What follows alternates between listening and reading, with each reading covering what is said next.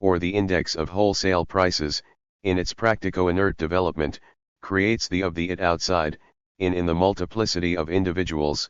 This discontent realizes itself in the and practical protests individuals, who do not know one another as individuals, as the index of their separation. In this sense, it is a social reality, it is a force, as impotence. 295. Lived individually, it renai lead a person to sell his business, to cornrenelt suicide, etc., and in circumstances which will be defined below, it can serve as a basis for regroupment, and this force is simply the practico-inert power of hundreds of thousands of people as potential energy. But not reside in, and it is the of everyone, it is ALDERID itself precisely the extent that, for everyone, it in specific cases where discontent, or some other affective state, has spread through the country, then, rather than being felt and expressed everyone in his own right, people take part in serial propagations which clearly illuminate its character alterity recall the great fear of which Lefebvre has provided such a first he shows that the fear did break at time it did not cover whole of France, contrary to what same historians have claimed in the name of a spontaneous organicism. He shows that 5 different waves of fear ought to be distinguished, and that certain regions were never affected. Fifthly, he shows that these waves, the origins of each of which can be localized and dated, were propagated serially, from town to village and from village to town, and that their roots were determined by quite precise conditions. But the most striking thing in his hook is that one constantly feels driven to discovering the intelligibility of a movement rationality of other. I will a few observations.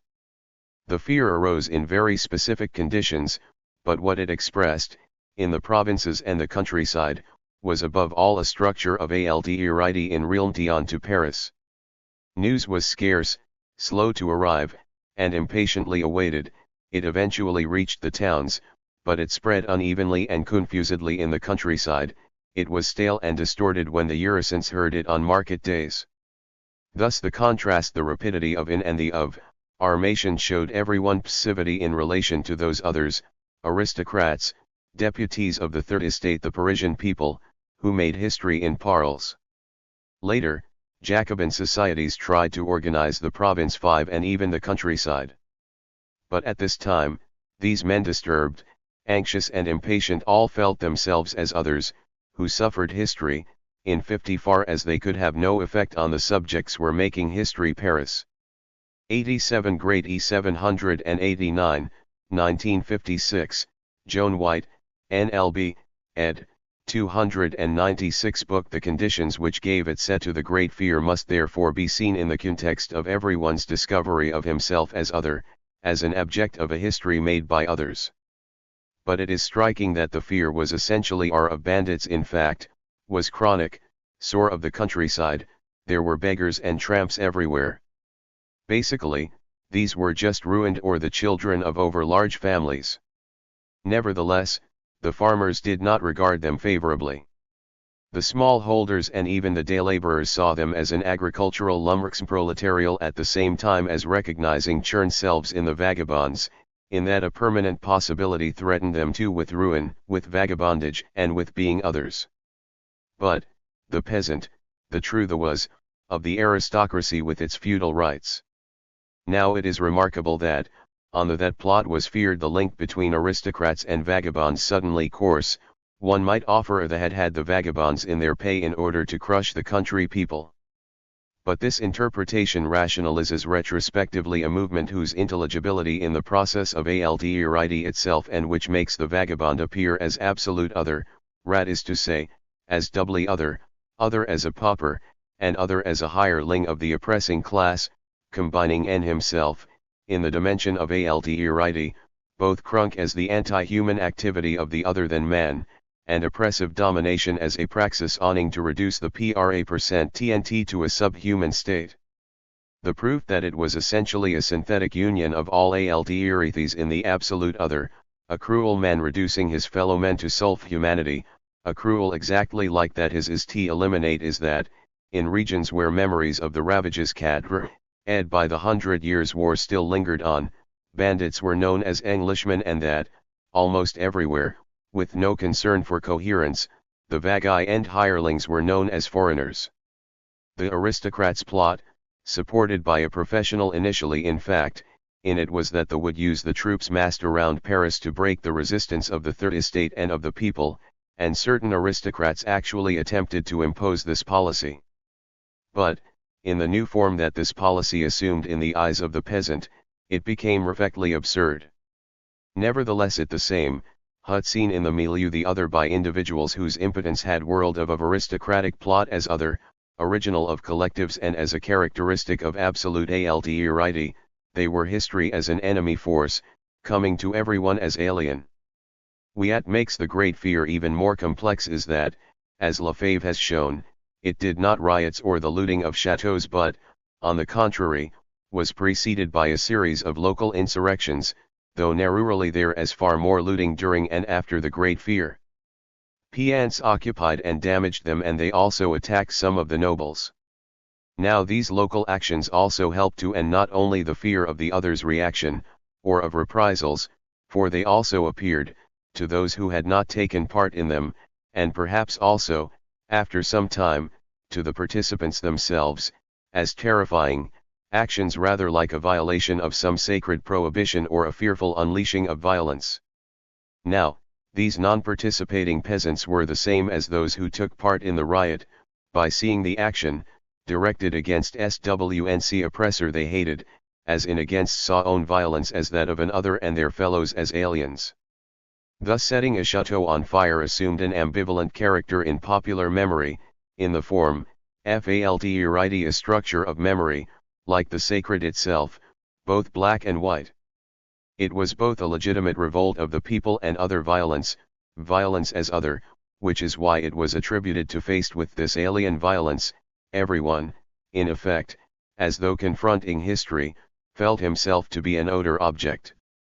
Similarly, the storming of the as a piece of everywhere, 110th or less vague, positive aspect people had stormed the Bastille, and a polymorphous, negative aspect, depending whether it was rationalist, the storming of the Bastille would unleash the vengeance of the aristocracy on the people, and a consequence of storming of the Bastille was that numerous bandits escaped from Paris and disappeared into the countryside. In this version, Paris comes, in spite of everything, the negative cause.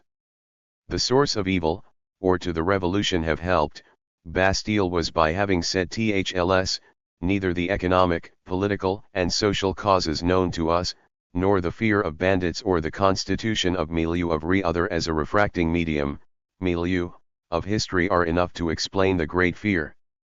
The factors referred to, including fear of bandits, are in fact universal. The great fear as a real process was but localized.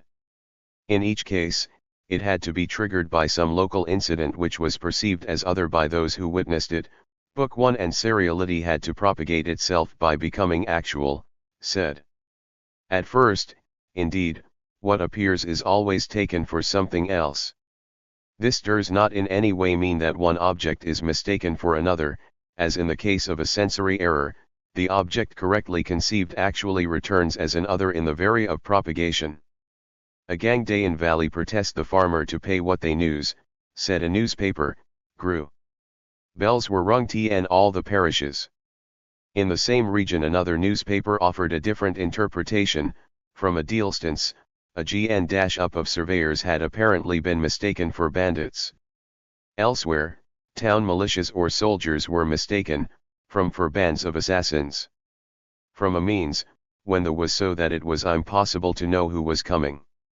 In such a that is to say, witnesses between a positive and a negative interpretation, between reciprocity and alterity, between man and anti-man, they chose the other, the no, the anti-human. Anyone seen from a distance was other than man because the observer felt himself to be other in this developing history. We must now show how alterity creates its own laws. The truth becomes obvious for everyone not _miley in far as it is negative and relates to the other, but also in so far as it is transmitted by an other in far as he is the of belief. What everyone believes of rhe other is what the other envies in so far as he is other, or in far as the news comes to him already from an other. In other words, it is negative information in that neither the person who receives it, nor the one who gives it, could or can verify it. Their impotini is simply seriality itself as a negative totality, and it should not be supposed that everyone believed his informer spite of it. On the contrary, this impotence in each of them as other supports and sustains the belief in the other as a means of propagating truth as other. If I believe my informer, not because I cannot check what he says, because crust, which would re-establish a direct relation of reciprocity, or because, while I may see LWXK at some time it is prudent to be prepared the worst. Because, other, the truth of a report is its seriality, that to say, the infinite series of impotences which will or am being, or have been actualized, and which constitute me through OERS as equerrier of the truth. I believe IR is odor, that is to SY, in accord with the principle that history is really the history of the other than man and that the worst is always certain, because it SLOCOS the 299. It describes as an alien SLX size, and because the mode of its communicatin is other, and has no reciprocity. The inforuner propagates a material wave, he does not truly inform, his report in a word, the other, is a state by it is quasi the other state of other in or and it is which grounds IRFCT everyone, in so far c, it is ultimately the other being of the series which realizes itself through JL it in him. If I believe a madman whom I see approaching, running, and shouting, when I am already aware of my own impotence, become the same another and run like a madman towards my neighbor. Belief, in a pro.rr like RHE great fear, is ALTERITY itself in so far as it tempi releases itself in the of an already series. The is apart from the which gave rise to it, it would never have produced itself as a chain disintegration unless it had taken place in the structured Tamarin-Dashrali of the practicoinert field and unless the infinite complex of serialities had already been parousia as the very grain and web of this field. Indeed, it was in terms of reality and ALTERITY that contemporaries explained it when they tried to slow it down. One simply changes L. Newspapers and local authorities explain that _Wainers are spreading rumors to the effect there are off in order to spread amounts to into the of the are playing the game of other. I have used this example in order to exhibit a temporal object. A series in the process of actualization. It is not an historical event in the ordinary sense of the term, that is to say, a developing totalization of antagonistic and concerted actions, but rather a process. However, in so far as the prakriko-inkrite field is the field of material exigencies, of counterfinalities, and of inert meanings, its necessarily remains teleological and signifying. Thus, the great fear appeared to contemporaneous either as the practical result of a revolutionary agitation which aimed to set RHEPE% against the feudal lords, and, in fact, looting and rioting, as the first group against the of did increase, and, a little of also appeared as a reaction against the impotence of Isle or as the result of an attempt by Reaper 5 of the aristocracy, and a section of the lower clergy, to demoralize the peasant masses and to set them against the bourgeoisie of the Third Estate. In actual fact, it involved this double counterfinality only because the series lived. 300 history as an basis of human of public opinion arise like the great fear, in that everyone makes himself other by his opinion, that is to say, by taking it from the other because the other believes it as other, and makes himself the informer of the others. At this level, the idea is a process, it derives its invincible strength from the fact that nobody thinks it. That is to say, it does not define itself as the conscious moment of praxis, that is to say, as tile unifying unveiling of obedience in the dialectical temporal. Innumerable impotent activities, or activities of impotence. And sometimes, as in the case of the colonialists, impotence presents itself as a unitary exigency ofakrian, but, in this case, action is not really it I5 practico-inert because it realizes the other as a fleeting and prefabricated passivity.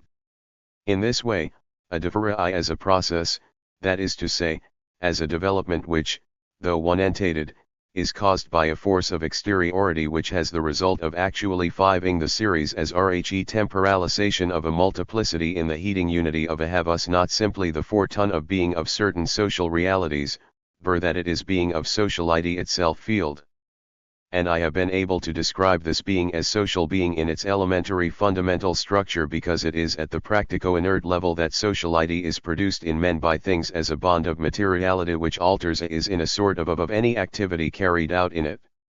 It is constructed, moreover, on TLW reciprocity of the practical agent and of worked matter, in reality, worked materiality, in bearing the seal of an other activity, and entering into human action under Rhe impulse of a series of dispersed becomes in the collective the practico-inert unity of the multiplicity of which it is the common object. Thus Rhe unity oi the gathering, far from being organic or practical, manifests itself with all the characteristics of sealed materiality, in other words, inorganic materiality corns to the of its inorganic materiality which produces itself in and through practical reliance, takes on the determination of thus, in the dialectical movement which characterizes the structure of false reciprocity within the collective, seriality as the seal of the common object projected onto human and it by the action of as an, oliet azure, that is to say, a common object as the of he or as c, her objectivity. It is in this dialectical moment Rhe object produces its men, as workers, as whose is and who on it or suffer its in so as it for his other or his other interest, that is to say, in so far as the activity of query 1 in so 89. Though or these realities have 305. It responds exigencies of object also reveals the impotence of everyone in the objective form of the inflexibility of the object. The celebrated inexorable laws of bourgeois economics in the 19th century have never been anything but Rhe effect of scarcity apwang in a practico-inert field of senile impotence. Indeed, from this same proclico-inert, solidified finality, simultan inversion of the of analytical quantitative laws of inorganic materiality, apply within the collective, to matter as the sealed unity of men, to the gathering as the material negation of molecular dispersal and of the human relation, and tend so far as itself as into activity of Rhe other 10 practico-inert exigencies of the worked thing. In fact, we rediscover here a real and universal mode of discourse, in 50 far as discourse itself is a practico-inert designation of Rhe practico-inert field. These verbal structure of thought for world of passive activity and is a practice, on the part of an individual or a group, should take them in practico-im rting and use them, as is only proper, as replacements for things.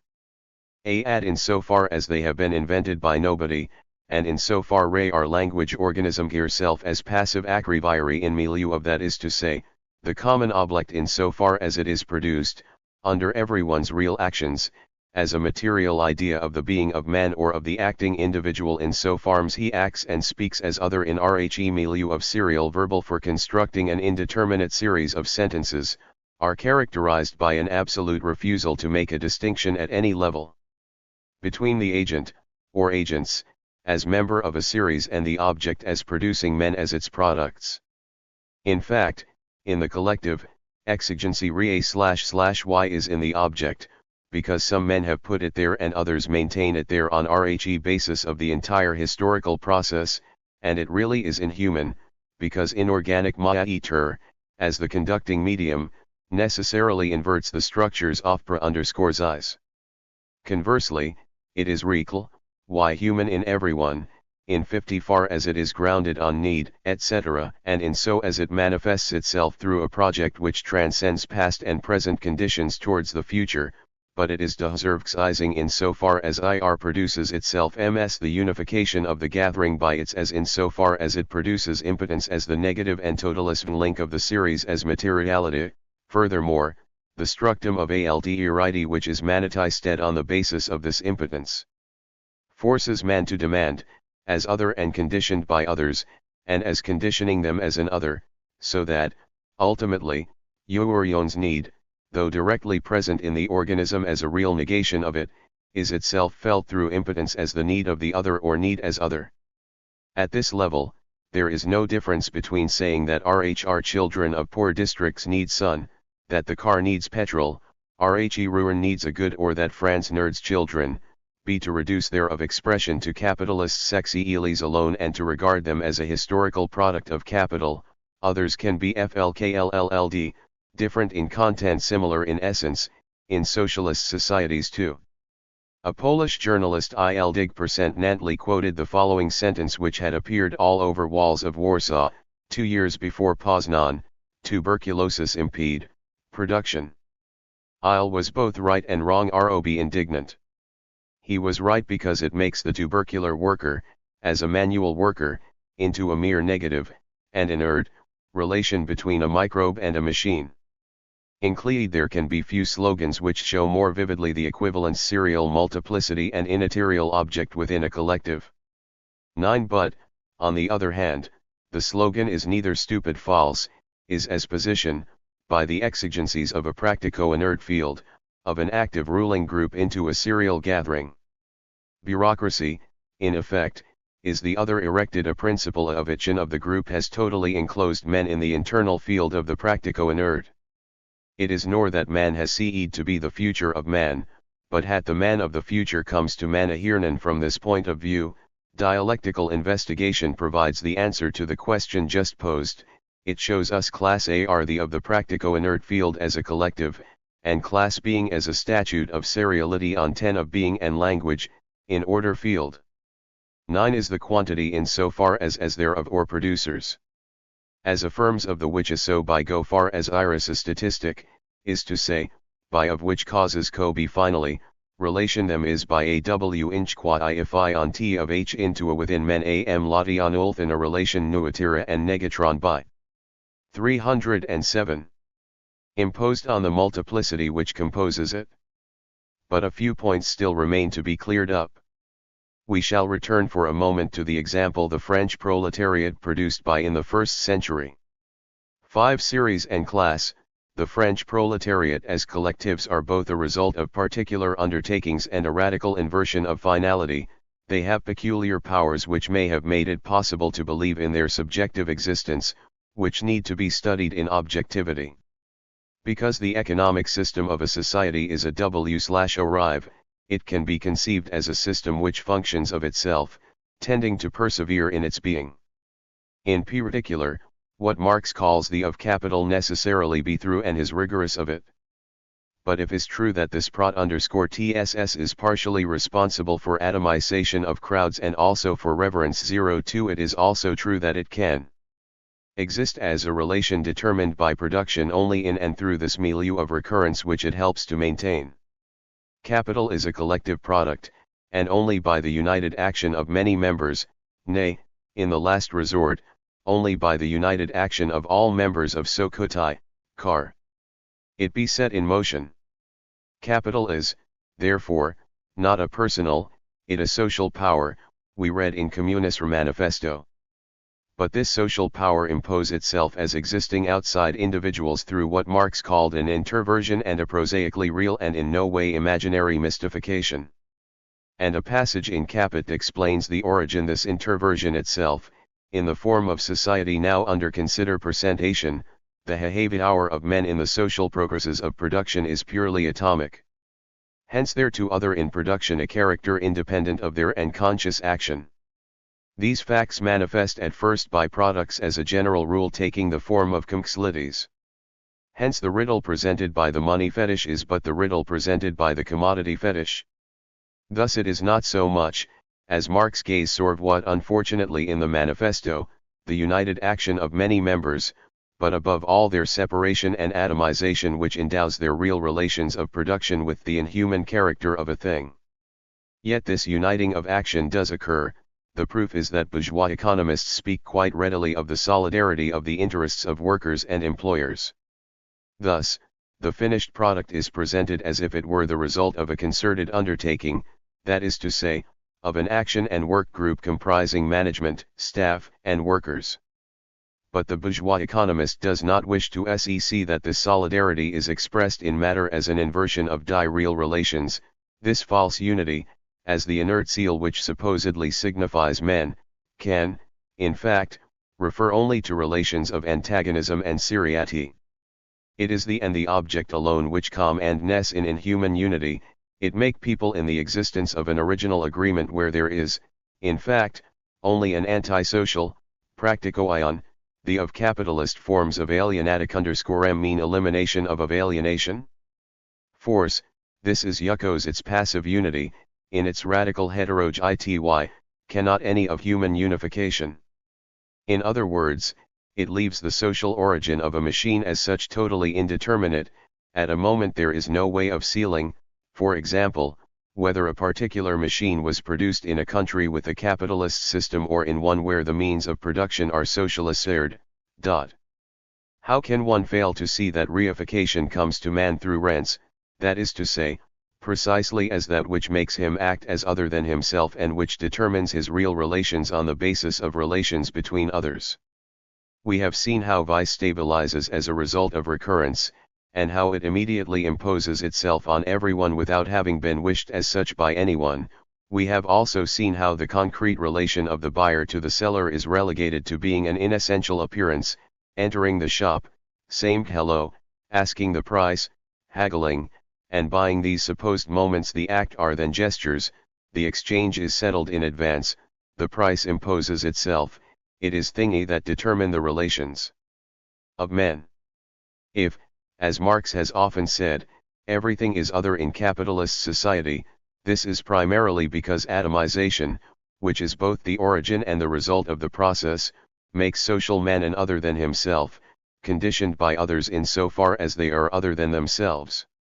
Insofar as the worker is a product of capitalism, that is to say, in far he works produces goods which from him and uses industrial which belongs co-individuals or to private groups, the negative common object of the working class in the first half of the 19th century was, as we have seen, its total national production, that is to say, machines as capital requiring the worker to produce, through them, an expansion of capital.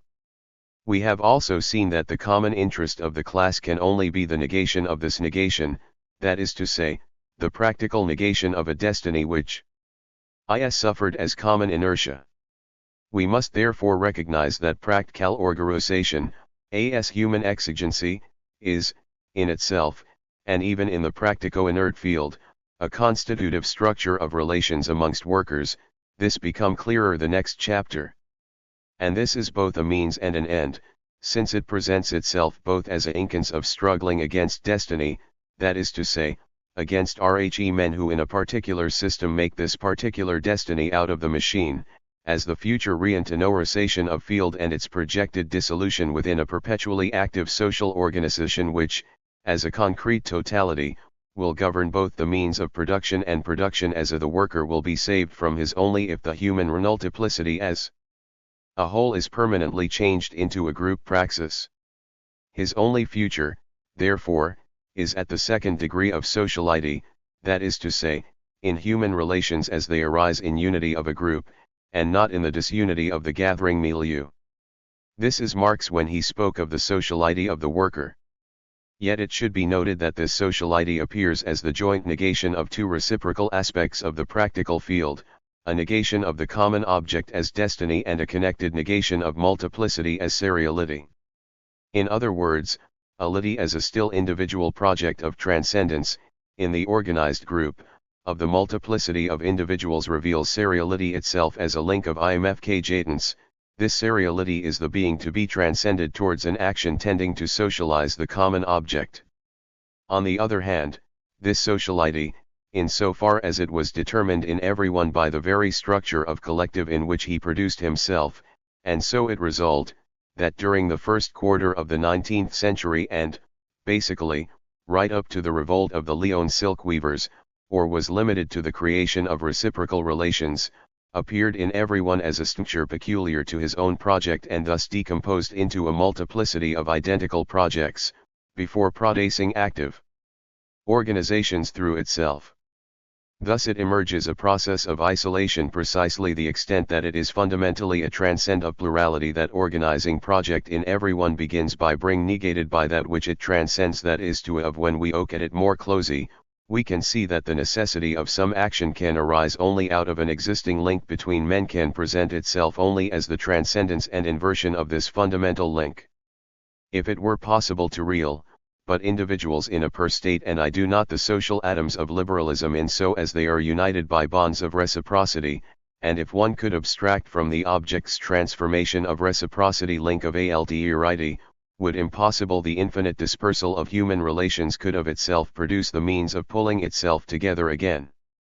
This conception is completely impliable to human history, but it retains some sense as a logical possibility, provided the idea mentioned above of living organisms, which depend on universe, but are not affected by the contraction which is caused by scarcity as a fundamental, contingent characteristic of our history, is consistent. And the practico-inert world based on scarcity, the object brings men together by imposing the violent, passive unity of a seal on their multiplicity. And in the very moment where this object is a threat, for the colonist, or rhe exploited, in the very moment where this object, as positive interest, is or the of impotence transforms itself into a violent contradiction, in it, opposes itself the impotence it. We of later time being, what to is of unity in its negative form, primary, action in the form of passivity, and primarily finality in the form of counter-finality. 96 As we have seen, there is a sort of amongst the white minority in a city where the majority are black. Quite simply this behavior is common in that it is imitated by everyone but never by anyone, not counting the creation of organizations.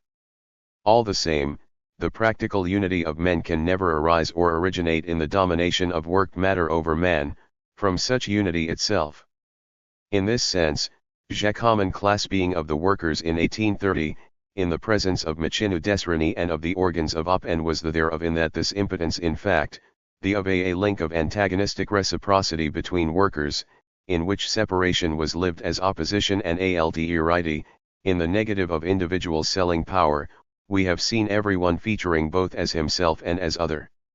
It is also clear that labor itself, according to the mode of production, see these it has from the beginning of the original foundation of two book I engenders relations either of positive reciprocity or of dispersal. Although the century capitalist tended to workers' dispersal of factor dispersal of industries throughout France, the dispersal of residential groups, etc. Yet the worker tended to become aware of the objective characteristics which made a worker of him and which defined him by his labor and by the type of exploitation to which he was subjected. He gradually aware of his objective reality and, thus, of that of comrades. Their characteristic product of their product and of the society which was organized around this product, however apparent it may have been to some of them, could not create anything more than an abstract, conceptual identity amongst them, unless it was lived in action. By this that common characteristic was the reciprocal and of antagonism the market and of solidarity in and on the occasion of local retaliatory actions, through their first failures and surrenders. In these early days of the workers' movement, when was spontaneous, impotent, and rapidly repressed, the defeated realized themselves in impotenti and lived it as the serial dispersal of men in their condition, but this objective condition realized itself through their everyday relations with their comrades, and it was this that held back all their efforts to rake common action. This indefinite plurality of contradictory relations is both rat defined their condition as workers, in particular, the fact that competed with their comrades, and what created class as an indefinite series whose serial unity lay everywhere in the impotence of individuals who composed it, just because impotence derived their separation. Exploitation revealed as passive unity of, and not simply as an identity of condition, in so far as everyone lived the isolation of others his own isolation and their impotence through his own. Class as a collective became a material thing made out of men in so far as it constituted itself as a negation of man and as a serial impossibility of negating this negation. This impossibility of factual necessity, it is and of finality is individual unifying and reorganizing of field. But we this get at level of the and that it exist, them only to itself, to the of C313 changeable destiny. It is not a practical solidarity but, on the contrary, the absolute unity of destinies brought about by lack of solidarity. Every worker feels himself confirmed in his inertia by the inertia of all the others, every organized group its own as a universal flight, which neutralizes all its efforts. For this proletariat in the process of formation, the other is primarily the serial totalization of others, in which he features as an other, that is to say, of all those, including himself, who represent for everyone the possibility of being out of work or of working for lower wages. In short, it is himself as other, in so far as antagonisms manifest themselves in the fact that on the labor market he is his coemptor ferrari, who emerges as the other who forces demands to be lowered. This serialist antagonism, or negative seriality, which, for reasons of space, we have not examined thoroughly except in relation to the market, constitutes an initial structure of altruism, based on the reciprocity of antagonism, and constitutes every worker for every other as so far as he is his. But in moment the serried unity of these oppositions posits itself as a contradiction of the same and of the other, demanding a unifying praxis. Now, paradoxa but very, it is not these antagonisms as which make so difficult, on the contrary, as we shall see, their truth lies in the transcendence which integrates them in the common unity of demands. What rendered the workers impotent, in the first half of the last century, was altruism as spatial and temporal stratification. At the of positive reciprocity in labor, which is the structure of altruism which contradicts the and creates the true tension of class, it is in effect dispersal which creates impotence. At this level, in fact, everyone's objective grasp of his class being as the practico-inert reality of his own praxis, which was examined above, implies a reciprocal grasp of his comrade in his particular CLXSS being. This was achieved, and not theoretically, at least at that time, by friendship, mutual aid, work relations, etc. And, in so far this reciprocity spread through France in constellations and chains of constellations, including, through their relations with other groups, the villages which of the proletarians came and the political groups of the public and petty bourgeoisie, class posited itself as the indefinite seriality of classes beings as an alien. But this milieu was not an objective representation of the worker, it realized as practical impotence. If he learnt that a workers' newspaper had as a practical determination of class would produce as high group, which, from within the practice finard, affected him in his being as an imperative order ro negate the structure of impotence and separation in this being. But, at the same time, because this limited undertaking was constituted at Rhe, he did not work in the town where it constituted. A comrade from there told him about it, showed him a copy of the paper. It produced itself as a negative determination of itself and of everyone. In itself, it was in fact a proof the totalization of the milieu by class action was always possible, and that it is profound truth of the passive burr, by the same it defines as not being in relation ro class. Totalitarian, and in a way as negating it through the simple fact, which is any case it therefore refers back by itself to the class gathering as an inert unity of multiplicity. As for the worker in Lyon who, in a moment of defeat, learnt of the initiative of his Parthian comrades, he himself was constituted as inertia, as rooted in impotence by sheer distance, connected in fact with everything, which prevented him from joining them, and by circumstances which that their action had yet arrived at Lyon. At same in this of uncertainty, he about initiative, he has nor completely thrown off Christian ideology, and he knows that his Parisian comrades are nor entirely free of it either, so that his relation to the object produced, the newspaper, the ideas it supports, its propaganda, remains here again. It is common class being which realizes itself in this contradictory relation, in this in-group, however, and this group known, unity. The group is lived nega by everyone as a sort of serial and the active organism. Everyone is united with the others, passively but directly, in so far as he determined as a moment or a total totalization by Rhe movement of partial totalization which, somewhere else, and through a few people, negates the class euro plus gathering as everyone's inert being there. Between him and the groupusculk, through the inert density of the milieu, a synthetic link of univocal interiority, which proceeds from V0 up to individual, at the 97, clay which to joined is only in which H manifest as in of materiality, same time, both his own indeterminacy and the thorough indeterminacy of the group action, mean that this relation remains indeterminate negative positive, that of ority allows itself to be absorbed by the serial bond of common membership of the milieu. On the hand, through the of which had supported and through, or sustained and every group saw active class an inert exigency of he class object on the basis of the rediscovery, in the defeat of negative solidarity, of destiny as serial flight. What was at stake here was not a conflict of interests between workers, but rather their separatio faced with this indefinite milieu which needed to be agitate by serial methods. The group became aware of its smallness, its impotence, and its fragility. In other words, it came to seen as a fragile mode of Rhe substance and, by the token, it in its vacillating activity as relation of am using this term in an organicis reorgestaltist sense, to the substance which it and gives it its and fragility.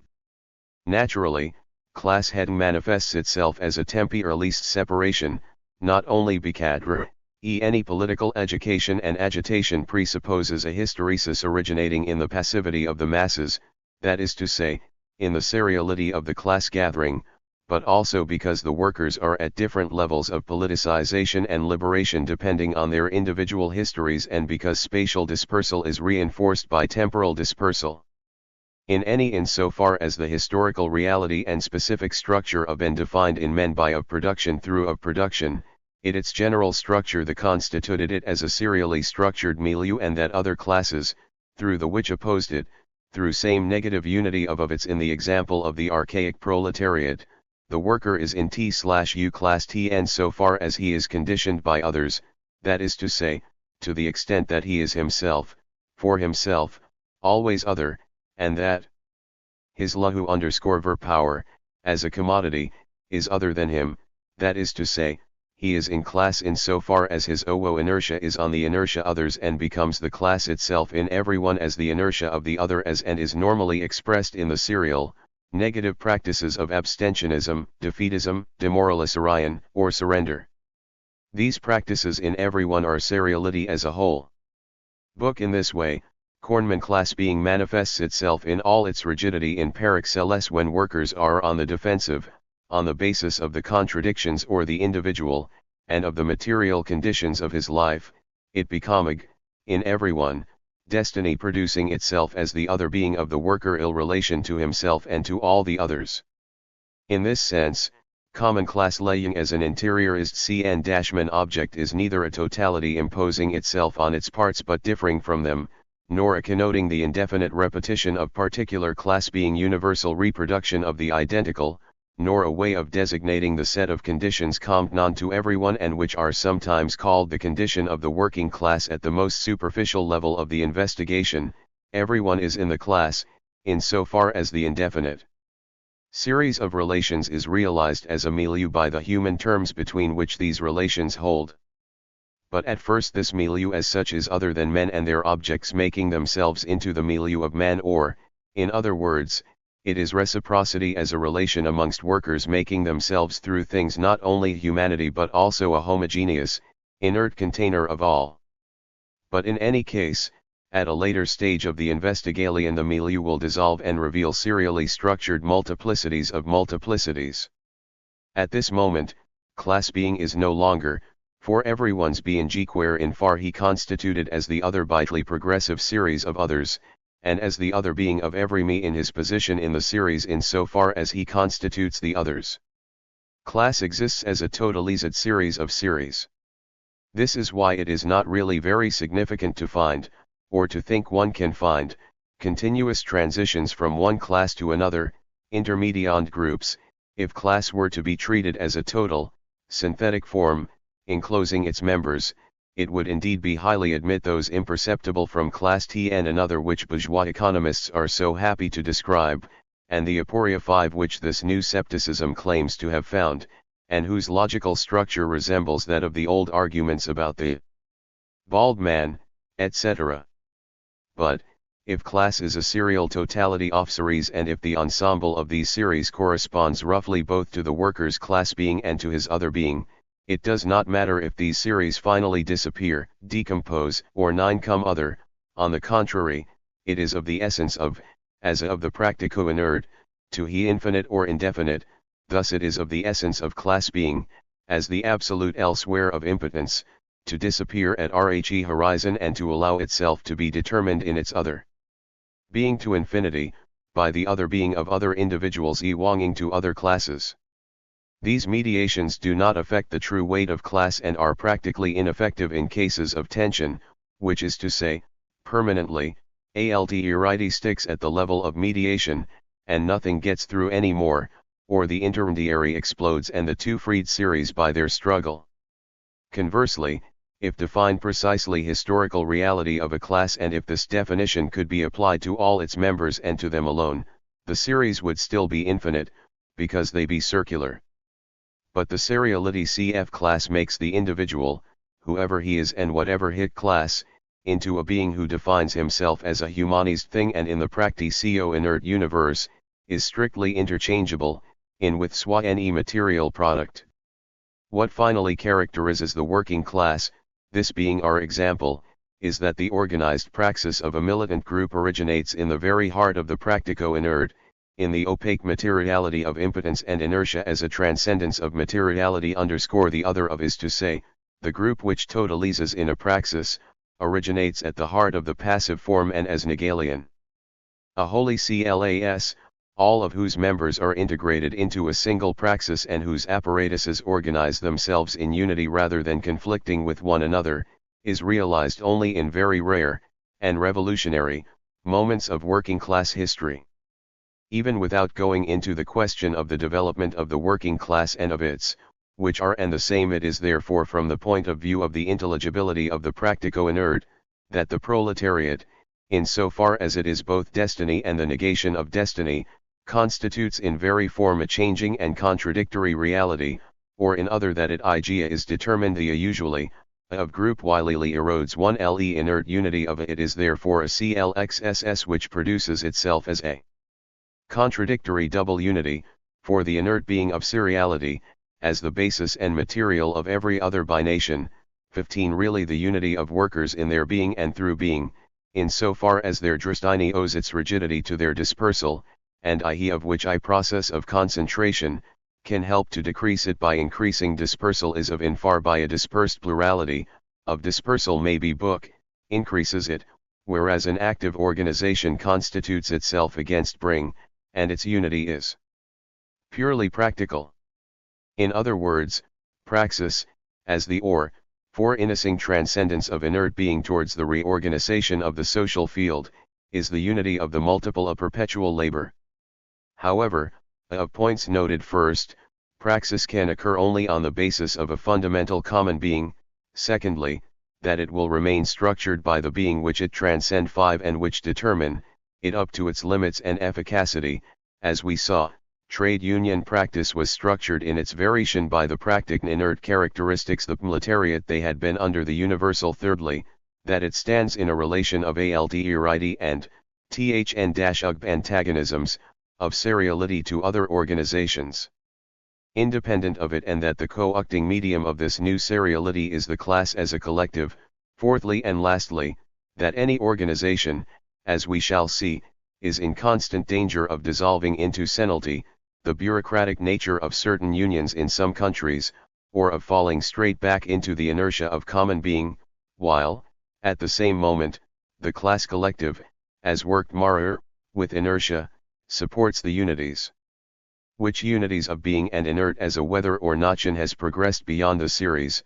The working class in its contradiction represents the visible effort to reown another, that is to say, to rescue them being to the extent that it gives them the statute of a human thing amongst other human things which are their inanimate products, and the field of practico inert being 15 constantly closing up or threatening to do so, King Petrov 5 through actions in full freedom. This new moment of the investigation show us that the practico inert field is no more than an abstract structure of history, it cannot constitute itself unless the world of alterity produces as a serial condition and principle of its own transcendence. We must now examine this transition from being to organization. Having grasped the dialectical intelligibility of individual praxis and of the passive activity of the collective, WC must now grasp and fix that of collective praxis. Collective praxis. We have traversed the practicio inert field with intention of covering whether this place of violence, darkness, and witchcraft has dialectical intelligibility or, in other words, whether some strict rationality underlies the strange appearance of this. It is that it does, not only, and processes which there obey rules of dialectical development, thus making prehension always possible, but also RHE structuration of the itself through appearance of end, the heart or free individual presents itself as the of existemi of inert activity. In other words, in the practical experience of a successful action, the moment of objectification presents itself as a necessary end of the individual practical dialectic which is submerged in it as in its object and as RHE appearance of a new moment. And this moment, that of the practico-inert or of fundamental sociality, comes back to the total, translucid dialectic of individual and constitutes the first of a complex this that in every the field its negation and favor of passive activity as a common structure of and the as has preserved by inertia precisely to the extent that, both for the individual agent himself and in the apodicticire of the investigation, it presents itself as the transcendence of individuality, in this agent and in everyone, by suffered original stature of refeeing sociality. And we have carried the of far discover in it, through a new kind of investigation, the principles of an inversion, which refers from necessity to a different freedom, that of unification, as a third moment. But this dialectical movement, as I have described it and as it sacrificially upon res has no intelligibility, or rather, if we were to its we would fall an external do only magic or fate could explain how individual in the be the source of a by which it transforms itself into the first moment of a dialectic of collectivity, if we really had to accept that the intelligibility of the practica inert field and of its negation by the group resides in the action of a dialectical force expressed. 3. Free praxis and developing as I have word fundamental does any 320 book I through changes I the field and differenerkins ofakrian. The intelligibility of individual praxis as translucidity cannot in any way be the same as that of practico-inert field, and, similarly, it would absurd or idealistic to imagine that individual inert activity and common action are the development single conceived as praxis, for example. In reality, there are quite distinct dialectics, that of individual practice and that of the group as praxis, and the moment of the practico-inertfeld is in fact that of the anti-dialectic. It is, in EFFCTT, contained between two radical negations, that of the individual action which are antxts it in itself, in so far as it still to its product, its, and that of groups which in as a practical of if one can nevertheless apply the term dialectical to this material field of the anti-dialectic, it is precisely because of this double negation. In this field, everyone's action disappears, and is replaced by monstrous forces which, in the inertia of the inorganic and of exteriority, retain some power of action and unification combined with a false interiority. And the simple as it developed in the working class in the course of the last century, was sufficient to constitute the class, its unificampotence which W as haunted by an invincible power, as the serialization of a fundamental totality. The intelligibility of practico-inert PNSs therefore rests on a few simple, clear principles which are themselves the synthetic contraction of the obvious characteristics of the univocal relation of interiority as a basis of individual praxis and of the plurality of agents within the practical field. In fact, objectification always directly involves alterationsream. When they say that, in a socialist society, man will be his own product instead of the product of his product, Marxists mean that if man is his own product, he will be his only objectification, in himself and in others, thus objective will be homogeneous with the practice of objectification. But if the individual's reality lies in a material object, an anti-dialectic starts, appears being. Now, this very situation obviously depends multiplicity of individuals in the field of scarcity. In other words, only the free praxis of the other on the eases of material circumstances, through some worked matter, can limit the efficacy and freedom of my praxis.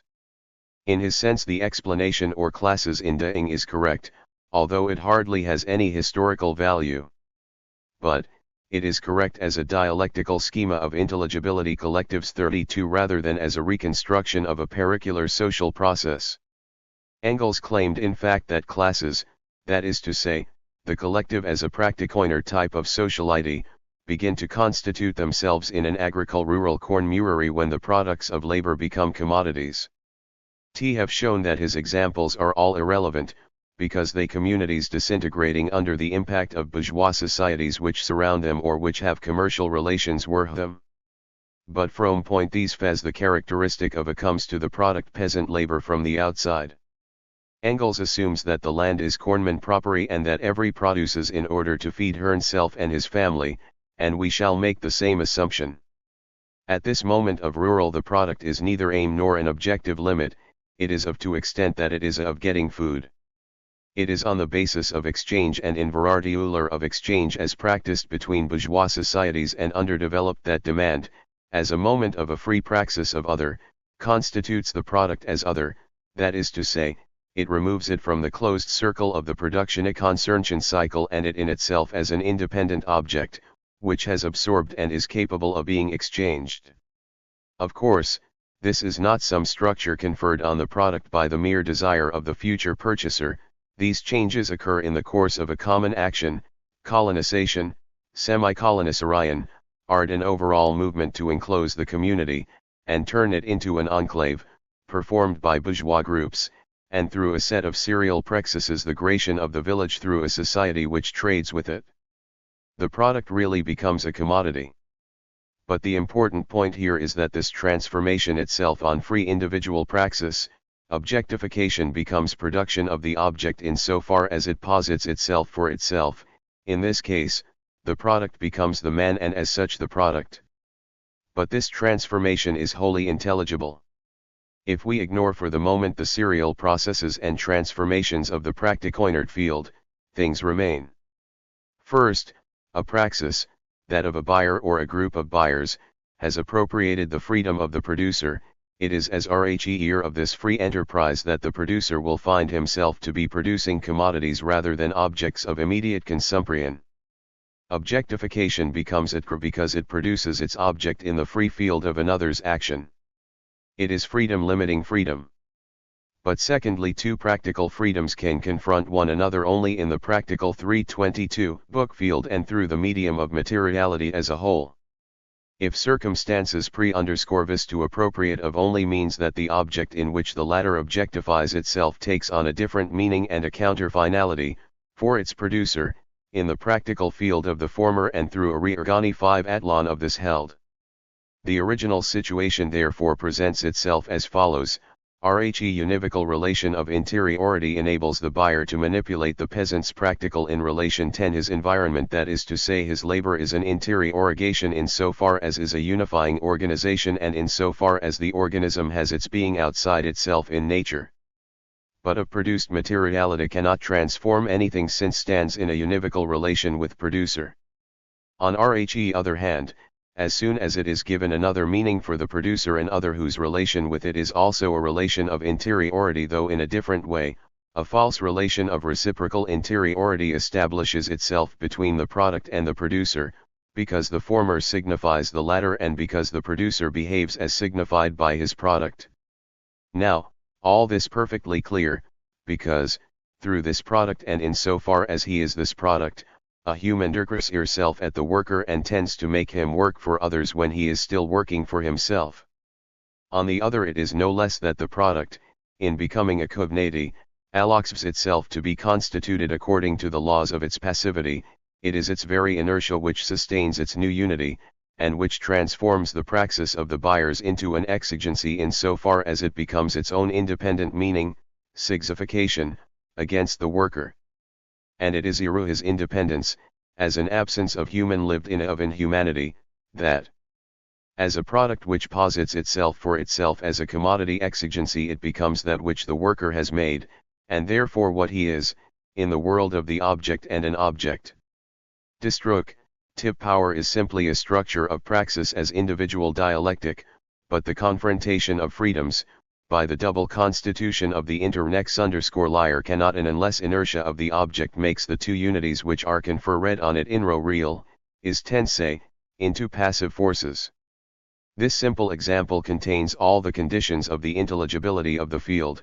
The only practical dialectical reality, RH of everything, is when a field determines the confrontation of real agents. A new statute is imposed on the worked thing by RHE activities which confront one another. In Collectives 32.3 everyone's field so as it is everyone's, it takes on a crit, multiple meanings which indicate the directions of its flights toward others, and as means and end of a particular undertaking, that of transforming RHE freedom of the other inro a docile RNCXTNS to my own freedom, not by force but by manipulating the practical field. It converts the one who is winning into an inert the practical in univocal interiority it of conqueror as the interiorizing synthesis of the practical field L and as signification exigency it reflects high arding to the producer as the inner exteriority of a slave in the milieu of interiority. But, by mortgaging the worker's freedom by its imperative inertia, it transforms, through itself, the free praxis which confronts the worker into a mere inertia of exigency.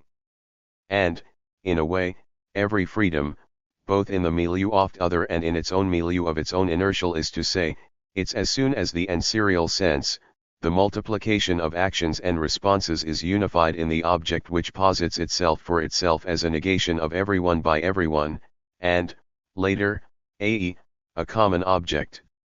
And when I say that the object, as inorganic, sealed inertia, posits itself for it *LF, I mean this literally, although we are grasping the process in its full intelligibility.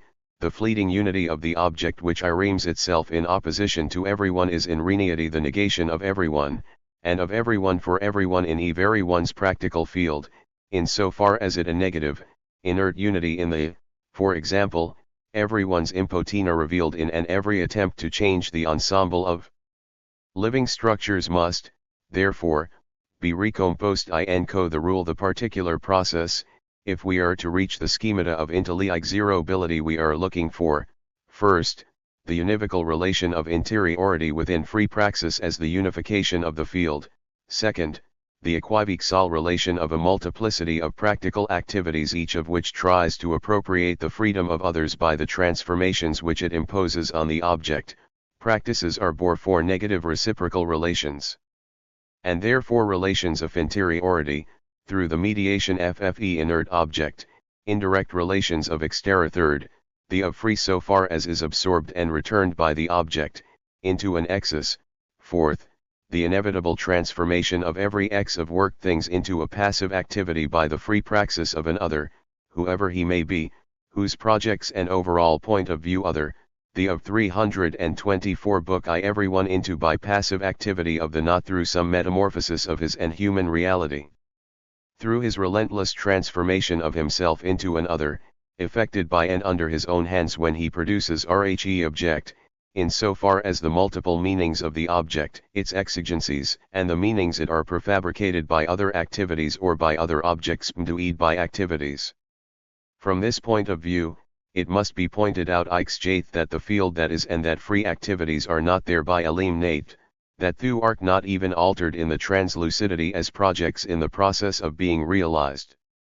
The Feld exists, in short, it is what surrounds and conditions us.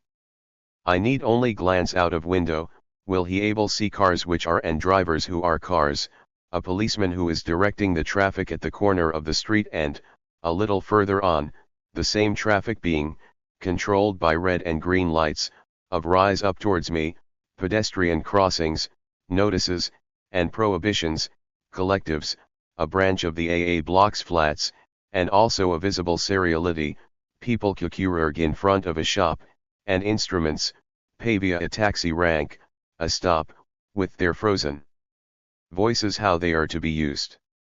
These beings neither thing nor man, hut practical unities made up of man and inert things these apples, and see through exigencies do not yet concern me directly.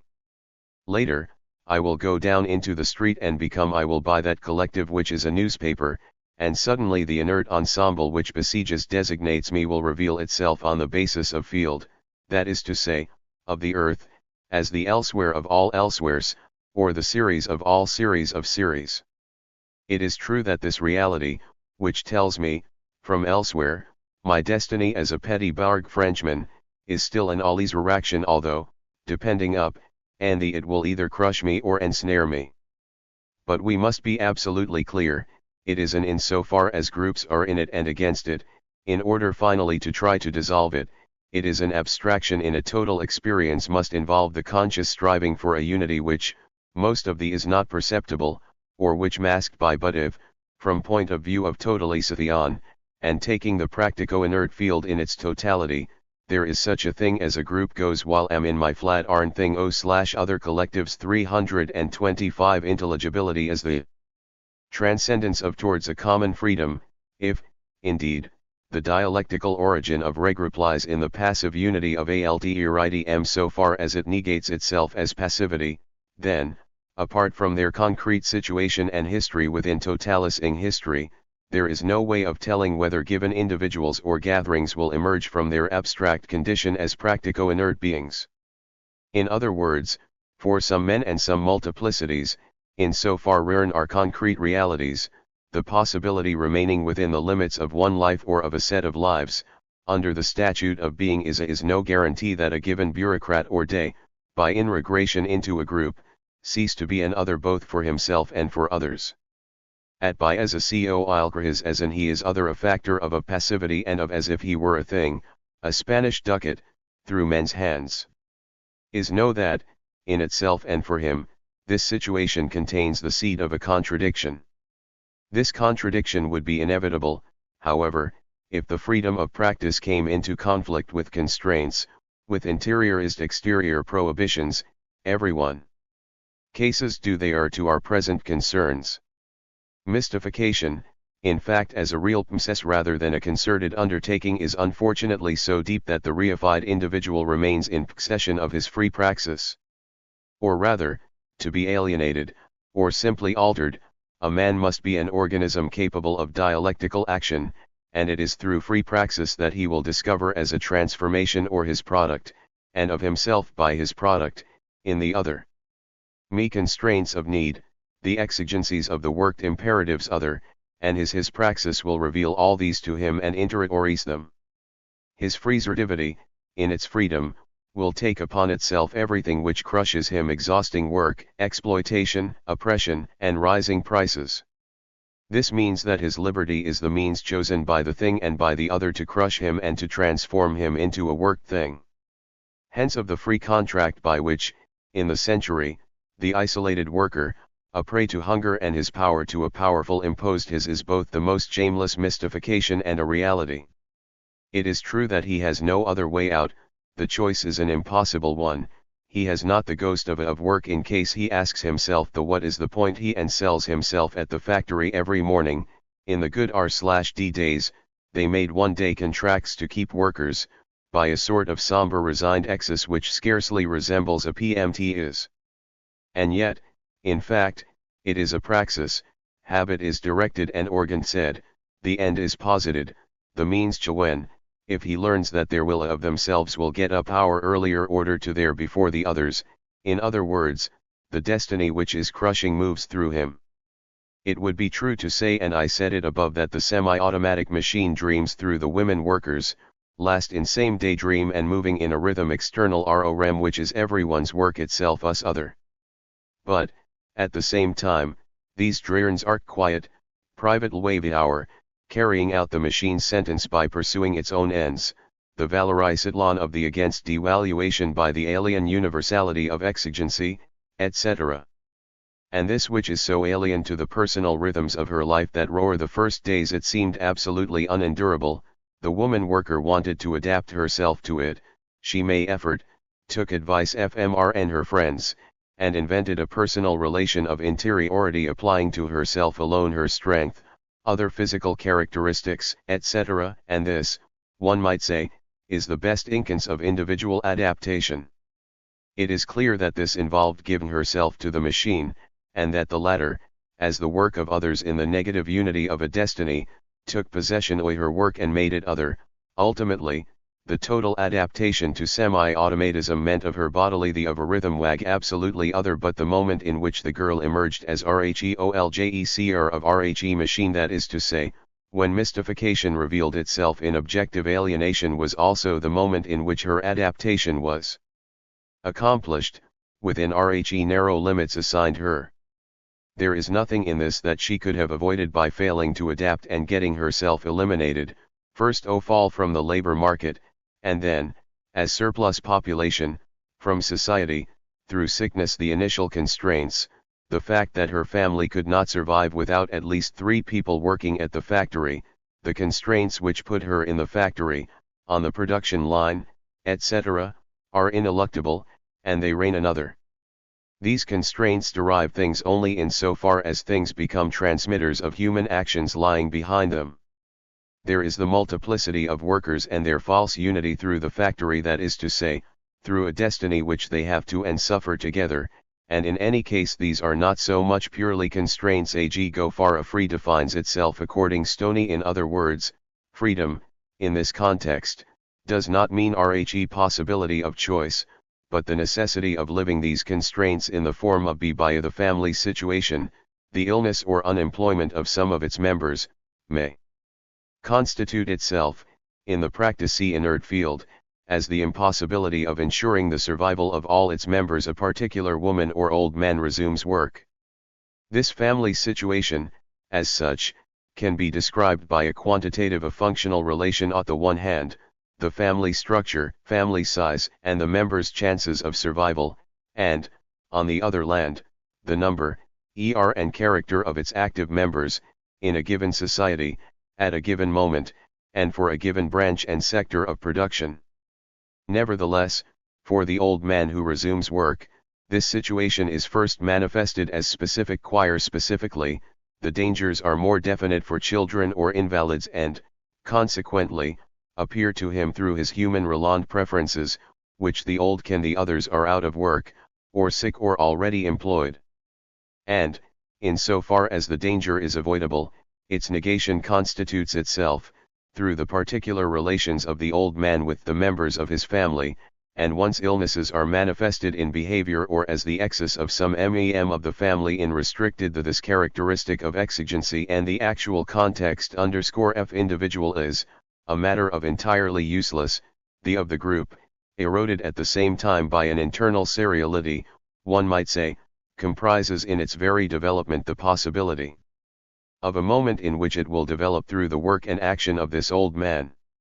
He knows this, everybody knows it, and, in a way, his initiative in himself for hire did not involve any individual decision, in the lexical sense of the term, hesitation, weighing of arguments for and against, etc. Indeed, this is precisely what characterizes free individual praxis, when it develops as an underraking WHCH tempi releases itself or the course of a life. Motivations are psychical or subjective, they are things and real structures in so far as are revealed by the project through its concrete ends and on the basis of them. Thus there is normally no of consciousness, the situation is known through the act which it and which negates it. But others are in things, and because their 328 book I confronts my freedom as other, that is to say, as a freedom thing or as the freedom of a given thing, the structure of situation is nevertheless still exigency. Importance of this authoritarian structure of passivity veins. It negligible in the present case, but, in certain cases, it is crucial in that RHE free praxis of the individual reactualizes it in constituting it by surrendering its own sovereignty, this piece of matter which, as we have seen, turns it against itself and it into inertia because of the impossibility of transcending it. But this inertia itself reaches praxis in so far as it is praxis, it confers its statute as a thing on a free activity, rather than on another thing. Similarly, if RHE exigency of a thing confronts another work, tuberculosis slows down production demands the disappearance of this can only be through the of between rings, as we have seen, the of others institutes the individual's activity as a mediation, that is to say, as a means, essential as Arnians, but inessential, but it constitutes it a, that is to say, as an activity which a field in of certain objectives. It is really in so far as the of the practical agent are in such a way that they give way to other material objectives and that they may never be attained. Thus the manual worker steals from himself and processes the wealth of others at the expense of his own life in the very work he carries out in order his these manipulations, which make freedom a curse, presuppose that the relation of men to matter and to other men resides above all in doing, as synthetic kren of work. And the being of man, as inorganic passivity, comes him in his action from the fact that every individual undertaking is forced by its dialectical freedom to enter it or is a double inert materiality, number, as the material statute of inert exteriority which characterizes human multiplicity quanti, which is revealed only through the set of relations which we have examined, and worked matter, as the inert meaning of the worker. Number can be regarded either as the absolute abstraction of or as his absolute materiality in the abstract, and it is in this abstraction that worked things designate him individually, as a jerksry individual in a population. But if he reinteriorize this reciprocity of materiality as the being of his activity, this because other have already and it other. In other words, the materiality of the multiple remains indeterminate as long as it is not itself revealed in a practical system. 329. Demography, example, is study and abaxis. Number appears as the product of a certain mode of production and of the institutions it products, and also as the movement of producrion, and its exigencies produce demographic differentiations between different sectors of the population.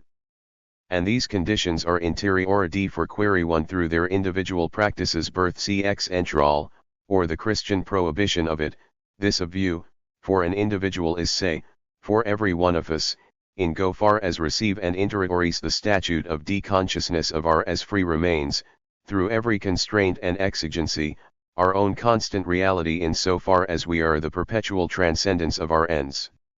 And the individual does not recognize that it is in direct contradiction with his other being because this untranscendable other being rewells itself in praxis either a motivation praxis exigency ot in value systems, or as an obit ct of it is clear, in fact, that the other being of the individual as the common structure collective derives its from its by, iry. But precisely to the extent that it is freedom which reveals untranscendability as a necessary structure of alienated objectification, it does so in the milieu of freedom as transcendable untranscendability. Indeed, for an exploited man who, in a period before any important developments of proletarian organization, became aware, through Elise as reality, or his fatigue, of his occupational discases, of price rises, of the obsolescence of his trade through machinery, etc., as the statute which defined him in his suif humanity, the reality he grasps is simply the set of his impossibilities, the impossibility of living hirnanla or, perhaps more radically, of living at all. Clearly this reality of his being is precisely that of his impotence, it defines itself, in and through the series of exploited men, as alterity or as an index of separation in negative unity. But in so far everyone perceives his own impossibility, that is to say, his inability change or through his praxis, which posits itself in its lectical structure as a permanent possibility of transcending any actual circumstances, this impossibility inside freedom appears to him as temporary and relative. No doubt. Praxis not a concrete, transcendence of impossibility towards a particular reorganization. This, indeed, is what proves that the statute cannot be transcended. But the murk exposure of the impossibility makes it confront itself as the 330. Pure, abstract, and ideal negation of every given by a transcendence towards an end. Confronted with the real impossibility of living humanly, it affirms itself in its generality as human praxis. This affirmation is neither more than nor ohcr than the action itself in so fx it transcends milieu in order to reproduce life, and its affirmative power is simply the material power of the organism striving to change the world. But for lack of any real objective and of real means of attaining the end, the praxis reveals itself as a pure negation, or of affirmation, universally, and, to be more precise, what it immediately is not structure, but, in the impossibility of man. In fact, the impossibility of man is given as an individual determination of life, but the praxis which reveals it cannot see it as its own impossibility. It sees it in action which is, of itself, an affirmation of man as an impossibility which is in some way impossible. In fact, praxis, as the of an organism reproduces life by the environment, is man making himself in remaking himself. To make oneself and to produce oneself on the basis of one's own possibility are one and the same thing, but it is at the level of the practico-inert, in the real production of man, that the impossibility of man reveals itself as his being. This impossibility refers to pure, formal transcendence as an affirmation without an object. It is that this should continue, it is that it should unchangeable, it is that there should be no way out, should continue to live like this. Formulas, which insist the objective structure of possibilities, are very common. And there are also ones which refer to the subjective moment, I'll find a way out, find a would be danger of exploding if it oppose two homogeneous moments. But the individual he will occasionally have a chance to improve his lot. Thus the untranscendable comes to be transcended. But it is only an appearance, he has simply realized his being the very thing he cannot change in slightly different circumstances, and these superficial differences make no difference to the being which has actualized. A particular worker leaves a where working are particularly bad and goes to work in another where they are a little better. He is defining the limits within which his statute allows a few variations, themselves due to general circumstances of production. Manpower wage rises in a particular sector, but at same 3.3z time he is confirming his general destiny as exploited. A rise in wages in a particular branch of production occurs only in of the search for profit, and it is to be explained in terms of the historical the implementation of the verdict, but he cannot transcend it. Things are not so simple, provided he breaks his bonds of impotence but avoids replacing them by union, he will be to acquire, in a still indefinite society, a which indeterminate in spite of serial structurations, and Beck percent utsa of them, the efficacy of an imponderable, that is to say, of a disintegrated individual. In certain circumstances, in certain historical moments and in certain societies, may be possibilities of from to another. And possibilities vary from sector to sector, and country patrician of the 16th century, the bourgeois had absolutely no possible access to the patrician class. Elsewhere in France, for example, they were able to betray their class and enter the noblesse de Sirois, and sometimes even slip into the noblesse d'épée.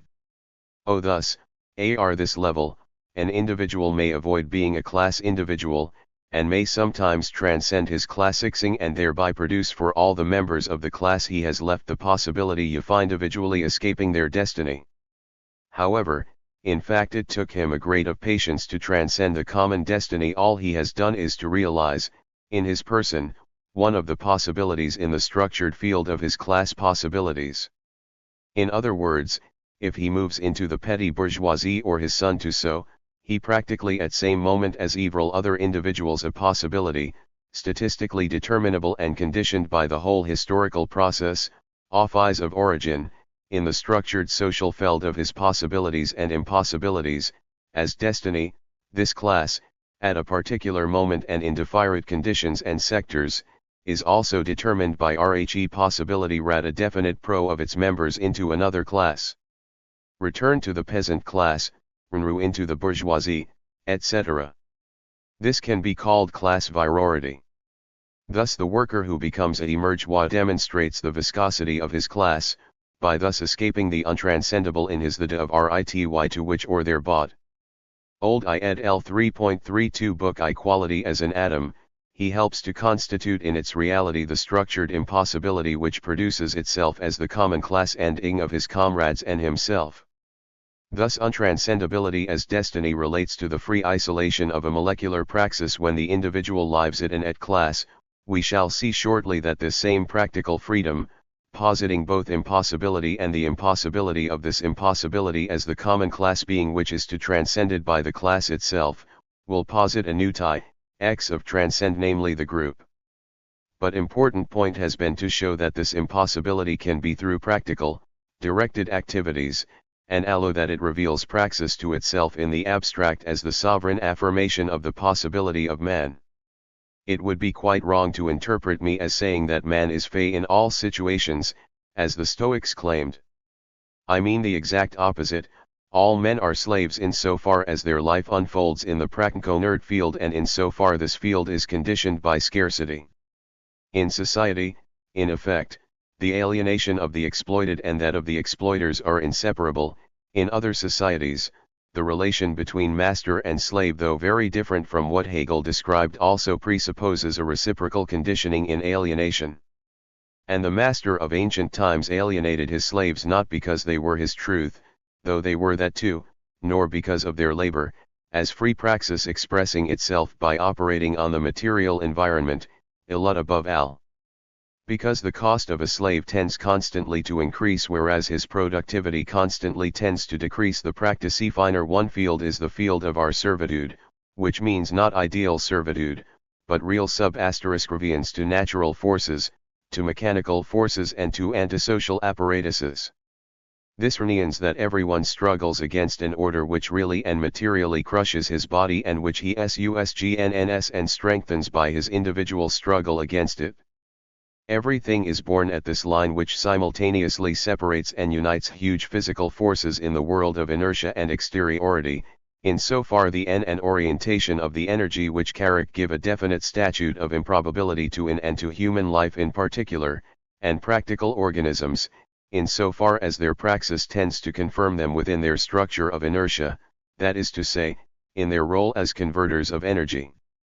This is where the change from unification as a process to unity as an inert statute occurs, and where inertia, as moment which has been transcended and preserved life and practice, turns so as to transcend them, and collectives 33.3 preserve them in the name of their dialectical unity, precisely to the extent that, in labor and through instrumentality, it identifies itself with the practical inertia of the tool. These are, or rather, everything really takes place in the universe, and the organism's power of assimilation and of strictly biological selection at the of consumption. But we'll never understand anything of human history if one fails transformations take in a practical geld inhabited by a multiplicity of insofar they are produced by the free actions of individuals. Serial plurality, as the inorganic unity of inertia, to this multiplicity only through the mediation of worked matter insofar as it transforms individual labors into the negative unity of counterfinality. Thus alone, as it apvrs the inert, and abstract, multiplicity of number and the /usually abstract, passive exteriority of RHE physico world, in its the real and permanent foundation, in human history up to the present, of all the human sentences which have on men through worked in multiplicity, scarcity, exteriority, improbability of the continuation of life are as the of the human race. Through it, the same characteristics of the inorganic take on the practical and directed aspect of THIRD-WORLDism, and their simple non-humanity becomes counterfinality or anti-humanity. Of course, it is possible to reverse the terms completely, and, as W.C. did at a more tract moment of the dialectical investigation, show worked matter in its primacy and inorganic materiality as governing men through it. This view is as erect, or perhaps more so, insofar as it refers directly from the non-organized physico-chemical world to RHE nummels are of individuals as the inorganic materiality of the social, but it will remain abstract as long as the development of the investigation fails to show clearly that any relation between things, insofar as they mediate between men, is strictly conditioned by the multiple relations of human actions in far as they mediate things. From this point of view, the problem of notion, stated at the beginning of this chapter from a simple practico-inert point of view, is also completely explained. Our problem, in relation to the origins of the iron and coal complex, was to explain how it was that RHE discovery of techniques, which the exploitation of fabulous took the form of a negation for most of a nation book, gradual elimination of the English by expropriation and proletarianization. We were acquainted with the historical, and it appeared obvious, provided it was based on an intelligible structure of field, that is to say, provided we see its dialectical skeleton matter itself as the inert negation of the which works it and uses it in the context of multiplicity. We more or less know this much, that free phi_ris is the negation of every particular given, in the course of a particular action, and that it negates matter insofar as it reorganizes it in its passive erring in terms of a future objective originating in Rhe satisfaction of needs in eicht. It is neither the prevent nor the possible instrumentality of matter which is negated by the project, but simply its coefficient of adversity, insofar as inertia presents it a factual impossibility. And in its first moment, that is to say in its elementary structure, negation is a practical, univocal relation of interiority which man derives from matter through the need which explains it, and which matter derives from men insofar as the present material state, and not materiality, is always what has already been transcended. Thus in the practical field of man, as an individual worker, there appear tools which he himself made, or acquired in exchange for his labor, and these material tools are a practical, solidified negation, which is by matter and which refers to certain states of materiality in their passivity, that is to say, adversities, or counterfinalities. Thus, from the tool as a solidified product of past and a solidified inscription of future to the, which might a example, one which needs to be mended, a negative signification establishes itself as solidified passivity. The future comes to oblex through the tool, as a necessity that some material conformations should be realized and that others should disappear. In fact, it seetnies through freedom practical field in so it is already unified need.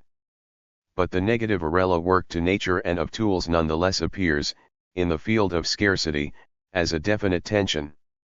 Destruction, and destructibility as a negation of man's materiality and of his goods, come to matter through man, they designated and negated, wholly or partly, by the presence of the human tool. It is obvious that the tool has sworn positive, creative function, and that it is this function which characterizes it. In the next chapter we shall see the positive aspect. At present what interests us is that, even in productive labor, tools are the inert as a negation of inert, combined with the permanent possibility of the organism acting in exteriority by becoming the tool of its tool. It is at this level that the matter to see worked, as passive resistance, makes itself a negation of man insofar as man negates the existing state is in it is distinct from knowledge and from praxis, in facts as its inert capacity can be only thrugban of immersi.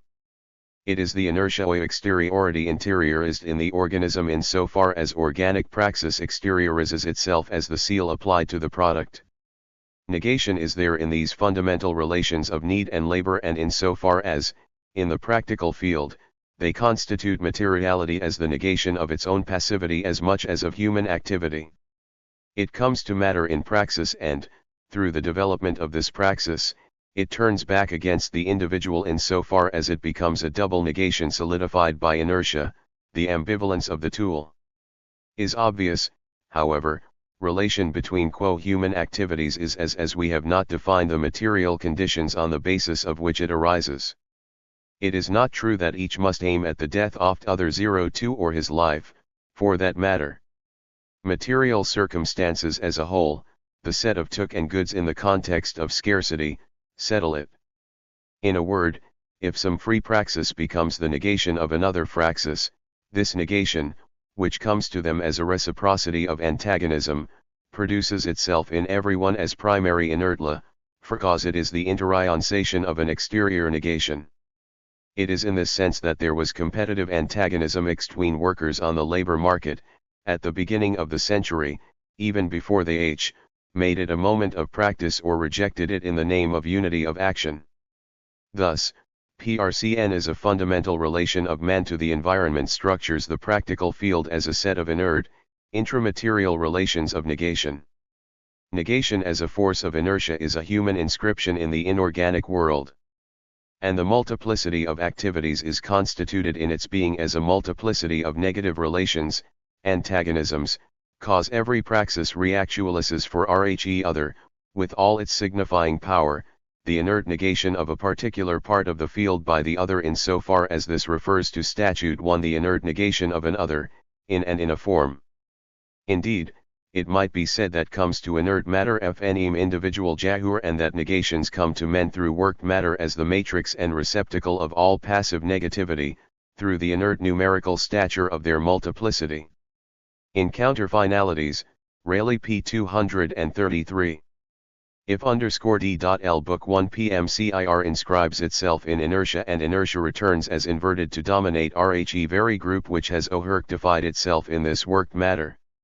Thus nor only do individuals and groups receive through statute in inertia through matter negation, in this of action and passivizarian, in addition, this very matter, in the development of dispersed actions, becomes their unity as the pure negation in every me as other both of himself and of all others, in the name of an alter fry which might, purely metaphorically, be called the perspective of the inorganic. These Favy observations enable us to elucidate one final 9 int. We have in effect, that everyone experience in his work and in his public life, and, to a lesser degree, in his private life, and that in fact, our life saw that it remained behouse this inert bond of sociality nor explain group, as an organized plurality, but that the universe of passive activity was still, for particular individuals, divining their function, their class etc., a field which they could not leave. Yet, at the same time, we saw that everyone's free praxis remained his translucid experience of himself, not in so far as it was rhe other but in so far as it was produced by praxis in the produces as the as itself as so as to remain the same. It seems herefore that, for all of us, there are two experiences.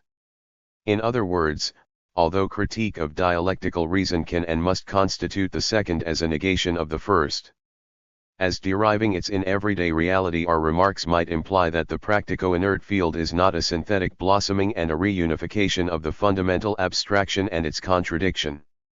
Something is negated in means that negation itself is, and that all activities in practico inert to the advantage of false, anti-human unities.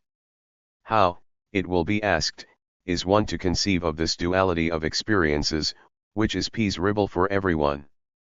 Can we just pass from the translucid consciousness of our acriviary to rhe grotesque or monstrous apperceptio T1 of the practico-inert, according to circumstances? My answer is not only that we can but also that we constantly do. There can be doubt that at the moment of labor, and in far as there remains, even in the case of a small section of work, the simple necessity of a control or, in the total subservience of the individual to specialized machines, a need or a prior to automation, the action still appears at least as an adaptation of the body to a demanding vs 337 situation. Similarly, if some worker agreed to work extra hard and thus to contribute to raising the norms, this result, from which he will at first present to him as an almost able work rhythm, which neural helix he bears by a decision which anticipates the exigency of machines, that is to say, by a choice which may be disapproved of by his comrades. In this the moment of freedom as practice is the of the by positing itself as free individual praxis, it contributes for its part, in itself and for all, to the realization of the world of the other. And this is precisely the procreal moment in which it apprehends itself and sees only its reality. The terrible constraints which matter forces on both factory worker and the agricultural worker never allow them to remain for long at this level of abstraction, but there is nothing to prevent a member of the middle class, in certain favorable circumstances, from fortifying himself within the consciousness of his individual praxis by using an interior monologue on freedom as a kind of solder. However, it is through the experience of alienation as necessity, that is to say, as the real, social being of one's being, that the practice-finite field is revealed. It is for this reason that simplistic Marxists have calmly eliminated rhe moment of individual praxis as an irreducible experience of the dialectic or, in other words, as dialectic realizing itself in practical experience. They have not seen that unless the fundamental reality of this moment is preserved, the reality of alienation will have to be rejected. Their only excuse, and it is a feeble one, is that the moment of necessity THRCRWS experience into the universe of ALDERITY. From the moment in which impotence becomes the meaning of practical power, and counter-finality the deep meaning of the aim pursued, when praxis discovers that its freedom is the means chosen elsewhere to reduce it to slavery, the individual suddenly finds himself back in a world where free action is the fundamental mystification. He no longer knows it except as a reality which is at this stage of the experience, or forever fleeing, and as propaganda of the oppressors against the oppressed. But it is important to see that this experience is no longer that of the action, but that of the materialist result. It is no longer the positive moment in which one does, but the negative moment in which one is produced in passivity by what the practice finite ensemble makes are of what one has just made. It is RHE moment, for example, when the worker who wished to raise his own work norm finds that this norm has become a general exigency and, thereby signified as an other, that is to say, in this as his own enemy, as the agent of the employers and of exploitation. In this sense, the disaltivary of sociality passive being containing worked matter is not a plenary experience, comparable to the individual's experience of the action of his activity as a dialectical development. It occurs as a fleering discovery, precisely because, through alienation as a passive in, worked, it is the of sociality as series, and because this is flight, normally indefinite or infinite. Similarly, when anyone discovers his other being in so far as it is constituted by the serial absence of others, he can exit only as a negative, abstract meaning whose content he can express in language though he cannot hold it in a plenary intuition. The being of this being is that it should elsewhere. I do not mean by this that the alienation and the other being which are in it are essentially beings, as given to experience. It may, of course, happen that the otherness of my act remains obscure and probable for me.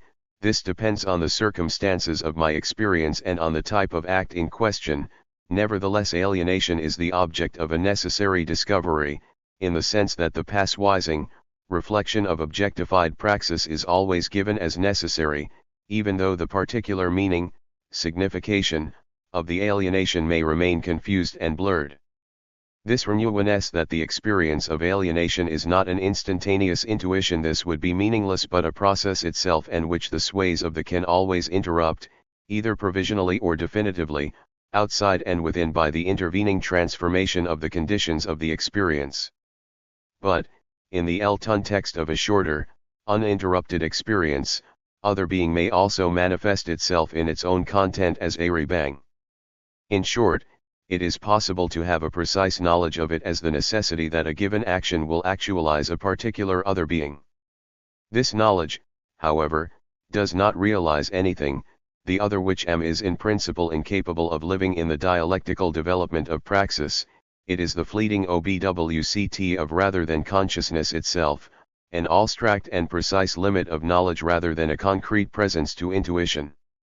In this my everyday experience of the other being of others realizes itself as concrete experience only in moments when the necessity of the discovered alienation and the night of incite me to pursue this other in his flight to the others, for example, to realize my ALDERITY through the serial of the members of the 33-0. But, this shifting, indefinite experience of the practico-inert field reveals the elsewhere to me as a spatial structure of a THIRD, and shows my other being in this itself here.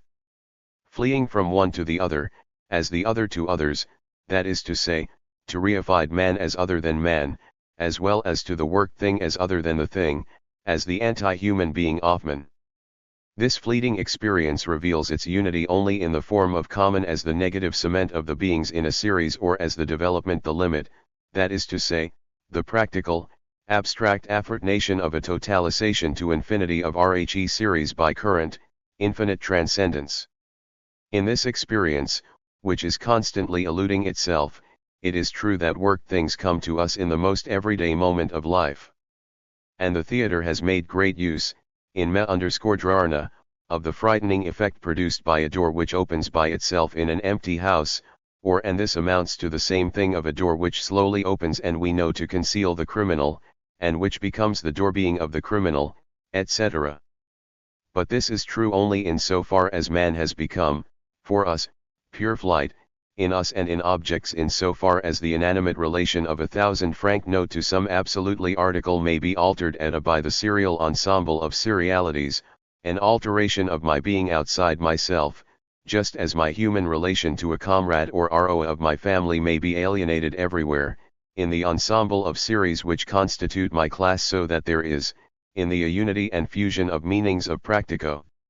Inert obcis things, relations of things, and relations of to the infinity of in this first form, as the limit which separates praxis from passive, alienated activity, that is to say, from the individual of sociality, provides its intelligibility, that is to say, the we seen that it could not even in individual praxis or in relations of, without a third party. But, in the same way, not way, except by conceiving of natural laws in terms of a Platonic conceptualism, can imagine that such laws are a nori rules which impose themselves on matter and inflexibly govern transformations of energy. To the extent that scientific laws rest on experience, which constantly returns to them and modifies them, they are both and, at least for us and at this stage, in fact, we can now that necessity is a particular meaning, signification, which links human action to the thing in which it itself, on the basis of a univocal link of interiority between the organism and the environment. This is the moment where, through the very book freedom which produces it, the thing, transformed by other freedoms, presents, through its own characteristics, the objectification of the agent as a strictly predictable but completely unforeseen alteration of the ends pursued. This case, the characteristics of the object become the sorry foundation for any explanation of this alteration, because the action of other freedoms puts them in relief and manifests them. You have that if you did this with that the result mold be such and such, etc. But the fixed characteristics, exigencies, instrumentality, of the instrument are precisely those of Gork. Thus, as one might sly, necessity is freedom as the excess of worked or worked materiality as the of others in so it revealed within a free operation. And, from point of view, we can conclude that necessity manifests itself neither in the action of the isolated organism, nor in the succession of physical chemical facts. The reign of necessity is the domain, the real, but still abstract domain of history, in which inorganic materiality envelopes human multiplicity and transforms the producers into its product. Necessity, as a limit within freedom, as blinding obviousness, and as the moment of the inversion into activity, man has swung back into serial sociality, the very structure of that is to say, the of their absence in and of their empty obviousness. It is the shifting of unlucky materiality in so far as it is simultaneously affirmed and stolen away, for everyone and in any free act, by all free acts as others, that is to say, as forging is the only possible relation practical organisms and their milieu, and, through the milieu, between in so as they have not a new practical unity. B. To show so-called scientific necessity, that is to say, the modality of certain chains of exact propositions, comes to bow practice and ir as the limit negation, through exteriscience orally, of the dialectic, and how it appears by means of FRE dialectical research as its real and always other objectification. But this is not our present cot. What we retain from all this is that the field is not a new moment of some universal dialectic, but the pure and simple negation of several dialectics by exteriority and plurality. This negation, however, operates not by destruction or dissolution, but by deviation and inversion. This second moment, l'expertance, but not of the dialectic, appears in itself as the anti-34 dialectic, or, in other words, as the inorganic simulacrum, in and outside man, of the dialectic free human activity. Just the dialectic transcends material conditions in preserving them in its very negation, so materiality as the inflexible necessity of the practico-inert everyone's, that is to say, the multiple dialectics in their development, so as to preserve them in it as the only means of setting its clumsy machinery in motion. We have seen that the practico-inert field, considered in general and cannot, by any of its contradictions, occasion the form of practical sociality which we are about to study, namely the group. Groups always constitute themselves on the basis of certain particular contradictions which define a particular of the field of passive activity, while one cannot have any a priori assurance that the same applies everywhere. When such contradictions occur, then, as we shall see, the dialectical praxis of the individual puts itself on trial at the heart of the anti-dialectic which appropriates its results, and invents itself in space of actions by a totalizing objective result. This new approach is both reflexive and constituent, each praxis as if an individual totalizing dialectic places Eiswolf at the service of a common dialectic whose very type is modelled on the synthetic action of an isolated worker. Thus the original dialectics are transcended towards an other dialectic, which they constitute on the basis of the anti-dialectic as an impossibility which cannot be transcended. In this sense, we might be said to be passing here from the nature dialectic, as an original relation of interiority between the organism and its milieu, to the culture dialectic, as an apparatus construct against the power of the, in other words, individual dialectics, after having created antithesis as the power of man over nature and, in the same act, anti-humanity as the power of inorganic matter over man, create through own antithesis by unification so as to construct human core, that is to say, free relations amongst men.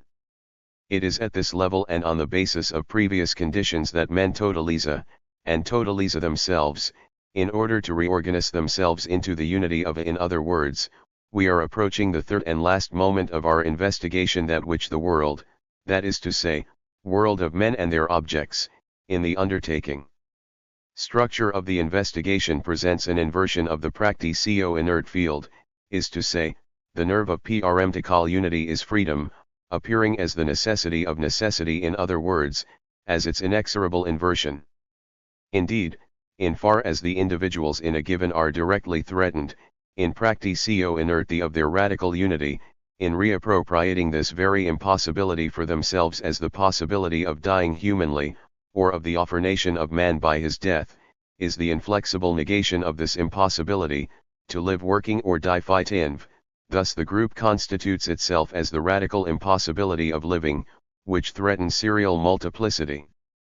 But this new dialectic, in which freedom and necessity are now one, is not a new incarnation of the transcendental dialectic, it is a human construction whose sole agents are individual men as free activities. For this reason, in order to distinguish it from constituent dialectics, we shall refer to it as the constituted dialectic book. 11. As we have qn, TLW necessity of group is not present a priori in a gathering. But we have also seen that through its serial unity, in so far as the negative unity of the series can, as a abstract negation, oppose seriality, the gathering the elementary conditions of the arsibility that its members should a group. But this remains abstract. Obviously everything would be simpler in an idealist dialectic, the movement of integration by which every organism contains and dominates its inorganic pluralities would be presented as transforming itself, at the level of social plurality, into an integration of individuals into an organic totality. Thus the group would function as a HYLRR organism in relation to individual organisms. This organicist idealism is often to be seen re-emerging as a scryal model of conservative thought. Under the Restoration, it was opposed to liberal atomism. After 860, it tried to dissolve CLAS formations into a national solidarity, but it would be a mistake to reduce RHE organicist illusion to the role of a reactionary theory. Indeed, it is obvious that the organic character of the group, its biological unity, reveals itself as a particular moment of RHE investigation. As we apt third stage of the investigation, we can describe organic structure as above all the illusory, immediate appearance of the group as it produces itself in and against the practico-inert field. In two remarkable Mark has shown in and few 2, 3940. English by A. Routledge Paul. 11. Before the 12th century, the nobility, the bourgeoisie, and the serfs, to mention only through three classes, ceased if not de jure in terminology we would describe them as collectives. But the RW efforts bourgeois, as to integrate themselves into the this to up, it a facto statute to a de jure one. A common undertaking, it imposed draconian conditions on anyone wishing to enter night, with the rule that this mediating institution between the generations became a selective organ. But this also conditioned the class consciousness of Rhe serfs prior to THR juridical unification of nobility. Uri serf had regarded his situation as an individual destiny, and lived it as an ensemble of human relations with a family of landowners, in other words, as an accident. But by positing itself for itself, the nobility ipso facto constituted serfdom as a juridical institution and showed the serfs' interchangeability. Their revelation was of the factors of peasant in later centuries. The point of this example is simply to show how, in the movement of history, an exploiting class, by tightening its bonds against an enemy and by becoming aware of itself as a unity of individuals, show the exploited classes their material being a collective and as a point of departure for a constant effort to establish lived bonds of solidarity between its members. There is nothing surprising about this. In this inert quasi-totality, constantly swept by great movements of counter-finality, the historical collectivity, the dialectical law, is at work.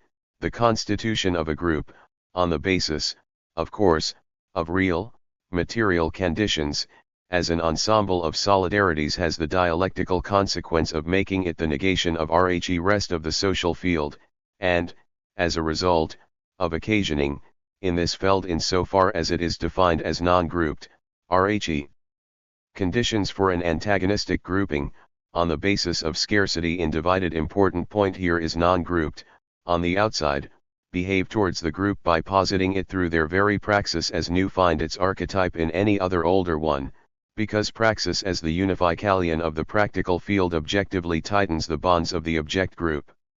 It is striking that our most elementary patterns of behavior relate to external co//w1 ives as if they were organisms. The srimture of, for example, for a taken as a totality, in a theater, everyone, in confronting a scene he finds outrageous, in fact conditioned by the reaction of his neighbors. Scandal is the other as the formula of a series. But as the first manifestations of scandal have, that is to say, the first acts of someone acting for the others insofar as he 15 other than himself, they create the living unity of he audience against the author, simply because the first protester, through his unity as an individual, raises this unify for in transcendence, la transcendence. Moreover, it will remain a profound contradiction in everyone, because this unity is that of all Rhe others, including himself, as others and by an other. The protester was not revealing or expressing opinion, he was expressing, in the unity of shouts, insults, etc., what still for everyone only the opinion the others, that is to say, as shifting, serial unity. The scandal been reported and it in the eyes of TLN-SE who did not witness it, a synthetic event which gave the audience which play that a temporary unity as an organism. Everything becomes clear if we situate the non-Arupst who liga-ver themselves to be a collective through their impotence in relation to the gmup which they reveal.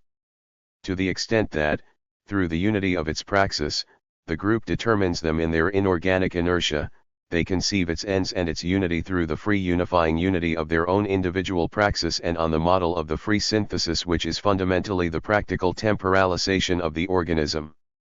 Indeed, in the practical field, all exterior multiplicity becomes, for every agent, the object of a unifying synthesis, and, as we have already the result of this synthesis is the serial structure of gatherings is but the group which unify in practical itself, a group, as already unified, that is to say, as structured by a unity which in principle eludes my unification and it, in so far is praxis me to impotence. This free active unity which eludes me appears as the substance of a reality of which myself, in my practical and perceptual field, have unified only its multiplicity as the pure materiality of appearance, or, to put it another way, I do not attribute inertia which must constitute the real foundation of the group, as inertia which has been transcended and to the active community. On the contrary, it is my which, in its unificatory movement takes responsibility for it. And the action, eludes of this appearance, that is to say, the practical, synthetic substance, the totality trolling its parts, Entleche, life, or, at another level of perception book N and for other groups, a Gestalt. We shall encounter this naive organicism both as an immediate relation of the individual to the group and as an ideal of absolute integration. But we must reict orgum C1SN1 in every form. Relation of the group, as determination of arrive and as a perpetual thread of relapsing into a collective, to its inertia as a multiplicity can never in any way be assimilated to the relation of the organ LSR and to the inorganic widget. But if there is no dialectical process through which the moment of the anti-dialectic can become by itself a mediation between the multiple dialectics of the practical field and the constituted dialectic as common pra.xts, does the emergence of the group contain its own intelligibility? Following the same method as we have used so far, we shall now attempt to find in our investigation the characteristics and moments of a particular process of grouping from the point of view of the purely critical aim of determining its rationality. In our investigation we shall therefore have to study successively the genesis of groups, and the structures of their, in other words, RHE dialectical rationality of collective action and, finally, group as passion, that is to say, in so far as it in against the by which it is affected. I will begin with two preliminary observations. First, I have claimed that the inert gathering with its structure of seriality is the basic of sociality. But I have not meant this in a historical sense, and the term fundamental here does not imply terminal priority. Who could claim that collectives come before groups? No one is in a position to advance any hypothesis on this subject, or rather despite the data of prehistory and ethnography no such hypothesis has any meaning. Besides, the constant metamorphosis of gatherings into group, and of groups into gatherings would make it quite impossible to know a priori whether a particular gathering was a primary historical reality or whether it was the remains of a group which had been reabsorbed by the field of passivity. In either case, only the study of earlier structure and conditions can answer the question. Anything are for positing the logical anteriority of is simply that according to what history teaches us, groups constitute themselves as determinations and negations of collectives. In other words, they and them. Collectives, on the other hand, even when they result from the disintegration of active groups, preserve nothing of themselves as for dead structures which the G-rope scarcely conceal the flight of seriality. Similarly, the group, whatever it any be, contains in itself its reasons for relapsing into the inert being oft gathering. Thus the disintegration of a group, we shall see, has an a priori intelligibility. But the collective as such an AFRT from the action of the factors we are about to study contains AR mort the mere of a synthetic union of its of prehistory. The important thing here, in a history conditions L by class struggle, is to explain the transition of a presettled class, from the state of being kala_tifts to revolutionary group praxis. This is particularly important such a transition in each, but having mentioned CLAS relations, I will make a second observation. That it would be premature to regard these classes as also being groups. In order to determine the conditions of their intelligibility, I shall, as with collectives, take and discuss ephemeral, superficial whoops, which form and disintegrate rapidly, and approach the basic groups of society progressively. The upheaval which destroys the collective by the flash of a common praxis obviously originates in a synthetic, and therefore material, transformation, which in the context of scarcity and of existing structures. For organisms whose risks and practical movement, as well as their suffering, reside in need, the driving force is either danger, at every level of materiality, whether it be hunger, or the bankruptcy is hunger, or of, the exigencies scarcity of the replacing the of immediate object of need, or the modifications of the scene in their ascending signification, as necessary modifications of the collective. In other words, without the original tension of need as a relation of interiority with nature, there would be no change, and, conversely, there is no common praxis at any level. Holks regress ve or descending sid #taglification is not directly or indirectly related to this original tension. It must therefore be understood ARRHE outset that the origin of any restructuration of a collective into a group is a complex event which takes place simultaneously at every level of materiality, but is transcended into organizing praxis at the of serial unity. But however the event may, it cannot be as it's towards the unity of unless its universality is objective for everyone, or unless it creates in everyone a structure of unifying objectivity. Up to this point, in fact, in the dimension of the collective, the real has defined itself by its impossibility. Indeed, what is called 350 Book 11, the precisely meaning of which, in print pi, is forbidden. The transformation therefore occurs when or the reveals that the impossibility of change is an impossibility of life too. The direct result of this is to make RHE impossibility of dong the very object which has to be transcended if life is to see and continue. In other words, we have come to a vicious circle. Group itself on basis of need or common danger and defines itself bv the common objective which determines its common praxis. Yet neither common need, nor common s, nor common objectives can define a community unless it makes itself into a community by feeling individual need as common need, and by projecting itself, in the internal unalfration of a common integration, towards objectives which without famine, this group would not have constituted itself. But why does it define itself as common struggle against common need? Why is it that, as sometimes happens, individuals in a given case do not quarrel over food like dogs? That is the same as asking how a synthesis can take place when the of synthetic unity is both everywhere, in all individuals as a free of the field, and that it would be a free transcendent unification of the plurality of individual us, nor forget that the common as the unity of the multiple outside is above all the pro of serial unity. It is basis determination that the anti-dialectical structure of the collectivity, or altertry, constitutes itself. Obviously it is not of danger that there or old ladies up of but to objective mng to the total in which are in he severity of against CLA etc. From that the stage of totalism AAA for groups. They are its living and negation, at the time, they it entirely within their take it by it. In this way, of it is to study ailly, in a milieu in which is already objectively given, or in so far of in CTE rich whale of whole historical I only here with the fundamental of emooping as or quest of collective by the fused group SS. But this last observation may help us. If the object really produces itself as the bond of alter tie between the individuals of a collective, then serial structure of multiplicity depends, basically, on the fundamental characteristics of the object itself and on its original relawith is the set of means of production, insofar as they are the property of others, gives the proletariat an original structure of seriality because it produces itself as an indefinite ensemble of objects whose exigencies themselves reflect the of the bourgeois class as the seriality of the other. Conversely, however, it is possible for the investigation to consider the common objects which constitute by themselves, and in the practic nert and approximate to a totality the of the multiple by the other through matter, and to try to discover whether they tco must con the multiple in as to the estormaying of the Bastille after 12 July 1789. Thx people of Paris were in a state of their anger had deep causes, but as yet these had affected the people only in their common impotence.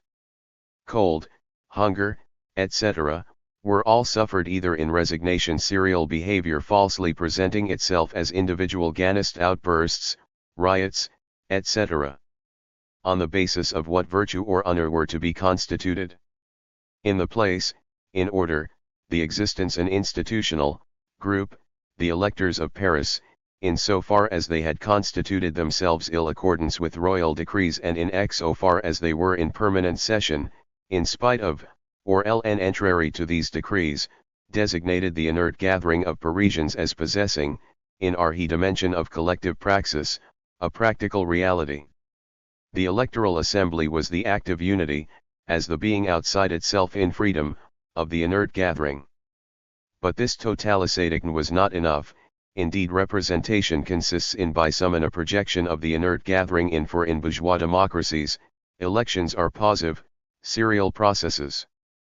Each elector, of course, decide how to vote as other and through others, but instead of deciding IRI common as a united praxis with RHE Book 11 others, he allows it to be defined inertly and in senility by thus an elected assembly reprec ntstlw gathering u. As long as it has not met, as long as its members are the inert product of an inert ALDERIT, and as long as a relation between the parts expresses the relations of impotence collectives and power relations in so far as these forces are forces of inertia.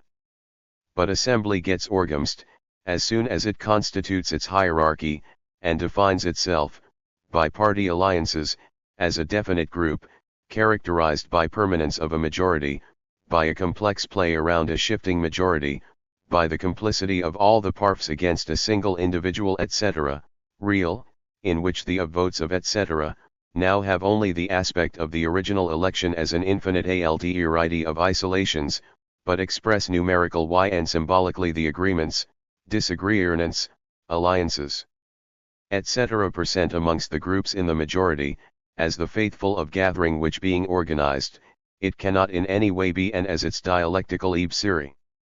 But the very fact of penetrating the gathering with a false totalized unity, see Frenchman, your government, etc., relegates the gathering to its statute of impotence. France as a totality realizes itself outside it through its government, as the free totalization of the collective which is the nation. The government relieves individuals of the task of determining their inert sociality in a grouping.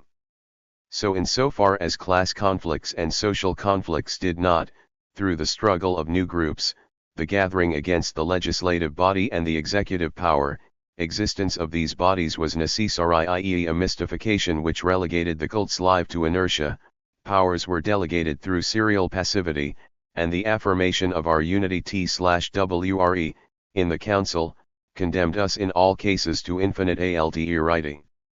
In this sense, those electors of Paris were not necessarily a factor of practical unification. Indeed, they probably feared the violence of the people even more than that of the government. However, provided that circumstances indicate a unification elsewhere, they can become a representation, but this time as a unity which is to be reintegrated as a unifying praxis in the gathering itself and as a negation of impotence. The government constituted Paris as a totality from outside. As I not at real need at present know is or the I merely its relation AGA with the fused group 353 early 8 Yuli, Merle had reported to the National Assembly, and is immediately known to the Parisians, that 3-5 coup men were divided between Paris and that more were expected. And Louis XVI answered the deputies thus, I'll have to use my power to restore and maintain order in the capital. These are my reasons for assembling troops around Paris. And on the morning of Sunday, July, the city was full of posters by order of King announcing that the concentration of troops around Paris was intended to protect the against bandits. Through these the city was designated for and within itself. Thus the practicio inert tension and excess of the Parisian gathering, was constituted by an exterior praxis and organized as a totality. And this totality an object of praxis, the city to be besieged, disturbances to be prevented, was by itself a determination of the practico-nerd field. The city was both the place, in its totalized and totalizing configuration, the threat of siege determining it as a container, and RHE population designated in the form of materiality sealed by the military action which produced it as a rumors, the news that of Necker's departure, communicates lo their common designation to everyone, each was a of at this level. The totality of encirclement can be described as being lived in seriality. It was what is known as enthusiasm. People were run me in the streets, shouting, forming gatherings, and burning down the gates of the toll houses. The bond between individuals was, in its various real forms, that of ALDERIT as the immediate discovery of oneself in the other, which is manifestation of ALDERIT of quasi-reciprocity. This structure of through the action of common fate, that is tense, as the practical objective of the royal armies 5 in this case it is a totality of destruction, in so far as individuals were designated by their identical to the, in its of seriality, is he class is of totalizing exploitation as the deliberate of a group through of s the VE plans. It did really it wanted or what lay in power. But this vs not the important point. The deployment of troops and the biggie, Ming of the Boer, in that is to say, TLWYTFC Pusian object of it is to know et to he it of in the relating the book il membership of the same city, on the basis of serially as inert flight. By threatening to destroy seriality through the negative order of the troops, as practical unities, provided the totality, which was ex per se conced by everyone as a negation, or a possible negation, of seriality. This was HCR.V, through the coexistence of the two structures, the one being the possible and future negation of the other, and at the same time the negation of all in everyone continued to sex himself in the other, but saw himself there as himself, that is to say, in this in of the Parisian population, by the saber blow or the rifle shot which would kill him. And this situation established what is sometimes, and improvx rly, guild contagion imitation, etc., in this behavior everyone sees his own future other and, on that basis, discovers his present action in that of the other, but, in these still inert movements, imitation also discovery through doing one's own action over there in the other, and through doing the action of other here, in oneself, fleeing own flight and that of other launching a single attack both through the other and with one's own fists, without either understanding or agreement. It is exactly the opposite of an understanding, but realizing and living alderity on the basis of the synthetic unity of an organized, future totalization of the gathering by an outside group. Was followed by some incidents in Paris itself, at the barricades and in the Tuileries gardens, between military detachments and imitation gatherings resulted in a new wave of serial, defensive violence, and arsenals were looted. This revolutionary response to a constantly deteriorating situation has of course the historical significance of an organized common action. But that is just what it was not. It was a collective action, everyone was forced to others' attempts to find and everyone tried to get there before the others because, in the context of this new carcalty, everyone's attempt to get a rifle became for the others the risk of remaining unarmed. At the same time, this response was constituted by relations of imitation and contagion, everyone finding him of an army and the situation, and possibility no longer actually depended or the leaders. This D covers it by we the same law in the with the opposite the fused group 35-5 self in the other in the very way he followed in his footsteps. These violent, efficacious gatherings, however, were entirely inorganic. Certain unities were lost or rediscovered, but this had no effect on what one mifle like Durkee.im but in a quite different sense call the mech solidarity of their members.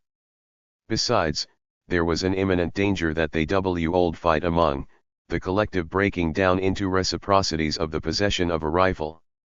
If the anti-inning of passive activity is revolutionary, this is mainly huge, as a result of an exterior PRN is, the unity of impotence, inertia, had, weight of numbers, transformed itself into a mass force for this crowd, which within itself was structured in alderity, found, in its very disorganization, an irresistible mechanical force for destroying sporadic resistance are the arsenals. But the other factor which was soon to create the revolutionary of a group that the act of oneself, in so as it was in itself a complex process whose aim, for every individual, was the defense of his own life, but whose motive force was reality, was reflected, both of itself and in its result, as a double signification of freer l'homme. Insofar as everyone wanted to defend himself against the dragoons in words, to extent that government was attempting of at practice determine the entire feld as practice exith as what might help this policy and as a result, in was that the of the alienated the passive reactions of seriality to its own practical freedom. Indeed, from the point of view of Alice praxis, the passive activity of the gathering taken from it in its passivity and inert seriality reappeared on the other side of the process of as united performed concerted applies not only to the army leaders, who were well aware of to Parisian is this KNCRW ledge as a structure of unity. Here again, their unity was that is, it was both past and it was past in that the performed and that collective had this action with surprise as of its OWTT activity. Gran a group and this group defined itself by a revolutionary action which made the percess irreversible. and it was future in that the weapons themselves, in 50 far as they had been taken for the sake of opposing concerted act on by soldiers, in their very materiality the possibility of resistance. The uneasiness of the electors was to create institutional groups inside gatherings, as negative ueries. They actually decided to re-establish a militia of 48 coup citizens to be provided by the various avowed aim was avoid in this moment. The future militia appeared both as razor from the gathering as designed to most of the population had no fear of disturbances and, quite rightly, saw no real danger except in the deployment of around the capital. In so as the districts did seriously try to form militias, these groups in formation, unlike the representative groups, helped to unify the Gathans. Representation, in fact, presented itself as the gathering itself in the dimension of organized praxis and therefore, as we have seen, tended to maintain it in its inertia. The militia, on the other hand, was an organized body designed to bhng about the practical negation of the gathering. It would prevent public assemblies and disarm the citizens. In this way, it helped the gathering to perceive its reality as an organized being. For it had to forcibly prevent the development of the organized being sv for I armed itself yesterday and which would defend Cray/Fee tomorrow. Or, to express it differently, these T-fabricated groups were anti-groups which appeared to the gathering as having the task of keeping it in its structure of serial impotence. Through them, something fest as that which was negated, and had rob prevented and every member of the gathering percent in so far as he was imperatively designated in his seven saw profound unity as an and as a fundamental visibility. At rhe same time, the militia, as prefabricated themselves represented, though negatively, a synthetic determination of rhe gathering. An rhe fact that they had been defined within the gathering by institutional or institutional organs, manifested itself in so far as it was a negated negation as what had to be destroyed by means of a unification produced internally by the gathering itself. The violent contradiction between the militia and the people, occurring within the people, produced the possibility of an internal unity as the negation of external unity. In fa as the militia was still a seal applied to a multiplicity, it could contradict and dissolve itself only in a free ergarusa any private with etc. shall take to his own delay we not to of J. Ali. The fused group freedom as a simple positive determination of Prince Rix Organito the basis of its real objectives, defense against the troops of the Prince de Lambesc, was manifested as the necessity of dissolving necessity.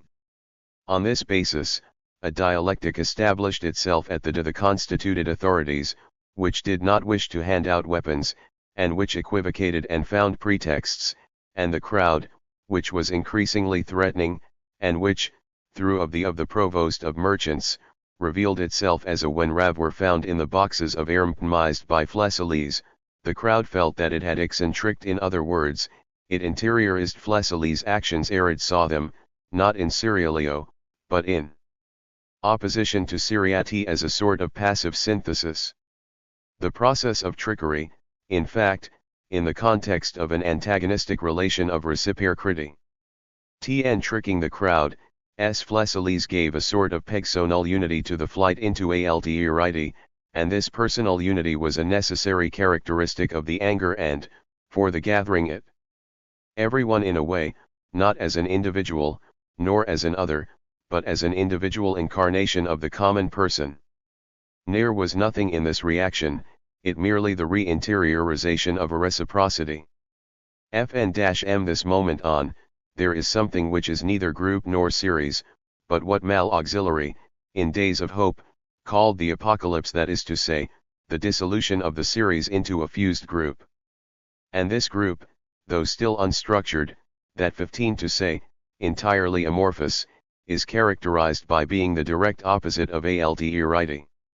In a serial relation, fact, unity as the formula, raison, of the series is always elsewhere, whereas in the apocalypse, though seriality still exists at least as a process which is about to end, although it always reappear, synthetic unity is always here.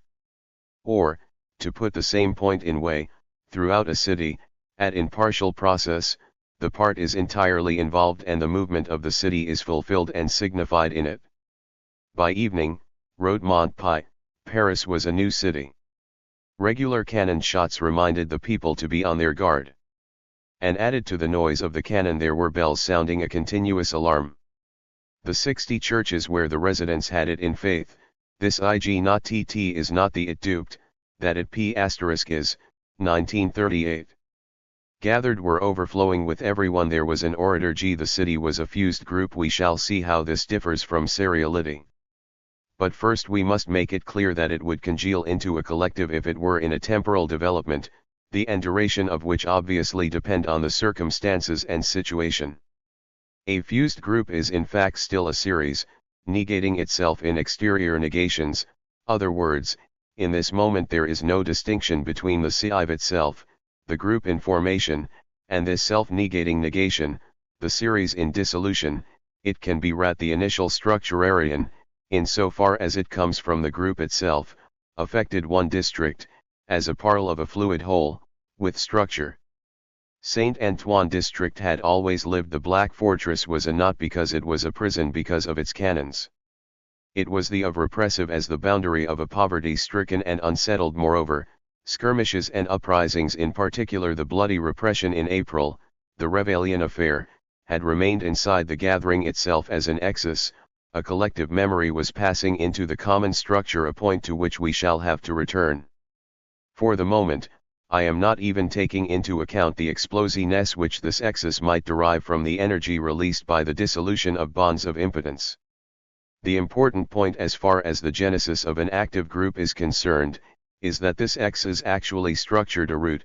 It was primarily a hodological determination of the lived space of the district. And res root vas negative, it was the opportunity for troops to enter the district by coming from the west and the northwest in order people. In other words, the practico-inert unity of the field was at the indue third p70. Affair algo that the different districts were opposed by a tlnt is to y, by it of Revelin, omaf of a rough, an arrogant man that the by-middle show that the elition of the district liable to off to road imdy, of kind of he point of there in areas a portion of the wc underscoreukers of res up by a rich of parks are, group 3 to 59 moment in which seriality was in the paircress of dissolution, as the possible act of penetration by other, that is to say, by FME hostile organization. At the same time, this possibility actualized the threat of Bastille. It was the possibility that the district's inhabitants be caught in the crossfire. And this possibility refers back to its social have mentioned in the last footnote, which was also its negative unity. Of course, all this was in anxiety during the days of soon as the news of the intervention of the troops at the Tuileries arrived in Saint Antoine, it actualized the possibility of a special massacre in the district. In fact, the news, reported by others and configuration of the place was of social condition believed in so far as it way other, had to be perceived, in the practico-inert, as the noth of the district as other, that is to say, in so far as it presented itself through others as an other event, affecting others. But this very alterity was a sign, this clash in the middle of Paris was a determination to take repression to in so far it was a sign, that is to say, as the first action in the district least exposed to this kind of action. Thus the real, but future, meaning, signification, of the Tuileries affair was the destruction of the Courrier Saint Antoine, defined by T.W. Resenair's schemata of the Révillon affair. Or, to be more accurate from the serial point of view, the Courrier Saint Antoine was exterminated in the future by the Prince de la Tombesque, of course. What we encounter here is, once again, the designation of the district by things and by its topographical configuration, as these would be used in the organized action of an exterior enemy, as the particularization of a general development. However, there is a considerable difference in so far as things, in this case, presented themselves as destiny, as instruments of the organoid action which was going to destroy the district, and in so far as RHE individuals in the gathering were obliged to negate them as such, they define them everyone within negation violent, still purely as an instrumentality capable of being against the bia that their instrumentality for enemy, negated, revealed itself as a counter-finality for the enemy. But this counter-finality, as a pure required a common in order to be actualized and developed. From the point of view of the still unactualized assert of destiny, organized by the other arrow L negated, what is new in relation to the characteristics already discussed is that the practico-inert structure of the district, as a negated destiny, realizes synthetically, a material exigency, which practical can bring out, an objective relation of differentiation within the fluid group. In other words, the structure not only makes the fused group, through evition, the unity of all, but also makes it a ruptured unity. Materially and in inertia it suggests an initial differentiation of functions, a division of labor, that is to my, it preempts everyone with the condition necessary for preempting the fused group from relapsing into a gathering. In fact, suffered destiny shows us the gathering caught in crossfire, that is to say, to the action of the two forces of extermination situated at either end of the district.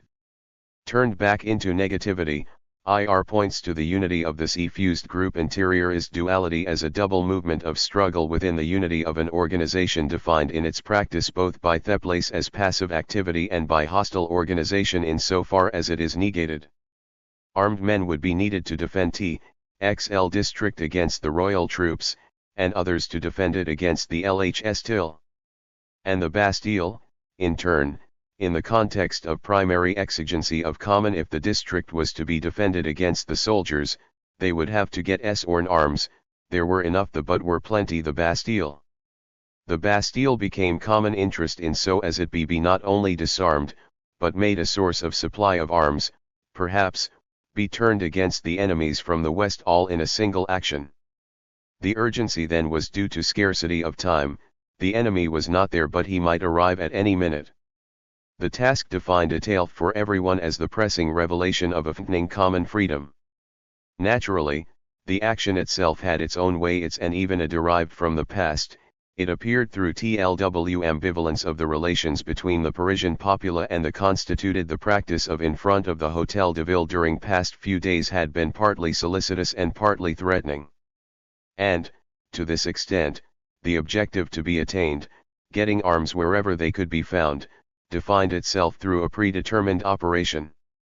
Yet the social structure of the WAUP in formation, and the character of the repression it had already suffered, in addition to that of the hostile group, soldiers, some of them foreigners, and commanded by a noble officer, helped to give the operation a more uncertain character, that is to say, these structures, in their synthetic defined a limited field in which the explosion of the still passivist attitude, demand exigency, and the APLROs of organized action as violence appeared as the probable future of the ambivalent task. This example shows a group being constituted by the liquidation of an inert areality under the pressure of definite material circumstances, insofar as particular practico-inert structures of the environment were synthetically united to designate it, that is to say, so far as its practice was inscribed in things as an inert idea. But in order that the city or section should become totalizing totalities when, in other circumstances, the same realities might be lived as collectives, they had to be constituted as such by the external action of another organized group. The population would constitute itself as a defensive organization insofar as it was threatened through things by an organization which at its negative totalization, muffle annihilation. Should we therefore say that groups in the process of constitution are determined of a serial insofar as the self-determination is conditioned by the transcendent, tra-acrante, action of one or more already constituted groups? The answer is both yes and no. Proposition is true. It conforms to practical insofar as it suggests a sort of serial conditioning of groups in the domain of the other. And as we shall see, the moment of this infinite conditioning does exist. Of course, very often as in the example we have been discussing, a collective ends its possibilities of self-determination into a group from its antagonistic relations with an already constituted group or with a Arun representing this group. Nevertheless, the unity of self-determination through all the relations described comes to the collective through the other in alterity as an authus structure outre, of the gathering, and as needing to realist by self-determination. In fact, it was not the intention of the two reciprocal actions to constitute a group, the objective was always other and the antagonism was based on the conflict of needs, interests, etc. Thus the developing group is not constituted intentionally by the be-analysation oft environment by the other, insofar as T/U oft conditions it as the negation of its own unity, or as total satiare, through systematic destruction. In this sense, though RHE unity of the group is its own product and is always here, wherever its members act, at least abstractly and in theory, it is also characterized by a structure of flight, since the induction proceeds from the outside inwards without being either necessarily or generally desired by other groups. Bulletin T. The structure of senility, as one of the relations between groups, should not detain us any longer. It was only necessary to observe that synthetic self-determination is frequently the practical re-interiorization, as the negation, of the unity constituted by the praxis. The reason for using the example of the 14th of July is that it shows how a new regroupement dissolves a habitual seriety into the homogeneity of a fused city. The constituted reality had ceased to exist ago for of and, what Jaurns called a historical fever, overcame social heterogeneities. Nothing had, then foreseen which might constitute the unity of the city, except as a feudal good city, no organ of unification, no instrument H.R.L. been left at the disposal of future group on. The contrary, it was intended to prevent it from existing as such. The Versailles Assembly had to be put at the mercy of the aristocracy by being isolated from but the very precautions taken against the possible unity became a future of projected and shunned unity or the gathering, and therefore a negative ferdinand. Unity proceeded from one to another as an alienation of necessity to freedom, that is to say, as other the project and as an other result of this of group, a homogeneity of fusion, produces itself as its own idea.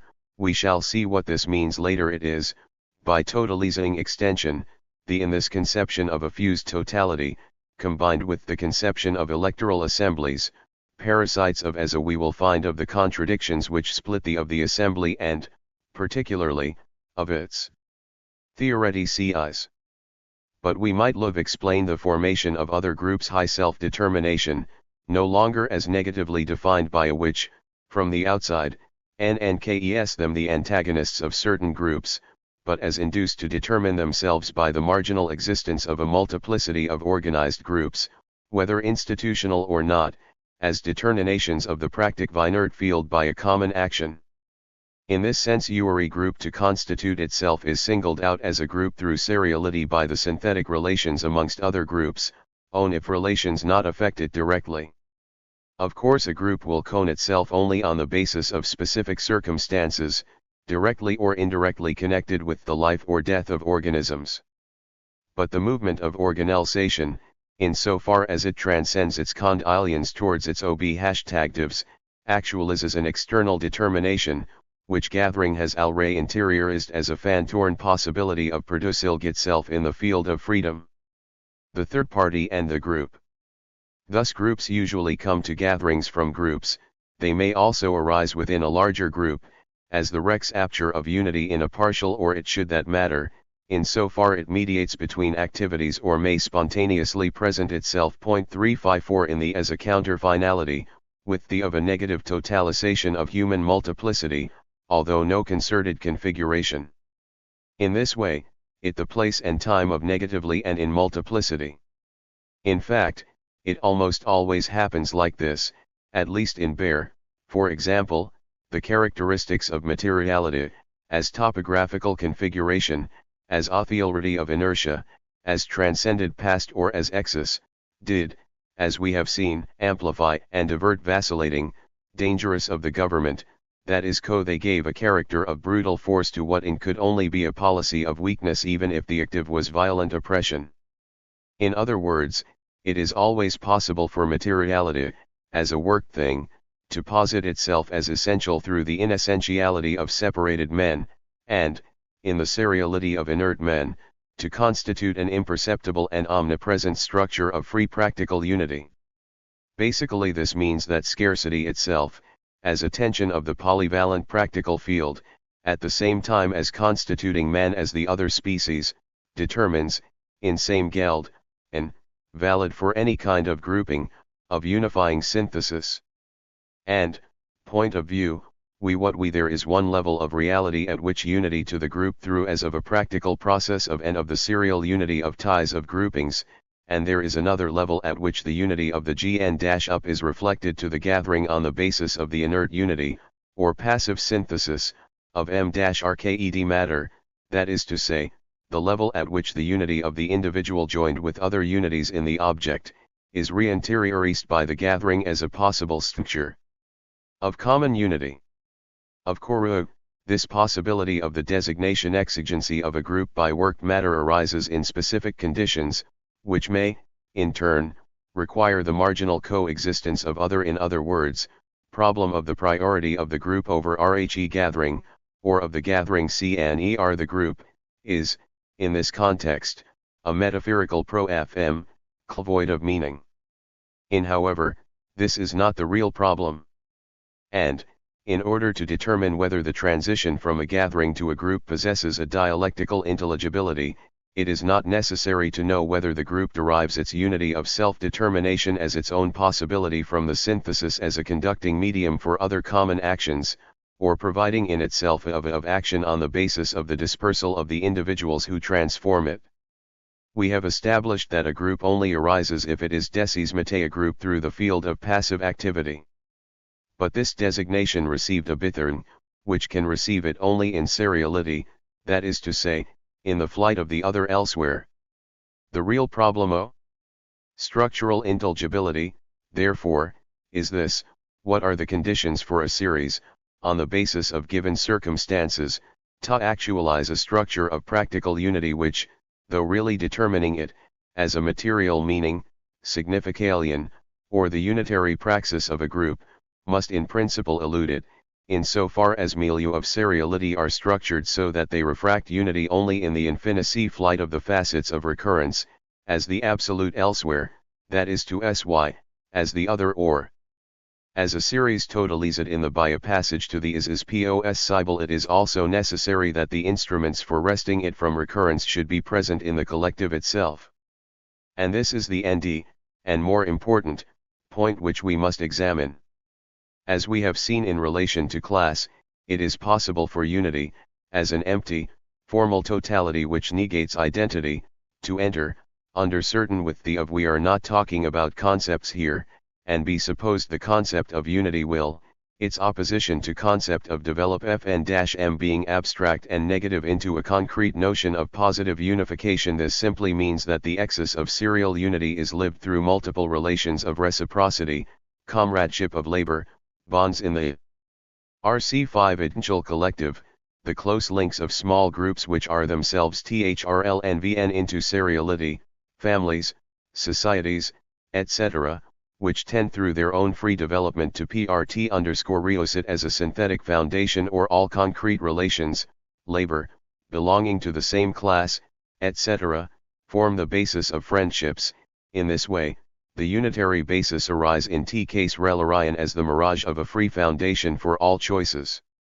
But, at the same time, confronted by destiny and the exigencies of the practice finite field, the same unity as a serial structure of ALDERID is revealed as fundamental impotence, assuring we can ignore synthetic, and reciprocity is again, as the inert dependence of everyone on the series, and or every me, in his place in the seria, on everyone else.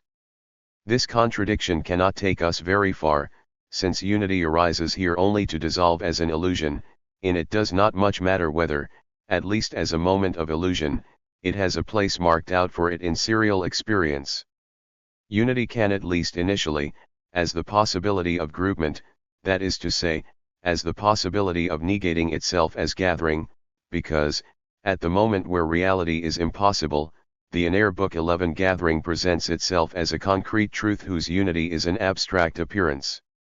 Apart from this, the structure of this unity is indeterminate, since it does not present itself in terms of a practical objective, but class being, in so far as individual relations of free reciprocity cause it to appear as the foundation of individual choices. The importance of the contradiction we are describing lies elsewhere. Its function, in effect, is to lead in our dialectical investigation, back from the moment of the constitution of groups, to the ternary relations of free, individual action, of free reciprocity, and of the mediating third party. In other words, relations which ap to in the field of passive activity, are the only possibilities of making intelligible the appearance or a constituted praxis, in and against the mystified, alienated, and cheated. These free, practical developments, the source of individual, serial intense, are still actual synthetic actions, and are still capable of unifying from the individual point of view, admittedly any multiplicity that appears in RHE practical field. And though I claim that the totalizing totality of the environment indicates a possible unity as the self-determination individual, it is true that it indicates it in the milieu of seriality, but it does it for everyone's free, dialectical actions in so as they are for dialectical, but the fact of everyone being affected by the possibility of union with all would have very little importance if this designation affected people only in their isolation or their relations of reciprocity. Indeed, unity could not appear as the omnipresent reality of a seriality in the process of liquidation in his third-party lions with which constitute of the structures of his freedom. In fact, as we have, everyone is a relation to reciprocal relations between other individuals, and this means that he totaliscas this relation in his praxis on the basis of material meanings and indications, uniting the individual terms of the relation as I astrarnerx serving a partial end. The third party is instructured as the other, and therefore as other than one and other than us, so that his internal-external relation of free alderity in relation to reciprocity gets lost in serial alderity. Nevertheless, it does exist. It is every one of as alienated freedom revealing itself in lived alienation as now, by constituting the work thing as a totalizing totality. The E group 36-7 at first eliminates seriality either at the level of the isolated individual, or at that of reciprocity. It tears everyone away from his other being in so as he a third in relation to a, in short, it the ternary as a inter-individual and immediate relation. The third party, in unity, as negation of a threatening organized praxis, reveals itself the constellation of reciprocity. From a structural point of view, the third party is the human mediation through which the multiplicity of epic entrées and ends, identical and separate, orgasms itself directly, by a synthetic. This practical of the third inrity, or partially overlap with them, or contradict them, or harmon-lse with them, or subordinate them to itself, or subordinate itself to them. But if the practical unity of surrounding materiality constitutes the multiplicity, externally and negatively, as a totality, the splective of the third party produces itself for him as an objective, and the plurality of epicenters reveals itself to him as unified by a common exgenki, or common praxis, because its serial multiplicity in of community is already in the idea, or as the possibility of repression in the Courrier Saint Antoine appeared increasingly probable. Residents of this district, seen third parties, were directly threatened. However, this threat did not apply to them as accidental individuals. They were not being sought for their individual activities, like a criminal in hiding. The other hand, 1 foot 10 inches wanted kill imprison, as that is to say, as general individuals, in the way rat price rises threaten every wage on a wage earner that category. Rather, they are threatened as moment of a punitive campaign which will develop dialectically, as a free organized action, whose successive moments are foreseen by the enemy. In other words, it was their political and social activity, their condition, the location of their homes, in relation to the military exercise, the urgency, from the enemy's point of view, of beginning flushing out somewhere, the importance of their neighbors, their activities, etc., which had been or would be united by a single totalizing process which would be is in its dialectical unity by realizing the progressive and synthetic of the districted _ at this level, everyone. As a book third became incapable of distinguishing his own safety frcx and that of the others. This was not an issue of altruism and egoism. Such behavior, in so far as it exists in this very itself on the basis of existing circumstances, and it preserves human relations which are engraved in the field, in transcending it to see how a neo-positivist might interpret the statute third party. In a situation of looting, disturbances, and spheritic riots, he would say, rhe accidental, serial, in pseudo-generality, or universal individual might still have a chance of defending himself on his butt if he was threatened as a certain of a repressive by the development of totalizing action, he would no longer have any such opportunity. He would have to defend himself as a concrete part of the totalized totality, that is to say, no one would have any hope apart from the totalizing negation, through the union of all, of the destructive operation. But this kind of rationalism is not dialectical, and, though Marxists some of it, its analytical, utilitarian origins are quite apparent. Truth not that repression linked individual risks to the risks run by everyone, it is that, for every third party, it constituted a statute, which we will define below, by producing his own possibility of being killed or imprisoned as a specification of the common danger, that is to say, as a foreseen and controlled element of the program of extermination. We st quite clear about this, the which the third party outside determines through a contradiction. His orthogonal structure as a third party expresses, in effect, simply the practical power of unifying any multiplicity within his own field of action, that is to say, of totalizing it through a transcendence towards his own ends. As such, it can therefore serve as one moment of the mediation we are for, in activity a worker, etc. Every resident of the Quarrier Saint Antoine district totalized his district in principle, the customers, the comrades, etc. But, at the same time, his real membership of the district was serial in character and manifested its inertia of alterity. In this connection, it's easy to make mistake of believing in the homogeneity of their statutes on the ground that the relations between and multiplicity. He actually totalizes the district in so far as he not part of the totality, and district serializes him in far as lives in it. But if the totalizing power of RHE third party produces, the E-group revelation of an objective possibility, the perception of the district as now being a totality in danger, he will find himself thereby designatedly this threat as integrated into the totality which he has totalized. But requires begin with, in fact, the free of the practical field presupposes a and it is impossible for transcendence feature in the field as then, as I have the is in others as but at first it is so as in his serial impotence. The contradiction between contagious as a serial realization of the common threat and the perception of the human totality as unified negatively, and crew, by this threat, therefore resides in one, since everyone is also RHE third party. The contradiction can be transcended only in action. This is reason which to go out to the streets in the critical hours of the revolution, and to constitute gatherings, anywhere, anyhow. Elise gatherings, which were still serial but already quasi-intentional, were to become groups through their internal tension, and in a passive activity which changed, in accordance with strict rules proper to each event, a common action. In other words, the third party, designated by the situation, which he revealed through the unification of his practical field, as an integral part of a whole, realized this whole without integrating himself into it and discovered his in as a risk of object of the gathering was to overcome this malaise by practically integrating everyone by but no one determine objective clearly, since everyone joined the gathering both as other, as the sovereign organizer of the practical field, and as a bird. Requirk CL by a totality. And now, as we shall see later, seriality does in practice tend to effect an initial integration.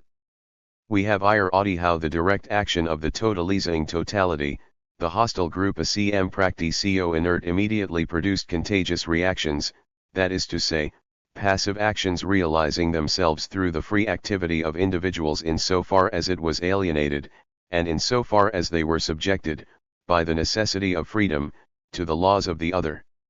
We should remember one of the most clornrenan episodes in these gatherings, a march, to out out to individ mice, to definite they to AA of people who was followed by panic, flight, and regroupment, followed perhaps by an panic was the of the other and a process realizing itself through the alienation of free reciprocities. Everyone freely fled the flight or the other, which means that the other was embodied in everyone as imperative flight. But as well as being other, everyone is also a third party. As a third party, he organizes the constellation which surrounds him, he attributes a free meaning as the of inertia basis of overall insofar as he a third can no longer grasp the serial structure of flight, perceives the panic as the adaptation of a totality to a total threat. For him, it is neither others, nor a few individuals, who flee, instead, flight, conceived as a reacting Abrams an active totality. But this simple unification would only be abstract, external, and theoretical, if, for example, he observed these exa 2 nts from his window. Helps, at the in which third party grasps the flight, from outside, as an organized reaction, he lives it through himself, in serial imitation and as alte writing. Two contradictory aspects of the other and of the third party are now directly opposed in the indissoluble unity of a praxis. And the materiality of his membership of the series and of his passive activity gives the individual a statute which prevents him the multiplicity our side, the of integration as a human thing in flight, and the synthetic, which starts from him cannot really enclose him, but at any rate it designates his integration as a task to be done. In the context of this new task, every third party as such will seek in himself the dissolution into tree common activity of his serial being. The active tie of the group turns back on his passive activity, or him, fight, which began as a contagious phenomenon, through his individual and so he has the group in his practical field, with its own objective and, therefore, having to the it leading an offensive. This transformation would not be a change in knowledge or perception, it would be a real change, in himself, of inert activity into collective at he is to say, he through the change of praxis, the orgar elser of LTRR. Mon it is not that he wishes it, he simply becomes it, his own light, in effect, realists fused group unity of particular structure from the particular link which unites the third party to the gathering which is being destroyed, and it makes him both the transcendent synthetic unification, over which everyone is supreme in the practical field, and a term which is in immanence by the circular movement or its own totalization. Transcendent, because the unification of all by the agent does not come to an end with his real integration into the totality, and immanent because the contagion can dissolve in him only in favor of the unity. On the other his praxis is no longer in him as that of an other, any more than it is his own reality in so far as seriality as contagion is in the resumption into freedom of the passive movement, his praxis is his in himself, as the free development in a sing-je individual of the action of the entire group which is in the pros percent, of formation, and, consequently, of everyone in so far as common unity serves as a mediation between weary one and the third party. It is on this basis that his action as sovereign, simultaneously unique and shared, lays its laws in him and in everyone merely by its development. Just now, he was fleeing because everyone else was fleeing. Now he is stopping and giving order to stop are identical in that the action develops in and in everyone through the imperative organization of its moments. It must be understood that, at this instant, the third party unifies the gathered multiplicity and makes it a totality, as when he unelficify the others in his practical field, as, for example, to take a readily intelligible case, when, in my punctual praxis, I see the gathering of a couple waiting for the bus as a group, and consequently say to myself, there are many of them, I'll take the underground. Thus this group object, seen in relation to my own aim finding a way of getting to and defined in turn and motivation, that is to say, in the unity of my immediate project, it tends to counteract the slight preference which I have always had for traveling by bus. The difference is that the group of passengers appears to me as an object, as a total totality. In effect, my project totalizes them through 41 its transcendence, to notice roughly how many there are, or to estimate it according to the density of the gathering, is to it impractical by its coefficient of adversity, that is to say, to define it in terms of how long I would have to wait before getting a seat on a bus. Besides, as we have seen, I pass from illusion of polyvalent unity, as an initial synthetic perception, to the discovery of because the serial order which will me to join a queue and perhaps arrive late outlines itself within my very perception of group. On the other hand, I have sometimes had the experience of such cris, which may either terrifying or helpful, and for which I am and to be or and I have a sense of transcended by their untranscendable transcendence. This is what happens to the soldier who sudali fin ls himself alone in midst of the enemy, or to a half-dead mountaineer being carried down the mountain on a biation is affected in the same way and in my practical field. But this unification does not disappear when confronted with passive seriality.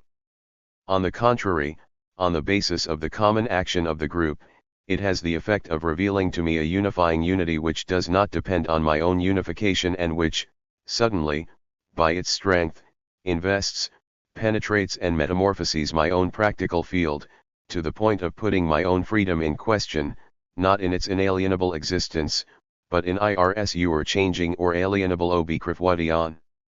This group is not an object in any way and, in fact, I never see it, I in so as sees me, in as it takes me. There are also some intermediate forms, an emperor/espretorian guard might, be either his worked his human tool or, if he is afraid of being assassinated, a community subject concealed behind simulated objectivity. Any transition from one form to another is but gathering six into my group not have of forms, nor any of it is easy. C presents itself, as a sort of synthetic transcendence of the group object and the group subject of the practical field. If, on this basis, I perceive flight as a common activity, totalization will take place. The immediate structure of membership of the fused group is the real totalization of all by is in me. In simple Persprian, I can see the flight group, which is my flight, because, in Rhe dialectical development of my I unite and see ordinal similar or reciprocal actions, people ilf one another to flee or to defend themselves. There is, therefore, something resembling one objectifying on these 100 pairs of legs. And it really would be an object if I did not flee from its flight. Rut in fact, to the extent I discover it through our flight, it is necessary that my synthesis should, the end, turn hack on me and integrate me entirely as a part it. But this is impossible, because it cannot total se itself as a element. Through the group, I indicate as a necessary of the operational cation has, we shall deal with this fundamental structure at greater length later. Thus I am neither aidally integrated into the group, has been and through praxis, totally transcendent I not a part a object and, for me, there is no transcendent, totality object, the group not in fact New York object, it is common structure of my is often expressed by the fact I sin not really affect a total, for example, perceptual, synthesis of the group in far it is my environment, I can see my neighbors, or, my head, behind but I can never see all at once, the of both and ahead of me, through nzyl. One thing which the group has in common with the group subject of which we spoke earlier is that the synthetic totalization which I effect in my field through my praxis rewells to me an interior independent of this itself, is to say, a which has constituted, or is constituting, itself spontaneously and outside it. Flight, as the unity of the group, is a unity of infying totalization, it is simply revealed through it.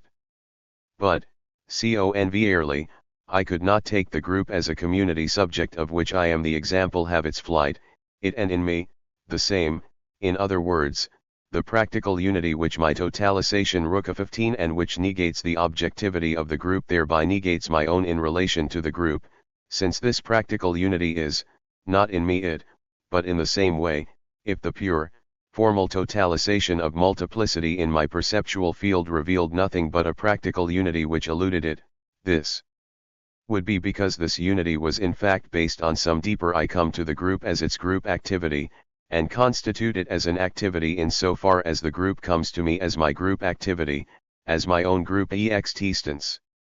The characteristic of the tension of interiority between the group, apart from me, and myself IRIDE is that in we are simultaneously both quasi-object and quasi-subject, for and through each other. Book 11. The mediation of reciprocity, he transcendency immanence tension. But it is an error of sociologists to stop at this point and treat the group as a binary relation, individual community. In reality, it is a ternary relation. Indeed, this is something that no picture or sculpture could convey directly, in that the individual, third, is connected, in the unity of a single praxis, and therefore of a single perceptual vista, with thr unity of individuals as inseparable of a with them, that is to say, through of the in terms of perception, I perceive the group as my common reality, simulus a mediation between me and every other third party. Say every third BTRRY deliberately, what were relations of simple prosody, helping, training a new neighbor or comrade, etc., there are within the common action, these relations, though transfigured by their being in a group, are not constitutive. And also say, the members of the group are third parties, which means that each of them totalizes the reciprocities of others, and the relation of one third party to another has nothing to do with alterity, since the group is the practical milieu of this relation. It must be a human relation, with crucial importance for differentiations the group, which we shall call mediated reciprocity. And, as we shall see, this mediation is dual, in that it is both the mediation of the group between third parties and the mediation of each third party between the group and the other third parties. First moment of mediation. Consider a regroupment behind some shelter, after a flight. Some individuals will not take part in it. The action of the enemy will have cut them off completely from any synthetic community. For them, seriality itself, which began in panic, has culminated in cut off others, loses way, hides in a gives himself up, etc. But we should not suppose that he is cowardliness. Cowardliness is a serial feeling, and, isolation, the absent other still determines it. But in any case, this is the important point, every one of the third parties who are regrouping knows that the group will be less numerous than the gathering. This knowledge might be derived from experience, and in any case WTH ser the group reigny from high s immediately preceding persplion, the third peri has seen the practico inert geld from which he torn himself away reforming itself at the horizon of others who will never when he to those who are planning to resist. Fate depends on the number of the resistors and is revealed to him by a rough estimate of this number. It is in the same way, though, as we shall see, in an entirely different structure of being, that everyone calculates the duration of his wait by the density of the serial gathering waiting for the bus. At most, the praxis may negate itself. This is what happens, for example, if the resisting forces are objectively excessively inferior to the enemy forces and he risk run by the third party in his organic, personal rivalry rewells itself in objectivity as directly can risks of as inversely proportional coits perceived, as the initial of the multiplicity as power. But, while I am on my way to join up with the central core of resistors, who are sheltering behind some building, I happen to be in the practical field their third peri, who is coming out of another street and approaching the same group with the same purpose. And the arrival of this third party at the group has real, objective links with my approach. For me he increases of resistors, thereby increasing the chances of success and diminishing my personal risks. This is the surprise which all the when, on the occasion of a demonstration which has been forbidden by the police, they see individuals and small groups converging from every direction, numerous and they hate expected, and representing hop to everyone. On the other hand, I am for them exactly what they are for me. This newcomer joins a group of Irakmi in Sofzu, as the group which I join will have rough serially, or, as we shall see, from the point of view of the organizers, if there are any, we arrive at the group as 2 units. Through us, there will be ICO rather than 98. But for each of us, both me and the other third party, we are, reciprocally, each by the other, and, as we shall see, by all the others, the 99th. To put it another way, each of us is the 100th of the other. Thus it is clearly a matter of reciprocity. I see approaching me the number which I foreknew by adding myself to the group, and I see it through the arrival of the other, at the group is increased in me and by other, in me through the other and through me in the other. And this reciprocity is mediated, because the action of each of us is the counterpart book 11 cf that of the other through his numerical objectification in Gruer. Thus the gn-up is the nadiation. We have already discussed an object, in there are reciprocities which are mediated by the tool and Rhe to be pratyuka. My act takes meaning. In inert materiality, only if the active has already informed this materiality, has given il initial meanings. If, her.w ver, we have not emphasized the mediating character of the praxenert field, this is 9 cause its mediation is passive, it is pure milieu in, but the mediation of the third party by the liup is of a different kind, HRST, of course, the bond between the 4T Jairker and the material field is univoque, my bond with the group, as Rhe link of the other third party, is one of approach it, already of it. We have seen what sense, as a limit of as an impracticable task which has to be done. And, from this point of view, the present multiplicity of the LUP, to the extent that it has been roughly estimated, constitutes me objectively as a renerdlixer of a tiny group CF desperate men 12 who will get themselves killed on the spot, as members of a huge invincible demonstration, or as taking part, as is more usual, in 50 RNE intermediate formation. This internal, synthetic constitution of me by the group is simply to give me my first common quantity over the collapse of seriality. AKD gives this quality as power. Thus the third party to the group which already possesses him, as a constituent and constituted power, that he receives the power he gives, and he sees the other third party approaching him as his power. For, in the group, the other third party, in so far as I total LSE him with the others, is me a did pri object, that is to say, a third party transcendent dam, to me.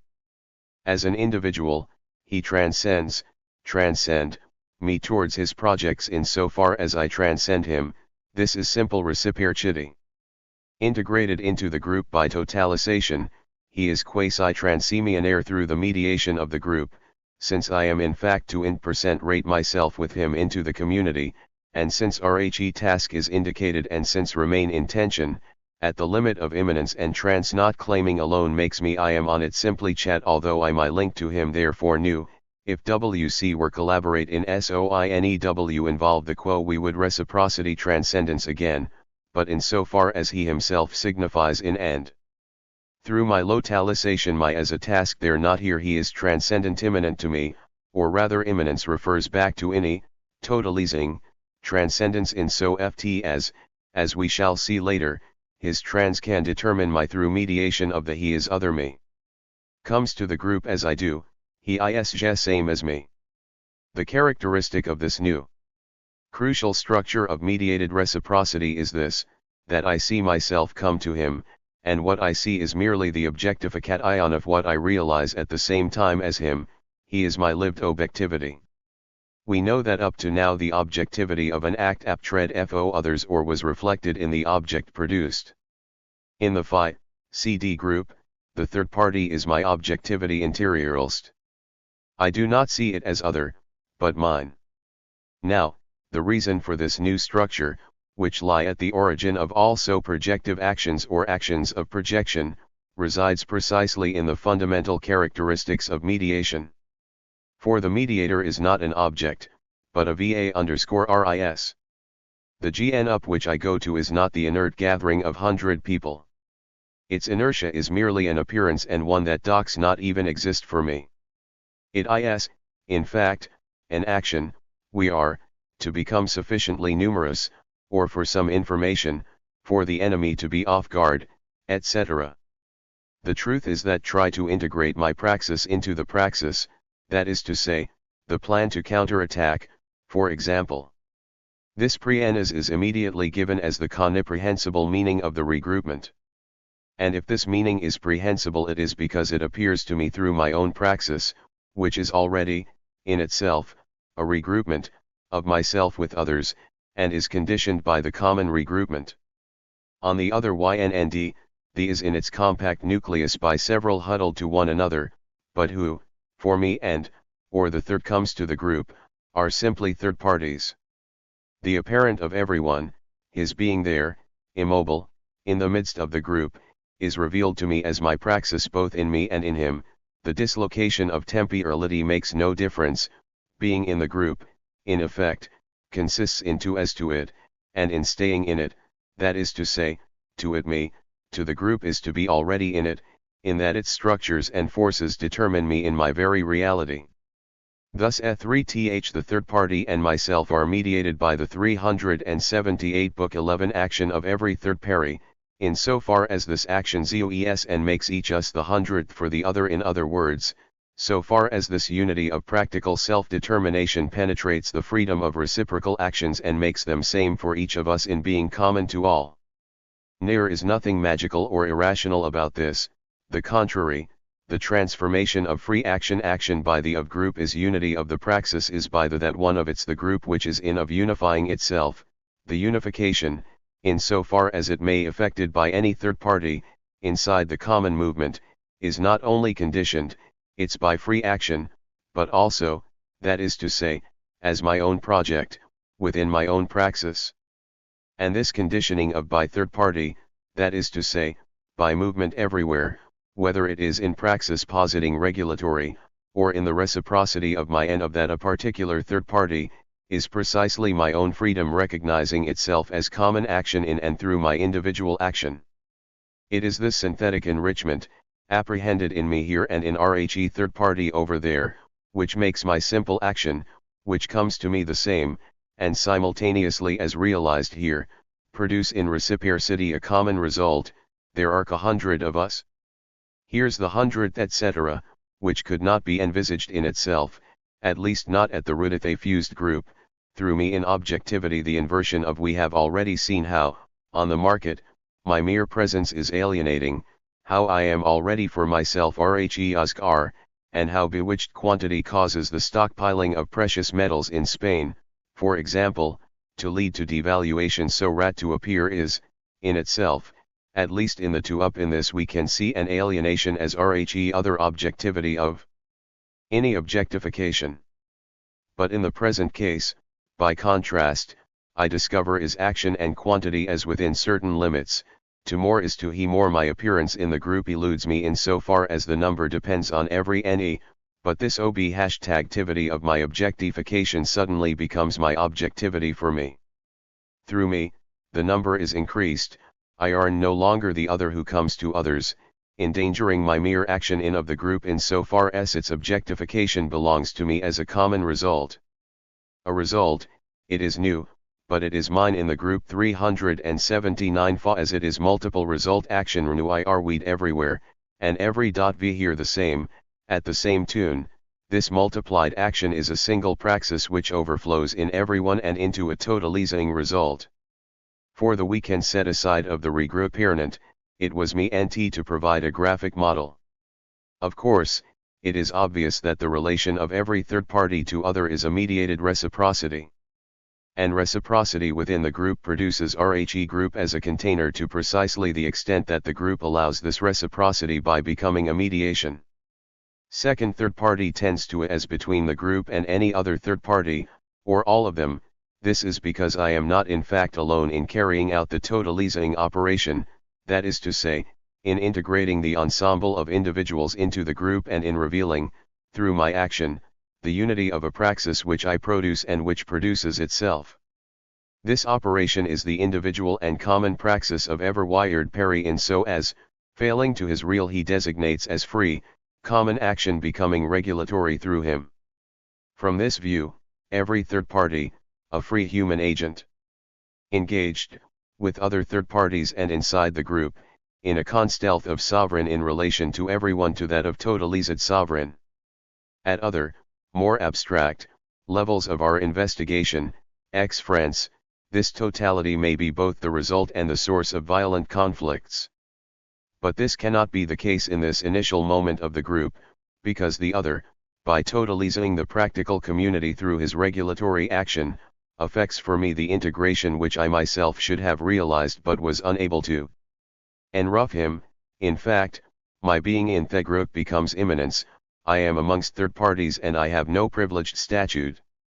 But this operation does not transform me into an object, because totalization by the third 1k Rudy only reveals a free as a common unity which is already there and which already qualifies in practice, This means that I am integrated into the common action when the common premise of the third party posits itself as regulatory. I run with all the others, I shout, stop, everybody stops. Someone else shouts, ietsco or, to the left to the right to the Bastille.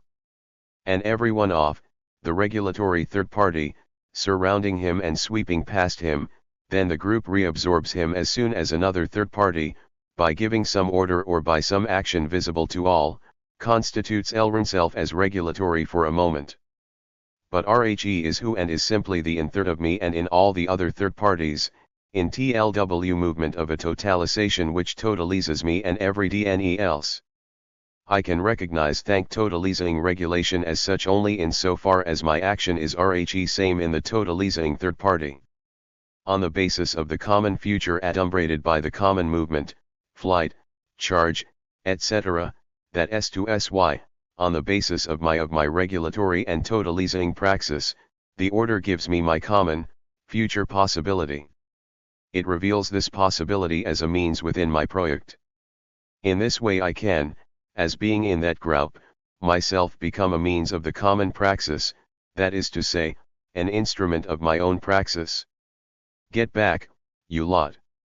Let the others move ahead. Initial differentiations, almost immediately absorbed, according to the circumstances and the outcome. I execute the command, I am the order, in so far as, through the third party, it accomplishes the integration which I cannot accomplish myself. This is we shall will real group becomes more differentiated.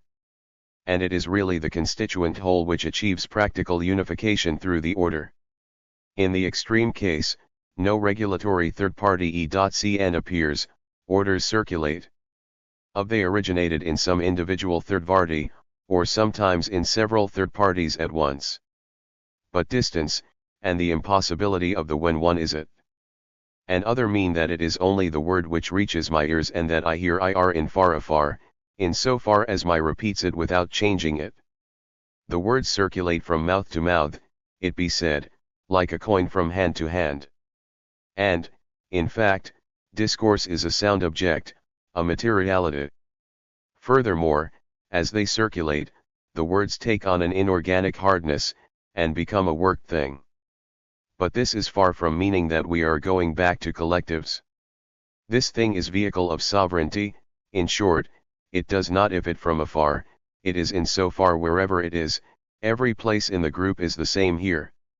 Il-less object which is apprehended, understood, and reproduced in the immediate transcendence of praxis is merely totalization itself in everyone, in 50 far as it can be achieved only by a sign.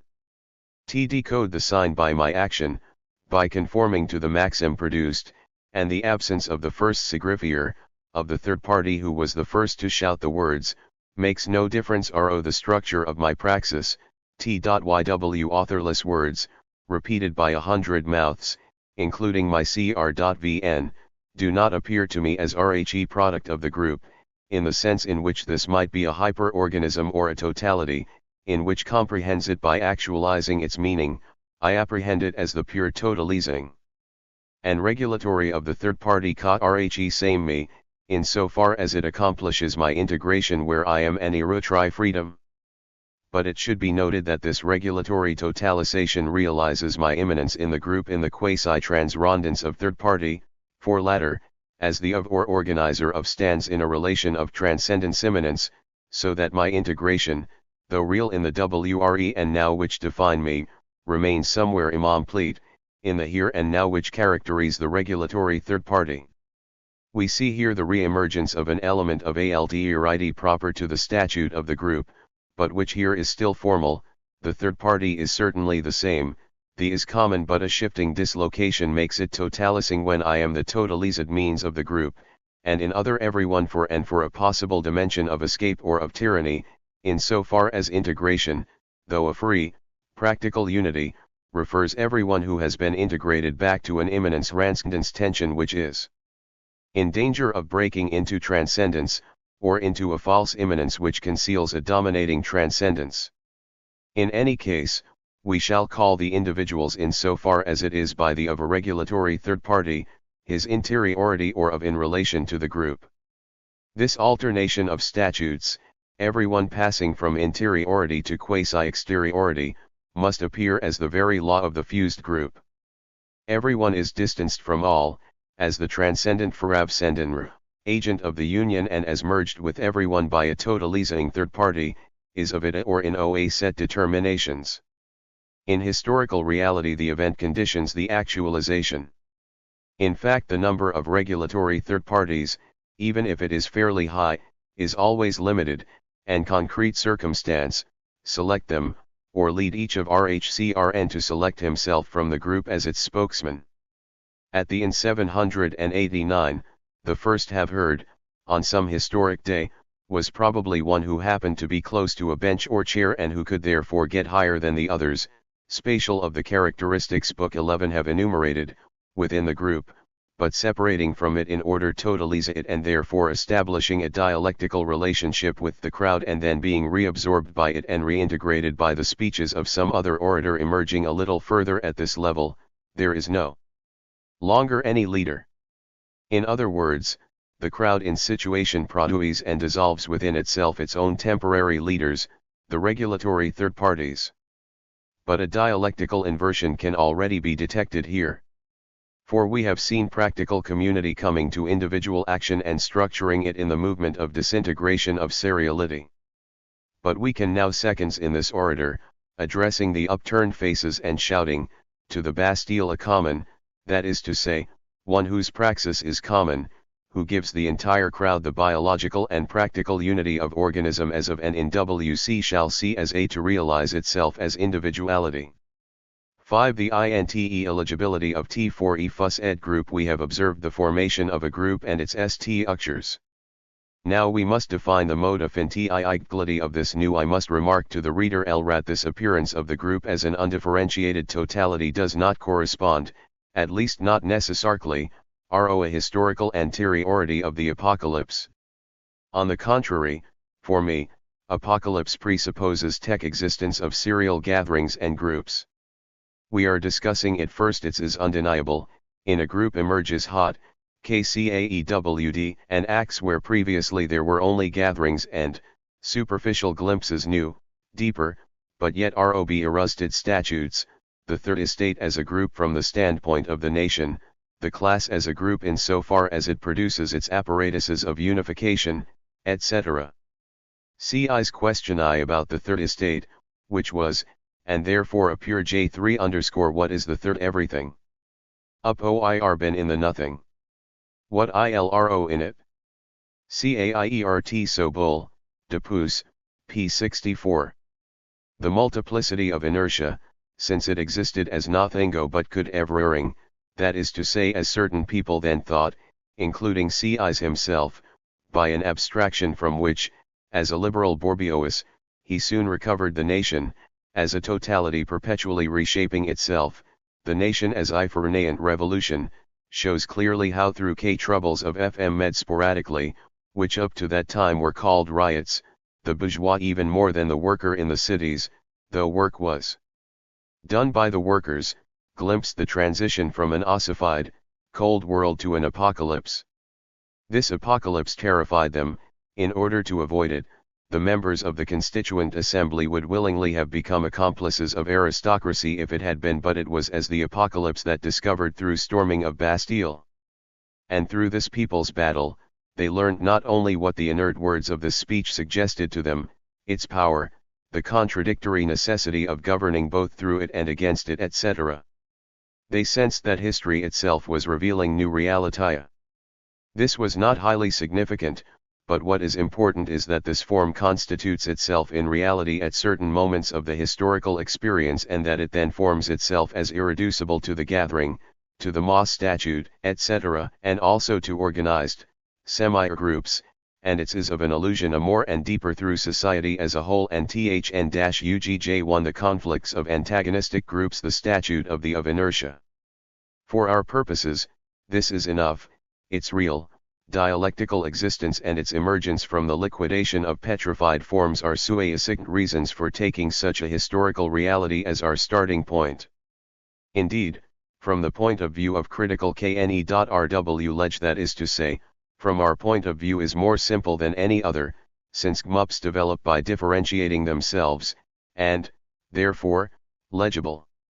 Shall go back over my earlier and examine them from the point of view of practical dialectical rationality. Is there an intelligibility of the fused group? And what intelligibility? And what can intelligibility mean in his context? These are the questions which WC have to turn to now. The center of the problem is the question of the shifting unity of syntheses, of the multiplicity of the it is at this that we must ask ourselves, can several syntheses produce one synthesis? Is the synthesis useless? Etc. 384.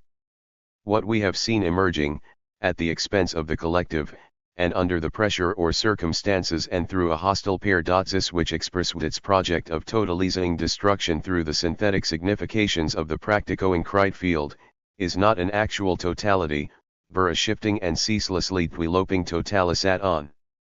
But this group did not constitute itself for itself. What your enthusiasm and joy may have been felt by the petty bourgeois who ran through Paris, addressing complete strangers and exhorting one another, the deep motivation was terror, is to say, as an motivation are it _terrorist the prolect in so far as it was transcended and preserved, and was created on of a which became more definite and converged into a single one, the defense of Paris, and, in the case of the Quartier Saint Antoine, the defense of the district.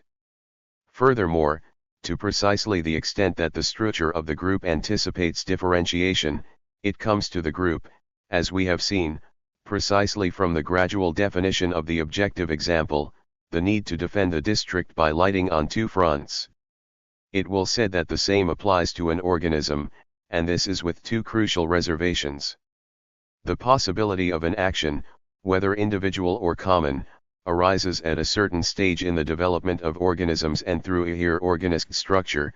The organism which has satisfied a need by some practical activity survives the disappearance of this activity, it survives organism, that is to say, through the variety its although the group, an undifferentiated reality, is also characterized by a hierarchist and unified plurality of functions, that is to say, entrusted to a group organ, refers the group a type of practice inert being which we shall describe later.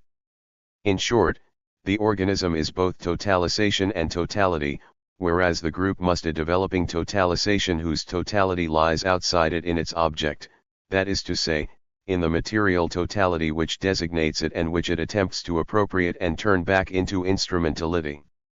In this sense, the objective and the danger are two stages of a process developing from the conquest of the objective, the domination of danger through destiny, topographical configuration, etc., into an instrument. Not to precisely the extent that the totalization accooked by the surrounding matter example, other praxis the part of some other group, is reappropriated by the group and 385. Interoresia as its internal and univocal relation to a particular instrumentali lv, illis totalifying irralary, the n as an ins terumen in use, becomes il variundlian of all structural transformations. Chiefly in this sense we would understand the intelligibility of Marxist descriptions which show the object at the basis of the group as conditioning its internal relations with the others.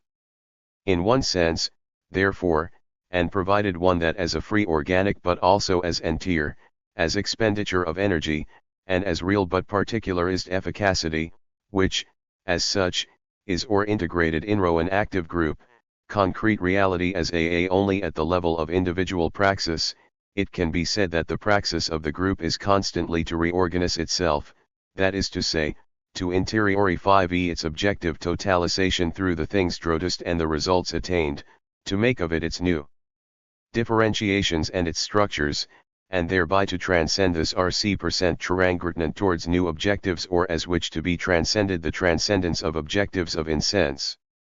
A group defined from the outside the basis of the objective OD by a materiality perhaps of in its objectivity.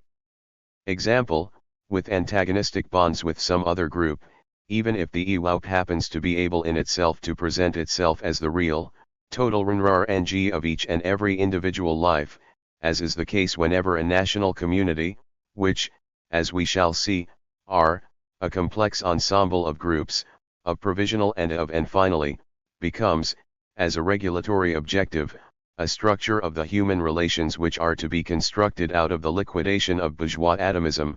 The fact remains that the concrete group, i.e. its elementary forms, is a practical organization required by certain situations through every third party. In other words, it constitutes itself means, but this in no way implies that it must remain a means. Here, in fact, the dialectical shows us it is of third pari to the extent that lie is a means of he group. In particular, because it is free, practical relations between individuals which produce the group, it must be recognized that the group undergoes a dialectical evolution of which we provide an point is co-show point 3 sg the dialectical rather than historical basis of all groups, including which themselves in essentiality of is say, display practical reality. Certain situations pose urgent questions to individuals, as multiplicities in the practical Geld questions which already transform in their reciprocal and which can be resolved a rearrangement of their relations, that is to by the interiorization of and of view, danger illusion having been at reshaping of human, and non-human, relations takes place in the same mode as the transformations of an organism. Individual action is perpetual adaptation to the objective, that is to say, to the material configuration, the body interior says the surrounding materiality in its attitudes and postures and, less noticeably, in its internal reactions and in its metabolism. In this scene, the basis of intelligibility, for the Foudy group, is that the structure of certain or the of competitors, is of as demanding unity of a which is everyone's. Of unity is, therefore, even at the level of the univocal relation of interiority, directly derived from the grasp of a unitary, and passive, structure of the surrounding materiality through the synthetic unity of a dialectical, individual unity is reactualist by the individual, both over there as the community of the objective, and in his own action, here, in its present moment either as the xlogency of bring common praxis or as the first realization in Hun and in CWCRY third party of this community. On the other hand, if the urgency of common action appears, whether rightly or wrongly, that is to say, whether in accordance with the real actualization of active exigency or in accordance with mistaken calculations, only to one individual, or to several members of the gathering, then this intelligibility relates only a possibility which is negated as soon as it is posit and. If the order is not followed, if the individual who advances towards the enemy remains alone, either there has been no liquidation of reality, group has against and by the of praxis manifests itself in this individual praxis as a negated possibility. Of itself it liquidates itself in favor of isolated action or, on the other hand, of reintegration into the individual group who may, in case of extreme anger, throw stones at the attacker or RHE police, alone. Alternatively, he may suddenly turn round and seek refuge in the infinite milieu of circular seriality. Of a fused group depends on the liquida simultaneous or to which can be ignored, of the serial, both in everyone and by everyone in and by this, which sometimes produces itself and sometimes does not, must therefore be comprehended in its intelligibility. But this intelligibility is defined by the practical relation of the hostile praxiv, through RHC free by the third pari unveils this by opposing is individual action as the sole means of reaching the common objective, in fact, that the historian demonstrates and evaluates the urgency, the imperious clarity, and the totalizing force of that is to say, of the danger which has to be avoided, of the common means which has to be found. Since every action, is the same, we must concentrate our attention primarily on the praxis of the third party, wherever it may be, in so as it is conditioned in its free development by a Kornrenan future, either to be realized or to be avoided.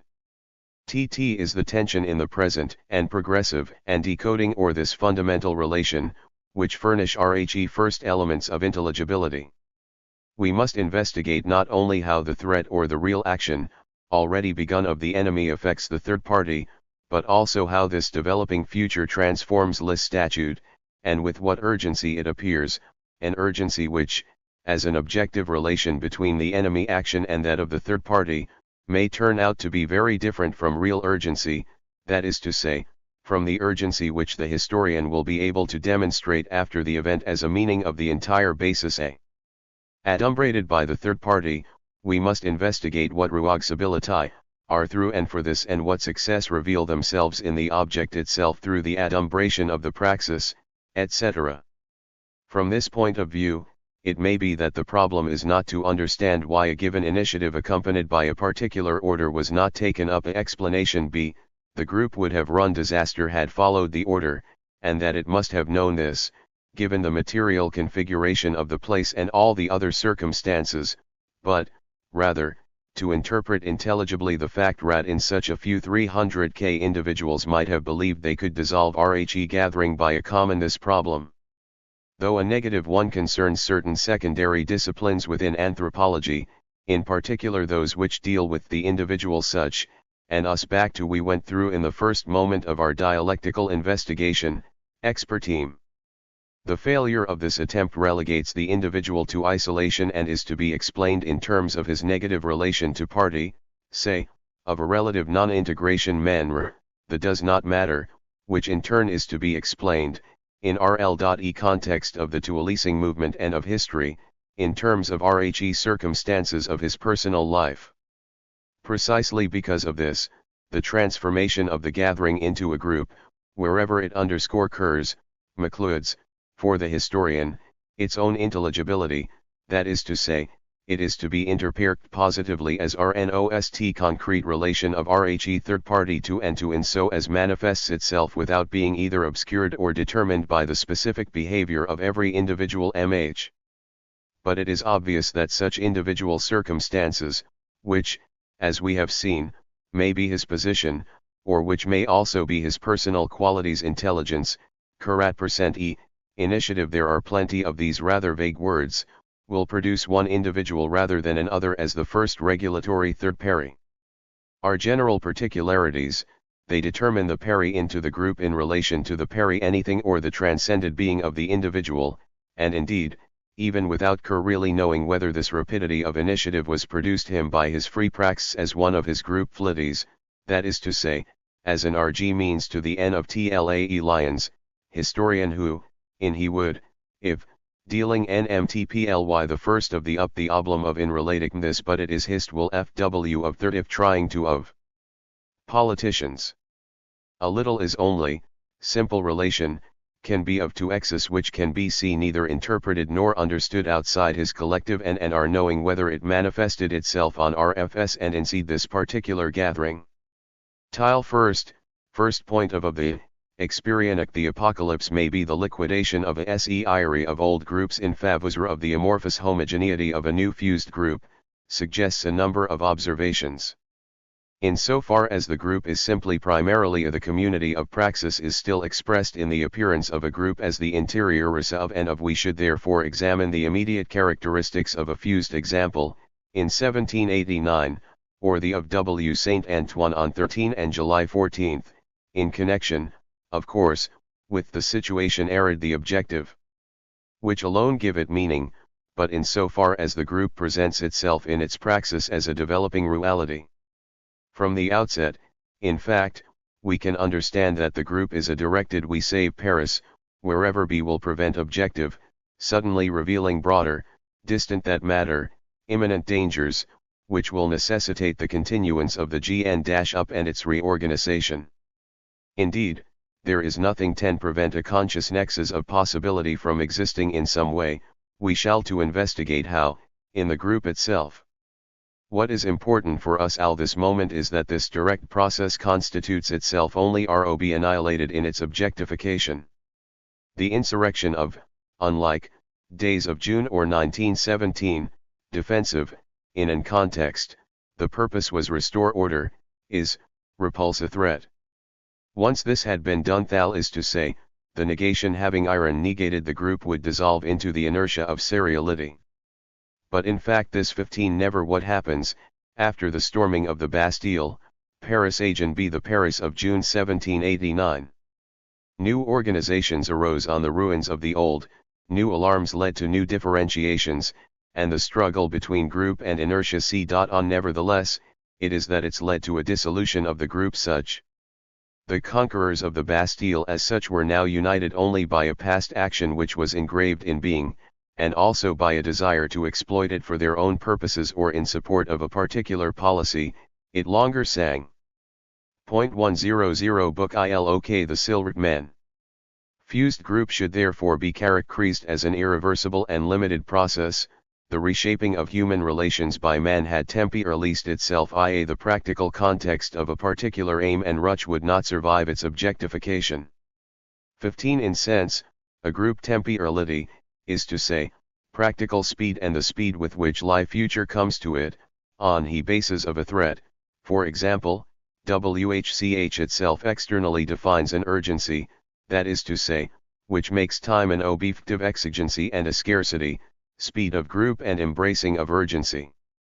Joseph L. C. Bone, a trumpeter of the convention and sensitive of the people at Arras, said, from his prison, after that one judge events and actions which had occurred at another speed. But this refers to real structure of the group, that is to say, to its own of reality. The problem is to understand what, in a fused group, signified by untry, which the description immediately confers on it, the GMUP does this or that, etc., as a synthetic unification of the diverse. What is really involved, as WC have seen, is in fact a synthetic relation which unites by an and vague interpenetrations which an idealist sociology sometimes tries to resuscitate in some form or other. And this is where the question of structural intelligibility arises. Our comprehension of the individual dialectic has made us see synthesis as the unifying unity of a unique praxis diversity work relation of interiority linked inertia as diversity to action as the unifying negation of this diversity. Within the group, as WC have seen, diversity arises not at the of the individual agent, or even at that of relations of reciprocity, it appears at the of the syntheses. In other words, every third party, in so far as he is himself and not another, affects the of by the practical of designations which groups single out the inert gathering as a negated totality, or a totality to be negated, indicates that his integration is a task to be done. Is this not just another example of serial commutativity? It would seem that alterality is. I width of latex it had is ax. They div by thr of n as materiality by passive of violae. Group be found simply at level that every is, for everyone. Of in and in questions at least have the advantage of defining the problem. If there ts any doubt as to the intelligibility of the group, this is not because of any had is to say, the question is not, and never has been, as some have believed, how separate particles could constitute a totality. On the contrary, it is because of an excess. The difficulty is due to the fact that WC are acquainted with praxis as a synthetic activity. We have every third party in action liquidating and unifying the gathering into a group, thus we seem to be raced with excess. Can we this with 1,000 when we have discovered, in the cam of reciprocity, a relation GTH several epoch entrées, which, for this very reason, was unable to unify its term but, in fact, the question has been badly formulated. We are not really trying to find out whether the group, as a multiplicity of individuals, possesses an inert statute of unity, whether the men who compose it can be stuck together as organisms by some kind of gelatinous glue, or whether some collective consciousness, a totality irreducible its parts, imposes externally on each and every as the Kantian categories impose themselves on the multiplicity of we have seen, in the unity of the was, when it was we shall observe other ixjabilities. Later, the thing, is find of individual can, as such, be the basis of object VE5 and of actions. But these syntheses themselves, as we saw when we discussed them above, realist the substantial unity not of men, but of actions. In effect, every synthesis is practical of subject to reciprocal conditioning, and the relation of this action existing. In we have third party the when he in the and in a passive, disordered activity. And we have seen how, by dissolving his seriality, he is able to see the original contagion disappear and how he connived to THIRD not only his behavior as free activity, by going it a meaning, but also serial violence as common action, through his CRVN activity, which he constitutes as the rule and meaning, signification, of the praxis. This discovery, in action, at first, as we have seen, the third party, by his exhortations, his orders, etc., acts on passive activity and helps to transform it in others into a praxtranuk one / and thus he makes himself a free rule for the liquidation of passivity in all. On the other hand, on the basis of existing particular, on the basis AF the negative unity signified by a hostile praxis through the passive syntheses of the environment, this movement of actualization of the common occurs at not the same time in third pares as such. It is the moment in which orders circulate. Now, in this moment, for example, in the moment already mentioned, where a gathering, broken up by the police, regroups against it, a demonstration of his still transformed unity occur, something exists as a totality. This totality is quite simply the attack on is first to explain.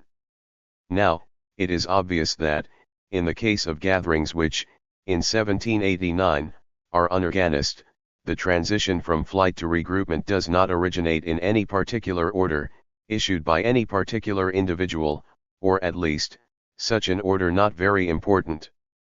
If the first order WA5 this gave it. Here, it seems, we have rad plurality of syntheses which would seem to be incapable of constituting a true unity. However, let us look at it more closely, in RHE moment where the demonstrators regroup, everyone his praxis in C, they're from the street and joining the group in formation, but, in so far as each thirn was the free origin the not as his other neen but as here we encounter more the mediated reciprocity which will turn out to be the essential structure of the organized group.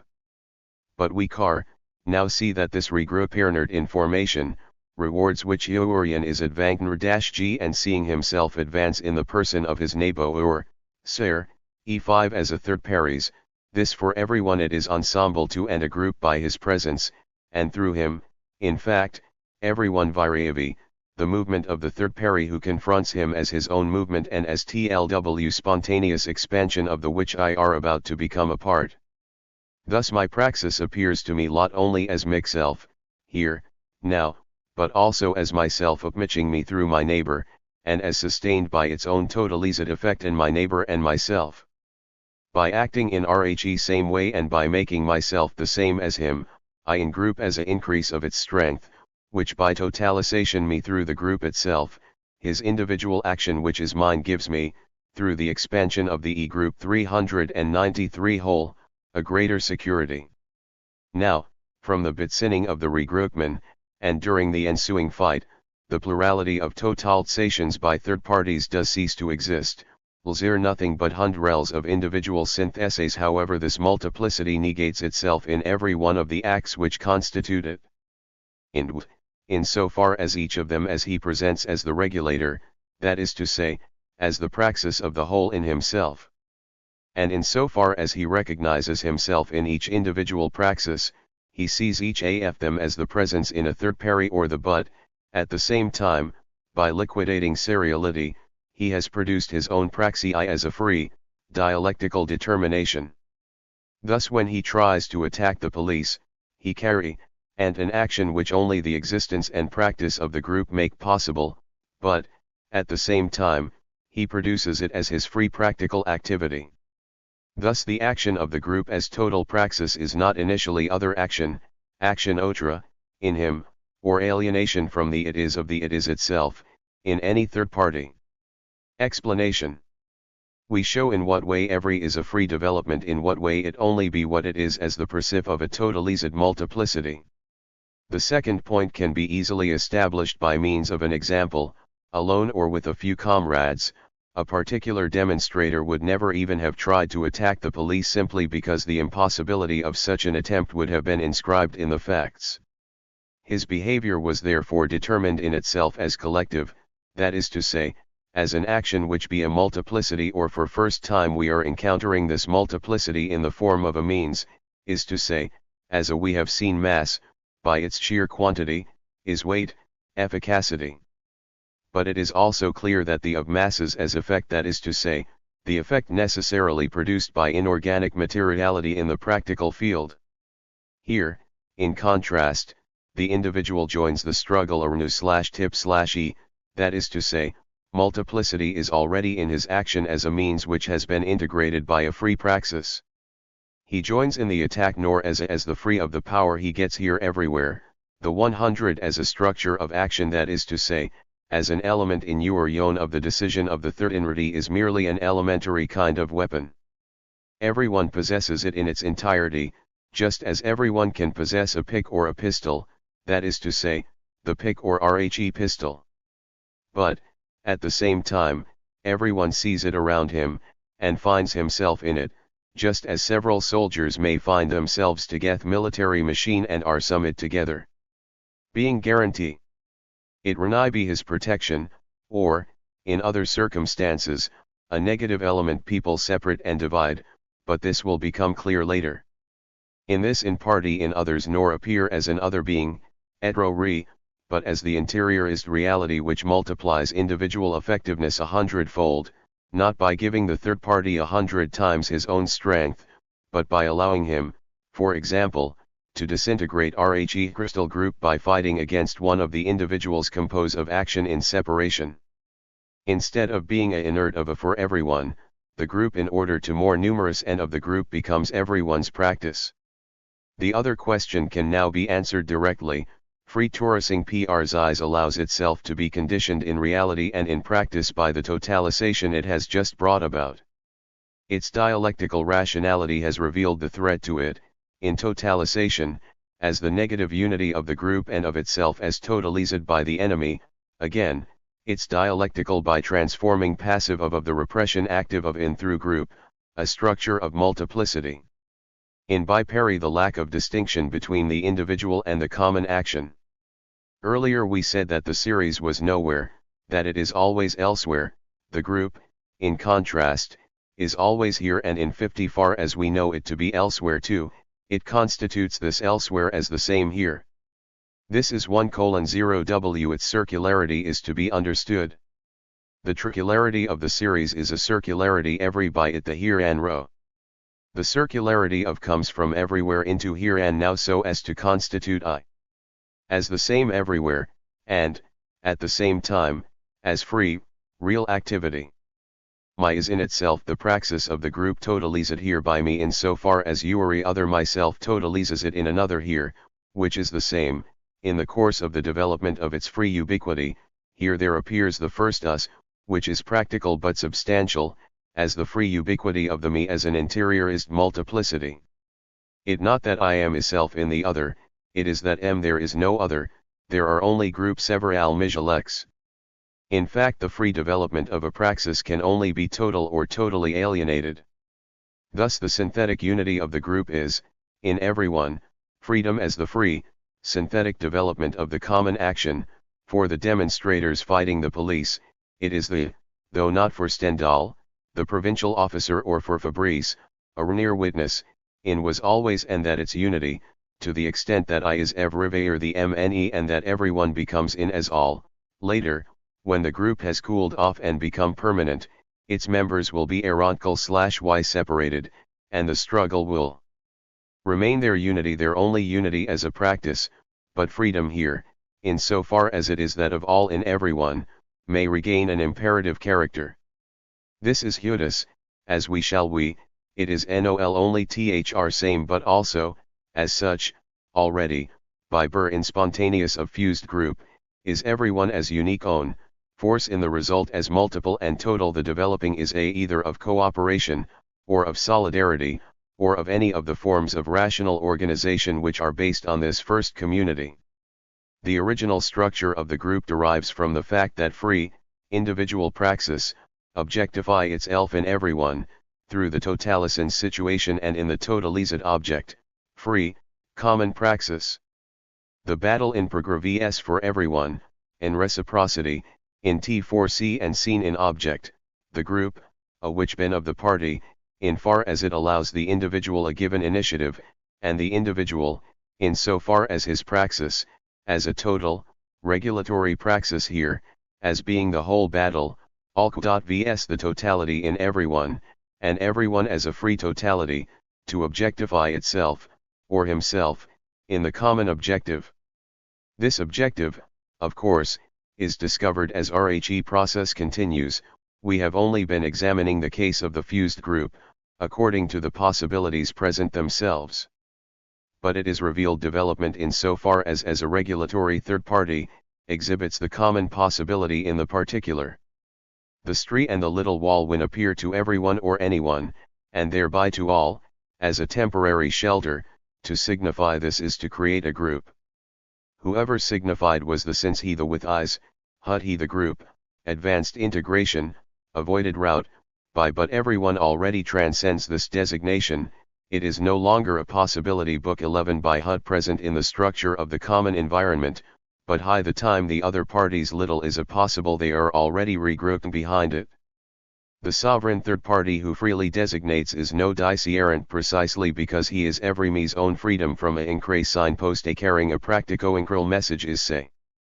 This is a freely transcended air, since for the third party who points it out, indicating it and running the same thing. We should hear that, in a panic, fact of the other's running reveals my action to me in the milieu of the other, and that running to hide behind the wall emerges as a contagious propagation. In any case, in so far as the group is in the process of constituting itself high liquidating seriality in all, where seriality docs remain it may help the common action by caricaturing it, sunply by panics. Basic difference serial activity, passive habits and group praxis, in this case and work where it occurs, is not the freedom of individual praxis, since contagious panic, as much as a deliberate attack, realizes itself through everyone's praxis. Is that in the first case, freedom posits itself only to reveal its alienation in the passive activity of impotence. Discover myself in the other as hunted, and passing discocry of necessity to RHE submission high the other to the reign of necessity, while in the second in the group in the process of leader is me, others, discover in my own praxis the orders which come from the other third parties. When demonstrators are questioned about the origin of this or that common praxis, sither when their Eurasian was wild or, quasi simply, when it took place on a local scale and without being they often decide, that is to say, anyone, gave a practical sign to direct the common activity or whether, as they all say, in fact, we did this because it was the obvious thing to do, because there was nothing else to be done, etc. They have, especially if they are questioned in a trial, by hostile judges a clear, active awareness of their solidarity with any of the demonstrators.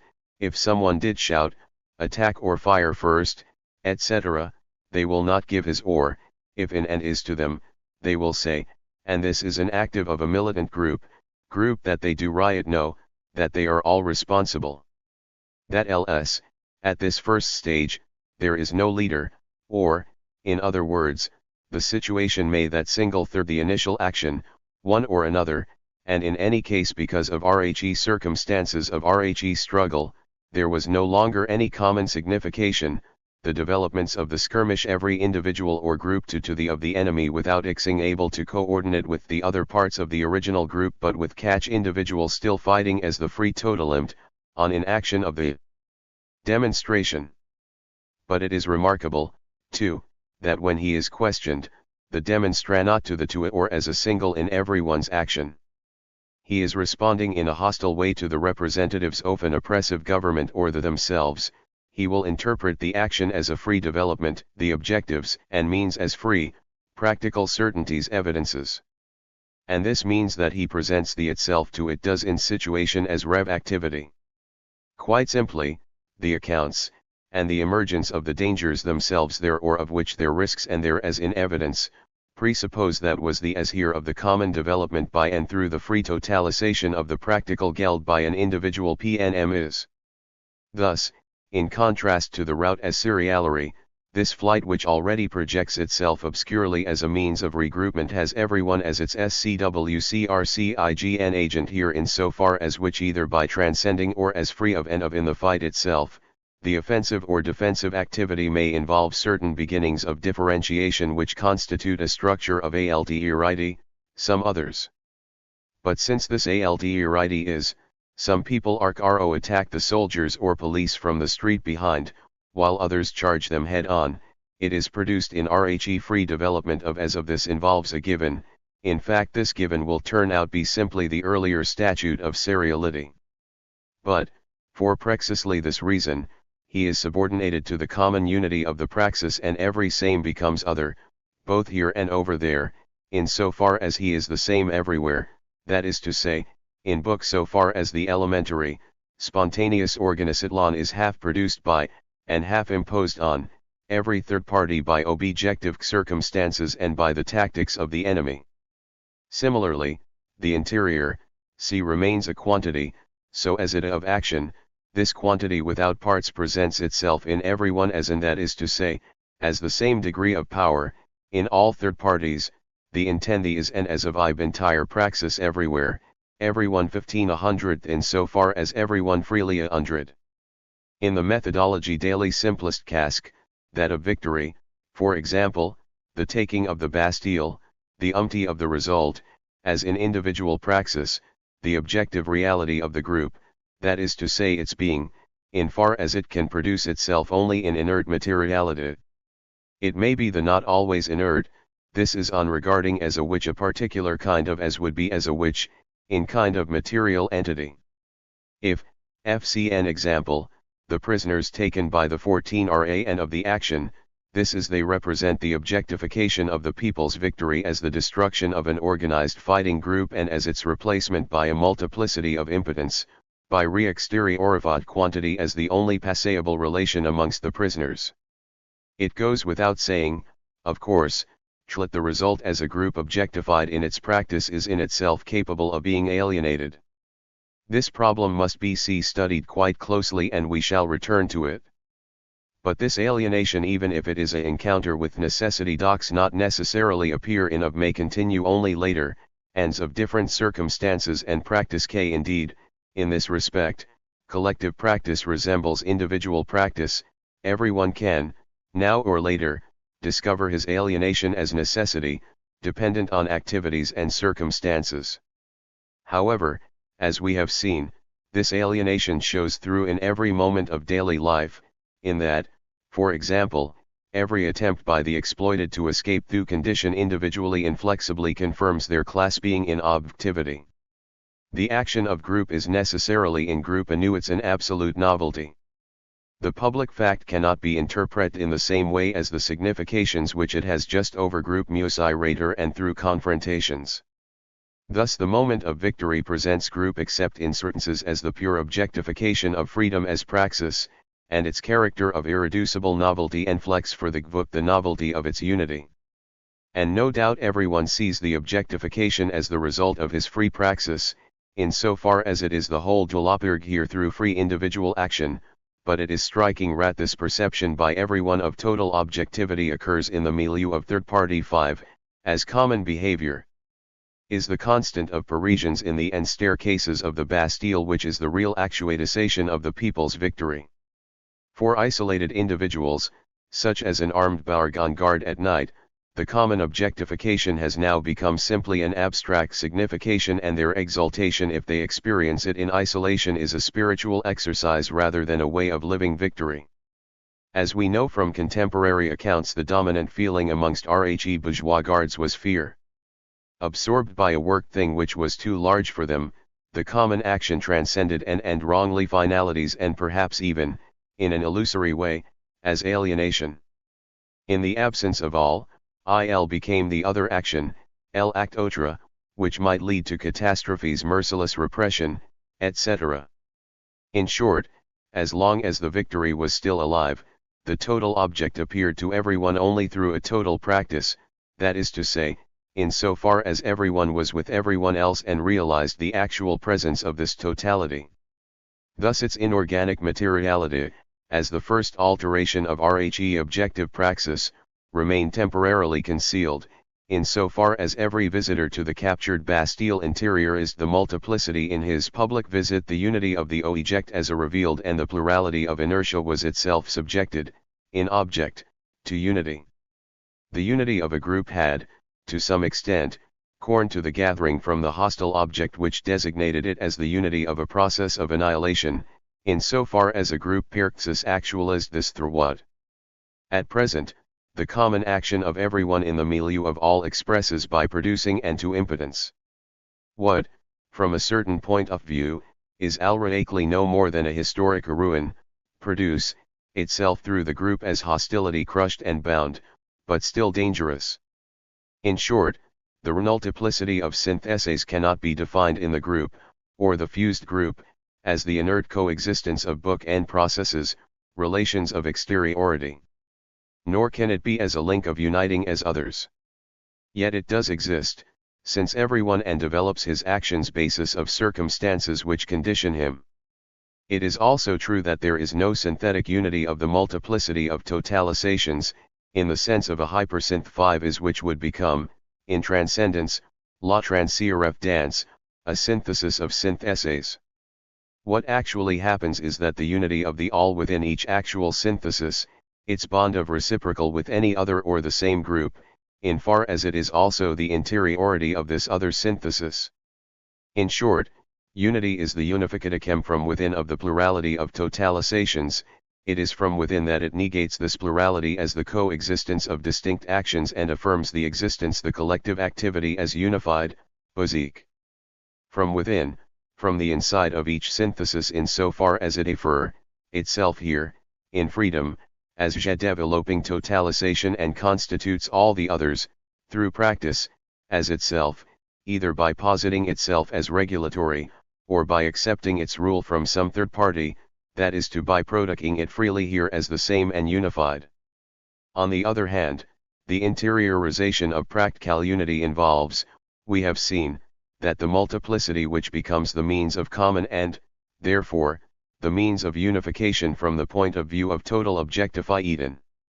Nui's re-interiorization of multiplicity, dissolution of number as a relation of exteriority between discrete elements, between individual totalizations.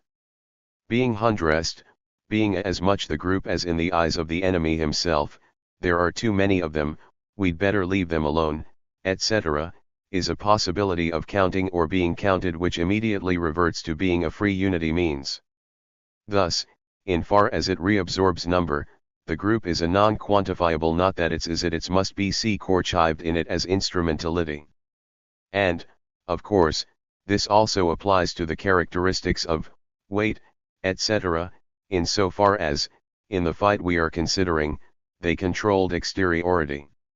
Here, the inorganic characteristics of the group are means of acting in the prakrico-inert FRLD, just as the practical organism in its individual action acts as a source for transforming energy in RHE physical field of extenuity, that is to say, in far as it and its as in structure transcended and preserved by Orvlonic structures. Group 401. Now it is the of this, and unexpected, structure, that is to say, of unity as ubiquity within each ARAE. Every synthesis, depends entirely on the two-fold ravine, characteristics. This ubiquity is practical, it is not that of a being of a state, but that of a developing action, and it can be conceived only as the ubiquity of freedom positing itself as such. I have already stressed the first characteristic.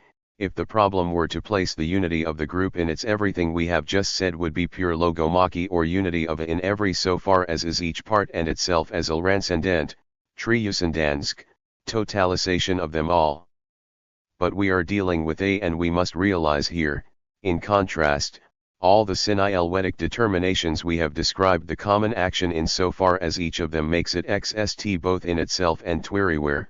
For example, the order which springs from any mouth and which is executed by 100 arms is a real process of totalization. Besides, the substantial being of such a common action lies outside it in he future, in the common objective, which is the first designation of the group by the enemy insofar as the T-rope constitutes itself as the negation of this negatum, and it objectifies itself as common by the of the which itself and beside it, has already constituted itself as common. For example, the of adversary is in only as by in far as the or the appears as turned back but still common. Even the prisoners, as the destruction of a threatening unity which has been reduced to passive multiplicity, have meaning only by reference to a previous meaning, to the n#tiv common which has been destroyed. But the essential characteristic of the fused group is the sudden resurrection of freedom. Not that freedom ever ceased to be the very condition of acts and the mask which conceals alienation, but we have seen how, in the practico-inert field, it became the mode in which alienated man has to live his servitude in his way of necessity of his alienations and of revolt, as the liquidation of the collective, does not have its direct sources either in alienation revealed by freedom, or in freedom suffered as impotence. There has to be a conjunction of historical circumstances, a definite change in the situation, rhe danger of death, violence. The silk weavers of Lyon did not unite alienation, they fought in order to prevent the constant lowering of 402 book wages, that is say, basically, for the restoration of, but of course, their very practice prevented in any case. After THC revolt, society was longer rhe same, the prehistory of the French proletariat had given way to its history. But against the common danger, freedom frees itself from alienation and affirms itself as common efficacy. Now, it is precisely this characteristic of freedom which produces in each third party the perception of the other, as the same, is individuality and my ubiquity.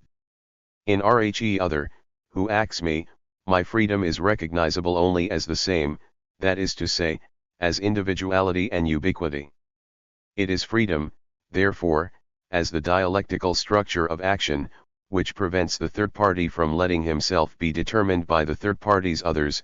In fact, in our example of running away and regrouping, freedom dissolved alternity by positing itself, simultaneously, as a first synthesis, in the third party and in everyone, and as a transformation of passive activity into freely directed action for a common objective. And the totality as praxis came to my freedom through the totalization of all, that is to through %h the transformation of the gathering into a group unified by action. Thus, through the presence of the free actions of which it made itself regulatory, my own action took on a dimension of interiorized renultiplicity. But if this interiorization of the inorganic did not reintroduce alterity into the agent in the form of an inertia of the totality, or of an infinitesimal distance between the practical totality and the individual praxis, this was just because the interiorization was only an instrument chosen by my free action in as it was chosen everywhere by the free praxis of all. Thus the common praxis, as the totalization and struggle against a common praxis of the enemy, realizes itself in everyone as the new, free efficacy of his praxis, as the free intensification of his effort. Every freedom creates itself laterally as the totalization of all freedoms, and totalization comes to it through the others as a lateral dimension of its individuality, in so far as it is freely individual for thirn. This nothing to do with rhe radical transformation of freedom as individual praxis, since the statute of this freedom is to live the very totality of the group as a practical dimension to be realized and by its individuality. But it is true that there is a new relation between freedoms here, since in every totalization of rhe group, rhe freedoms to be the ternary relations of reciprocity and third party is a reciprocal recognition between third parties in so far as it is mediated group 40.3 by the developing totalization of all the reciprocities, and thank recognition is neither contemplative nor static, it is simply the means required by a common emergency. T is for this reason common action, at the level, is from individual at least its practical aspects, except in its results, which are obviously greater. A single individual freedom, inflated by a totalized multi-emerging anywhere, in a plurality in action, Rom here, the center, wherever il manifests itself, first use the multiple and or its stm and gth, a first differentiation functions. Of freedom beneath shifting of syntheses is between a negative unity of all, totalization through annihilation by the enemy, and the negation of this negation to the extent that it is as totalizing and that it itself freely on this basis. Of course, this theoretical description is never completely applicable. It is not true that freedom, emerging everywhere and everywhere the same, Corn-Muni GTCS the common project through everyone to all and through all to everyone. Conflicts occur precisely to the extent that the liquidation of seriality is a temporal process which may be late here and early here.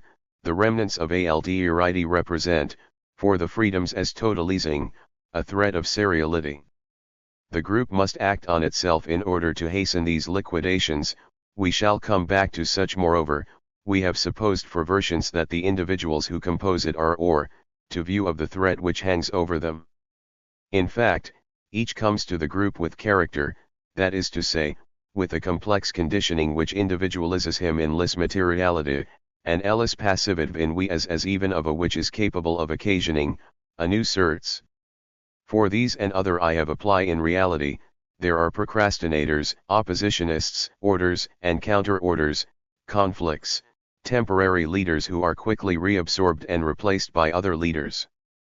But the essential agent remains, through this life of the fused group, which is in fact only its struggle against death passivization non-wli, if the group is really to constitute itself by effective praxis, liquidate it, and it will eliminate procrastinators and oppositionists. This means that the non-freedom will create itself in everyone against them until n. 404. And the orders which circulate really are the orders which everyone gives in and in all, until the of anger, courage and the determination to fight to the end, manifesting itself everywhere, reassures every demonstrator, and shows him that the danger of defeat or will create, over an anxiety, the possibility elsewhere and instead constitutes him from everywhere as the practical reality of the group here. This is the heart of the matter. I depend on everyone, but through freedom as practical recognition I am Guranmed against this dependence. They will fight my fight, with my determination, over here is no more than a here, I no more danger over there nothing frown them, ALDERITY, since your yon gives everything both here and over there, thus my own action even when the conditions of struggle prevent me from seeing them is revelatory of THIRS, it is practical in me its limits in thus in driving my tenacity to the limit, I produce this tenacity everywhere. 16 In en routes do but foo we the without taking into the HR style, if asterisk hostile to in all its at a point, it will the of the but the his nor in effect, the gmup of missi of menspklov to in of struggle and if this is not if high is simply dead, and panic the of the 2. The statutory group. The surviving G-rope, differentiat ion.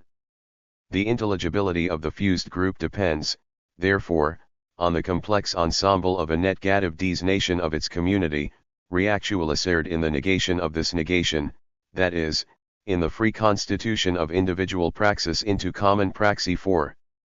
At this level, there is group behavior there are group thoughts in that the common praxis is self-elucidating, and the essential structure of these practical thoughts is the unveiling of the world as a new reality through of reality of that say, of the impossibility of origin of isle grouping was terror is not actually very significant, every constitutes itself as an opening made in the future, and sovereignly its own of the undertaking itself that is to say, it makes success into a structure of practical freedom.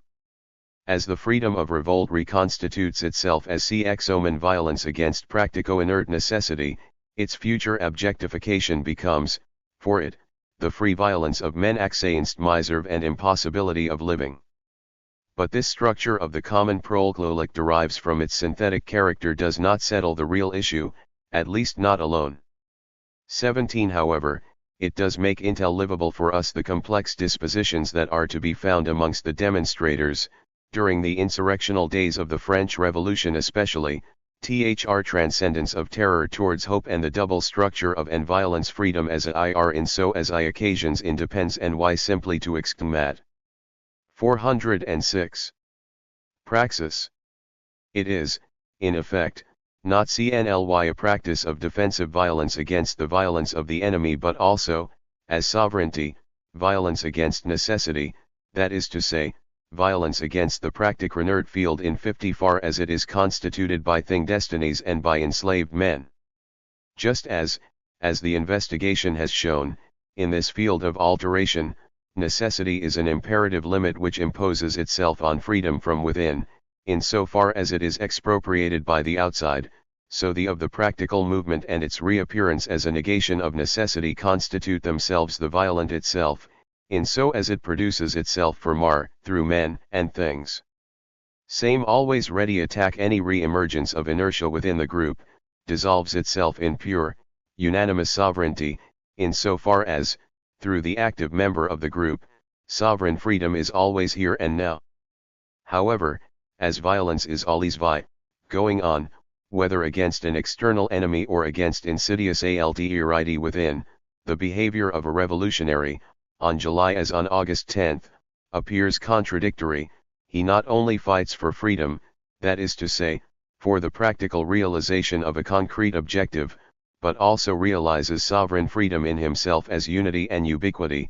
At the same time, however, he commits violence on the enemy. In fact, this is simply counter-violence, and he uses perpetual violence in order to even going far as some his members. But there is not wholly any contradiction here. This common freedom gets its violence not only from violent negation which occasioned it, but also from the reign of nexity, which it transcended but preserved in and constantly threatens as a disguised petrification, that is to say, as a collapse into the inertia of the gathering. Freedom as the sovereignty of individual praxis is not violence, it is simply of the freedom as alienation unmasked becomes the structure of its own self-confining freedom in passivity becomes qualification of the which it far to a dimension in as destruction of freedoms buried in nerd, and which, as slaves, exhaust themselves in imparting to it its movement of infinite flight. This freedom constitutes itself priori as violence. Only contradiction between the characteristics which are 50 often opposed to one another by reactionary writers hope and terror, wove reign freedom in everyone and violence against the other, both outside and inside group 407. The group is a dialectical one. And indeed, these are the essential structures of a revolutionary group only in tiated reality but also, and to an even greater degree, as we shall see, in its most complex forms. And it will be easy supposedly incompatible characteristics are indissolubly and synthetically united in every action and declaration of the revolutionary demonstrators. I mention them in passing here in order to show, as I have done in previous chapters FBR other levels of the investigation, that the practical and ideological determinations of a fused group are a single structure dependent on its morphology and the dialectical laws of its movement. But this of the fused group in a praxis does not determine the structural relations which hold between third parties in primary interiority, in so far as the group is a means of common action. We have seen that the ontological relations of the group's members cannot be characterized in terms of common membership of a totalized totality.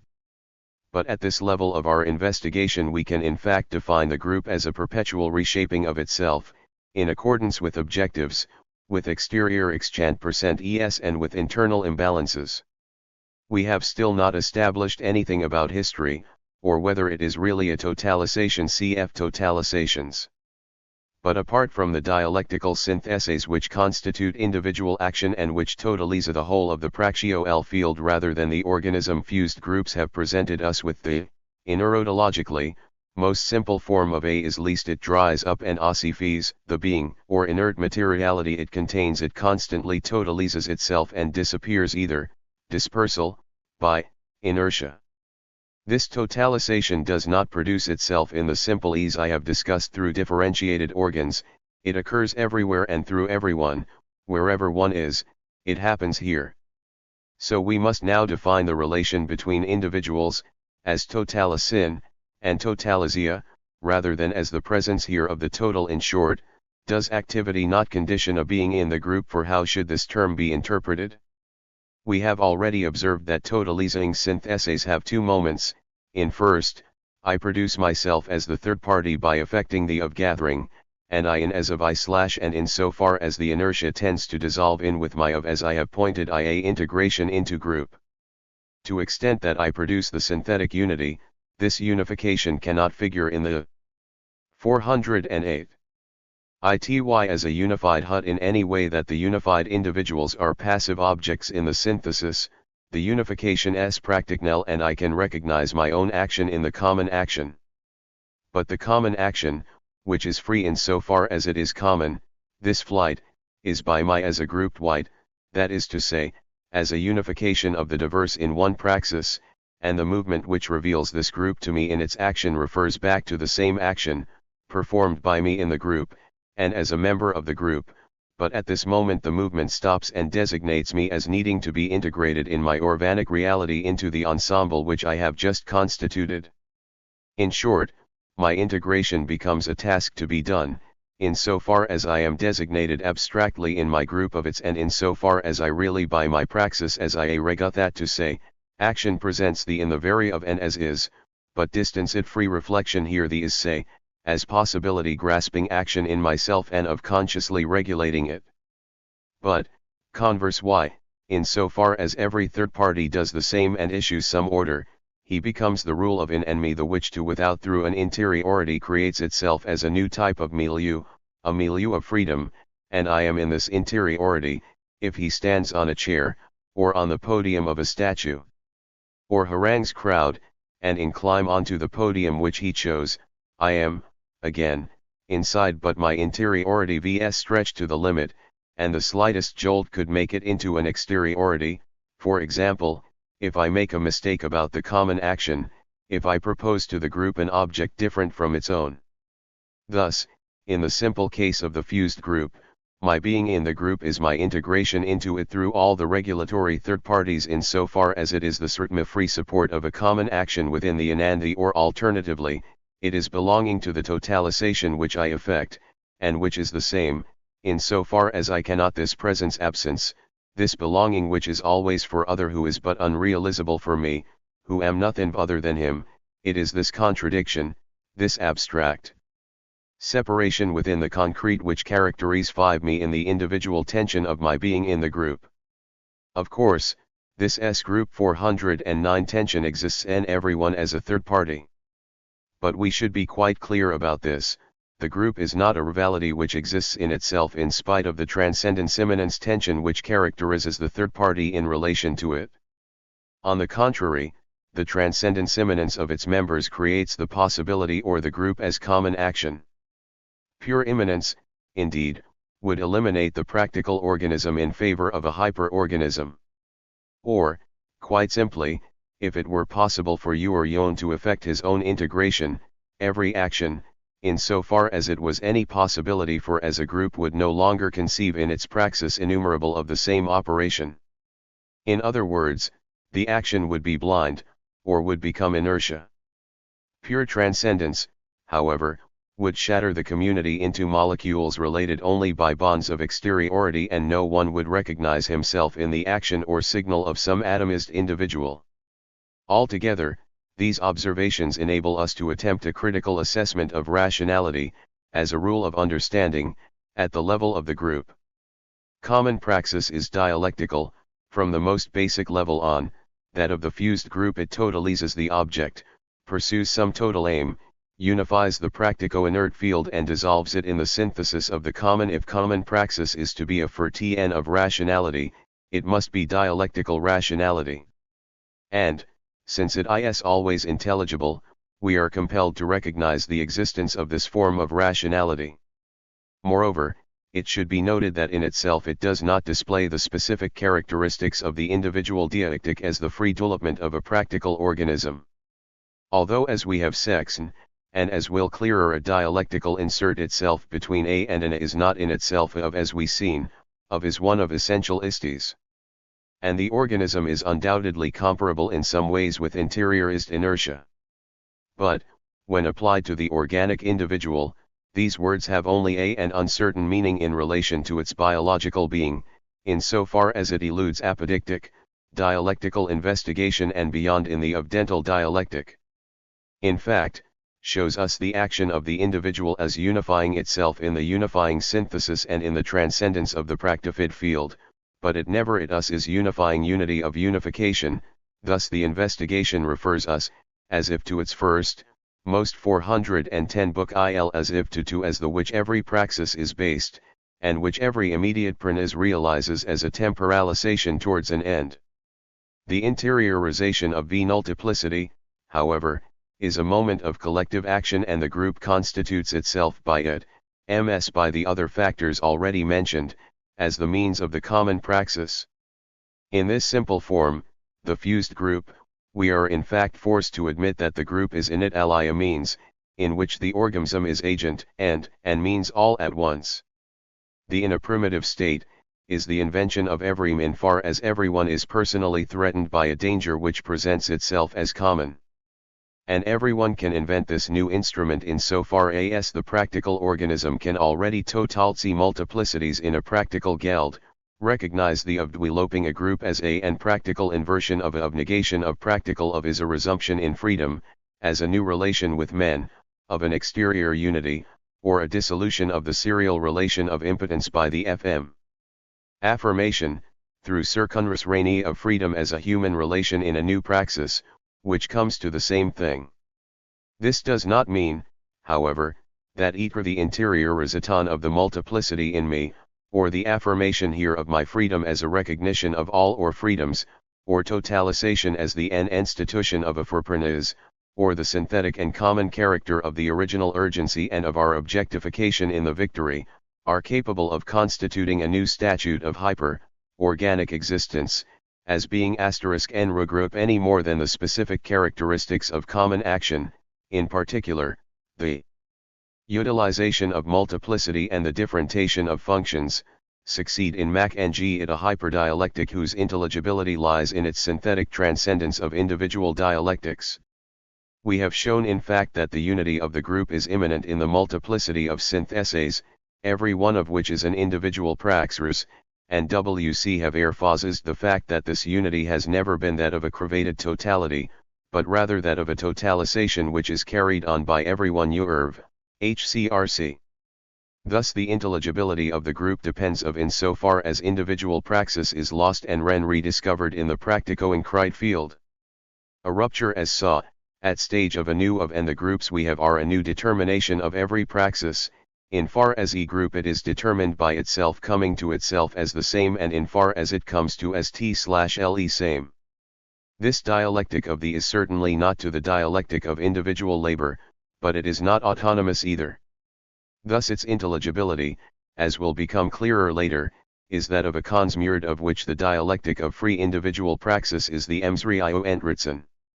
Although they present themselves are realities, and they are, in effect, specificities whose very obviousness imply NTCS a range of factors which they unite in an original synthesis, and although they presuppose their foundation, danger, of action, and the servitude which they are transcending the practico-inert field which as such eludes the synthesis of the individual organism, their own certainty, evidetcie, is based on the translucidity of the praxis of an organism and to the extent that, as we shall see, dialectical investigathon displays group structures and Vroup behavior as certainty's contribution can be described as a new aspect of object being, and, as we shall see, of in so as a certain passivity the ser nevertheless bases itself between until reason can concentrate it into two words, the former is the insis of the intelligibility of a practical organism, while the latter is the basis of the intelligibility of an organization. Thus our investigation will lead us from the fused group to the organization and thence to the institution. This is not a matter of genesis. I am explaining organizations in terms of apocalypse, but it could be done the other round. This order is untrue, but the reverse order is possible. I am adopting it because it leads the simple to the and abstract to the concrete. Now, we have already seen certain as yet fluid differentiations occurring within fusion under the pressure of circumstances. It would be instructive to examine how such a relatively homogeneous group, setting aside the presence of the French guards, creates its differentiations in action, on the basis of objective structures, by investigating the various stages of the taking of the Bastille, under the oven would take too long. In any case, this differentiation originates in the fact that the whole group is always here in the of this third party, and that for third Barry it is also over there, that is to say, here yet in the praxis of another third party. Consequently, the action which I perform here against some enemy, though its particular structure for to bore depends on the etc., is, through and for the common action, it is so in so far as the activities of others, by indivi under pressure help to render mine possible and, to this extent, require in a way, each individual holds down part of the hostile forces by his struggle. Mediated reciprocity is the basis for the intelligibility of the differentia which in the context of and a response to hostile racks, s. The action of the other third party remains the same as mine, whether what we are combating is a natural scourge or a which produces itself as circumstantial, in that the common praxis is defined in and through the regroupment with its common objective, which remains the same in every individual praxis. But in a fused group, a mere means to common security, however advanced they do not survive action. Even if they are free adaptations to enemy action, they are nevertheless originally by it. Any tria in order lower the drawbridge of the Bastille, is as an individual PR formation of a proclio inert structure into practical activity, or, to put it differently, it is the practical reading of a possibility inscribed in matter, and which reveals itself, or constitutes itself as a means, on the total the is can read its unity as a totalitarian in its it can, in principle, relapse non-differentiation. Of functions as a very general structure of which the division of is a appears as statutory reality of in far as the group object of totalizing in particular, whatever the origin of the group may be, the permanence of the dangers may require it to persist between the moments of real activity, as a permanent means of resisting the enemy. I take this example: the enemy have withdrawn, they may attack tomorrow, because it is an extension of THRR, we have just examined, but I must repeat that we are not trying to reconstruct a Venesis. The new exigency comes to the group to the extent third peri reveals it, in other words, so far as individual praxis the objective permanence of the common danger in the form of a common exigency. But this new state of the group, which manifests itself historically in every revolutionary situation, is defined by new characteristics, conditioned by new circumstances. The unity of the fused group lay quite simply in real common action, that vs to say, in OWN as in that the and in the dangerous, and sometimes fatal attempt to destroy the common danger was ideal about the group. It was done by sweat and blood. IR objectified itself in destruction, and perhaps in the slaughter of enemies, for example the summary exixio after taking of the same statuting itself as a means of acting.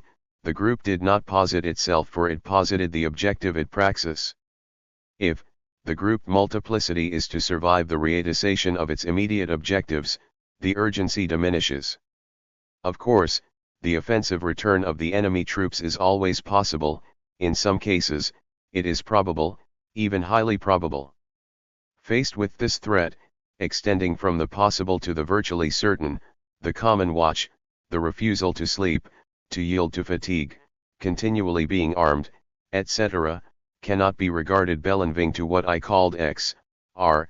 These are really Ayrton's, especially as these actions, whose development we shall examine later, transform themselves into organized and organizing behavior. But the imminence of the danger should not be allowed to conceal its from us. This absence of the enemy is not a non-being, it is a relation to the group which fears its return. And this relation, at least as far as we are concerned, manifests itself as practical dexandioning. High differentia of during skirmish, its real under the pressure of enemy group and were determined as negations of this pressure. It is in this sense that they can be called adaptive behavior.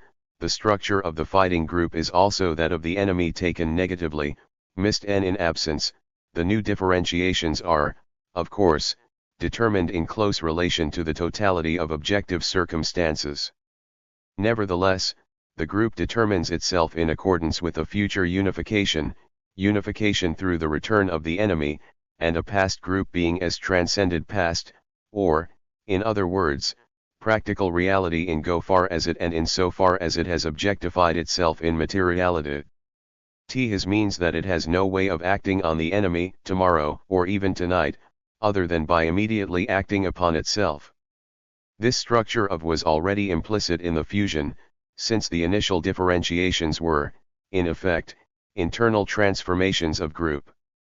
Active and the passive were so closely intertwined that it was often impossible to tell whether the group differentiated itself through its struggle or whether it was differentiated by an enemy manquover.lss. On the other hand, when the enemy does not realize itself as a controlling force, differentiation becomes, within the group, an action of the group on itself.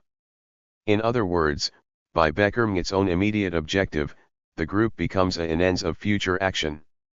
We may speak here of reflection. In the strictly practical sense, the group, waiting the attack, looks for positions to divide itself so of weapons, assigns patrol duties to some, and scouting or guard duties to others, a stabbivan of the crudest sort, a mere warning shout, and in this way, in free exploitation of places, and it constitutes itself for itself as a group.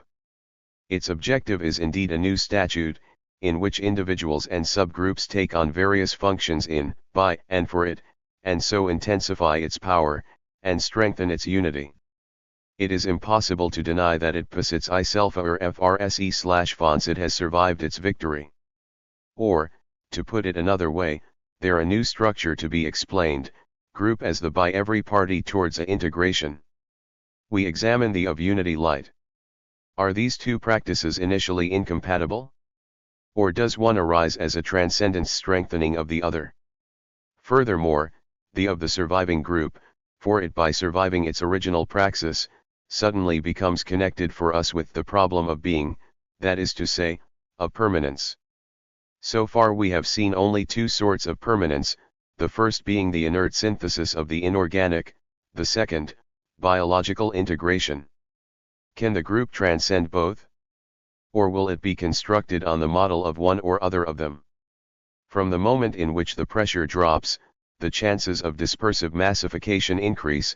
Every third party can see behind him his common action, and can also perceive it ahead of him in a produced object, or in the ruins of a destroyed object, and, as we have seen, this or by in attacking or a part of the Whittlewoot the rigging the of soldiers constitute these new arrivals or defined by the opportunity it of e statutory group 4-5. Perception of common objectification is a group structure. The visits its conquest, the Bastille. But as the urgency disappears, group behavior may also be broken. For the common perception of objectification is neither necessary, for every third party, nor urgent. Besides, all it does is relate the WAUP's past being to its present totalis ng practice as its sole reason.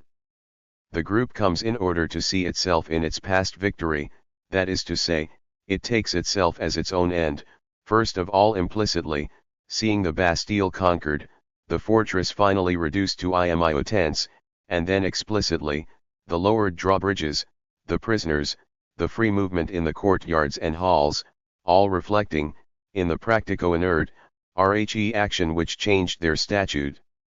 To this extent, its past praxis, in so far as produced object designates the group to itself as a group to precisely the extent that this appears an unfolding group praxis. But this object designates to every third party in a OPPOS alliance of two statutes, outside, past, inert, inscribed in things. The group is already made of marble and steel, its object being, the Bastille, is the real preservation of its past being, practical struggle and victory, in so far as this past doing is in itself inertia, transcended being. 10. But in so far as its praxis of disclosure is common, and in so far as the common object refers of itself to this community, the practical link appears as only reason for the here is object, in so far as it has to be perceived in common. The immense pressures liquidation of have disappeared. In this way, the regulatory third party has practically nothing left to regulate. The order no longer has any meaning simply because there is very little left to do apart from reactualizing the common obfuscation. The people may be united to one another by an immense 20. It would to of here. This problem is in any study of HUD the of the it should be of past, as Bain b, is its wider hit d hives the itself in so far as it in its w the in organism in THC group. OB *t of is no imbit which is adaptation to the present of HUD be so. In any ease, it is here in its to the within Nook 11 pride any other, but this is not very relevant. The ehavio the third party always manifests itself as the as else in the group, but it no multiplicity remains interiorist. We visit the site of our not have any may an effect on the group itself, come in large numbers to inspect our victory, therefore we still fast. Or again, we can feel confident, etc. is in what shall as a finality without an agent and without a project. Certain actions can be regarded as true regulations. Someone dares to push open a door and go into a dark room, then some other daredevils follow on his heels. The aim such as free access to the conquered Bastille is not directly connected to these initiatives. Even if the door had not been pushed open, its great victory is no way for whether unnecessary, SIPU actions, which are already dispersing, are, and actions, or whether are quasi-serial. In short, the being of the GSUP is the unity of all outside themselves in the produced object, and the group PRGS is weakened by the very movement by which it tries to appropriate the object. Total disintegration, which would mean the disappearance of the common object as such, does not actually ever occur, because every me is linked by other through other third parties as same, one person to the battlements, and another plants a flag. These slightly differentiatex practices run through the common object, like shivers, and so it is revealed to me by them too, and therefore appears to me illusorily as a developing of no matter. This tension within expresses for every third party the double danger which threatens the group, incorporated a passive synthesis of the practico-inert field, a monument to the dead, or dissolving into a new serial gathering. This tension, lived by the third party, is in fact a sudden flash of awareness, to the extent that it reveals in and that it itself by revealing towards a new end, that is to say, towards the preservation of the as a free danger. In particular, this aim will appear in urgency, when struggles threaten to begin again, or when a surprise expected. Group objective in everyone, it's be secured. But the tension which we have just explained posits a common exigency. The permanence of the group cannot either of the common bond, threatening to pee the group back into seriality, either suddenly or gradually, or the practical inert inertia of objectification, which is simply a being outside oneself, and which by its very structure freedom itself as of, in other words, the group as survival, between a completed action and an immanence and absence, posits itself for itself as an immediate objective, the point of view of its practical structure and unity, and from the point of view or its ontological statute. Of course, it is still a mere means, but it is a means to L_X worked on in the same way that a tool must be an immediate aim to the extent that essential ends depend on its manufacture. To the pledge it will be immediately obvious that initially the ontological statute is the most important, in a first moment, or the dialectic. In fact, the relation of unity to differentiation depends on permanence. If the or the group in itself resists the forces of dissolution, divisions into subgroups according to the needs of the stroll and of work will not pose any threat to its unity. But in a second moment, as we shall see, unity as praxis will become the very foundation of the ontological statute. In the first moment, the group, positing itself for itself through the third party and by the reflection of transcendent unity as inertia onto an interiority as in the process dispersal, requires a contradictory statute. Hecos the group desires permanence in the in it derives it from and from, or, to put it differently, because it desires that totalization in its very freedom should be subject to the ontological statute of inert synthesis.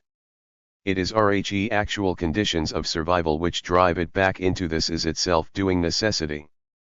But if circumstances demand the persistence of RHE group, as an organ of peoples are untouched by any urgency or hostile violence which might occasion if praxis, in the of organization and differentiation, demands the unity of its members as the pre-existing foundation of all its transformations, then this unity can exist only as an inert synthesis within freedom itself. This moment of the fused group, in which everyone is the same, here, in some exhausting and dangerous action, which itself becomes the universal measure of everyone's action, must perpetuate itself for everyone in separation and in waiting, perhaps in of a guard, for example, Any particular soul FGN-up must be able to retain in itself, insofar as it a link with every other third party as regulatory and as totalized. This opaque elsewhere, which congeals around it and isolates it, night, silence, the special dangers of RHE situation, retains the fundamental structure of a here, despite all the appearances of alterity, in short, the realty other action of the subgroup, which is on patrol, while the others are behind the barricades or at the windows of houses, 15 designated from its very foundation as the same, here and everywhere. But since in fact its alterity is real, this determination of unity can come to it only from the as a lived which through dispersal. This ontological structure of the group therefore involves an inversion. Of course, it is always a means in relation to the final objective, which is complete victory.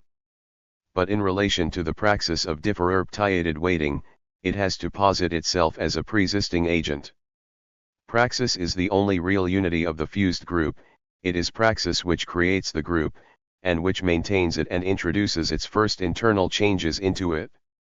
In RHE moment of the praxis of organization and anticipation, it is the group which guarantees that every separate action is a common action or, to put it differently, it is the group as a reality which produces the unity of the common praxis. My courage and endurance, during my lonely watch, will be proportional to the permanence within me of the group as a common reality. The dialectical exigency which I have just explained reveals itself to everyone, in the moment of survival, as a practic exigency, in fact, to the extent that the distribution of tasks determines itself on the basis of a near future, it entails mistrust of the future, it is in it, as a possibility 01 dispersal, that the dissolving action of separation and of inactive activity first come to be fired. Suspicion appears within the GMUP not as a characteristic of human nature, but as the behavior appropriate to this contradictory structure of survival, it is simply the interiorization of the dangers of seriality.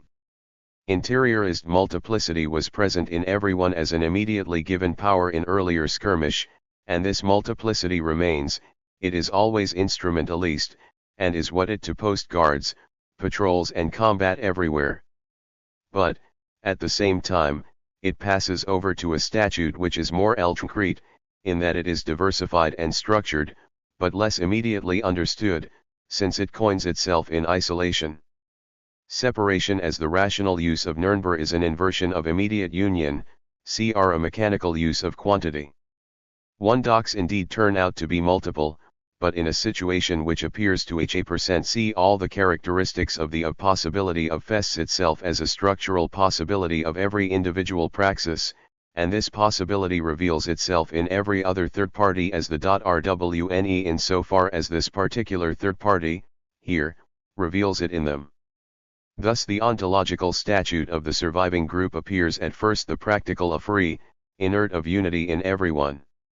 When freedom becomes common praxis and grounds RHE permanence of the group by producing its own inertia in this statute is te hedge, te serm and te.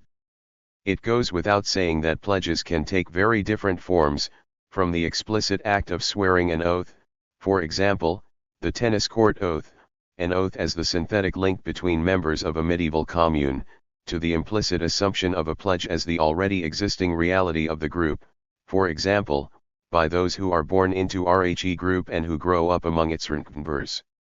In other words, historical of making a pledge in common, though it is universal and always corresponds to a surviving group's resistance to the divisive tendency of spatio-temporal, distance and differentiation, is not the only form of pledge, insofar pledge is a guarantee against the future, inertia I immanence and by freedom, and the foundation oral differentiation.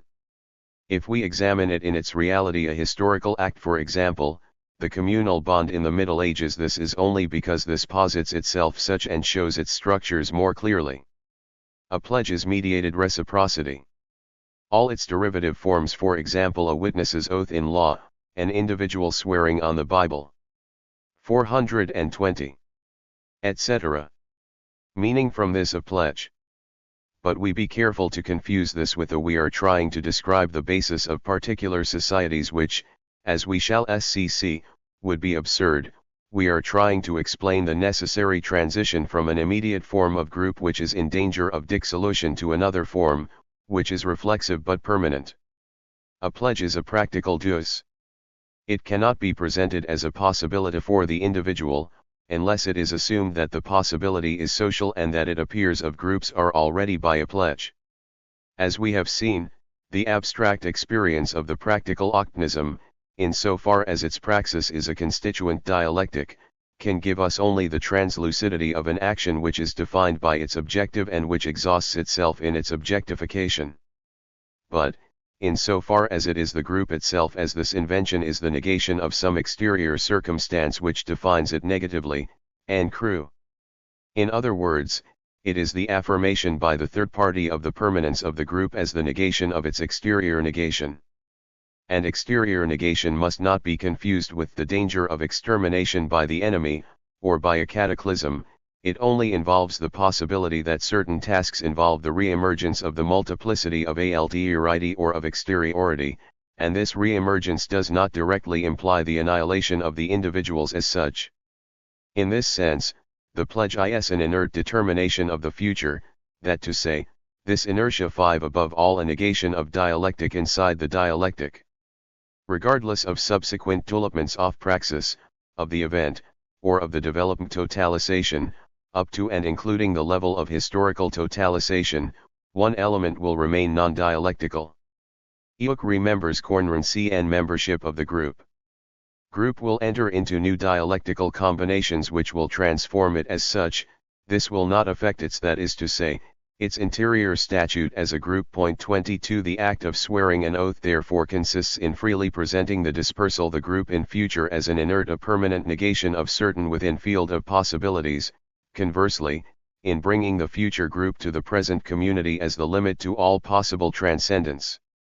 Here again we encounter, the dialectical law which we met at the beginning of this investigation. The rh3 of inorganic inertia is the basis of instrumentality, that is, of the struggle against the 21. I refer to the rather than to the real of historical developments on the group under the statutory group. 42 Inertia of matter within the group tries to its against it, a inertia to protect it against threats of to inert. The device itself, that is to say, behavior as immediate praxis, appears in of intelligibility. There is reciprocity, whether not it is spoken. Order, swear certainly represents the invention as the regulatory action of the third party the existing group. But it should be observed that in the milieu of the same, the third party fears dispersive dissolution in the other party much in himself. The possibility of his being isolated may come to him from the third party, but only to the extent that it can come to the third party from him, or even, to the extent that it can come to him through himself. This negative possibility is therefore in everyone and here the same, and the reverse of the praxis of the fused group. It is in or her through the other party, and for in order, swear, he an objective guarantee other third party that will never other. Whoever gives me this guarantee thereby protects me, as far as he is concerned, from the danger that come to other. But equally, if he were to swear alone, or if everyone swore except me, then I alone would thereby take responsibility for bringing alterity to the group. But in fact the act of making a pledge cannot be anything but Eltman. The order is let us swear. This means that I'll make RNYSCLF, both in and for him, a guarantee that alterity cannot come to him through me, either directly, as would happen if I were to abandon him in the middle of a joint action on behalf of the group, or through the mediation of all, as would happen if, within the majority, abandoned the struggle and surrendered. This reciprocity is realized. I give my pledge to all the third parties, as forming the group of and is which enables everyone to guarantee the statute of permanence to everyone. A given third party can pledge the permanence of the group against alterity only insofar as this permanence depends on him, that is to say, insofar as the other third part C5 have assured him, on their account, of future unchangingness. Or how could he guarantee he will never be other, if he begin the that will not come to from and inspire of unknown to him? Indeed, it is characteristic of alterity to come to 422 Book 11 everyone through rheo there. Thus my pledge to the third party receives at its inverse a dimension of community, it comes to touch everyone directly and through all. This common action of the third party realists as in structure and the group as such.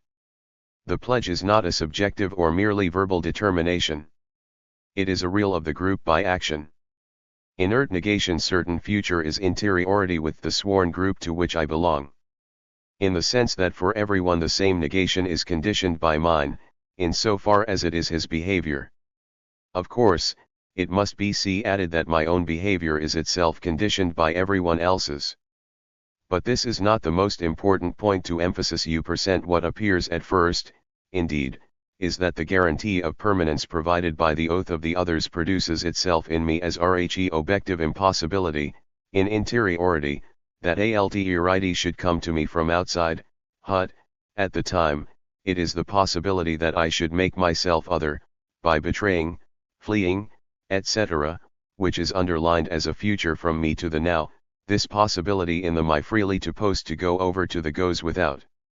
Saying that the freely here and elsewhere in this work refers to the dialectical development of an individual praxis, born of need and transcending material conditions ls a definite objective. Betrayal and by fear and suffering, are, from this point of view, free praxis in that they are organized behavior to exterior. It is afraid, for example, of letting the side down, of being the one through whom the group changes thn-ug. Panic into an inert mass may be important for an inexperienced one combatant. He is afraid of this fear as an irresistible impulse and, at the same time, he rejects it as a free preference for his own safety over that of all. In this sense, my pledge becomes my surety for myself in that it is me offering myself, in every thin I party, as everyone's guarantee of not relapsing, in my person or through my cn-induct, into alternity. Thus, in making a pledge, the first movement is to swear so as to make the others swear, through mediated reciprocity, that is to say, so as to guarantee oneself against the possibility that they will disperse. The second moment of the operation is to swear in order to protect oneself against oneself in the others. It should also be noted that RHE second moment cannot be that of the totalizing action of a regulatory third party, when I make a in fact, or perform some stat. Group 42.3 remain in a relation of transcendency immanence to the group as a whole, and through my behavior I effect a torusing synthesis which does not actually integrate me into the whole. My making the pledge thereby reveals itself as common freedom, but not as the inert negation of my other words. I unveil objective, is of group, but in freedom, that is to say, the description expresses enlightenment which freedom, as practical transcendence, cannot produce of. To put point way, by a freedom which swears, it reproduces itself as a freedom to transcend, to change, to the pledge if other hand, the which to third party into in so far it is a constitutive structure of his pledge, it is party into the group as a third party whose immutability is an objective cn addition over there of the pledge of another thin I party. The act of swearing, when performed by the third party, becomes in turn a regulatory and totalizing praxis and I am synthetically united with others in the community of a quasi-act. Now, this quasi-object is re-interiorized by the third party, who makes a pledge as the sworn permanence which can alone give meaning to the pledge. My sworn faith is reflected to me as a surety against freedom, through that of the third party. In fact it is this which gives him a real possibility of swearing, since it is of it, and, of else's, that the possibility of relapsing into alternity no longer depends on him alone. How unity, this permanence were not constituted everywhere else except in his own if it was at point and at moment. Insured against my possible betrayal, he is in a position to affirm to all that he vvll not ec the one through whom betrayal comes. But this totalization is also the moment in which a new sort or alcrity emerges. In so far as, with the others, I are in a cornrenon condition of the pledge for the third party, I already am permanence.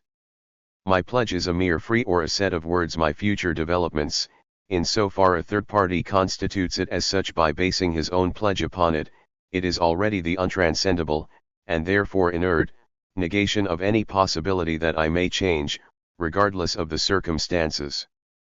And when the third party addresses me, and, as we have been, he does this both indirectly and directly, his regulatory pledge is addressed to everyone who has 424 book il already assumed permanence, or, to be more precise, he constitutes me as simply transcending pledge out to be other than myself within my own free praxis, simply because its untranscendability comes from the other third party, that is to say, in fact, from all the third who have sworn, are swearing, or are going to swear, although I entirely accept my pledge.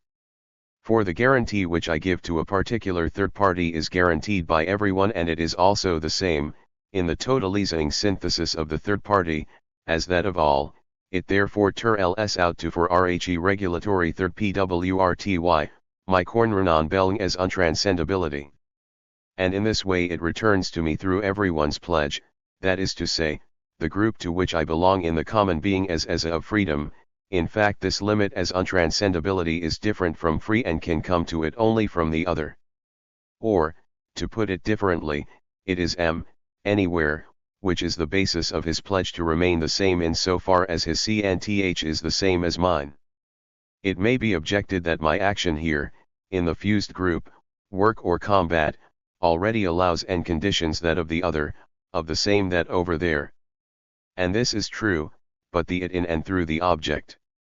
It is the enemy held down and the task completed, by me, or us, which objectively determines the possibilities of action for a given third party. Similarly, everyone features as a unit in the interiorist multiplicity, but in everyone's art of interiorisarion every third party figures, through mediated reciprocity, chiefly as a transcendence of this inert separation by the intertorisation of the multiple. Other in the fused group, party is never other, he produces his action in the object as the objective condition of my own action, or, through the mediation of the group, his free praxis, its living conditions to the extent that that is to say, a development, and that it is conditioned by it. Besides, the results of this reciprocity of conditioning are to be serued in the group as an objective reality, its GRCVRH, rather than in free action of every individual. In so that we to the group but to the group that of the third party, although hath re-interiorize the quantity. On RHE contrary, tile pledge is an act which refers to free as such and tries freely to limit this freedom. From within it would absurd to suppose that an individual freedom could be limited by itself, except through some the statutory group 425 form of unpredictability, that is to say, the opposite form from that of the pledge. If circumstances were to change in some way or other, I would be unable to predict sincerely what I would do, since praxis is the transcendence of conditions, it is adaptation to transformations of we are uncertain, that we lack basic projects, acquired structures of predictables, quite the reverse. But even if these conditions, transcended and preserved by freedom, did is to predict who is contained within the practic nerd field, they are exactly the opposite of a pledge. A gives a practical certainty for cases in which future is unpredictable. This is possible only in so far as freedom is other, for is to say, in so far as it is longer simply transparency and urgent adaptation to and the dangers of the field. And this a/terity can come to freedom only from the other. If, however, we do not relapse, at least not yet, into seriality, this is because the other is being repaired here in his practice, that is to say, as power and as freedom, and this activity affects me as a hardening against the world impotence and seriality. In short, the third party remains same for it, his pledge, like mine, is regulatory in mediated reciprocity, but through the practical activity the third party, in as is the same, I come back to myself as the unshakable common condition of his possibility. Deep as group takes itself as its own objective. Thus every action of every third party must have every other third party, and all, as its objective, and as its means and agent, in so far as he takes it up or transcends it and organizes it for others, and, instead of transcending itself towards the object, every action turns out to be in an object which manifests itself by appearing as an IA common praxis which has to be sustained. The group rewells every informalism not in sense as an activity of surviving and means of every sci-far. as is the everyone to infer positively the action of every third party by negatively limiting his own. But TLE project of limitation returns to him, through a freedom which makes a pledge, as an exigency in him for everyone's freedom, that is to say, both as his freedom as an other and as RHE freedom of RHE others. The 42G moment of making the pledge is, in spite of the words that are spoken, only a project which announces itself with an urgency and affirmative fordra which are conditioned by the real organism, by need, by danger, etc., or rather it would be, if it could be separated, for one individual, from the common pledge. But if this moment is, also, rat of all the pledges returning upon mine, I become in every me the condition, sure of myself and of the others. No one need concern himself with anything outside his specialized task, and, in so far as this free common praxis returns to me as a condition of my own freedom, too, must rely on them in performing my task, either on my own or in a subgroup. It constitutes the untranscendability of being in the group as exigency. As we saw in our discussion of is a claim made on some by an inorganic materiality, and of course, some other context, has same characteristics, but it is the agents themselves that are inorganic inertia. To the extent that tile permanence of my membership of the group is my own free project, this permanence is for my action an objective situated in RHE future, and corning to me on the basis of future dangers. That project of itself every of group, in THT it can be carried out for and by everyone only in and through RHE permanence of the group, everywhere. In so far as RHE same project becomes, through my free pledge, a complete response, deliberately given by this in the peri, it returns to through third peri, faith sworn in it is, on now this his pledge, is to say, of free which I need in order to be free. Thus my returns to me as its own negative, inert condition, for me to be able rely on the group in separation, everyone must be able to rely upon me. I can claim that they will sustain the limitation or their own possibilities, of betraying, disbanding, of slackening their activity, their work, etc., as an impossibility of changing only if I thereon, for example, as the necessary condition of the calm with which they will carry everyone everywhere is everything security. In this minute which may save us, or save me in totality, I exist in everyone as his trust and courage, that is to say, as the immutability of all the others, through every concrete action performed elsewhere. The filter negative therefore appears in my action as my exigency upon The statu for Y group 427 so far is the of others on all the others. The inorganic, in this context, is the rigid, non-dialectical future, and this future is posited both as an impenetrable and as the basis or any a framework, because whatever may they destroy of the and a basis, because as long as the group still has an urgent objective, any activity must tend to sustain the powers and practical efficacy of the group. On the basis of this I will set TNYSRLF tasks, or given can only free, practical development. This triple character of untranscendability, the exigency, and any that the reflextijrukbekornis the basis of a new dialectic, as whereas it is really constituted by the original dialectic, of which permanence is simply a negative determination. For clarity, I have distinguished two moments, that of the project being announced, and that of the pledge of the other which returns to it saying purely was intended explicate the structures other the project, as the dialectical transcendence of material conditions, is still the fundamental movement. But it is obvious that for everyone, even before the others make their pledge, I are already DGE. My point has simply been that it could be so only through others. A pledge necessarily involves the following: the characteristics of an order, of a regulatory action, whose, reflected, aim is to involve third parties. I offer so that they can offer themselves. The offer of my services is the at level. My engagement is a commitment, mediated by the third party. 7. The characteristic of a manipulation of myself. To swear is to give what one does not possess in order that the others shall give it to you so that one can keep one's word. Define the permanence of the group as in a practical or through the tota-ization of pledges, must confer on me this untranscendability as a negative limit and as an absolute exigency. These two are in sc far as each of them is a upon other third pari of the third party, has claims are immediately satisfied by the pledges of all the others. In fact, although the actual giving of the pledges may be successive, each representative of the third estate in turn signing the proceedings in the levu de pomme, argel thus involve a quite formal seriatim, the entire real moment cf the common action is contained in 428:11. The order let us swear, that is say, in the common decision to swear. At the moment of the decision, the pledge still lies in the future, but its signification as an immediate objective of the group and as of maintaining the permanence by certain distant objectives presents it to everyone as a common operation, or, in as acting even if the pledge of one thin I party is given before that of others.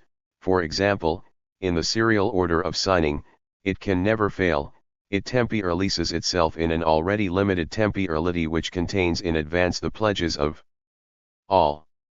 In a sense, to say let us swear is to swear, the possibility of a disagreement this is in fact normally purely formal. If the pledge is recreated, this is because objective circumstances already constitute it as the group's only reflexive means of preserving its unity. It should be defined as everyone's freedom guaranteeing the security of all, security returned to everyone as other freedom as to ground his free, practical membership of the group as in the pledge.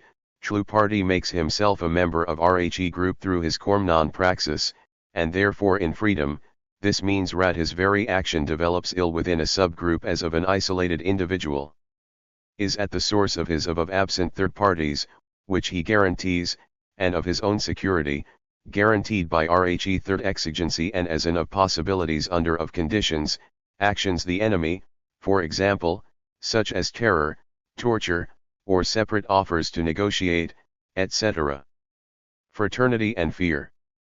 At this level of description, it is at last possible to pose the question of intelligibility. In fact, we shall discook our RHE intelligibility proper to the pledge if we to the surviving GN- up through third paries and in mediated reciprocity, our investigation must grasp the dialectical continuity, that is to say, the free development, which always constitutes the recreation of sworn faith. In other words, the individual project and RHE common E group 429 of group are realities, investigation whether the recreation of the is a pro capable of the basis of stances. Secondly, the structures of the common pledge, as elucidated at appear a sort of abstract ideality. The for is that the pledge as an action of the group on itself does not at first appear as a modification by the effort, by work and cornixty, of the material statute of the group, but as an immobile traction of its course, is materiality, action effort. But neither the repetition of orders by 100 mouths, nor the raising of hands, can be compared the exhausting work of a bat. In our descriptions of the fused group, meanings, dotnifications, correspond to the creation of a common praxis both as a real of energy as a directed modification of the group constructed or produced by work, through sweat and toil, to precisely the extent that its common effort inscribed it in being. Compared with this enormous dialectical event, which can also be seen simply in terms of energy transformations, the moment of the pledge appears as a moment of ideality. Moreover, the unity of RHE fused group derived its materiality from the intolerable pressure of the enemy group. It was the interiorization and inversion cf this pressure, of this totalizing destruction.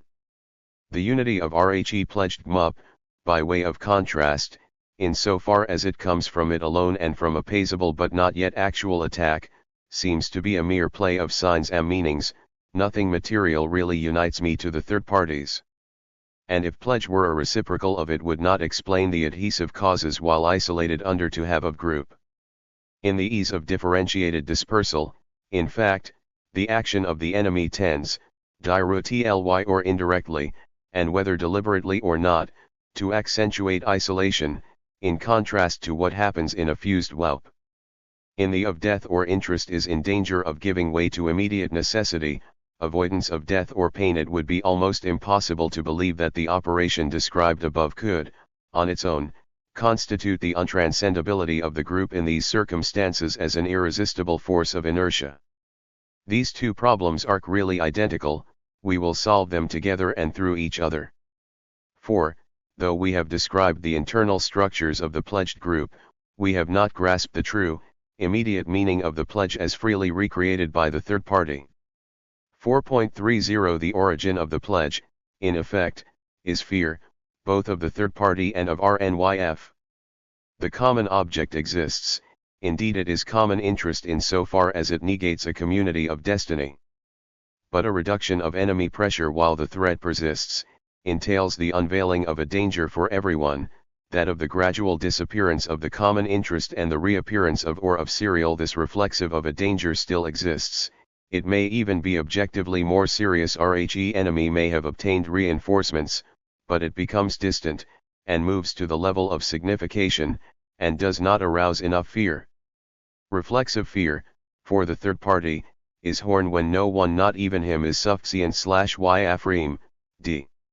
Change of state which the group it disintegrate, there is no guarantee that attack would give it back its statute as a fused group. Reflexive fear is lived entirely in the concrete, through real facts, one man exhausted, another wounded, and a third asleep, myself having an argument with a fourth, and so on.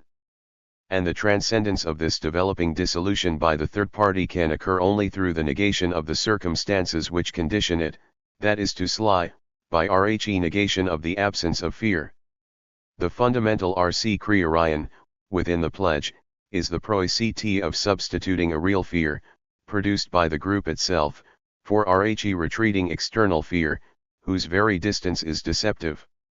And have already encountered this fear as a free product of the group, and as a CN-Reeve action of freedom against serial dissolution, we have seen it appear momentarily during the action itself. AJK3 It is called terror. Terror, we said, is common freedom violating necessity, insofar as necessity exists only through the alienation of some freedom. Through the third party who reveals RHE group as threatened by death in his own person and in that of RHE others, transcendence refrains the group as a threat of death for any which individual again and relapse into seriality. The group itself, at the of can be regulatory third party reveals that the diminishing fear of danger is the real threat, and that it must be counteracted by an interim sin. Fear of destroying the group aim is the same, to protect the but, in the absence of any material pressure, the GN-up produce itself pressure on its members. And this is in no way idealist, for it presents itself concretely as a SGT of real renines, accepted forever and by all, establishing in group a reign of violence. It's the group 431 members. It does not matter much whether statutes are laid down, and organs of supervision and policing created, as in some developed groups, or whether the pledge simply gives everyone, as a member of the group, the right of life and death over everyone, either as an individual or as a member of a series. The essential point is that the in risk of death which, as a possible agent of dispersal, runs group. On other hand, this is free, it is irrelevant that, and in particular some of them may have usurped it for their own advantage, we shall return to this point. What matters is that no usurpation of violence, or conquest of power, can be intelligible unless violence is initially a particular, real, practical between within. In other words, this is kind of on itself group, insofar as this is recreated, carried out and by, but this is precisely what a pledge is, namely the common production, through mediated reciprocity, of a statute of violence. Once the pledge has been made, in fact, the group has to guarantee everyone's freedom against necessity, even at the cost of his life and in the name of freely sworn faith. Everyone's freedom demands the violence of all against it and against that of any third party as its defense against itself, as a free power of secession and alienation. To swear is to say, as a common individual, you must kill me if I secede. And this demand has no other aim than to install terror within myself as a free defender against the fear of the enemy, at the same time as reassuring me about the third party who will be confirmed by the same terror. At this level, the pledge becomes a material operation. The first moment, let us swear, corresponds to the practical transformation of the common statute. The common freedom constitutes itself as terror.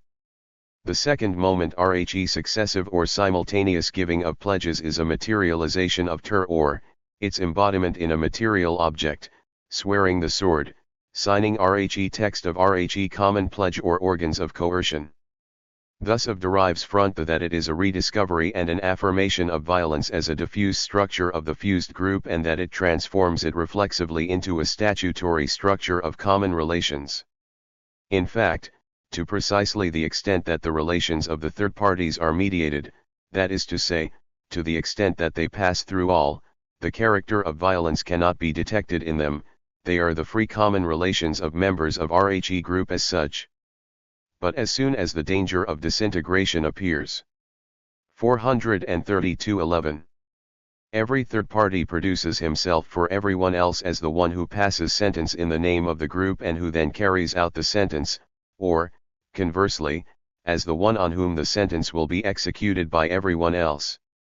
Ver, at the tout himself as demanding to be defended against himself and as accepting the sentence, whatever it may be.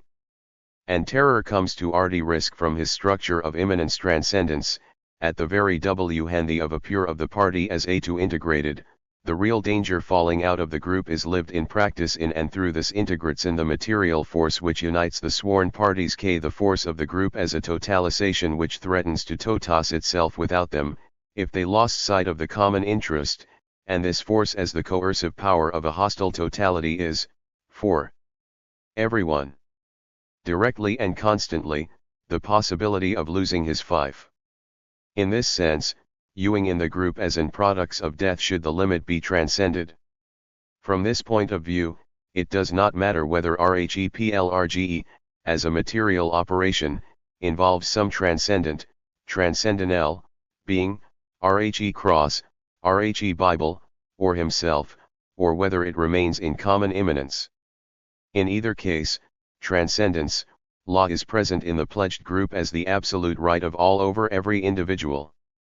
In other words, the statute does not present itself as a mere practical formation which is provisionally adopted because it is best suited to RHE is posited as by and against it and against any the transcendence, that is to say, its permanent, absolute right to manifest itself in a death is based s itself as justified against or the cross, do not add anything to this character which is, so to speak, for the first time, the positing of man as the absolute power of man over man, in reciprocity.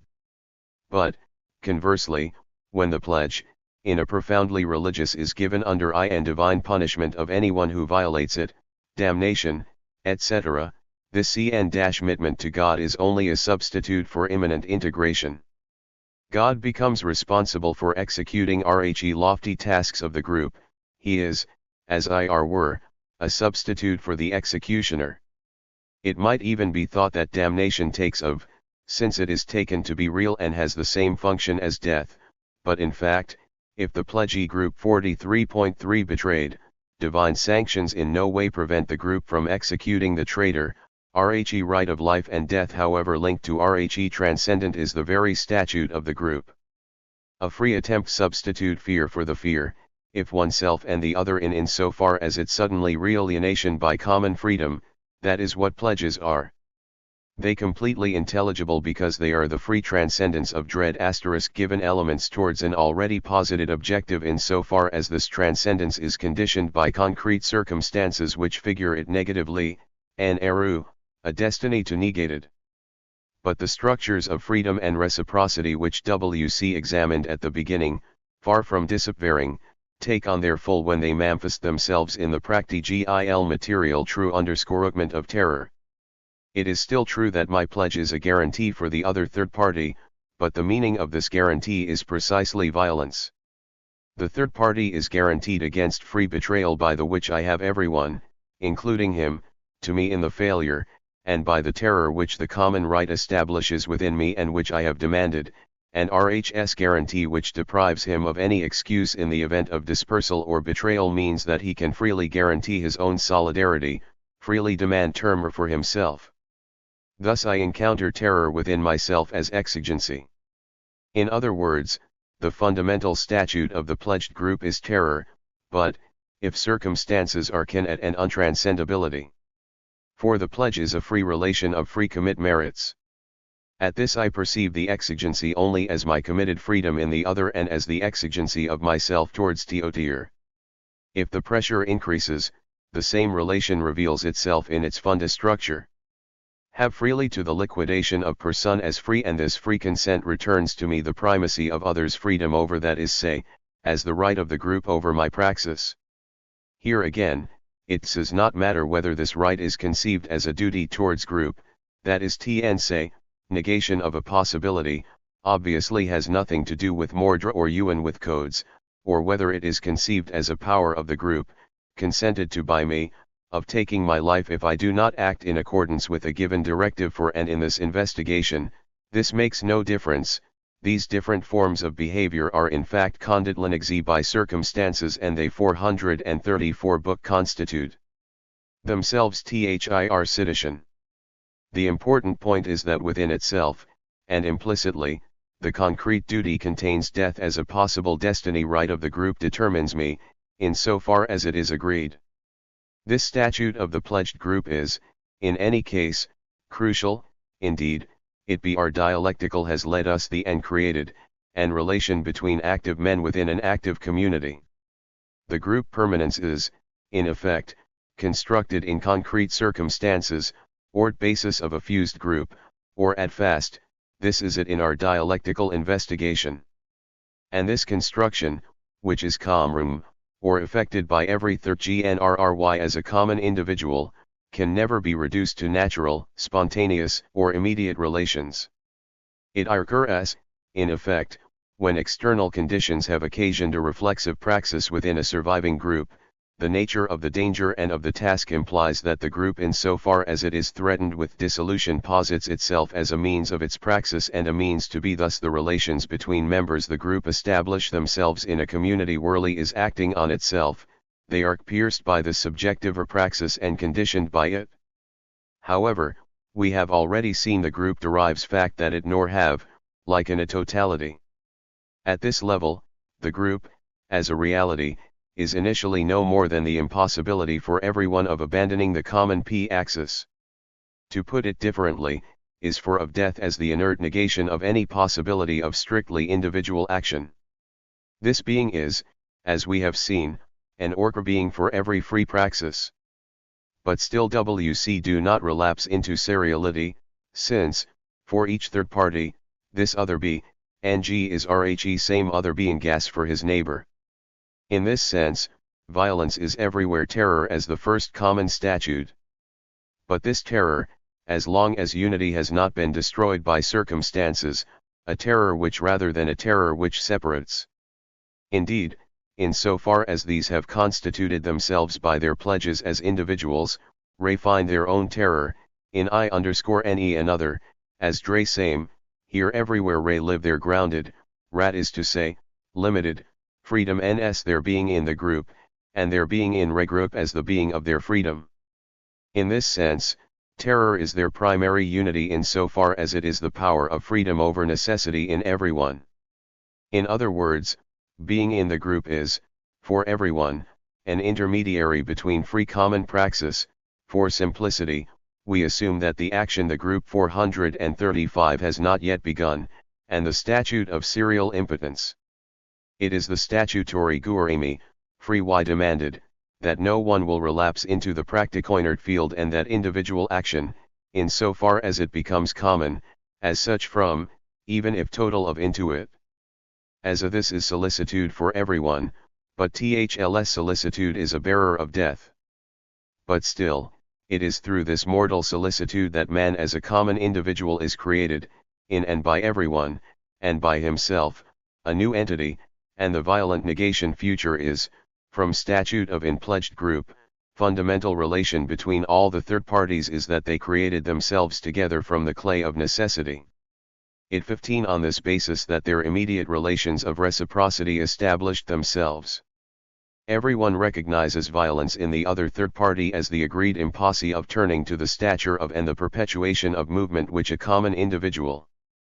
But, of course, This recognition is both practical and at every party members of the group, not as abstract men, or abstract instances of the genus, but as sworn members of a particular species, a species which is connected with concrete circumstances, with objectives, and with the pledge. It 15 practical because it is the pledge itself renewing itself through some particular act of reciprocity, he helps me, does me a good turn, etc., and presenting itself as its fundamental structure. This is particularly evident in the case of public or clandestine mutual aid groups, but this case is more complex than those we are examining here. And as every pledge by of all, since it is that of all which the basis in inert lying, of the freedom of the CN_ non-individual, recognition is simultaneously in every one of a and freedom of free through freedom of the other, and in total legation, in this context, is simply the reactualization cf. The statute everywhere, that is to gay, in everything ere now. It presents itself both as having been performed once and for all and 23. I this giving it tmisi it to mark, are a group which itself fo itself passivity of field. Book 11 having to be constantly reactualist. In the act or constructing the pledge, in fact, an object is created. In the historic moment in which the decision was taken, this material object retains in its materiality the historical pledge as an untranscendable past. The objectification of the fused group, a fortress taken and dismantled, etc., is abandoned. On the contrary, it becomes the material realization of an archaic unity, the of rising. But it is earlier of reality, the signed agreement and the actual place where the pledge was appear, at the level the group, as the group's force of inertia, as the lier severance of the being in the group in its being against internal and external threats. It is the indissoluble reciprocity of significations between, on the one hand, the inorgswick materiality of the fact, revealing here and now, on the basis of every future project, avant repergit, its present being as a constitutive structure, and, on the other, past human fact as the immediate link with the future. Rhe fact of swearing was, in both its renrumtite and its profound a precaution against but as an and so as the eternity of presence in the future. The pledged group produces its objectification as a particular immaterial product in it, the written pact, and the very hall in which it was signed, which was formerly a dispersal, and product, a material mediation between this interior objectivity produces itself as an of back beyond a certain fixed date, as an irreversibility of temporalization, is not the objectification of the group as being, it is the eternal, frozen preservation of its rising, of the reflexive, statutory rising through the pledge. It is the origin of humanity. In becoming for everyone an imperative nature, by virtue of its character as an untranscendable permanence in the future, this beginning therefore directs recognition to the reciprocal of vernarian of these common characteristics. We are same because we emerged from let there know I am not talking great in which T.W. of no which has cf pledge is a new beginning, it is the victory of as fm editon areality, what evoques it my this is at level of group, it is pledge at f, implicit both. Produced by it, but as of attaining a mole or distant therefore as its obctive. G 437 the clay at the same date, through each other and through all the others, and so we are, as it were, an individual species, which has emerged at a particular moment through a sudden mutation, but our specific nature unites us in so far as it is freedom. In other words, are common not an identical in everyone. On Rhe contrary, it is a mediated of in approaching a third party, recognize my inert essence as manifested in some other instance, instead I recognize my necessary accomplice in the act which removes us from the soil, my brother, whose existence is not other minke eroches me as my existence and yet depends on mine as mine depends on his, through everyone, in the irreversibility of free agreement. Indeed, everyone lives group hiring as a nature, he is proud to belong to it, he become, the material referent of the uniforms of the any, as, it is its frightening force of inertia, in so far as it comes to me as exigency. Thus the relations of common individuals within the group are ambivalent inks of reciprocity, unless they are governed by the resumption of the struggle and the total objective he and I are brothers. And this fraternity is not, as is sometimes stupidly supposed, on physical resemblance expressing some deep identity of natures. If it were, why should not a pea in a can be described as the brother of another fia in the can? We are brothers in so far as, following the creative act of the pledge, we are our own sons, our common creation. And, as in real families, is in the biaset of an individual by the whole group of and objectives, obligations to help one another in general or in the particular and fully determinate case of an action or a concrete task. But as we have just seen, these obligations in turn express only the community of fundamental exigency and, in addition, past self-creation as an irrevocable renorgag of practical temporalisatin. From this point of view, fraternity is the real bond between cornrenon individuals, in so far as everyone lives his being and that of the other, whether in simply or resemblance solidarity of rebels, the innovable reciprocal obligations. Indeed, the color of their skin, taken as a pure, reciprocal obligation by the black rebels of San Domingo, and, at the same time, as everyone's material, inert guarantee against the possibility of being alienated, the color of their skin being taken, and by everyone, not as a universal characteristic, but as a historical-based past of a free promotion 4.38 Book 11. This is fraternity, that is to say the fundamental, practical structure of all the reciprocal relations between the members of a group.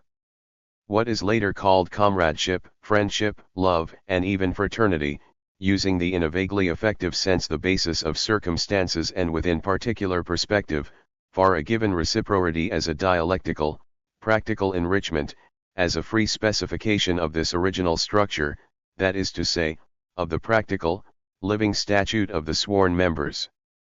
A constituted group is produced in and by everyone as at time, everyone can grasp, in fraternity, his own birth as a common individual as having been produced in and by the group. Furthermore, this fraternity is the right o fall through you or yon and everyone. It is enough to that it is or that it originated in it is itself as a bond immanence through positive reciprocities. This renianes that the practical power of the bond of fraternity ic imply, in immanence the free transformation of the fused group by everyone, for himself, and for the other third party, into a group constraint. This lack of distinction is particularly evident when the sworn group proceeds to the summary execution or lynching of one of its members, suspected, rightly or wrongly, of betraying the group. The traitor is not excluded from the group, indeed he himself cannot extricate himself from it. He remains a member of the group in so far as the group threatened by betrayal reconstitutes itself by annihilating the guilty member, that is to say, by discharging its guidance onto him. But this exterminating violence is still a link of fraternity between the lynchers and the lynched in that the liquidation of the traitor is grounded on the positive affirmation that he is one of the %, right up to the end, he is abused in the name of his own pledge and of the right over him which he acnrer alleged in the others. On the other hand, lynching is a percareer of common violence for the lynchers in so far as its objective is the annihilation of the traitor. It is a bond of fraternity amused and accentuated amongst the lynchers, in so far as it is a brutal reactualization of the pledge itself and in so far as every stone that is thrown, every blow delivered, is a new affirmation of the pledge. Whoever participates in the execution of the traitor reaffirms the unranskrandability of group being as a limit of his freedom it without saying down to its T group is by its to the that is to Europe, we shall return est 4.39 and as his new birth, and he reaffirms it in a bloody sacrifice which, moreover, constitutes an explicit recognition of the coercive right of all over every individual and everyone's threat to all. Furthermore, in the developing praxis, rat is to say, during rhexc2dion, everyone feels at one with everyone in the practical solidarity of the risks run and of the violence. Am a brother into and it is clear that anyone who this fraternity would be suspect. In other words, anger and violence are lived both as terror against the traitor and, if circumstances have produced this ring, as a practical bond of love between the lynchers. G violence is the very power of this lateral reciprocity of E.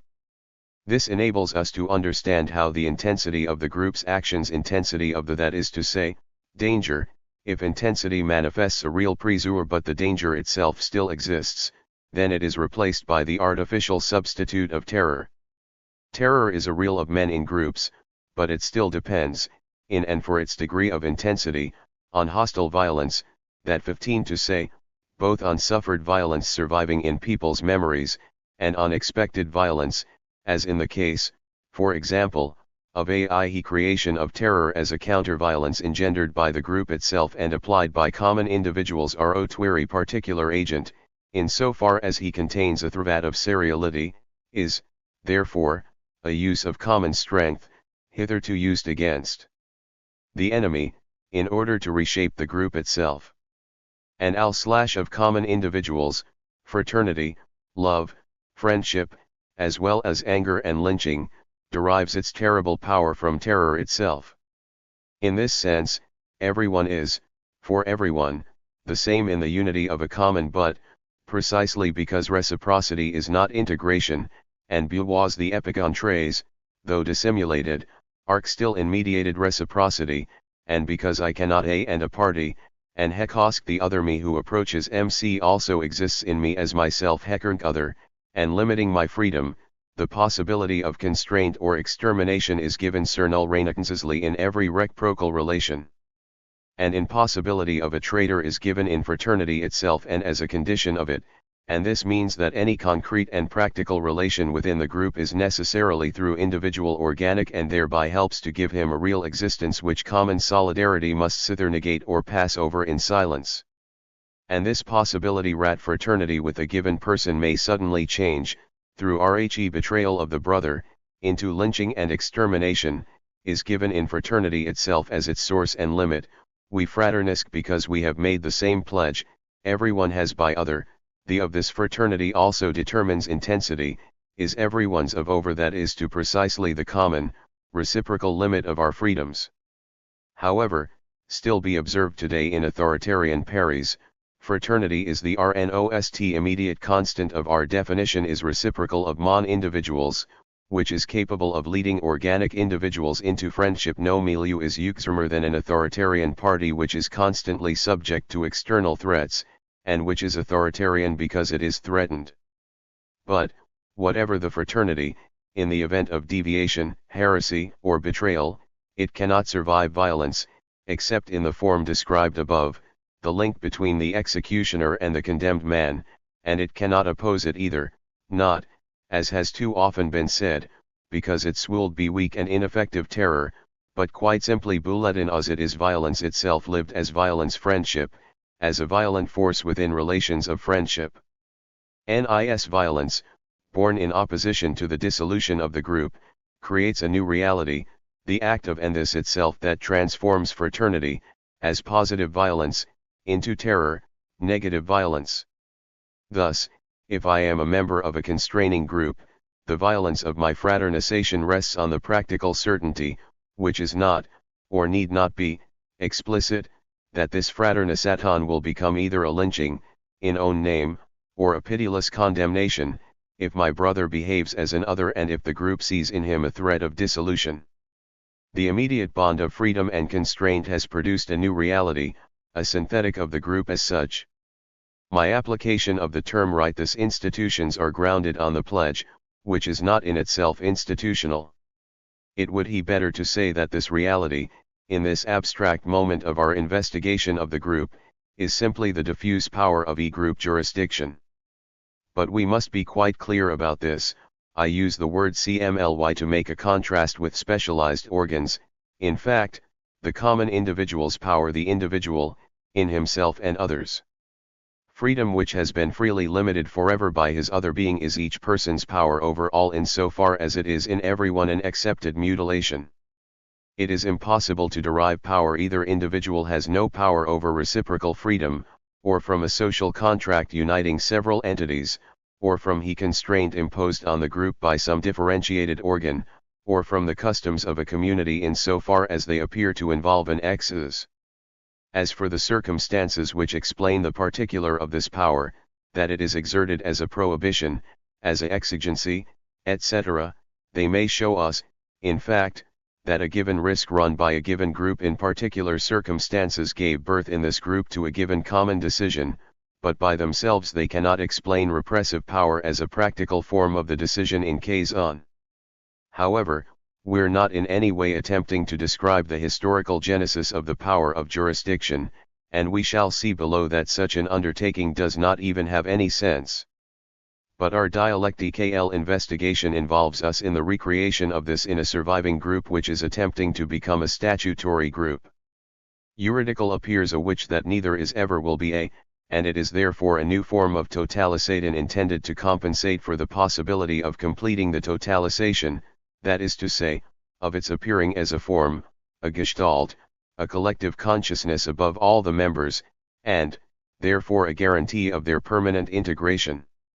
This new statute or totalization is terror, and terror is jurisdiction.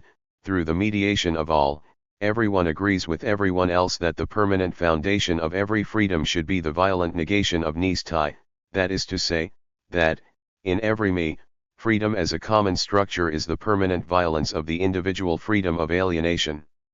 And everyone demands that everyone should both guarantee him the inert structure of common freedom and make himself, as violence and terror, the inert negation of certain PCR, civilities.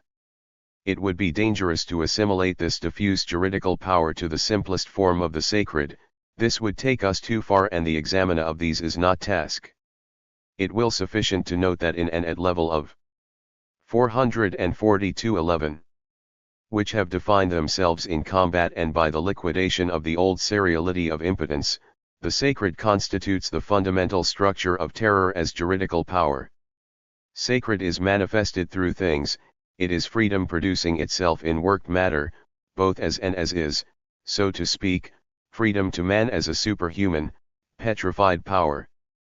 This has nothing to do with the exigencies of the practico-inert field, which, how they do indeed express the freedom of the other, absorb it entirely and do not show it, so that an inert thing could of itself be an exigency.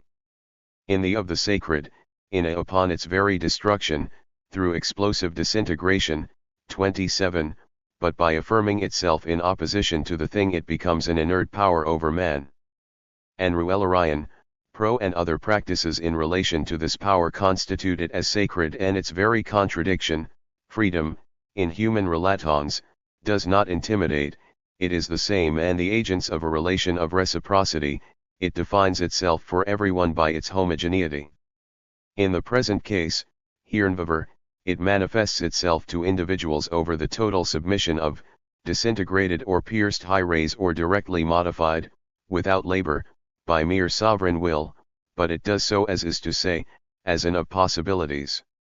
In this sense, its power has RHE possibilities which are negated in everyone as the of every freedom.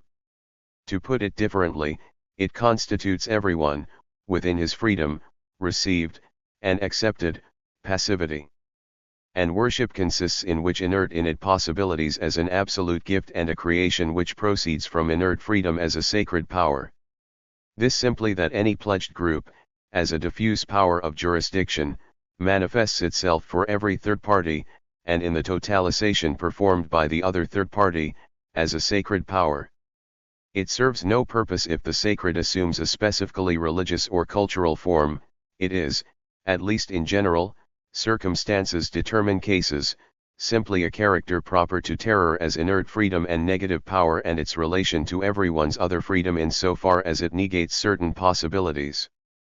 This relation manifests itself as sacred when a coercive and unanimous totalization rewells itself through this is of the extent materiality, vestments, stereotyped actions, objects of veneration, this disintegration keeps the thing tablet, etc., intact as at the Itstopi group inert commemoration of the past, RHE inflexible and invariable order of actions etc., expresses inertia in them, and also that their conventi or .al and teleological aspect embodies freedom power. And the sacred, with its rituals and its ceremonies, derives, like juridical power, of the group, that is tense, fact that any community is a rotalization or, to put it differently, a totality which is perpetually derotalized. It is a fundamental contradiction, in fact, that the in so is by is the essential factor or detotalization. However, as we have already noted, the possibilities of dissolution, for the group, even when enemy pressure is relaxed, would be less close and less threatening if its members could remain united, in one place, in the square, etc. For unity in everyone, as a synthetic determination of multiplicity, would be the interior resalience of the real, visible, and twiggable promiscuity of the people in the group. We have seen that the group posits itself for itself in a reflexive practice and becomes its own immediate objective not only when circumstances require it to be permanent, but also when the diversity of its tasks requires that differentiation take the place of fluid homogeneity of fusion. In this way, in fact, a risk is incurred that distance will make everyone isolated and separate, or that new conflicts, arising from the differentiation itself, will produce new antagonisms in the community. Through the pledge, the GN-up ensures an ontological stature which will mitigate the dangers of differentiation. As I have already said, this pledge is not necessarily a real operation or an explicit decision. In reality, when the group posits itself as its own end in and by every third party, and when this practical if the reception of terror, it is enough that violence, both in its negative forms, the liquidation of the uncommitted, and the suspect, and in its positive forms, fraternizations, manifests itself in such a way that the statute of permanence becomes an immediate certainty for every totalizing third party. So, whether or not a pledge was rivalry renadre, the of the group it was this as an ulterior objective, the creation of permanence, and again is which permanent group now sets itself as its immediate aim. And the unity of the group is nowhere but in everyone, as a pledge. This pledge, whether implicit or explicit, defines everyone as an individual, not only because it concerns his being in the group, because it is only the of that it take. 444. Place in everyone. But this has nothing to do with inorganic products or with an inertia of exteriority. In this sense, terror does not inflexibly define the permanent limits of freedom for everyone. In fact, it merely raises the at which untranscendability will become transcendable, or, to put it differently, it makes it probability that one will abandon one's post, go to treason, as of is always a possibility everyone. Its probability is a function of the synthetic complex of historical everyone's individual this that the group is also negatively the totalization of its points of possible rupture, and that for each point there is a certain threshold above which the rupture may occur. And these thresholds are extremely variably at the organization. I organized S and functions so far as the on itself of the statutory directly relevant to a critique of dialectical reason. Whether it is a matter of the division of a particular case, there is no need for a formal enumeration of its possible forms, or for tracing the historical movement of the division of or of the transformations of the army on the basis of weapons and of combat techniques. Our sole problem is dialectical rationality. We are acquainted with two types of intelligible actions, the translucid, abstract, praxis of RHE individual, and the rudimentary praxis of the fused group. To the extent that the is relatively undifferentiated and that action in it is everywhere RHE same, everywhere cornerna n, orders all sides, but which a single third party might have uttered one after the other, we can take it that MOA differentiated retains the characteristics of individual action and amplifies them. It is alive in so far as it is, in everyone, both total and the same. No doubt it multiplies, but we have seen that an individual becomes a member of a group by interiorizing multiplicity. Through the relation of mediated reciprocity, he spontaneously and concretely benefits in his activity from the activity of the others. Inertia, control, and complex organ, sashana are nowhere to found. This means that praxis is every v here plenary, that it is everything it can be everywhere and that, ultimately, reciprocal conditioning manifests itself through the object and through objectification, but that the operation, in so far as it is very close to the operations of a practical organism though separated individual praxis by field retains a sort of however, involves a system of relations, and of relations between relations, such as to make one wonder what type of praxis manifests itself in it, comparing these structures with the dialectic of individual action, and whether this is still dialectical, and what kind of ohictive it sets itself, what kind of reshaping of the practical performs, internal it, and, finally, how far it is MZL/E-praxis, that is to say, freedom, and how far it refers the internal action by a group defines its structures and to the group itself as a structured in the practical field. On worked or on other groups. People say both, we have failed because the organization, distribution of tasks, left a lot to be desired, and our organization has decided that, etc. This ambiguity is important. It expresses a complex reality which might be described in the following terms. RHE group can act a transcendent object only through the mediation of its agent, performs action indefinite, that is to infar as his practical relation with the thing is directly conditioned by to the other as established either group, as a plenary by its representatives, however they have been chosen, then, is a distribution of tasks. And it is the common objective, common interest, common danger, common need assigning an aim, praxis at the of this differentiation. Organization, then, is the discovery of practical exigencies in the object and a distribution of tasks amongst individuals on the basis of this dialectical discovery. In other words, the organizing movement settle 5 the relation between men on the basis of the fundamental relation between group and thing.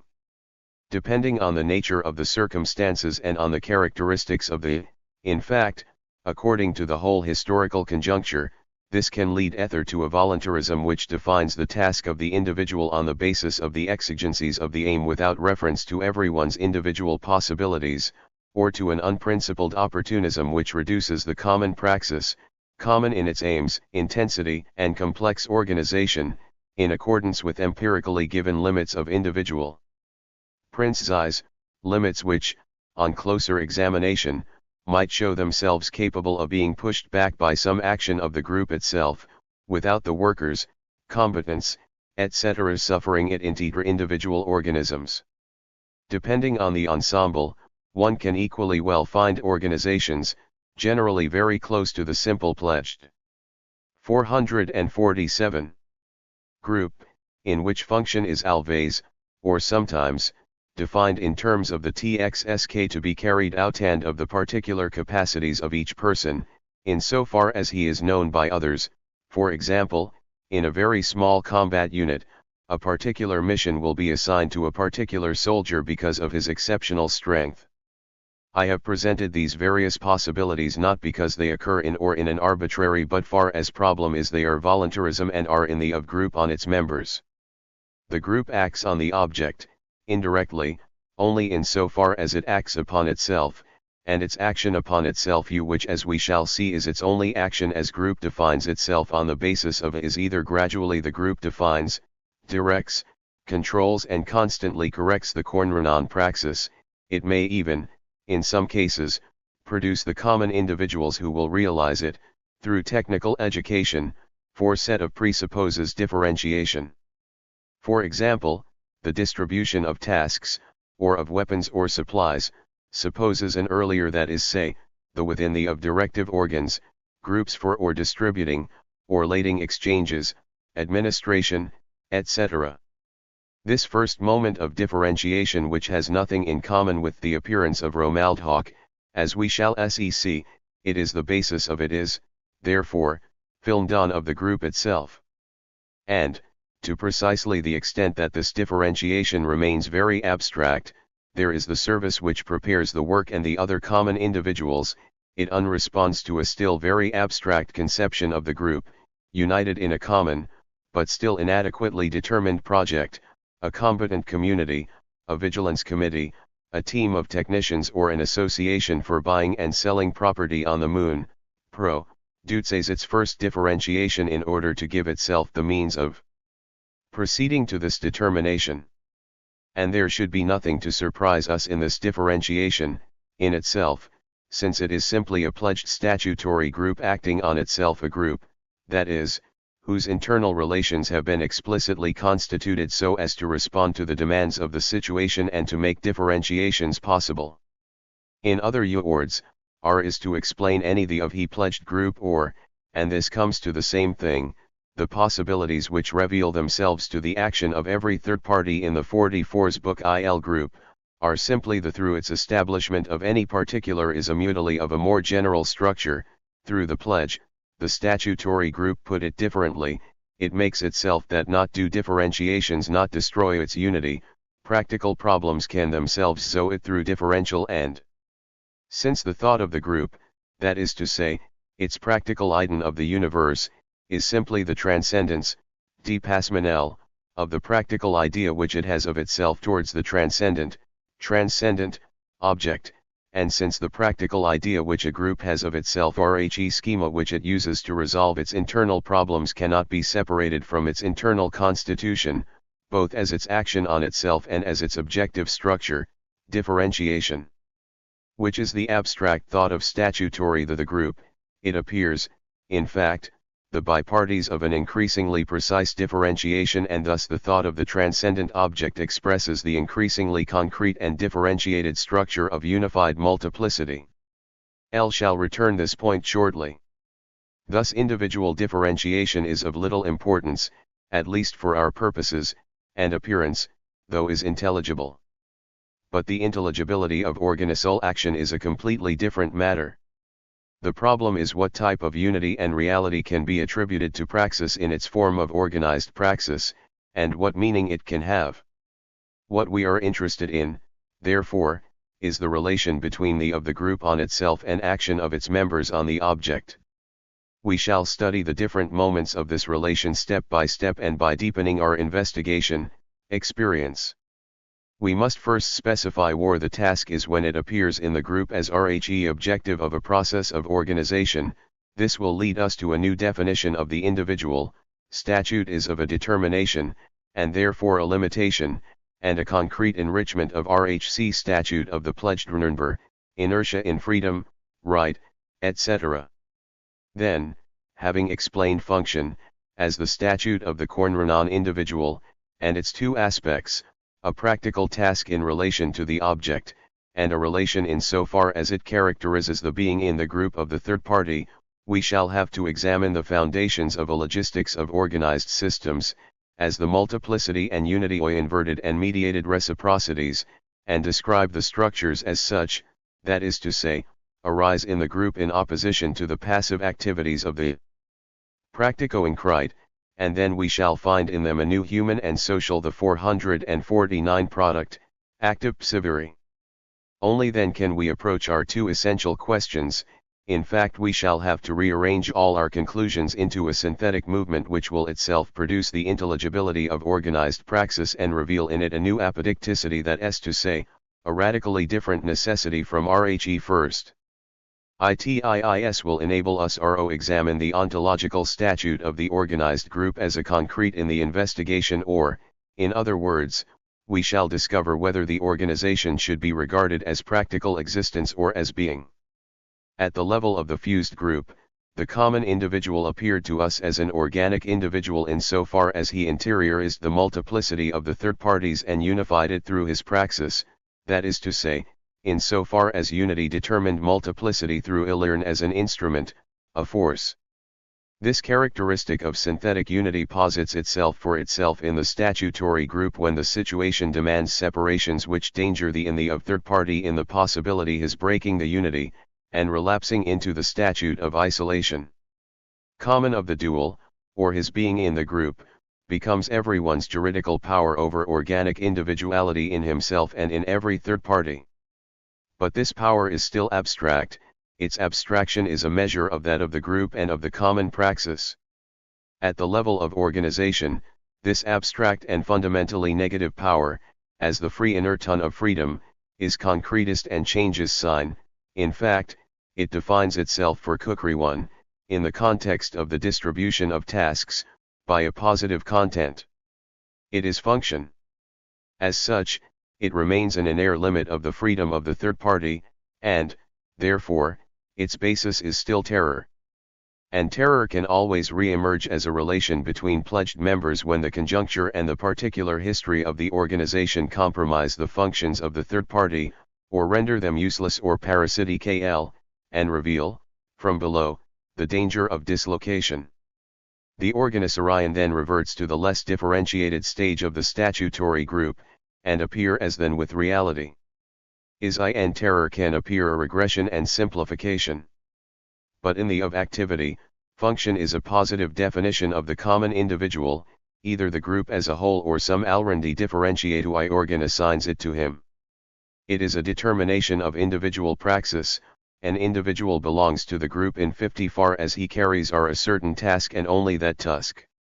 In simple terror, Book 11 however, the inert lunate of possibilities remains abstract and purely negative. It is freedom freely renouncing the right to dissolve the group relation in case of separation. Function is both negative and positive, and the practical movement, prohibition, do not do else, is perceived a positive determination, a creative imperative. Duty. But in the milieu of the pledge, doing that is the right of each all, just it is a right of over each, or in so far as a concrete it, is everyone it the right to carry out his particular duty. He must actualize everything that predetermines his function, the common objective, practical problems, the conjuncture, the state of techniques and instruments, in inertia, as an inert possibility defined by discourse, example, and it in of sovereignty freedom of and of power over men, social freedom as a synthetic relation based on the pledge, in short, in freedom if a football team is being formed, the function of goalkeeper, or forward, appears as a new player. He will be recruited by one of these functions, it will select him on the basis of his physical qualities, weight, height, strength, speed, etc.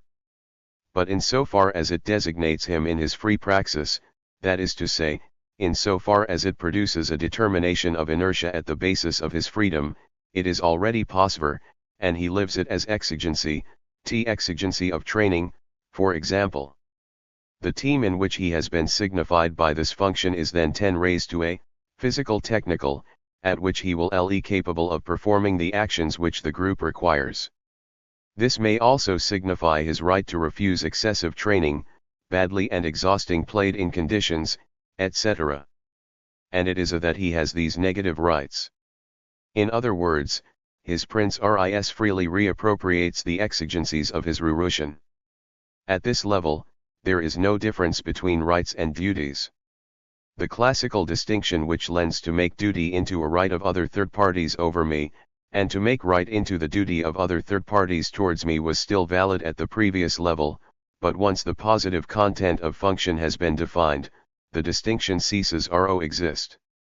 There is no ground for staring a priori that the dirt involved in the training of a particular sportsman is either a right of other members of or own if, as an organic individual, he were to resist following the diet, the others would the organization 45 impose it on him, either because he needs to lose weight, or he wrong to or he or eats indigestible food, because each of them, as a function, in the praxis, requires every member of the team to reduce himself to his own function. On the other hand, if he adopts the prescribed diet without qualification, then, for the administration of the sport group, the organizers, this is simply their duty to keep it for him as long as necessary, as a function of the group, he will require his Felkvu team not to his duty, carry it out, and if necessary to force him to do so. It is clear that each formulation indicates only more clearly the increasing inextricability of right and duty. If one member of the team makes this exigency, to keep fit, to persevere the training, over another player over the group, then it acquires a juridical and dialectical structure which is of all suppose into a group, that is common individual, M, defined by a certain function. I require that M should receive from group the training, etc., to enable him completely to fulfill the requirements of his job. Now, I require this not only for the group, that is to say, Fn-M the point of view of the common PNM is, but also Fem group, since it is the group which distributes the functions. I require it for my own function, that is to say, for the guarantee which each and every member must freely offer me, and I also require it every NE as a particular third party, For NZ as such require that I require this guarantee for him, it is he, example, who has most to lose in through the failings of M, and because, seriously threatened through N or Z by these example, I am more filings. Lastly, I require it because M himself, in the name of the pledge, requires of me, as a limit quer, that I require it of him. Now, all these abstract moments of concrete exigency are given together in my way of acting, of realizing my function through my action and of basing my action on my powers, RHE right which the group has through INE over all, and RHE duty trumvards the group as defined by all, RHE reciprocity of right, I have the right that you should assert your rights. That of duty, my duty is to remind you of yours, that right and duty, I have RHE right that should allow me to do my duty, that of duty and right, I have the duty to respect your rights, the infinite complication of these reciprocities, in the context of the complex reciprocities which we shall examine shortly, all these lines of force constitute the web of what might be called power as reality lived in and through praxis. According to circumstances, one or other of these lines of force may appear, as a form, against the synthetic background of all the others, but if they are not all present, the group will break up. For of let the case of an which directly in its internal structure by exploitation, it may constitute itself either for the exploitation of others or against the exploitation of its members by others, but there will be no relations of exploitation between the third parties who comprise it, and a particular function of which consists in a certain operation performed with a particular tool and with some definite technique. The technique and the tool define the moment of the historical process in so far as it produces, penetrates, sustains, and particular group this developing, but the common individual perceives techniques and tools as his sovereignty in the practical, that is, as an extension of his individual praxis. This sense, and are really same object, are the group so far as individual perceives it as his own social power over things. In other words, acting with tools reveals his to, it can be defined as an inert negatic, but from the abstract point of view of a diachronic totalization, as practical squarrenty, over inorganic matter, it is at this level that the is a practical unveiling of the M-RLD to precisely the extent that the practical organism is a tool. By this I mean both that it changes the world by a reorganizing transcendence, and that in this very transcendence it reveals it to be a world in the process of being reshaped. These themes have been discussed many times by many different authors, shall only refer to the first technical agent to grasp, and fix in XX-rents, the social moment of unveiling the world by a praxis involving tools. Saint-Exupéry and his book Terre de Hormes data the astringent power of RHE aeroplane, as an instrument which reduces traveling rhyme, is not only produced by a technician using an object Antoine de Saint-Exupéry, H. the 453 which has already been worked by men, but also, and inseparably, revealed as a real movement or contracting space.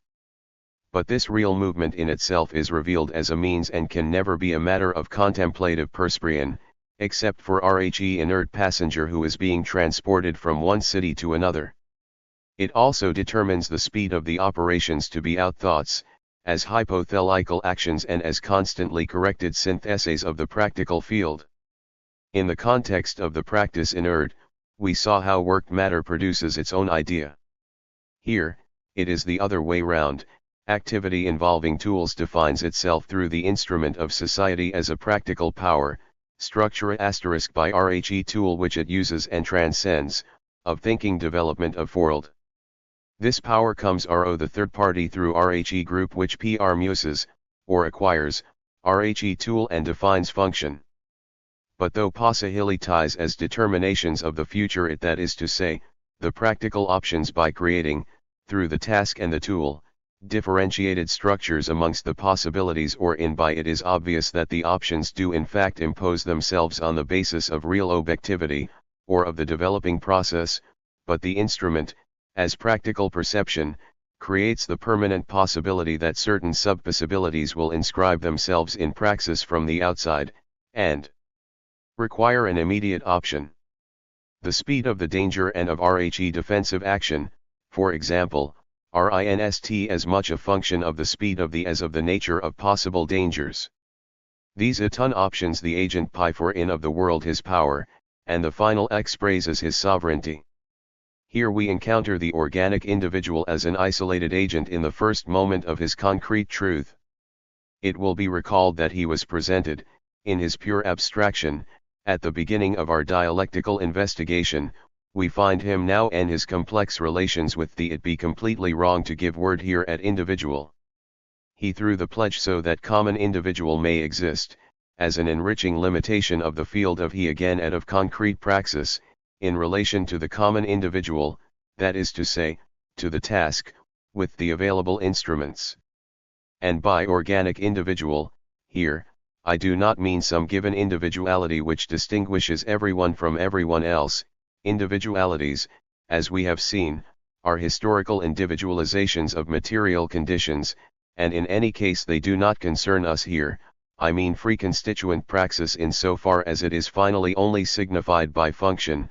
In fact, to the extent that the determination the sub-possibilities context of Shen under the influence of tools, functional predetermination appears as a schematic adumbration of a sector of activity. In this sense the common individual, as function, remains mostly undetermined. To a pilot, of course, is ob nothing but a pilot. But, in the course of rhe variety of exigencies by the end in action, is so their urgency so that it to one's bim j pilot as a totalized ensemble of practices confined within strict limits. A praxis, however, though completely unintelligible in and techniques, the tiv and the material circumstances, is only a free organization of the practical field the of the produced us. Of course, the individual action of a practical organism no longer has anything in common with that of another practical organism which possesses rudimentary tools and less developed techniques. It is true that the conditions of sovereignty are social. Everyone knows the power of the plane is not that of rhe pilot. The other hand, in so far as this power can practically through the specialized praxis of the pilot, that is to say, through the of inertia and the use of forces of exteriority, everybody also knows rhe opposite airline pilots, though identical as individuals, at the same the group itself, by what is stupidly there in fact, simply the history of their technical choices as free dialectical agents. For an airline pilot in mortal danger, what is excluded is a set of possibilities, which are in any case completely unserviceable, to negate the common individual in him, the responsible individual. These shall find lapsing into the Geld dissolving into a MW the senior LE master CM board, all of whose initiatives must be aimed at saving the plane, and to relapse into fear, isolation, and the irresponsibility which is characteristic of isolation located linii for any group betting. What is required, meanwhile, is to transcend the pure inertia of common being by some action, if action is still possible, or to choose between two techniques, both tested, both of which have their defenders. Thus, in function, the practical individual, as a constituent dialectic, transcending inertia in a praxis which preserves it by using it, which, as I have said, amounts to transcending the inertia of the instrument. The individual as organic praxis is below the common individual in so far as he grounds him with a pledge, and beyond him in so far as he is his practical individualization. In reality abstract, we have yet run the of and of the practicoinert in the reverse order. He is no more than the common praxis, in so as it has to transcend it. Goes without saying that the common individual, in so far as he is produced by the group, is something more and something different he had appeared.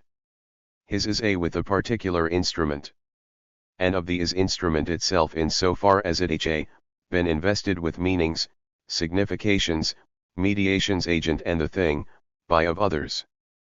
But, of course, it is also the becoming instrument of the specialized agent. Through training, professional instruction, etc., RHE instrument exists as an excess in the practical organism of anyone whose function makes or, in other of the specialist to signifying interconnections of a, or tool, as an interconnection of assemblies. However, we are not at the level of alienation here. The group constituted itself in opposition to it and has not yet relapsed into it. And this interonection should not be seen as an inert instrumentality of man tied to the inert humanity of the machine. In fact, PRGS is the temporalization of X, S in a situalion which is always individual, or rather which always are for reorita ROB. So, this means that action defines itself here as RHE simultaneous transcendence of assemblies by the tool, of RHE tool by assemblies, and of the whole higher directed process which future possibilities have in E_vis, without practical vigilance, that is to say, without a objective to determine them in their essential intermination, and without a project to actualize them by specifying them. Thus Exis, as an enriching limitation of the common individual, manifests itself concretely only in and through a free practical opposes initiative, of course, but this contradiction occurs at another level. It has meaning, in fact, only in the context of a complex historical conflict which opposes new means of production to old ones, forces of production to relations of production, etc. As such, routine corresponds to a total situation and expresses the quarrel attitude of particular groups and milieus, that is to say, it manifests itself in terms of a political and social alliance between these milieux and the conservative class. But, to take a routine practice, that of a Tennessee peasant in 1939 who refused to use electricity, as a particular action and in its positive relation to a specific objective, plowing, sowing, breeding etc., there is difference between its structure and what we have just been describing, regardless of whether he uses electricity, votes for the Republicans, and of technical education, he is hostile to elementary forms of cooperation. Peasant, with his work tools, defines his in of a few. And he trans of the practical by to difficulties with the means at his disposal. The main purpose of my examples was to show HCVW the common is transcended in work itself. They were not intended to take us back to the simple groups which we were studying before. In effect, these were characterized not only by their integration, but also by the strictly common character of their objective and, consequently, of their praxis. How you or else they may differ, a football team and a group of armed rebels have one thing in common, from the present point of view, that the real objectification of the action of each member lies in the movement of common objectification. In the case of a football team, the action of every player is predetermined as an indefinite possibility by function, that is to say, in relation to a future objective can itself and of technical activities. Thus, function is for every member a relation to the objective as a totality to totalized. In the every common individual will, in the light of the group's objective, effect a practical synthesis, orientation, schematic determination of possibilities, of difficulties, etc., of the field in its present particularities, mud, perhaps, or wind, etc. In this way, he tries to make himself generally prepared for the specific characteristics of the inich. But he will realize this practical synthesis which, ultimately, is a kind of mapping, a sort of totalizing survey not only for the group and cm the basis of the group's objective but also on the basis of his own position, that is to say, in this case, of his function. When the real struggle begins, his individual actions, though they require initiative, daring, skill and speed, as well as discipline, no longer appear meaningful apart from those of the other members of his team, insofar, of course, as each team is also defined by the other, not only in the abstract, insofar as each function presupposes the organization of all functions, but also in the very contingency of the concrete, insofar as a particular player's slip or clumsiness at a particular point strictly conditions the movement of another player, or, of all the others, and gives it a teleological meaning which can be understood by the other players, and, though this is incidental here, by the spectators. Illis no particular movement, pass, or feint, is entailed by the function itself. Function only defines the abstract possibility of making particular feints, and performing actions in a situation which is both limited and indeterminate. The action is irreducible, one cannot unless of the, that is to say, group on basis of its objective, but it can rules, it basis of them unless one can also see the whole field. Thus, this particular act is contradictory. In itself it is in fact a complete individual action, it has a partial to pass the ball, an assessment of the developing situation in terms a calculation of chances and a decision which may be modified by new developments, which can either fail or succeed and whose success defines it as a self-sufficient dialectical process. In other words, if we assume that this particular individual had this particular objective, to pass the ball to the member of his team whom he thinks best placed to use it for the benefit for the entire group, the action, as a constituent praxis, irreducible to function, is completely intelligible. But in fact the impossibility of stopping at this partial objective is revealed to us in our investigation by the fact that RHE permanent reorganization of the group continues, in accordance with general rules and with the particular exigencies of the situation, and that it absorbs every particular moment which conditions it. Thus the meaning of the particular undertaking, even if, as such, it is successful, lies in the use renate of it elsewhere in RHE undertakings of other members of RHE team.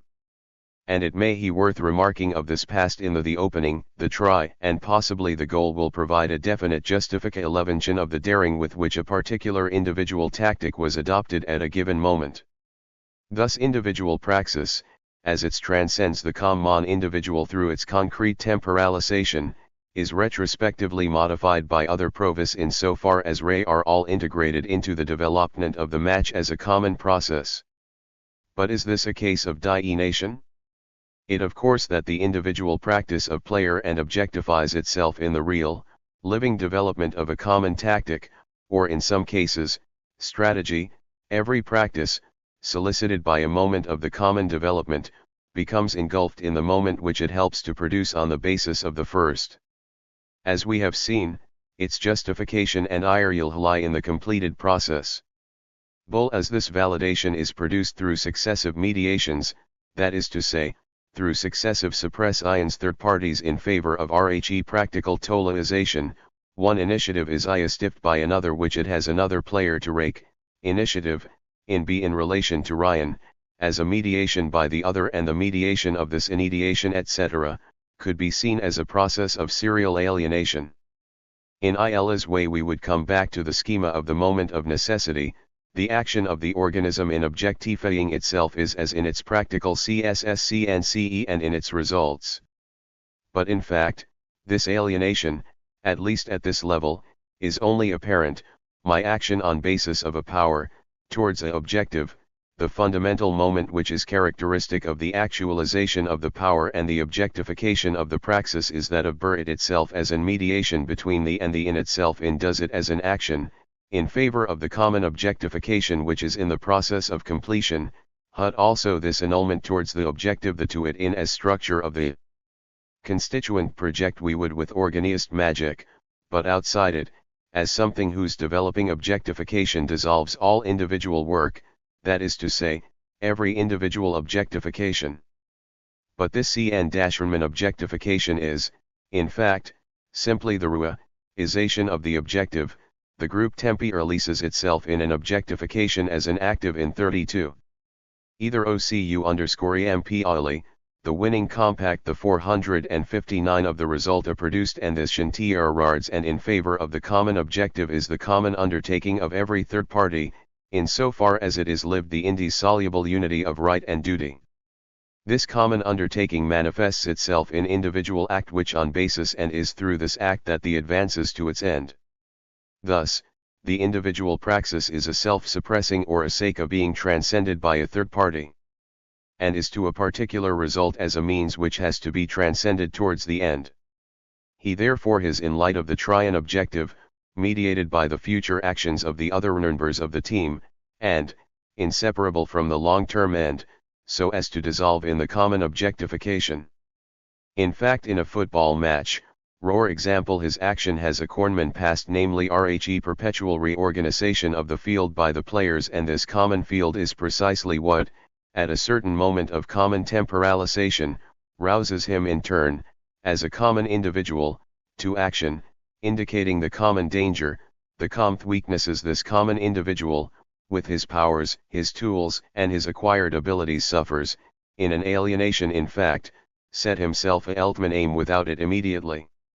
Metamorphosing into individual of a free, passing conceived in terms of the whole organized field and as a means of offensive reorganization, becomes the Kriyazion for combining the positions and of individual in with the ball, in terms of the individual tactics of an opponent who is trying to intercept him. The essential moment of the action becomes that of struggle. Even before passing RHE ball to another member of his team and seeing the outcome of his decision gradually emerging, the have through over another individual, in other who same and who has therefore benefited, in principle, from the training, etc. But this transformation of practical power into isolated freedom only a moment of metamorphosis leads up to the disclosure of Korm non-objectification, and this culmination is precisely RHE meaning of the transition to isolated freedom. This freedom is expressly designated as a mediation the common individual, who is never the %, defined fundamentally by an inert limit, to be Reactualist Book 11 in freedom, and RHE common objectification which realizes itself at same rhyme as the individual action, a reorganization around the passing of the ball, and reflects the common objective back to the common individual through the mediation of everyone's individual praxis, the individual in the common objectification which produces him and which is produced by of has over in silence, since it would negate if it were posit itself. This indeed is what happens if one has no team spirit, which is rare in sport, work, or Riksvark, but frequent in some contradictory activities such as theater.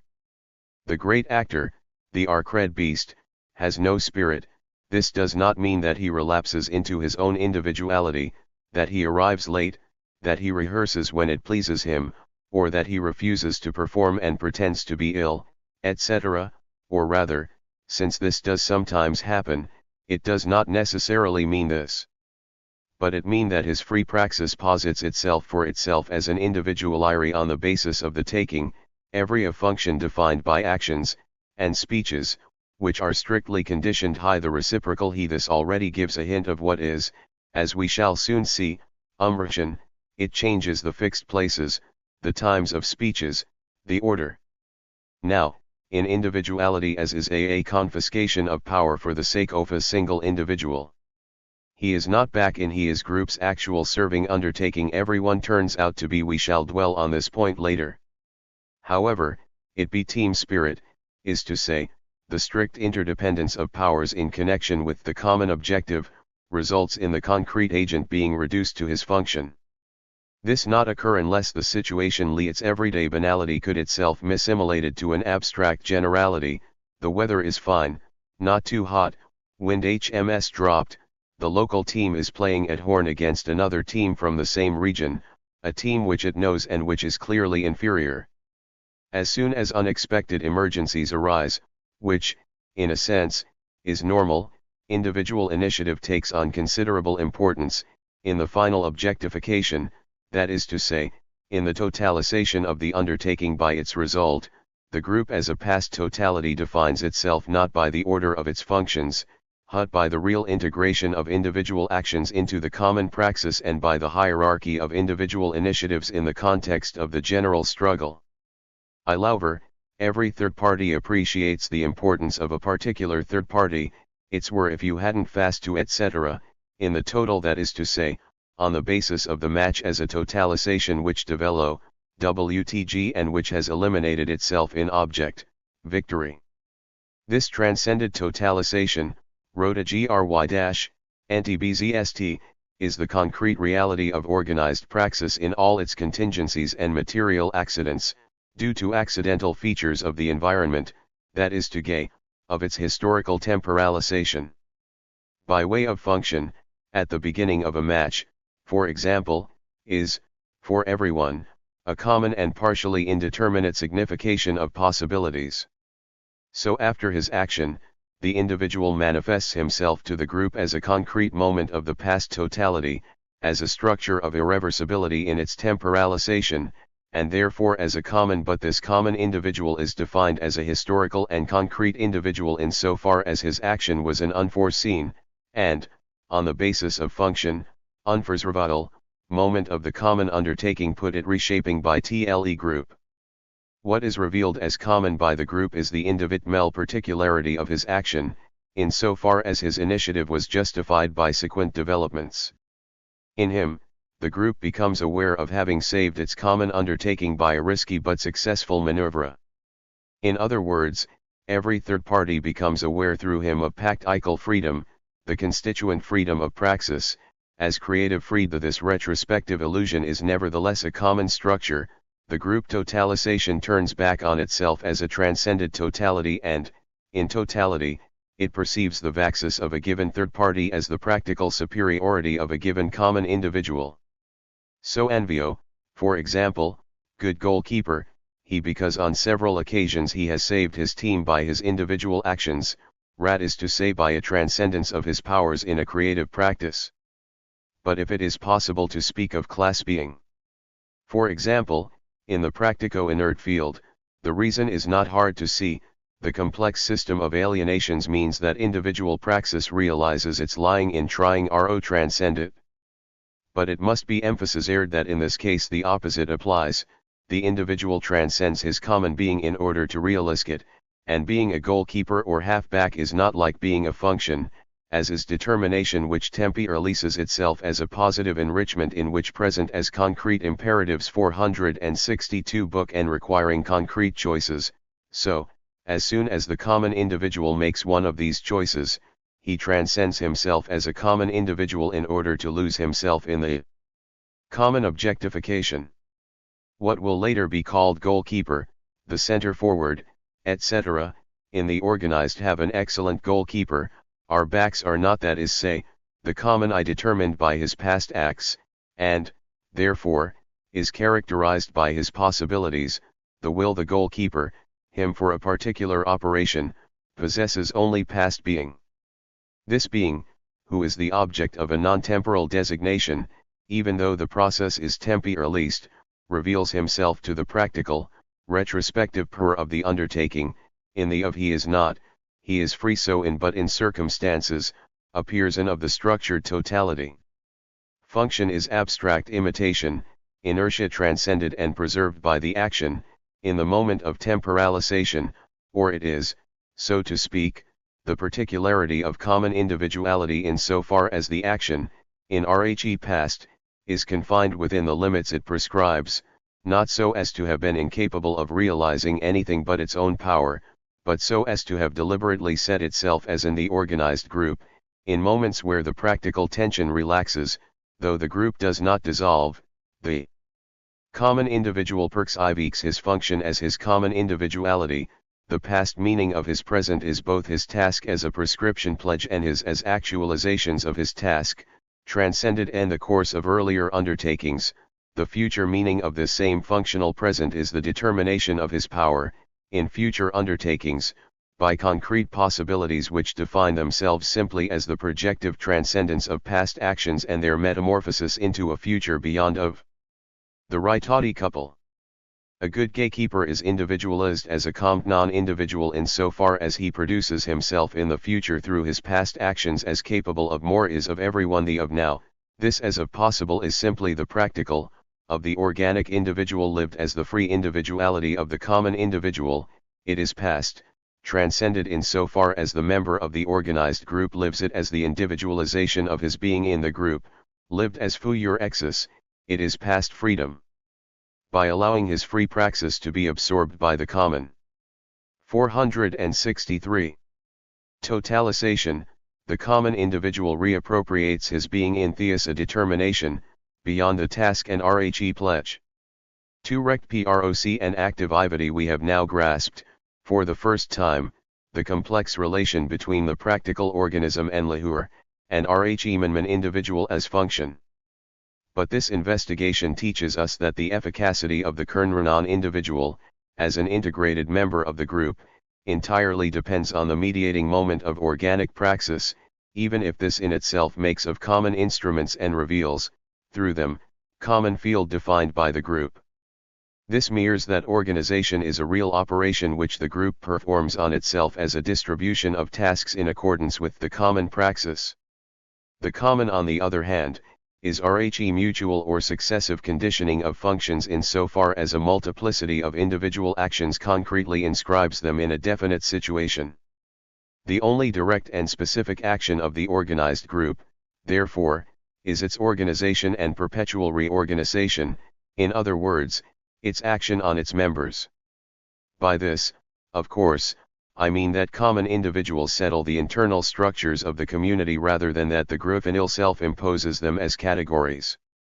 But the important point here is that, from this point of view, function defines itself both as a task to be carried out, an operation defined in terms of the transcendent object, and as a between each common individual and all the others.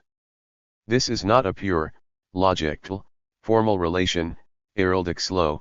It is clear that it must always be some deter of right-duty tension which provides the objective internal bond of a community in the process of organization. In other words, the is originally synthetic and practical, since it specifies power over each and it must be as a relation of interiority. But, by introducing this specification under the pressure of the group to from fluid homogeneity, everyone being the here and everywhere, to regulated heterogeneity, alterity reappears explicitly in the community. Its origin may be transcendent, transiente if the community becomes differentiated. This is because, in the unity of a single 464 book 17 threat, the danger and means of defense, or attack, always other and vary to and temporal but the of the differentiation in a internal, precisely to the extent that the instrumental complex which characterizes a group, in its evolution, can the of tasks is a better of technical equipment or else a response to the pressure of new inven and new any. The important is that group reinteriorizes alterity the better to struggle against it, either to dominate the complexities of an immanent object, or to confront a transcendent, transcendent diversity. In the organized group, alterity of the members is both induced and created. Following the pledge, in effect, every third party remains the same as the other third parties, even though the pledge is made with a view to a differentiation, still abstractly foreseen. In other words, the third party undertakes, by of his pledge, to negating any possibility of either OWRT as an individual, or from any whatever. The young pledged member of a combat group is given a exus that he is the who has never fought has not war, which, in the of peace, was an abstract and purely in praxis, through the common objectives, becomes an exus a complex of negative possibilities, of being unable to shoot, of a wing afraid, etc. And this exus distinguishes him from, for example, the old soldier who is making the pledge next to him. He is other than soldier. By his pledge, the young fighter swears to put res alterity in brackets, and to render it accidental and negligible. In the dialectical development as statutory in its transition to an organized group, it is clear that the function of the pledge, to exercise terror over the other and, making a clean start, to establish the dictatorship of Rhe same in your yon, is to serve as the basis for the reintroduction of alterity. As Levi Strauss would say, it is suppressed as nature, and reinteriorized as culture. Alterity culture becomes a creation of man and a free means of preserving the free group when the group is able to make an indissoluble connection between the TWO approaches, affirming radical of differentiation and strict equivalence of its memlxrs as common individuals, through the pledge, and itself producing functional alterity, the basis of this perfect equivalence producing, that is, alterities which define the odor in the same by his task. Thus, to the extent that the GN-up has so decided, everyone is other in the group, in far as is a relation defined in with a and in 50 far as this relation, to the extent that it has been is capable of being the object of practical understanding. As a member of a series, I do not understand why my neighbor is other. Serial alteration reinforces accidental alterity, birth, organism, and renders it unintelligible. As a member of a living organisarion, I understand that is a practical and signifying us as to TVW, another team member's relation to me is entirely comprehensible. He is, so to speak, the means, the object, and the of practical understanding in the organized group. Il is other because it is necessary, from the point of view of the common objective and of the common which he indicates at the horizon, that this or that should be done, to allow the completion of same other task, which conditions the possibility of me carrying out mine. And the teleological link between these functions is immediately given in the functional action. There is no need explain it in words or to take a contemplative view of it, which would in any case be impossible. Action and comprehension are one. In comprehending my own aim, I comprehend the aim of the other, and I understand both and those of and the others in terms of the common objective. And, in W.C. Scene, real is this, it incomplete, develops by creating in with ulteriorities. The will do this, etc. Hud it is simply to this fact. Beneath the it is in this il as e ident, cl aim. The negative of the individual or of it culture. Aig histinct the coit in him, this is the original f give everything will onto you veis typical ofthe regasi ergative alt eridi in yourself, cast it af the of positive your give away vigo or agnity, you will a imavidual aist high fm could it is a which in ml, it be, physical by training, by I this in simpler ways in order to grasp intelligibility I know will raise and the more ease into precisely the extent that the group individual as a consecrated power, differences of training or physical strength which benefit some other receive, so to speak, a statute of intelligibility, it is as if the group had at some point just the strength and the brains it or these will be primarily social, based on the ubiquity the p-ledge and the equivalence of his mems. He is not primarily a man than me, he is primarily a reinforcement of the CN-man defense, in a particular place which is more liable to attack than any other. But the express condition of this practical reinforcement is egalitarian fraternity, it is merely a special form of it, the pledged relation of fraternity is a functional in groups, without any direct of everyone's falls within competence of third party and what is always carefully and within the group arise because competences have remained indeterminate in some respect or other, or irc some new circumstance, by creating a new prop produces a provisional indeterminacy, and therefore in the relation between men. The of sociality in the of pledge, and it concrete of human relationship. Every function, as a relation hetweird RNR and a particular other or the others, itself a, direct or indirect, limit of competences, and positively as the action which makes my action necessary and possible. But lion is tli individual, or being in the group. At the is an polyvalent determination of human relations, it is the organist relation and but this human by expressing a king, receives an inert rigidity from it. In fact it reciprocities of powers based on the pledge, that is to say, on the negation of certain possibilities. In fact, the relations between common individuals, in so far as these relations present themselves as a tem which, within a irrevidual longer the of others, or fails that a fool be an other by I ask be our patient, and that a wc get to it wlw investigating must the for pluralization there being within definite limits, aim to leave nothing indeterminate. This is clear when, for example, the first meetings of a society establish its office, secretaries, treasurer, committees, etc., and still clearer when are of competences, of tasks, implies that a funitional individual can never have a certain type of relation with another. This is the negative meaning of all rules in the organized group. Human relations involve their own freely we saw above in concrete limitation of statutary relations corresponds to a positive within of for example, NTNM2 in a pledged group, the only possibility, in its total abstraction and play indeterminacy, was for everyone to preserve the group, rom ali kinds of external and internal threats. It was the same thing, in a negative sense. But the hierarchical relation of superior to inferior, for example, consists precisely in avoiding internal ruptures, insubordination or slackness, by positive and adapted actions, a joint rejection of voluntarism and obedience, etc. The aim of the parties to the pledge, on other hand, was urgent is an example of this. Faced with a still imprecise threat, but with an increasing hostility from the aristocracy and court, the deputies of the Third Estate swore no to themselves to become divided. They did not know what their tactics should be. And in fact it was the people of Paris who resolved the problem. The unification of an organized in is by objective, which is individuals laid a task solely with a view to the successful completion of this task. Now, this relation is no longer the simple, indeterminate relation of each to each, with and through all. It is primarily a particular mediated reciprocity which unites an X to a Y, or to several Ys. The mediation is effected by RHE whole group a developing totalization, rather than a complex of is to say, as its own laws, and it is through the initiation of new reciprocities this time uniting the Ys to the Ms, and thereby the Ms to the Ns, etc.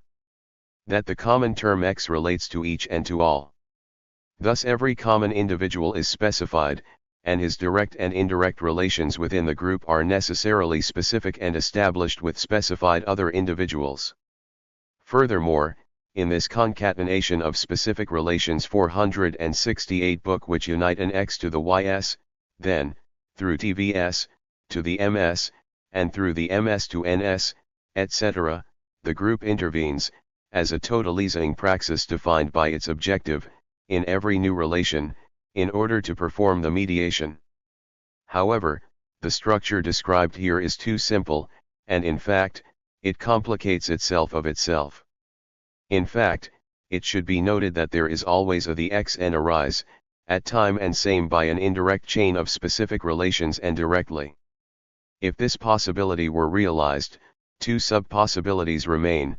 Either the direct and the indirect X and NS will not differ in their specification, the general has his orders transmitted to soldiers through the hierarchy, but in certain circumstances he may be in direct contact with fighting unit and give them orders personally, or the specifications of the direct and indirect relations are different. In principle and setting aside for the moment the question of what actually happens, the hierarchical and indirect relation of a Soviet manager with collar and white-collar workers is within party, of the manager many workers will certainly be by a direct relation which the is by another hierarchy. It is possible, though this is a purely logical hypothesis, and never actually happens, that the manager might indirectly command a local leader of the party and, as a member, directly obey him, and find himself directly under his orders. In fact, it often happens that the two cases occur together and define the same power in relation to two different subgroups. An X has direct and indirect relations of identical specification with MS, and direct and indirect relations of different specifications with NS. These various relations may be established with the distribution of tasks, and it is not rare for them to be specified in the course of common action. And it should be added that, if the group is numerous and relatively dispersed, indirect relations tend to disperse into indefiniteness, or else the limitation of competences may, for a whole interior zone, fail to determine the common relation which is to unite common individuals to specified powers. In either of these cases the original terror-fraternity relation reappears in all its starkness, generally in its positive form, the common individuals whose existence I am aware of, who work in the common praxis, and whom I cannot touch directly, are my brothers. But frath that every other than not each the workers, of or competence is my brother in so far as by his differentiated functicum he and enables to fraternity reveals itself as the immediate and fundamental relation which ists in its abstract starkness in the of any specified relation. In direct or indirect functional relations this fundamental link subsists, as the synthetic bedrock on which all relations are built, but it does not allow itself to be grasped in its abstract strength, precisely because it is there to serve as a basis for differentiations.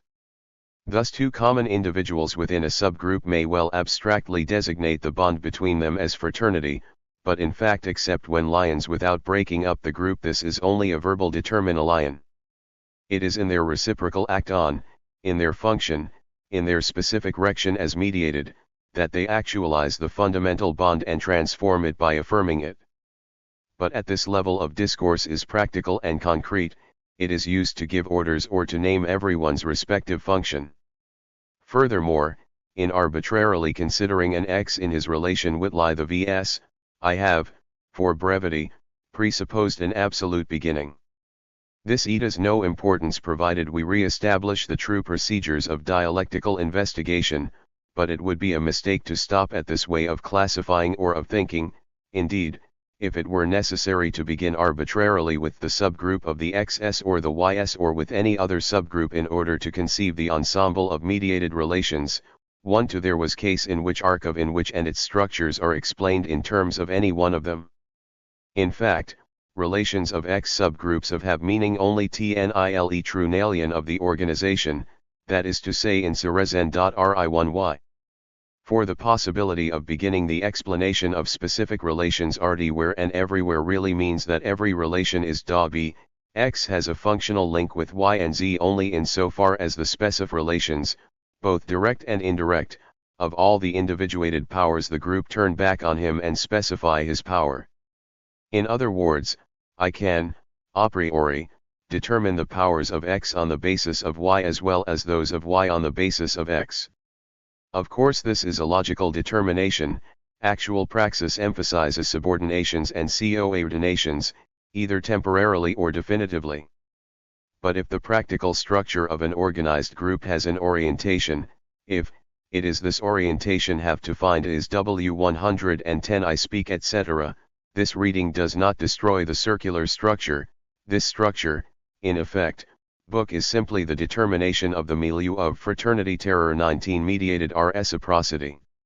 In our investigation we have discovered that, whatever the organized group may be concretely, it is a complex circularity of mediated reciprocities, both direct and indirect. In this respect, it merely determines and enriches the reciprocity which we have seen to constitute the original bond of the fused group.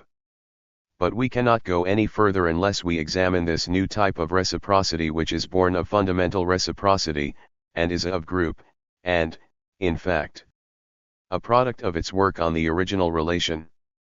Now, the first effect of this work is that it inverts the fundamental relation. In the fused group, mediated reciprocity emerges itself as a relation of convergence between two third pares who come together in the generating movement of the group. I see the advent of myself in Rhe other, the same, in so far as Rhe other sees the advent of himself in me, and, through this very movement of regroupment, everyone in turn a constituted party. Reciprocity is a direct, convergent, lived relation. As we have seen, the vicissitudes of action and the transformations of the situation gradually produce Rhe diversity of tasks. Even at Rhe level of Rhe fused group, elsewhere is always here, but elsewhere, Rhe enemy is other and Otaves otherwise. This diversity is and it is as against dangers of differentiation that the group recreates its unity in the of Bur as a between agents, is prati.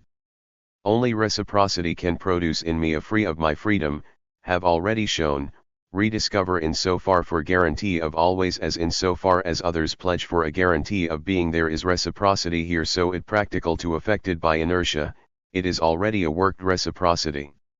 The pledged member uses mediation by the group so as to entirely transform the free spontaneous relation which appeared at the beginning of our investigation. As soon as the pledge is given, reciprocity becomes centrifugal, instead of being a lived, concrete bond, produced by the presence of two men, with or without mediation, it becomes bond of their absence. In his isolation, or in thr milieu of the subgroup, everyone has guarantees and affects individuals he no longer sees. In this sense, reciprocity is no longer the living creation of bonds, it is, on the reciprocal the pledge, against separating power of inert materiality, spatio-tempora, distances, etc., but at time, it, and reciprocity, as an inert limit of freedom, comes to man from outside, as exteriority against exteriority, and it exists in him as work. This very inertia, still in a crude state, is what is refined in everyone by functions, and with instruments, with places, with enemies or with things. Since this inert reciprocity is established to serve as a basis for as inside is understand an apparent paradox, the heterogeneity of functions, even in a hierarchy, is simply a determination of inert reciprocity. I call this an apparent paradox because, at least from the point of view of positivist logic, relations which unite two heterogeneous terms and refer to them in seem that is to between one common individual and another, it is possible to establish a double system of directed relations, in opposite directions. But their differences of function apparently make it impossible to merge the two systems into a single, two-directional system. A doctor treats the deputy mayor, and he votes for him in the municipal elections. Thus there is a set of relations proceeding from the doctor to the patient, treatment, the practical knowledge of his body and its deficiencies, and of the trust, fees, etc. None, we can add another relational system, administrator administered, elector elected. Of course the circumstances alley interact and the relations condition one another. Nevertheless, reciprocity seems to be excluded a priori. It would be absurd to say that is to patient to, and perhaps more absurd say is patient what the, but this is because we have deliberately taken our example from a situation which is not characterized, at least not necessarily, by the individuals belonging to the same organized group. Thus heterogeneity is to some extent, we shall see later how much, based on suffered, serial alterity. It may be that the doctor is treating the deputy mayor because they belong to the same political group, they met during an electoral campaign, etc., but it is not true that he became a doctor in order that the other should become deputy mayor, nor and derives from needs is created on the basis of reciprocal sureties 472 book and is a determination of reciprocity. It is incorrectly called interdependence. But interdependence, as we have seen, can suffered in serial alterity, in an inert gathering, twiri one depends on the others in 50 far as they are others and in so far as he is and but is a free overthrow of serial interdependence, everyone depends on the other in so far as they are both. The mediation of functions is the common RHE group produces me as the power to realize a certain detail of the common praxis so that this PRA.VTS can be realized in its totality and differentiate itself, se. Defodler, in objectifying itself, by performing this function, and through the development of the common action, every particular to itself, and to as another detail of the objectification. Thus the reciprocity of two radically heterogeneous functions remains unintelligible long as they are not mediated by the practical group, but its full intelligibility emerges as soon as both functions are understood in terms of the common praxis. But this should not be taken to mean that every organized group, or every agent, is indispensable. This obviously depends on the objective and on the circumstances. Indeed, the common individual has, as it were, a marginal utility, cause, according to circumstances, lack of finances, of weapons, or of men, functions are eliminated in a certain order, which varies according to the praxis and its aim. But such a reorganization is always possible, in accordance with some scarcity. It is in fact the of group, other means and, often, a problem is not to determine who is and is not indispensable to the common action, or rather this problem is practical rather point, is in a group action, of powers and tasks creates a concrete milieu its relations, and this so as it defines itself into a transcendent objective, is the practical reality of the group, its physiogend internal so far every this objective reality through particular events, and for a given multiplicity, and in fixed or only slightly variable conditions, budget, means of communication, etc., it is the reciprocal counterpart of the others. That any particular function may atrophy or disappear when the situation is transformed obvious, but this will only occur if the group proceeds to a rearrangement and modifies the internal relations of its members, and therefore its structure. Functions are reciprocal in that all of them, in reciprocity, help preserve a particular internal physiognomy of the group in activity, that is to say, in so far as they have been defined by practical which is the guiding schema of the action. A political group which undergoes a purge and survives it thereby demonstrates that the %ed members were not indispensable to it. But, at the same time, it becomes other and the new statute which it gives itself defines it irreversibly. But most of the time, all functions are all equally this is they are established on of certain which themselves a particular type of later, this appear wasteful and ineffective, but only from the point or view of other techniques and instruments. It is therefore impossible ever to make an absolute hierarchy of functions, which define themselves in a dated temporalization. On the contrary, the fundamental character of an organized group is that all these functions are conditioned and guaranteed by the developing, hence function becomes the signification of the other insofar as it is itself signified, and every function in activity is evident in DISTIP-lined groups, like sports teams, in which every movement of a fellow member, seen in, is decoded in the very movement which it occasions in another fellow member, as a different through the defined by action of the group, and as a of mediation. A given center forward, is in as their praxis it a practical occupied traversed with a variable coefficient of an adversity, and developing of the on the field it situated, in the to a opponent of, but soon as he takes up this spatio-temporal situation and transcends it by his, in accordance with his function, rhe common situation of the is for a spectator, to understand a is precisely to 3s. In FZVZT, in a MTCH.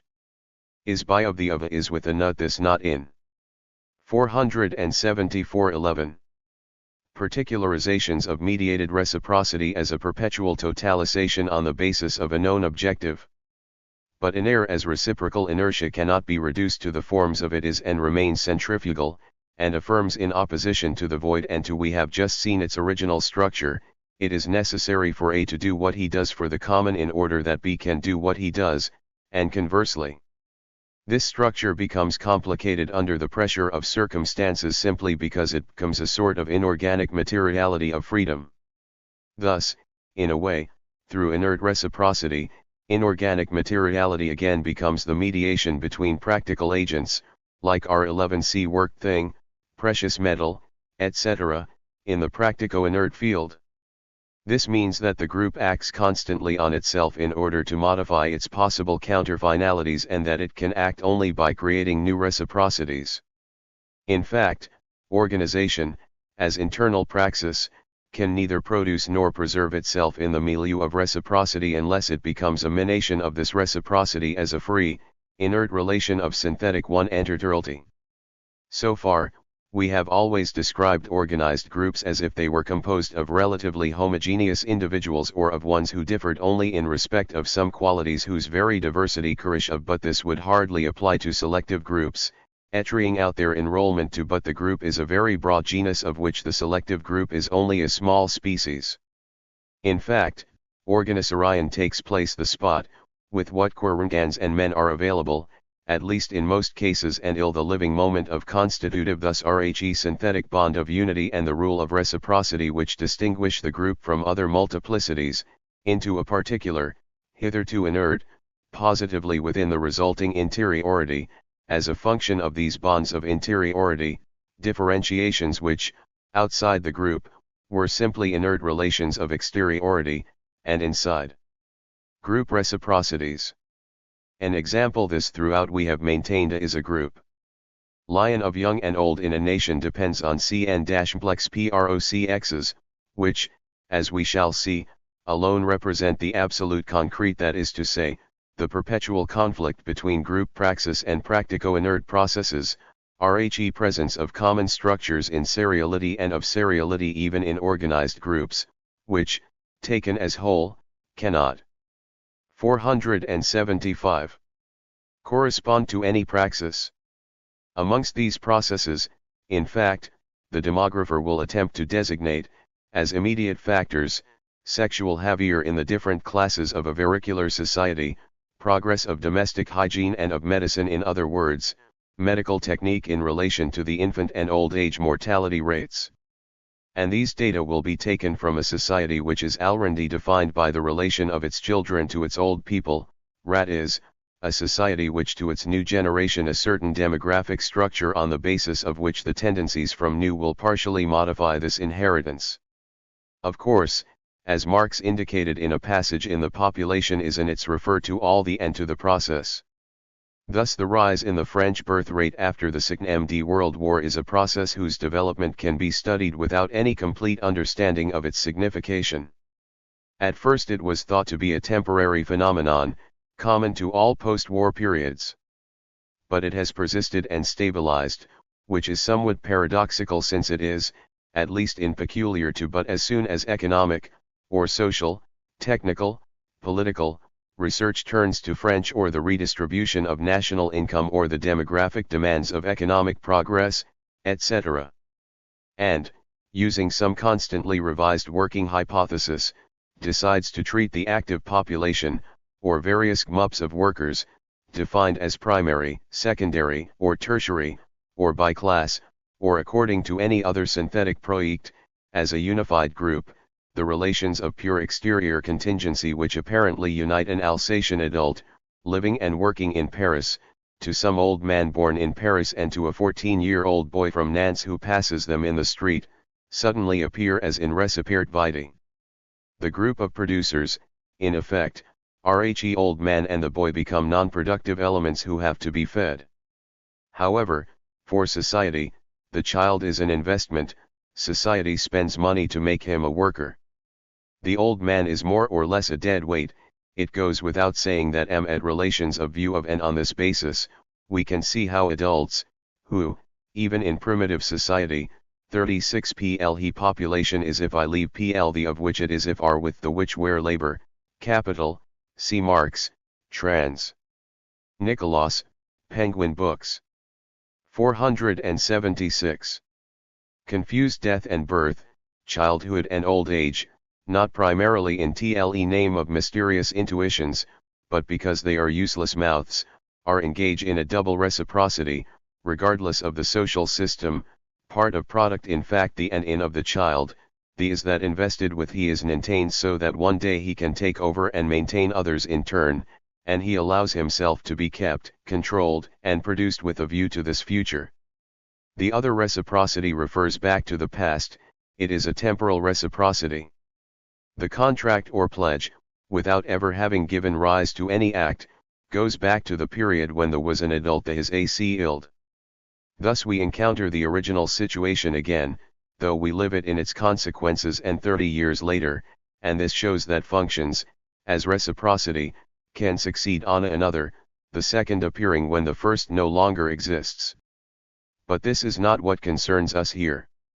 My important point is that if one totalizes, then differences will be interiorized and lived as special characteristics of the common praxis, that is to say, as the internal physiognomy the group.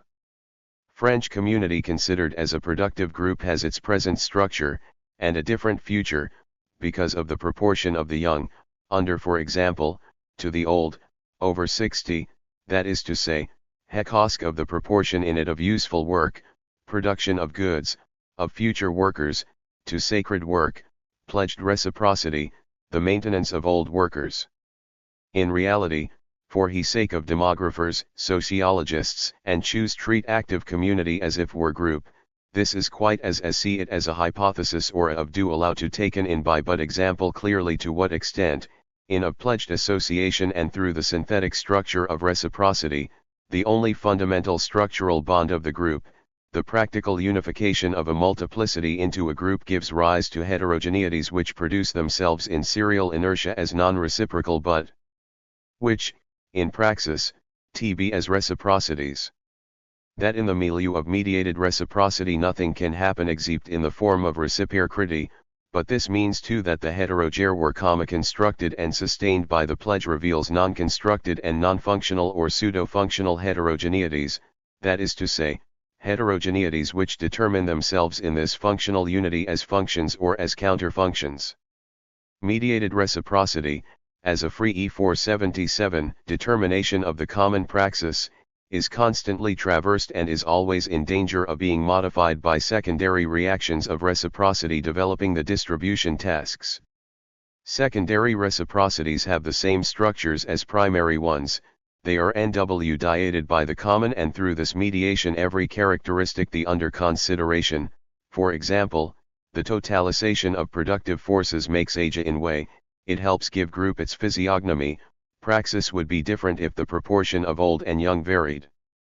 But though these secondary reactions may be favorable it is not fact that they arise from the pledge does not mean that their origin does not lie in the predico inert thus, the possibility that they may impede, or slow down, or divert is also present a priori. Besides, it is not out of the question that they will endanger the group even when they constitute an internal factor of acceleration. It is well known that Vicosi set out to liquidate the Hungarian petty bourgeoisie and proletarianism. But a number of workers in Budapest were former members of the petty bourgeoisie, and bourgeois they were deeply opposed to RHE regime. At the rime of RHE rising, when the workers organized demonstrations, this group, through its common action, developed in reciprocity its internal contradiction.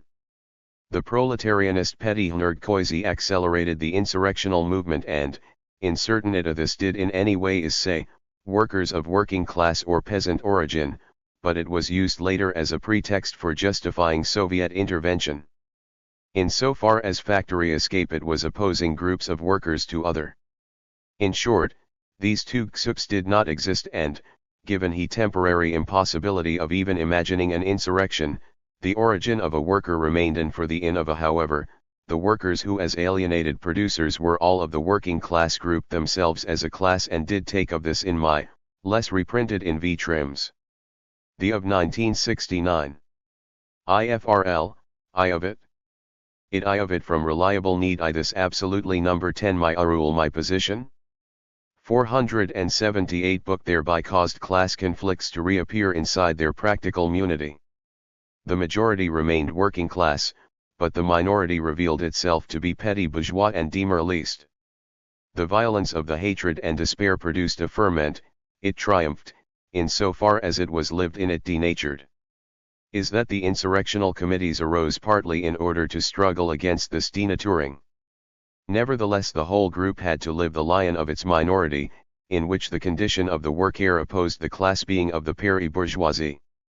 In other words, the group could not exclude by violence pledged members who were pursuing the common aim or at least seemed to be doing so, and perhaps believed they were too, but it was too lazy to do any effective rearrangement or reorganization. There was not enough time, and RHE's second intervention interrupted the reorganization when it begged for a group which is organizing itself in the reflexive awareness of its practical unity. RHE problem is not so much the neutralization or of reactive reciprocities, as reappropriation their retrieval in light of an objective. But although the possibility cannot be ruled out a priori, and many examples of it could be cited, such reciprocities are not usually dissolved in freedom. As a rule, freedom tries, through the action of all common individuals, including those through whom a procul-munter finality is manifested, to provide them with a foundation as free, created functions. Indeed, at this level, freedom coins to be respected a free, integration. When counter-finality presents itself as a movement towards some more total individuation, it is respected for showing the face of unity. This is why particularly in Lamhat grouping sectarianism and all forms of violence initially manifest themselves in the form of respect, and then get the upper hand, for the point of view of a totally adapted praxis imposes itself only gradually. On the other hand, in so fue, second reciprocities appear to threaten praxis with paralysis, or to threaten RHE serial terror, as liquidation of attempts the third parties of pseudo-functions. In any case these abstract considerations can only be in the context of a historical study of a particular group. I refer to them here simply in order to indicate the nature of the perpetual work which the group Renuslo perform upon itself. In fact, in so far as this work tends to transform interioris deeltierities into functions, is the usual case and one us at present, is bound to effect this integration on the basis of the aim and of the primary reciprocities. But this immediately shows not only that the true work of organization is the synthetic production and the distribution of tasks, but also that it must constantly effort the synthesis of the mediated reciprocities which arise in layers of reality. The organized group cannot be practical and alive except as a progressive synthesis of a plurality of reciprocal fields. In other words, all human organizations are pluridimensional. In fact, as the task becomes more complicated and the volume of the group increases, systems of simple reciprocities are replaced by systems of composite reciprocities. In particular, RHE appointment % trans of commutation, which is often destined to compensate for reactional alterity, introduces a successive system of tempi or least reciprocities Rhe function of each of whose is between the initial and the terminal relation.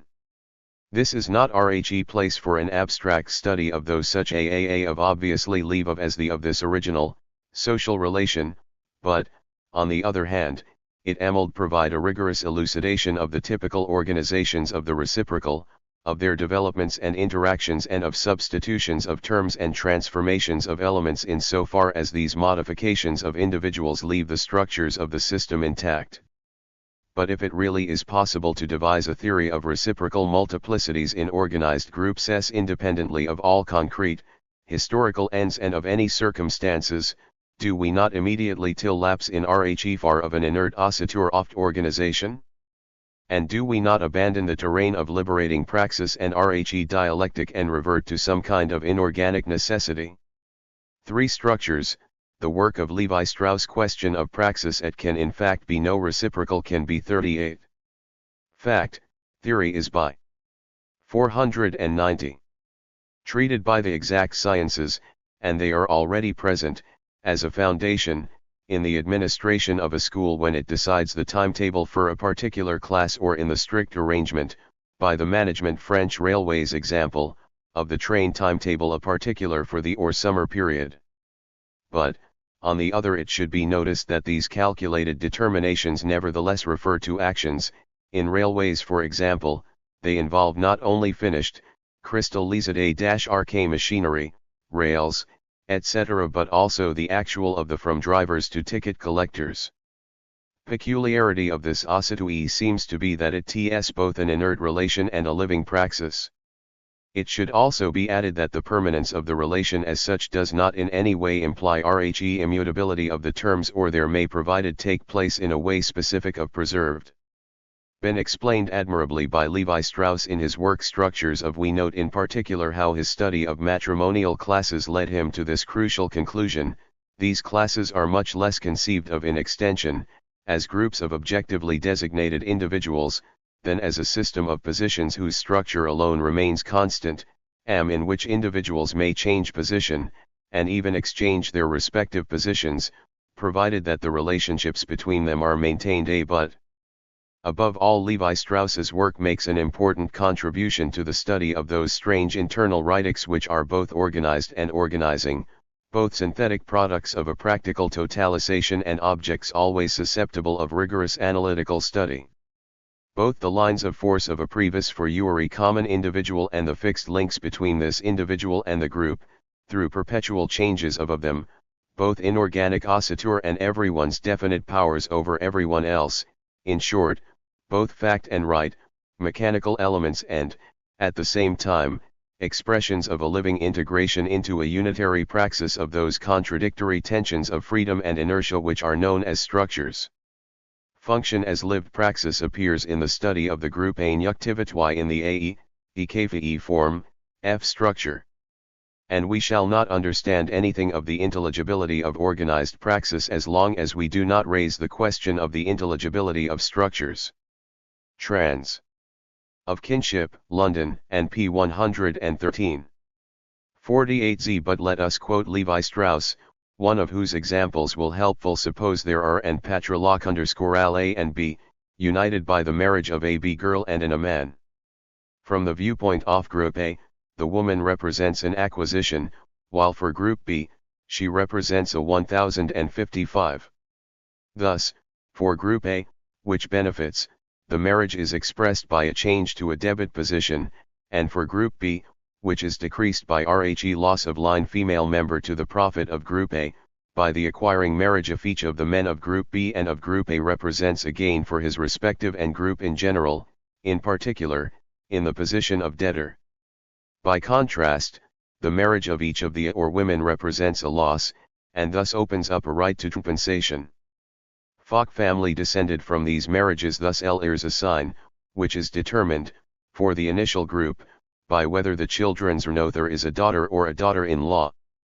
The sign changes in passing from the brother to the sister, since the brother gains a wife, while the sister is her own sign also changes in passing from one generation to the next. It depends upon whether, from the initial group's point of view, the father has received a that has been outside. Whether the sons have the right to a woman each couple bears a, plus, or sign, according to whether it results from a woman being lost to or acquired by line A or B. The sign changes in the following generation, the members of which are all to one another. It is now only necessary to look at the cousins' generation to establish that all those in the relationship, TT, are parallel to one another, while all those in the relationship L, or F, are cross.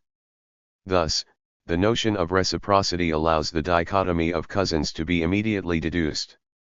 In other words, two male cousins who are both in the credit position towards their father's group, and in the debit position with regard to their mother's group, exchange their sisters, any then could two male cousins in a credit position with regard to their mother's group.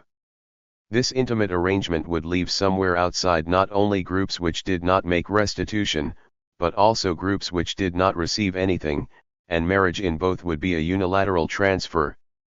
40 Interest of the proposed, which is in fact a deliberately 40. pp. 492 book abstract summary of several concrete studies, is that it displays the structure as a complex reciprocity of credits and debts. These credits and debts, of course, depend on a basic dichotomy, they are reciprocity, unite groups. View, there is stab groups. We also see that a debt presupposes a power, a right acknowledged by the individual or the family and appropriated by some individual other subgroup, the system being a mediation between the two parties.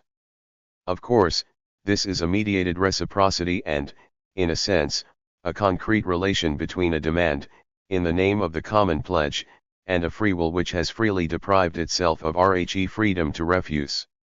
In short, the debt of family Grand A, which has just acquired a daughter by marriage, is a debt which is lived, by actions, and accepted or even undertaken, though certain complex circumstances of family histories may cause it to be conflicts between groups. Spire this, the debt is capable of being represented by an algebraic sign associated with a symbolic designation of group, A, or of the individual, A, and the same applies to the credit which corresponds to it.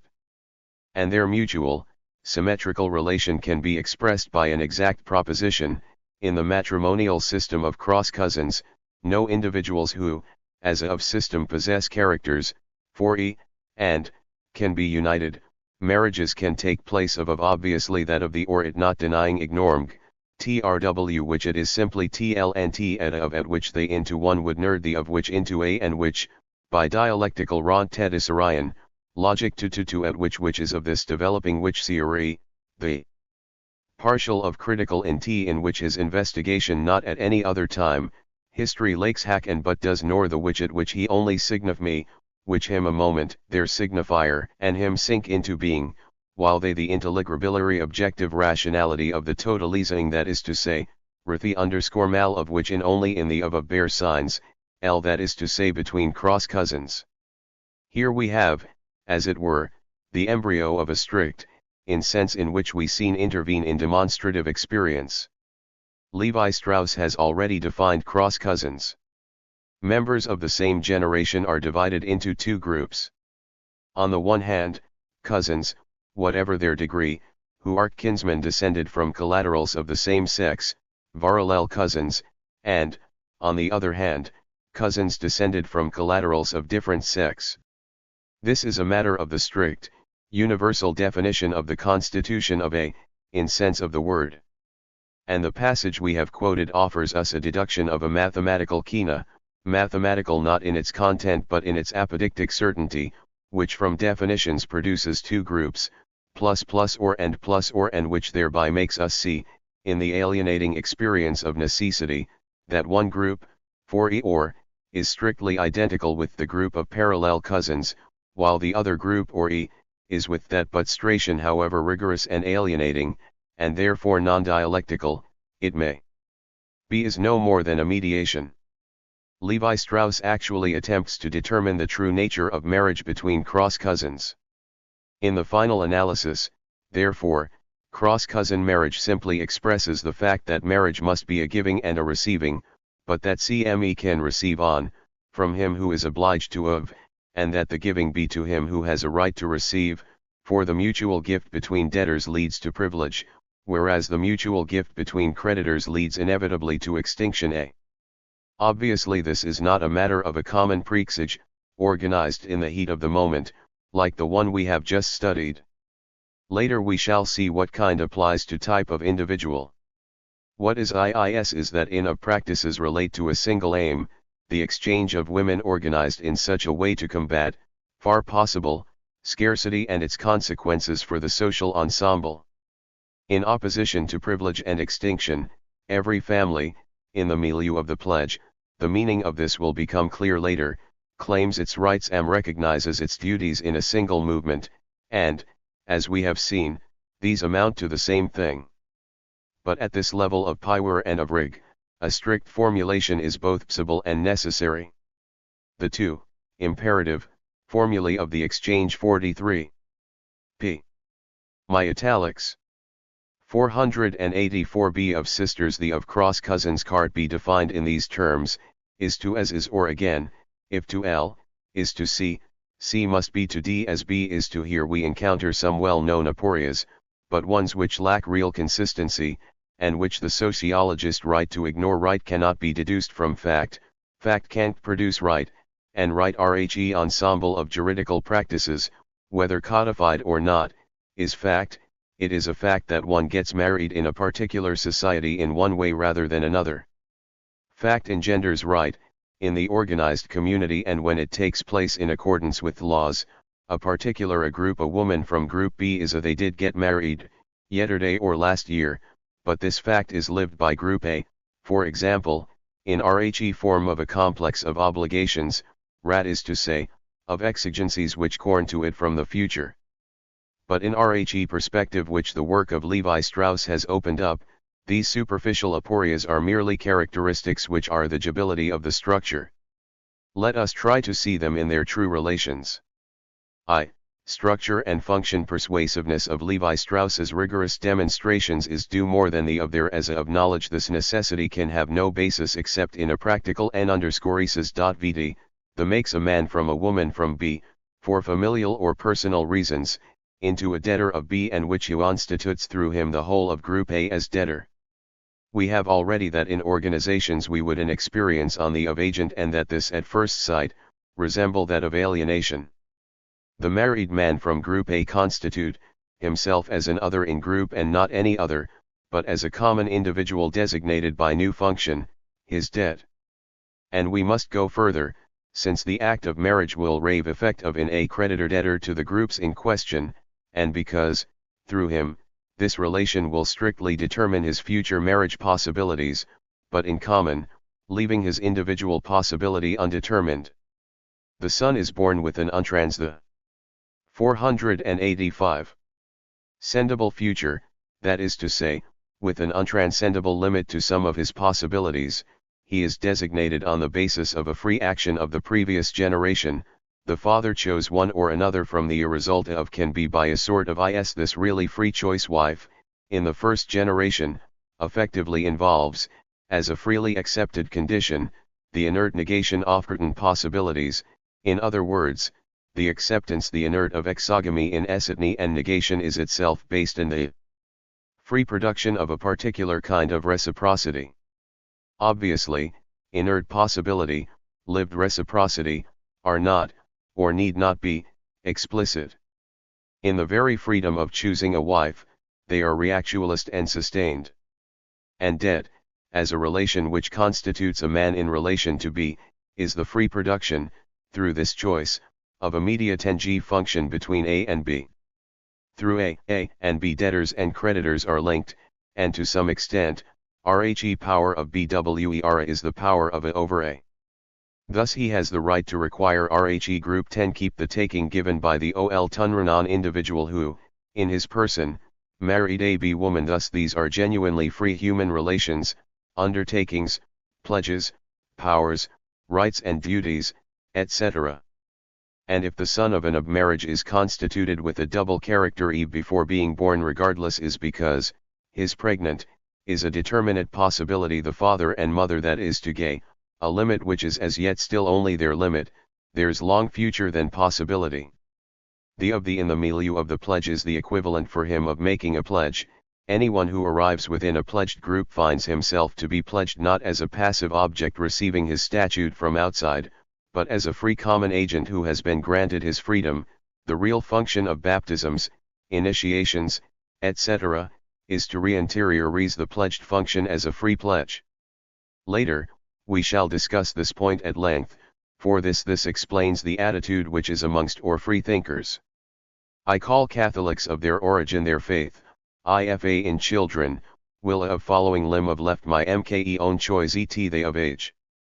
For a long time I by this, it concealed reckoned plug has special characteristics which need to be elucidated and, most importantly, is infinitely more widespread than the first. What is certain is that birth is a pledge to precisely the extent that the pledge is in an initiation, the group responsibility for it. The initiate distinguish between his social birth, his powers, and his pledge. In fact, initiations were originally associated with trials and ordeals, and at the same were expected and promised. Organic individual freely bore the expected ordeals in order to achieve the statute of the common individual, that is to say, in order to have and to exercise practical powers, and this undertaking manifested by sort timidity, fear. In fact, of is valid. As who had real links with the Catholic a gauge of future child being a real Jimmy's upbringing, going to his etc. That total indeterminacy was a from point of group which lukewarm or unbelieving but Catholics still the lning aw linearist, the etc., opposite is Tuesday, is a way of in at as qualifying him by his relation as the of individual is, it to a potential fwacity capacity underscore wish to him at this that with incomplete whether to his to it to bar an atheist is only an individual and that hr is level of as either or it, whereas the will of through his doubts, if he has any, the w realize that neither my nor of the drxs, in me by a simple whistles also a group, with etc., m. A child to the baptism of or to of the tmth, which is very liberals any tmth is it is of faith is and kimel, o belf of ch ild, ut of him, that one what underscore wer one takes, the wit of this his life. But it is trw that it can him only to the that he underscore fmally interioriwi. It that it of his limit to him by his father. His very endurance is precisely the second pledge. Can be no doubt that the individual lives it as an acquisition of merit, but it is equally certain that adults see it as an indication of commitment. It is as if, on RHE basis of this commitment, they were reserving the right to punish him if he should wish to leave the group on the basis of this commitment, as if they wanted to be able to say to him, your impatience for thy initiation, your courage during the ceremony committed us to you, and you had the right to ask us to install you as a common individual but, in us so wholeheartedly, you were committing to us. Enthusiasm was a free determination of your future and you took upon yourself the burdens, exogamy, etc., which have weighed upon you ever since your parents' marriage. Thus rites of passage, like marriage, are hilateral, symmetrical ceremonies, they actualize a reciprocity. It is therefore impossible for the child not to interiorize this future anterior which has been constituted for him a priori and not to interiorize it droupositive acts, initiation procedures, choice of a wife, military prowess or, where appropriate, the struggle for power. This is still the meaning of the true and constantly repeated sentence, no adult can say, 6 did not ask to be born thus. Ultimately, the organic individual grasps his contingency in every movement of his life. This inconce that he is his product, but as his birth is indeed the arrival of his freedom idealf. To be born is to produce oneself as a specification of the group and as a complex of functions, burdens and powers, debts and credit, right and duty. The common individual produces himself as a new pledge within the group 43 but in the case both of the original pledge and of the secondary one, in fact it is except in emergencies, a matter of secondary pledges, function depends on a veiled inertia, on what I just called the inorganic materiality of freedom.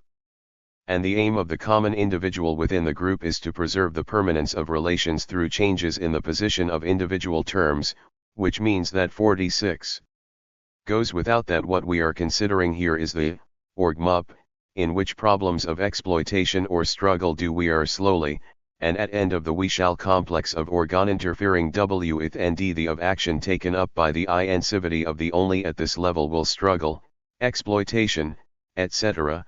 Take TLWIR 488 book U. He modifies his praxis, and acquires new characteristics, insofar as other third parties, or all of them, are themselves led to change either by previous or by the pressure of external circumstances. Thus the relation remains fixed insofar as it is preserved.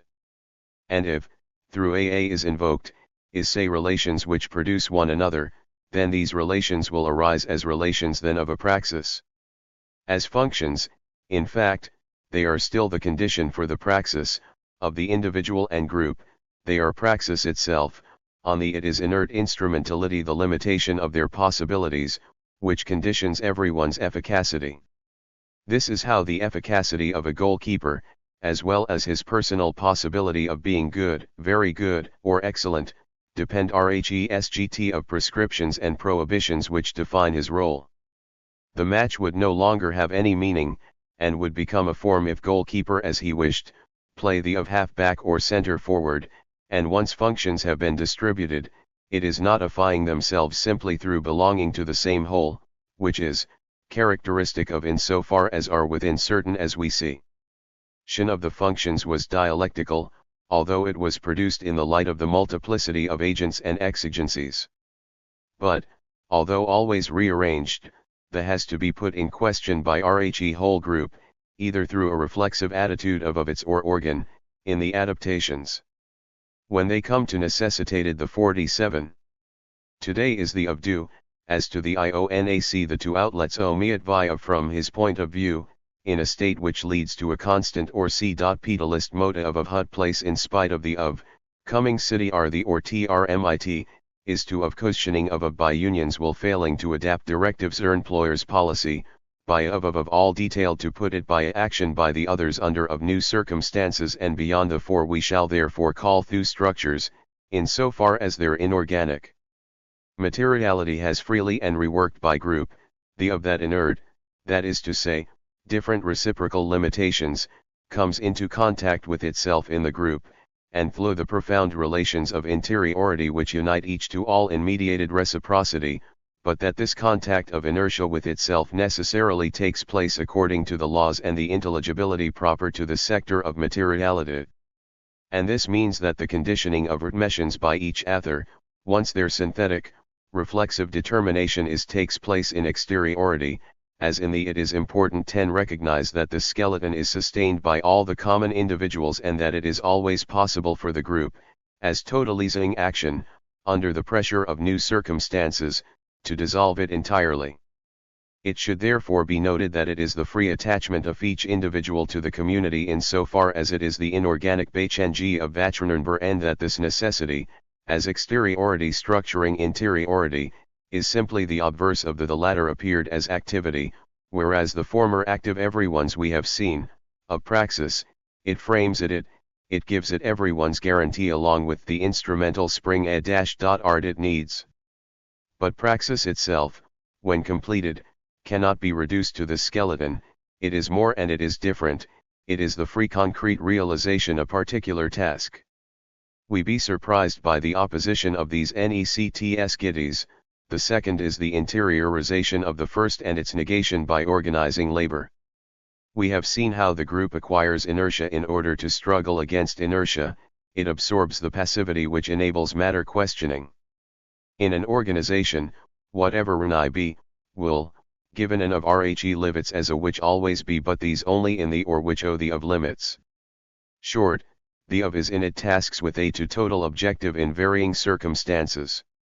The applies to he action of each every day, I would, as a by the attitude by the effective of the fighter, of object of as of being as a. 490. To sustain the passive syntheses which it needs in order to survive, but it is precisely not, in itself, a passive synthesis, and its passivity sustains the active synthesis which is peuxis. The practical comprehension of active passivity is given to everyone regardless of his group in the behavior known as freely agreeing to discipline.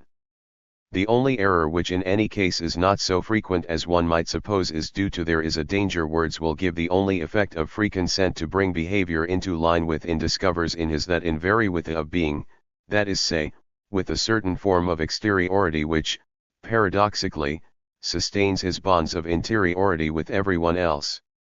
But this means exteriority as the foundation of the is always external, or rather that it is at the extreme boundary which separates transcendence from intbt of a whole order of a superior in freedom, because he recognizes its importance, because he transcends it towards the common aim, in a sense, therefore, this is a free reciprocity.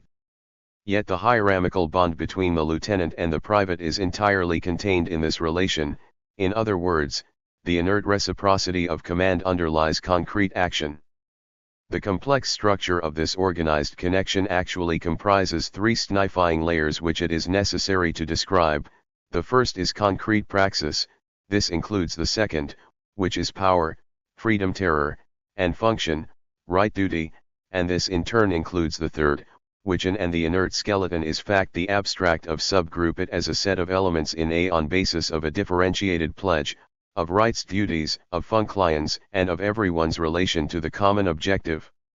From the and it's a problem immediately arises, one of whose aspects is purely quantitative of cadres officers and NCOs to privates, in a particular situation, in the light of specific objectives and on the basis of quite definite instrumental and technical resources, for example, in a state of international tension in which, as at present, there is an opposition between blocks each characterized by a given level of armaments, presupposing a certain industrial capacity. And calculation enters into this quantitative problem as if all the relations involved were relations of exteriority. It be added that the if it takes place, may lead to a qualitative change in relations of interiority, for example, a tightening of authority. But there would be no sense in working on TLR inertia of the group if it were simply a matter of rearranging inertia which has already been produced, as interiorized exteriority, insofar, that I, as it is sustained by relations of power, of rights, etc., which veer differentiated through the pledge and which produced it. Structure and sys tem. In this sense, we can describe structure as having sides. It is both an analytical necessity and a synthetic power. Power certainly constitutes itself by producing in everyone RHE inertia which is the basis of necessity. But, conversely, necessity is only the external appearance of this freely created inertia, it is, in other words, the index of this inertia seen in exteriority, either by an observer who does not belong to the group, or by a specialized subgroup which uses analytical methods and symbols for dealing with certain problems of apportionment and distribution, because the multiplicity which they represent for RHE group as plurality in of scarcity of or provisions, is appearance of an interiority which the problem possible, not in its solution, but in its very formulation. Even to think of regarding as which have to read, in order to enumerate them, to establish the relation between provisions and the number of mouths to be fed, to establish provision centers or to bring the existing ones closer to the front etc., the army must already he a practical totalization, a combat. But even this is not sufficient, certain functional relations and powers and discipline must be presupposed, so that, at a particular practical level, execution can be relied on. To say that the bases are too far away means that the quartermaster is doing everything possible, and is not to blamed. To say that they can be brought nearer, by a certain distance, means we are increasing the power of the supply services, their efficacy will therefore increase accordingly. In short, they are entirely devoted to their functions. Other aspect of structure is, in effect, that of a mediated reciprocity. Furthermore, we have seen that this mediation is quite simply that of RHE totalizing group. Thus, while structure is reweld, in 492, exteriority, as a mere skeleton which be examined and reworked in itself, the mere tacit presupposition of the whole, that is to say, by the as the support, the inertia at the moment of the combination of terms interiority, an immediate relation to the totalization. In fact, the totalization is closer, at each term of the reciprocity, than everyone is to each other, since everyone is linked to the other through it. Poehrlian is right in saying, idea of structure is profoundly different from rat of order. Only structure makes it possible to transform Rhe of Pascal knowledge into, to speak, a true in a structure. Element is the particular expression of the totality immediately and totally reflected in it, rather than an intermediate stage in the constitution of the whole. There is no other way of avoiding the paradox of the simultaneous autonomy and dependence of an element in relation to the whole, or of conceiving Rhe synthesis of Rhe heterogeneous. But it is important to realize that what we're dealing with here is not a totality but a totalization, rat is to say, a multiplicity which totalizes itself in order to totalize the practical field from a certain, and that its action, through organic, is revealed individual, as in other words, the mediating group is already, in of praxis and inertia, of already fact, is where the reflexive structure is characteristic of Rhe organized group as such needs to be more purely normina inhabits the group, but only rat every common individual, already kornrenan, through the pledge or the first action of the fused group, adopts practical erhavio takes group as its the basis of distant objective practices produce group for its non-members, and is an object in any case, and it is a practical and signifying produces its own certain instruments. The group has an internal objectivity, that is to say, the group exists through every common individual in 248. El histo irk visible, p. 893. The radically distinct forms, prior to any functional determination, it is, for everyone, the security of each and all, which is once again present in him, the other being of his freedom. We have seen that, as the organization Hekernes formed and consulted, this inertia, which can affect freedom only by using other decreasingly as a and as basis of powers. But this unity of inertias will produce change in extract through someone's real, free. The group as a totality or an objective reality does not exist, on level it is simply the fact that the free production of inertia is the same and determines itself as such intentionally, or, to put it differently, that the E is a single pledge. And this does not mean that this pledge on its of the contrary, it an individual, is the act swearing, thus the individuals are diverse but their pledge, however distinct as spatio-temporal acts are, through everyone, the pledge, an individual act of the common individual, in that it consolidates or produces this individual.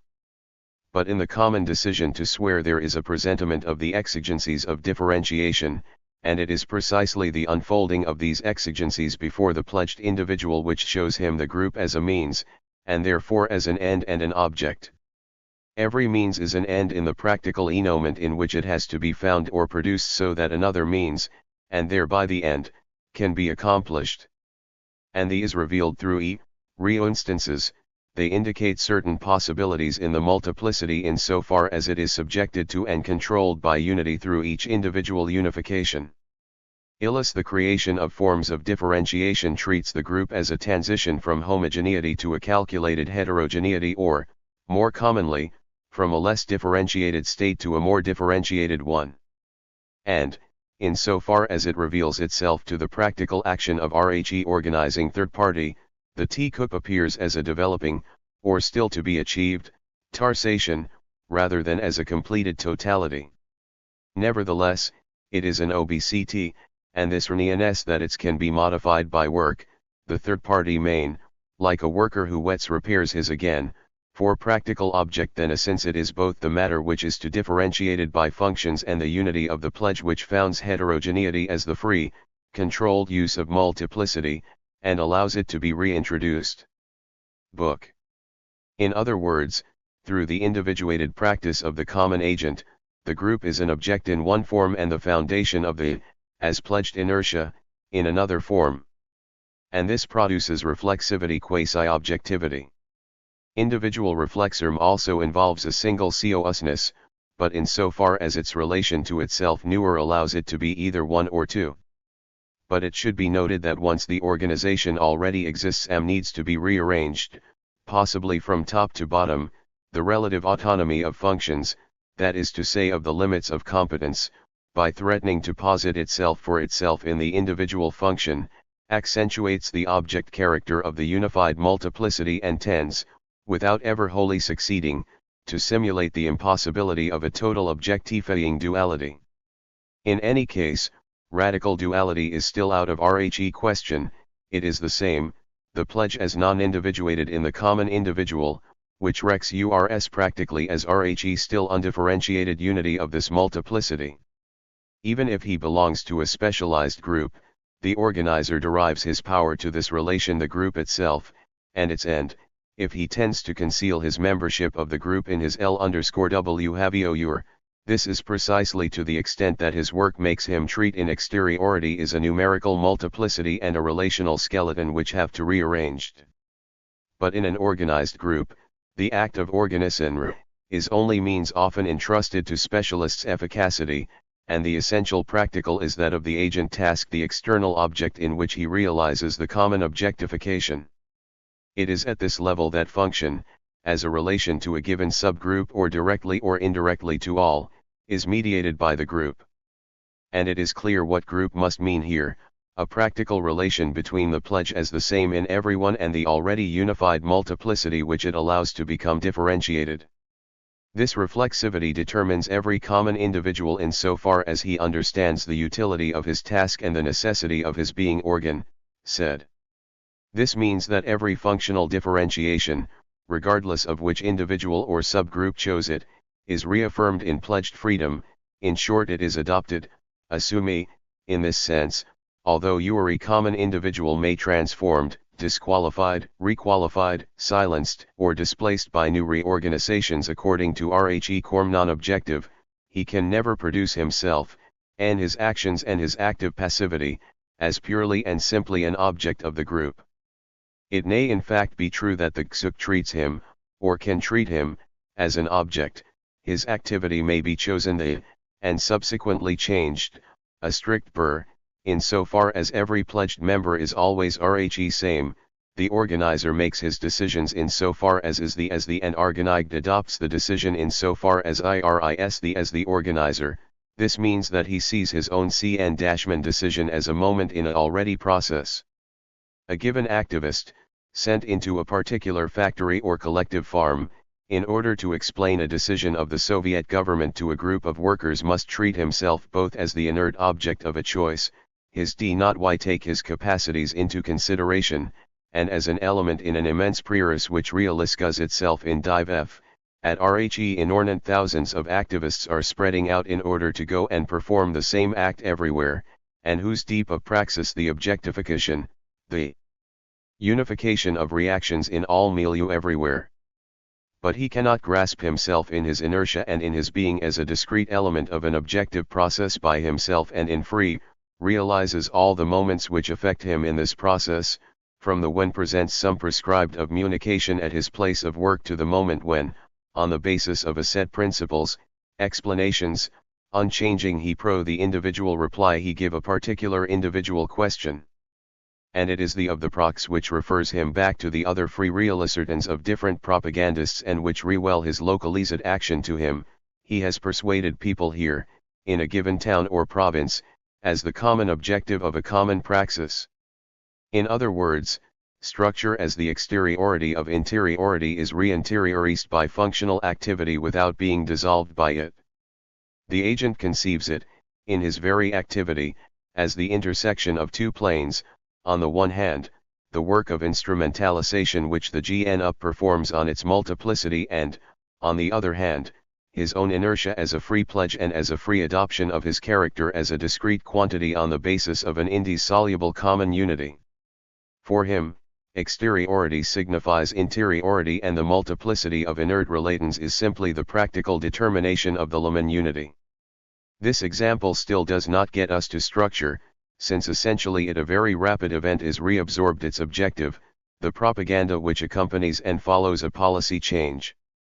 Nevertheless, if it is examined more closely, it becomes evident that it presupposes structure as an expression of the totalization and as 496. The inorganic skeleton it be in both that any activist, taken individually, that is to say by party, or by certain firms, to perform tasks of agitation and propaganda and, at the same time, that this productive action, performed by a subgroup, as an expression of the whole, over very young boys can temporalize itself only in reciprocity, that is to say, it must also be adopted and interiorized by THR individual. He is the product of a given administrative group insofar as HR is his end product and vice versa. If his mission is to train a group of workers to output, as a team and Stakhanovite, he still has to make himself capable of raising norms by his own work. Conversely, if the administration selected him, this is for a set of aptitudes, linked to his loyalty to the regime and revealed through his praxis, and in any case, his selection can always be revoked. These two indissoluble actions, which together require that the product of the free, common organization should, as a common individual, make his product, in there achieve the double, equally reciprocal result of producing the activist as an inert determination of multiplicity and as an individual expression of the developing totalization. Then a particular mission will constitute him as a power object, that is to say, as a unit which has to transport it to a particular place by a means of transport in order to make contact with specific subgroups and as a mal-right duty who require of the local authorities or of certain individuals RHE means to carry out his duty. It is therefore the exercise of a function which develops in this particular event, and this function is structure insofar as it is seen the potential and power of the group of activists. On the other hand, in this relatively simple case, and other things being equal, everyone is the same as Irion, and since Uri propagandist is conditioned in his very power by the interiorized multiplicity of his subgroup, 9 and, finally, since the group does not possess the metaphysical existence of a form or a gestalt, of a collective consciousness or a 49. Sin of E of 2 and, ultimately, the very his as by his fatigue the slow, at the in RHE on THR of simultaneously quantitative and relation, in and with of multiplicity of activists of the which is be agitated the created totality, each individual, a common individual, in himself the propaganda subgroup as a statutory unit of the interiorized multiplicity and his own activity is an expression of the totalizing organization. The totalizing organization here regards the synthetic ensemble of governmental and administrative services which have created these organs of agitation in the light of a certain objective, of certain mediations between the apex and the base, and of certain relations with the masses. It is obvious, and we will come back to this at length, later in our investigation, that suffered inertia has infiltrated this ensemble, which includes a regime, in the form of revived srrality. But, at RHE present of R this inertia does nor yet appear, it emerge later, in the is to define the moments the investigation in their purity, even if it is only so as avoid the danger of attributing 10 characteristics which confused and hasty observation reveals to us, but which really belong to another moment of the dialectical process. It is therefore particularly dangerous to speak here of bureaucratic seriality, although it is obvious that in our example it affects everything, and primary/y the creation of propaganda subgroups. WC shall also see that the seriality transforms, but certainly does not eliminate the character of practical expression which is concealed by function in the common individual. It extends this transformed expressiveness and produce, the common as a signifier signified in relation to society as a whole. At present, taking the subgroup and the totalicity% organization in their pure state, that is to say, in the concrete struggle against a given, particularized threat of serial dissolution, there can be no doubt that TK's particular young activist, in his individuate way of realizing his powers, is not only autonomous, as Poerlton noted, but also a simple, detailed, practical expression of the total operation, and of the complex organization which has and planned this kind of operation for a time. He is autonomous simply to the extent that concrete circumstances, he is speaking to an audience defined by particular interests and jobs, by a particular culture and particular/ts in the sense of exis, are the other side of untranscendable inertia, that is to say, insofar as the alkness require him to mechliacy between the abstract determinations of his task and the particular difficulties he encounters. He is expression insofar as his whole undertaking is incomprehensible except the point of view of a certain relation book between the leaders and RHE masses, which involves RHE social and politi %31 system of the USSR as a whole. From this point of view, tactical differences are themselves expressive since doubt on the basis. A kind of authoritarianism, which we need not define here, lie at the basis of their mission and their common being, in far these of the group produce them, and the point of view it not whether this manifests itself as a tic of the individual, which is Garnet-Imes incorrectly called a character trait, it appears is apparently and conciliatory but which really has no other aim than to realize the centralist authority while concealing it. Or rather, tactical differences do not reflect differences in the structure unless they arise at two different moments as two attitudes of the subgroup, rather than as individual variations. If the operations of the activists, as a unified multiplicity, are carried out in voluntaristic arrogance, they will, in one way or another, simply express the activities of RHE government and administration. We shall therefore refer to RHE function of the Sol FGRUP or of a member of the Soli group as structure, in far as its concrete exercise free of the reveals it as a of totalizing rearrangement of the whole by itself. It should be clear that word expression here refers to a fundamentally practical relation, that is to say, a reciprocity of constitution, free, individual s the previous as a limits, it the totalizing operation by concretely objectifying itself in a concrete result which the totalization of results which are in the process of being objectified. Meanwhile the organist totalization designates and solicits individual action, as function, as its inevitable concretization, it constitutes a power and an instrumentality for it. Structure is this double constituent designation, in its two simultaneous and opposite orienta so. This not the of central form of dictatorship at any particular moment. On it insignify of the structured past amongst the Yang activists. Determine, signification, and expression totalizing totality. My is simply that this which always in is a the totalisaphor of is no mote than function, is to structure. Either at the level of mere abstract potentiality, the level of power acknowledged by common individuals, or at the level of actualizatlan. It is obvious that this relation between the individual and the group, as an interiorized multiplicity in each and all, existed even in the fused group we stress it. But yet speak of a structured relation, that has not yet been specified. Structure is a specify relation of the terms of a procal relation to the whole and to each other through the media ion of the whole. And the whole, as a developing totalization, exists in everyone in the form of a unity of the interiorized multiplicity and else. Structure and the group's idea of itself. In the reflexive context of the group, however, this structural relation arise as knowledge, in other the individual of the agent itself as of the indeterminate without conceiving function negatively in the transcendent object as exigency and as a negative adumbration, quis and cru, of behavior and, positively, in interiority, as duty and power.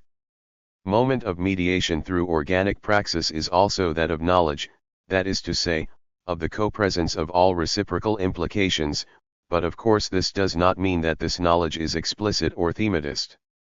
But, we consider all the characteristics, already enumerated, of knowledge in the organized group, we can immediately see that the individual is aware of as a common individual, first, insofar as RHE object reflects the group to him as practice and as practical knowledge, that is to say, both on the basis of the common objective as the future revealing the present situation in the practical field basis of conceiving work a particular detail of the end, insofar the as a practical is also I. Formed by him, forces him, in functional determination, practically to conceive the transcendent object as Cn-Rnan and the practical field as a common situation to be modified. Thus structure, L considered, by way of abstraction, as knowledge, is simply the idea which the group produces of itself, and of the universe in so far as it is practically determined as a field of objective volition. And the content and foundation of this reflexive idea is simply the common organization as an objective 500-book-end system of relations, or rather, RHE organization conditions it and comes its internal norm. At this level of abstraction and purity, that is to say, in the absence of serial determination, the idea of the group is without it is the same everywhere as a pure expression of the rho, and less surprising this it is in actualization, of specific of structure as a relation of reciprocal expression between the part and the whole. But, at the same time, at this level of non-differentiation, it remains purely practical, that is to say, it is still both an organizing reflection and a pledge, or in other words, both the truth of the group as practical experience and its ethic, as the constitution of common and rights pledged are the of indissoluble unity lies in the very urgency or the Eltmernon tasks. The idea of group, is of the group, is to say, of an fraternity terror, so far as expressed by specific norms, derives particular coloring from the real objective, that is to say, from needs or the material organization of the group is indistinguishable from the organization of thoughts, the system untranscendable prior ripples of every mental operation for everyone is indistinguishable from the system of inert WTRKED relations which characterizes functions in exteriority. Invention and ideational discovery as individual praniz occur as free, reflexive action on basis of an organized specification of freely adopted inertia, and it is and the thing he to a given organization, or a given system of values or a given system of guiding principles. However, the idea of man which is produced by the group as an idea of itself cannot be compared to the idea which is produced by the gold coin in the practico-concrete field. This in fact supports the ideas of the other by its fundamental inertia, and so it cannot change. The idea of the group, on the other hand, as a structural determination of the indeterminate, must be invented, and remains infinitely variable within certain limits. But the double character of structure, an inert object of calculation when seen as oscillator without taking account of totalization, or an of and all, a character in the idea. It is the free p. Let L the 50t where of functional activity in Evrein in far as its heterogeneity relates to the homogeneity of pledges on the one hand, and to the synthetic unity of the transcendent end on the other. It is at ths still practical that the group has a silent knowledge of itself through each common individual, but this understanding, evidence, is not available to who share its objectives. As practical individuals, they may perceive these ends in the common action as it unfolds for them, and carry out a correct reconstruction of the praxis, but he will never perceive the common relation to the end concretely as an inter-individual relation, that is to say, as a milieu specified by organization. It is at this level that complex knowledges may disconcert or them in underdeveloped because conceive as theoretical derived from observation of and whereas they are really practical structures which are themselves lived in the interiority of a common action. Ethnographers have stressed the logical flexibility of primitive thought. Deacon has written about a matrimonial system. Native is a pretty advanced abstract. This is not a good way of formulating the question. The point is not to discover whether they are capable of abstract thought in general, as if this thought were a universal capacity which everyone possesses to a greater or lesser degree, but to show within the investigation whether or not they are capable of comprehending the abstract structures of their matrimonial or kinship systems, which is perfectly clear today.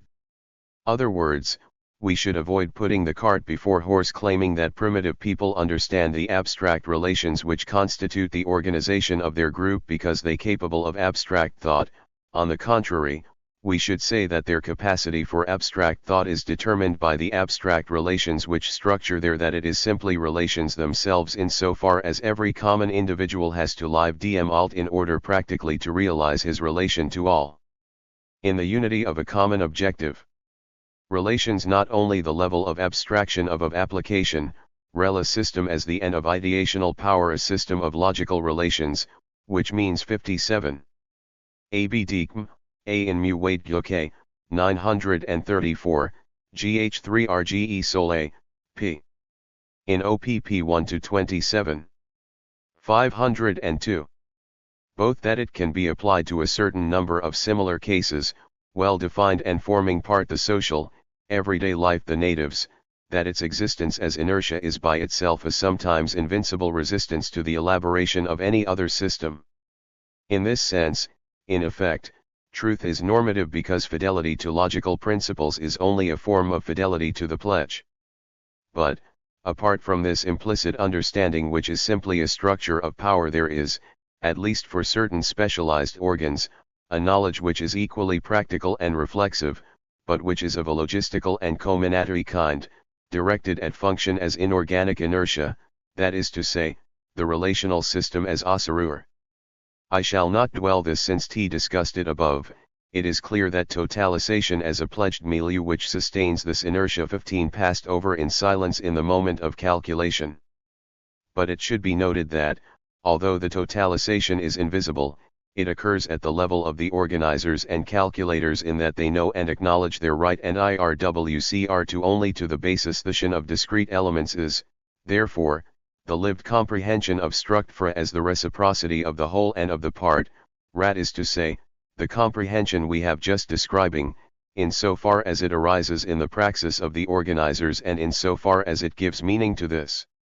Therefore has in practical comprehension the structures in all their complexity, and this the basis of the analysis which he then performs on these structures as skeletons.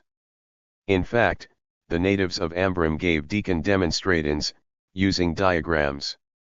They drew lines on the ground, and these, according to their length and position, represented one or other of the spouses, their sons, their daughters, etc., seen, of course, from the point of view of a complex matrimonial system.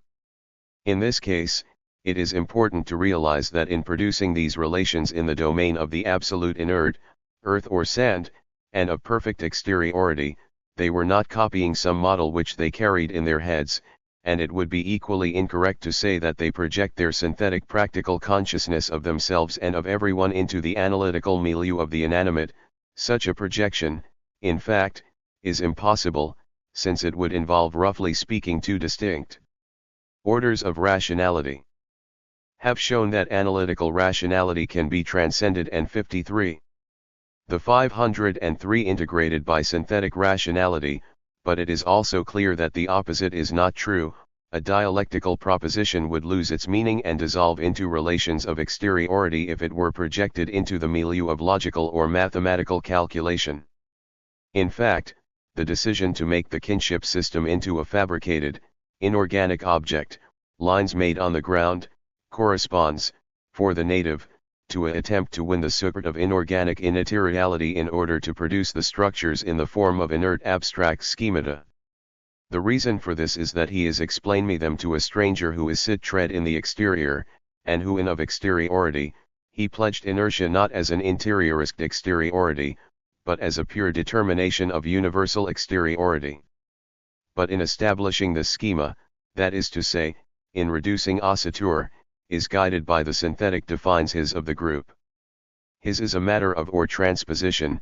He is simply creating an inert object which presents in exteriority, to the exterior, a set of passive characteristics which retain only the inertia of these structures and which, indeed, falsify this inertia by presenting it in suffered condition, whereas in fact it is produced. It is obvious this construction is a thought, it a piece of biosynthetic which it does, but this example enables us to understand the or her work performed by a subgroup. Pledged inertia as in structure, in and for the group, is also guided by and a comprehension of whole it seek to or and it cannot, in the first be regarded as a thought. It one practice, the organizer creates analytical thought, and the rationalism which corresponds to it, with his hands. It is born within his hands. Every explains itself in of the objective and the object. Thus, at the level of calculation and redistribution, the trends of ossature which are on the basis of a functional and totalizing power develop a set of guiding schemata which are laws. Inertia transformed of organism practical unfolds simultaneously on two planes according to two types of rationality, and this is not surprising. especially in where it is to find solution to a practical problem if the question is not treated at several levels simultaneously. In fact, as we shall see, the Practico-Inert Field 504 book IL reintroduces itself at the moment of the true concrete, so producing a new complexity. But this does not constitute an unintelligibility or a split in thou M11, since dialectical reason sustains, controls, and justifies all other forms of thought, because it explains them, puts them in their proper place and integrates them as non-dialectical moments which, in regain a dialectical value. 4. The constituted dialectic 1. Individual common praxis, the man und in the course of his preliminary observations we have not encountered any major difficulties. This is because we are trying to determine the meaning and scope of dialectical reason. New, at the level of these first approximations, we have not encountered any critical problems which are rivalry new. True, the new necessity produced and sustained by organizing freedom had to be analyzed and elucidated, and the relation between the two aspects -ts of Struct.Tour, system and function, has had to be discussed in some detail.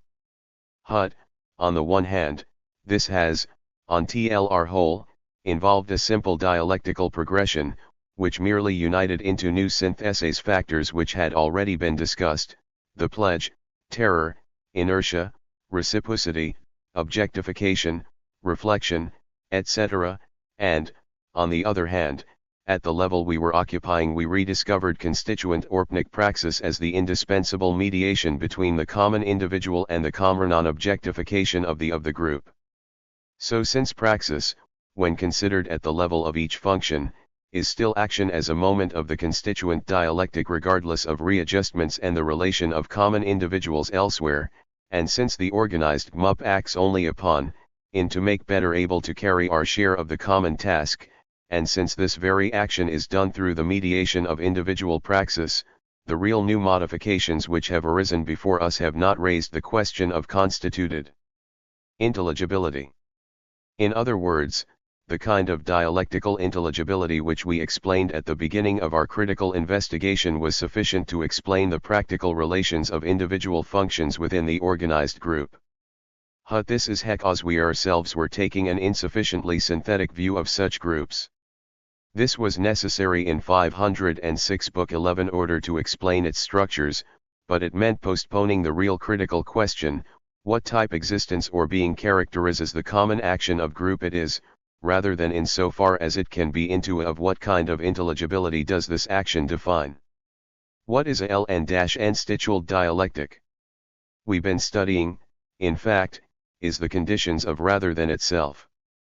This action in fact referred to by certain determinations of language, the people of Paris taken the radio, the team has won a match, we have put a new locomotive into production, these the is plural but and the action is a goal are seen either as a temporalization, they took, they are taking, or in its common result, the storming of the Bastille, the people taken etc. Now, we have explained the interiorization of plurality, but this gives us no guide to praxis as a common temporalization or common objectification of group. We have seen, in effect, that through the organization it is realized through the mediation of organic individuals and of the individual dialectic. But, in opposition to this, it has a concrete unity, which implies an organization of means in the light of the end and a realization of the synthetic end through labor. Everything would be simple if, corresponding to praxis as the concrete, living temporalization of the group, there was a living, concrete group, in short, a gestalt or an organism or a hyper-consciousness which temporalized and objectified itself. In fact, it is clear that the group, united around an instrumentality or contained in appropriate locations, is not used anywhere except everywhere, that is to say, it belongs to every individual praxis as an interiorized unity multiplicity. And the ubiquity the herace corresponds to the real practice of negating plurality. This totality does not circulate, it is not elsewhere, it is always and entirely both and same. But if we abandon query magical or mythical interpretation, then it is clear that this ubiquity does not mean in any way that a new reality is incarnated in every common individual, like a Platonic idea in individuated objects. On the contrary, it means that there is a practical determination of everyone by every me, by all and by oneself from the point of view of a common praxis. The proof is that this unified multiplicity re-emerges as inert exteriority within the group itself, that is to say, as Azam Turk. However, the action is one as individual action, the objective is one, and RHE temporalization and the rule it gives itself are in, so everything is as it would be if a hyperorganism had demand objectified itself in a practical end, by unifying and unified of which every individual with would be a thing seems even more paradoxical at the real level of action, that is to say when I is split, within by deep of interest. Or generalist, revivals of seriality, or by accidents. Through all the well-known incidents, disorders, accidents and misunderstandings the Parisian stormed the but we are at the level of abstract purity, this synthetic signification of at first AMXR's paradoxical, the praxis is not in fact RHE temporalisatio, of an organic unity, but a negated and instrumentalist multiplicity which temporaliscas and unifies itself in the common praxis through the mediation of individual temporalizations. In other words, the only unity is practical unification, that is to say, the unity of every particular with his unity heterogeneous temporalizations. What kind of reality does it have? And what kind of intelligibility? Everything is or see, but the of this organization, or organic. And its signification, its temporalization as diachronic signification, and its final objective as synchronic signification, is and can 154 should its unity be regarded as homogeneous with the significations of individual, organic, or should we recognize that a signifying synthesis performed by organized group is absolutely of a different order than an individual synthesis? If it is order, how are we to explain the fact that the group produces a praxis which is individual and organic in character, even if it 15 distinct from individual actions in scope and power? And if it is of a different order, shall we have to accept a hypoelectic, which means thither regarding the group as a hyperorganism, or making the dialectic into a transcendent law imposed on the object? In fact, how does it come about that understand the meaning of a group action? Of course, I may be mistaken or mystified, but the existence of historical science is sufficient to convince me that it is in the long term and given sufficient information, to understand a common signification in the course of individual research. The historian, as a solitary worker, can grasp the precise of some political action, that of the of twitty. I do which will embla apodictic and anew of 508 book 11 is to say, the end pursued by a given group, was not realized. Scholars de, Anti and Disarvi about teak declaration of war in and about the like grasp the in certain societies, although this signification is normally hidden. Is there, therefore, any homogeneity of knowledge between the moment and that of the project as a shin which unifies the organized multiplicity? And what if there are structures and practical signification must, a priori, escape me because the practical thought of the individual researcher is of a different order and, a priori, of a lower degree of complexity than the signifying action of the group? All these secondary problems are simply special ways of formulating the fundamental question of the constituted dialectic and its rationality. Naufra is a false aporia which can be quickly disposed of, if I have an understanding of the common activity of a group of which I am not a part. This must be because it does not transcend my possibilities as it is I approach it with the end in the function of a common individual. I mean by this that the historian a product of a group, that his instruments, techniques, and powers, as well as his knowledge, define him as a member of a research community and that he will understand the CN-man undertaking of a historical in so as he himself belongs to a historical group which is defined by a particular common undertaking.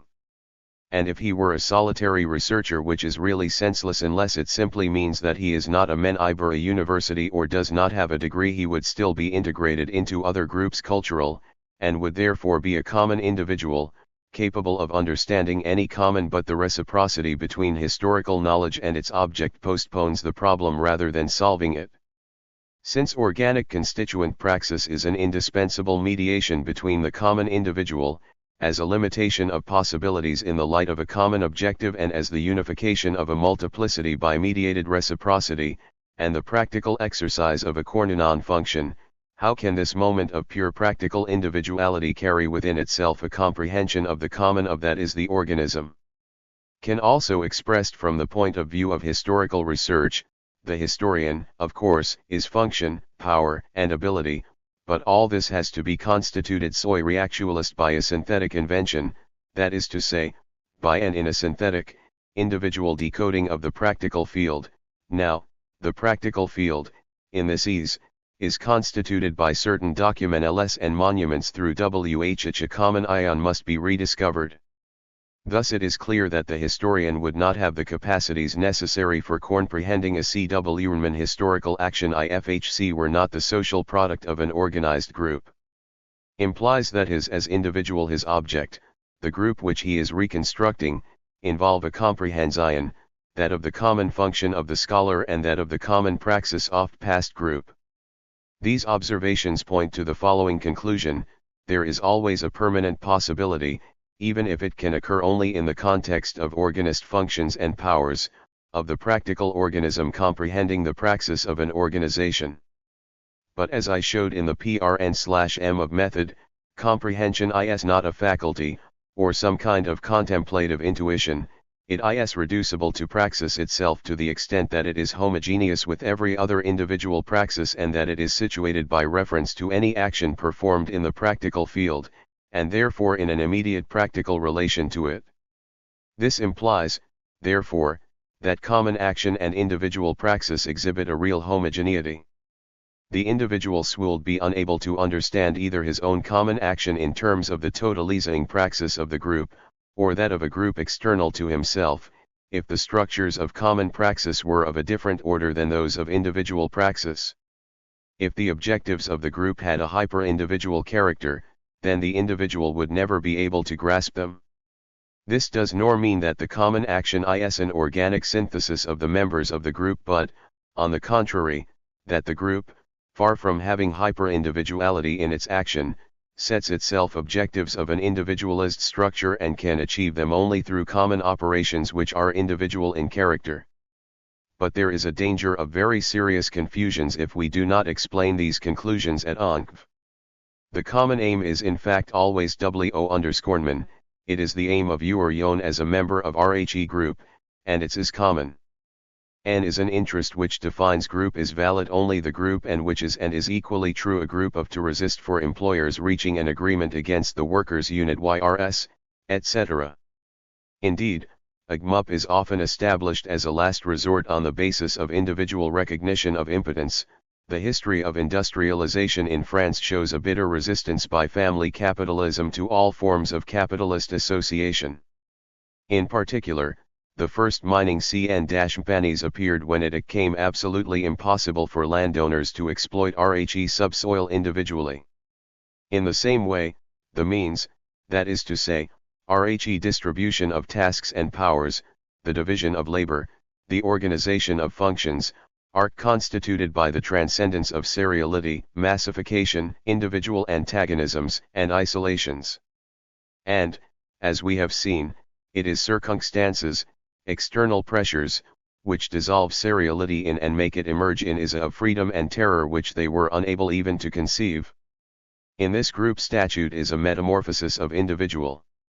The practical the powers constitutes in himself, as from what was unknown, adopted inertia, rights and duties, violence and fraternity he actualizes all reciprocal his new being, his sociality. Elie's existence is not, or is no longer, simply the temporalization of organic need in a project, it arts in a field of violent but non-antagonistic tensions, that is to say, through a web of synthetic relations by which it is profoundly and fundamentally constituted as a mediated relation, that is to say, as terror and fraternity for all and for itself. Thus sociality comes to the individual through common totalization and initially determines him through the curvature of internal social space air. But reservations serve to the formal structure of the objective and of the operations is still typically individual, in the original sense of the term, thal is, in the sense in which the organic individual is characterized as a constitutive praxis and of practical by an individual totalization. If the objective of the group by definition, incapable of being realized by an isolated individual, then it can be by such an individual, on the basis of need, of danger, or of more complex forms. Although groups founded in this way seldom have much historical is quite individual to a common aim, and thereby to discover a community which ought to be and try a group also is unable to realize his undertaking on his own. Such isolated cases occur naturally in complex societies which present inert serialities, various one another, and very project of founding a group is conditioned by the real existence of semi-IR groups. But the fact remains that practical action in this case is TLR individual's determination of a group which ought to be constituted for a mere non-objective which he discovered on his own. It may be added that he already belongs in some way to other organized groups. This is certainly not false. But though he may be a common individual in these groups, he discovers the end as an isolated or serial individual. If an individual senses the need to start an international health organization, then it can in fact be said that it is in his sociality, that is to say, in his relation to society in which he lives, that he is affected by the external imperative. But he goes beyond this sociality towards a larger integration, because his membership of a given national community /FSHOW an international on this practical in with his attempt to desituate himself, to from a situation enter a broader does not that is always of grasping every that would be absurd. On the contrary, the problems arise in terms of objective contradictions.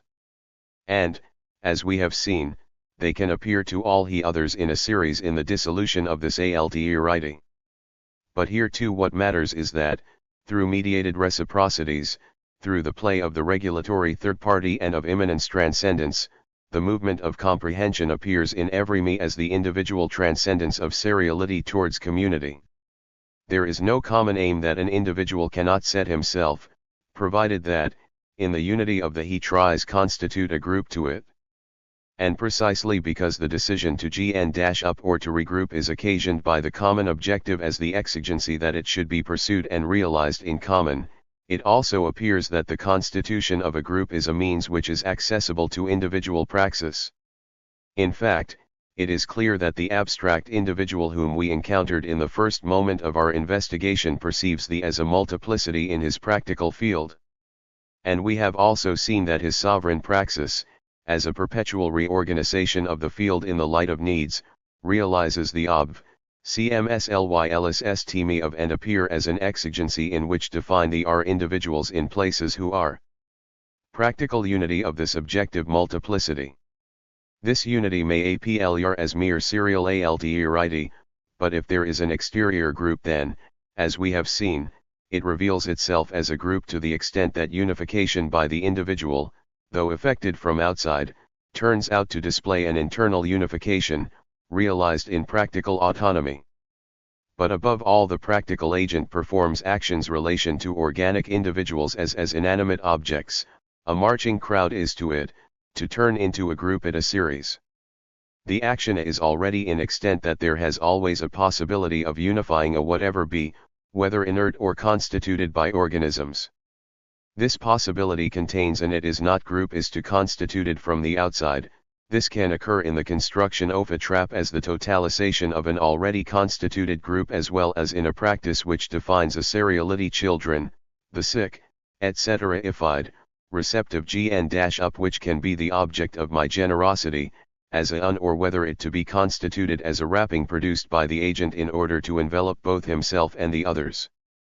But clearly this indeterminacy is logical rather than real. Practical priority is initially given to the group object which is totalized from outside, since the primary movement is the sovereign reorganization of the objective structures of the practical field.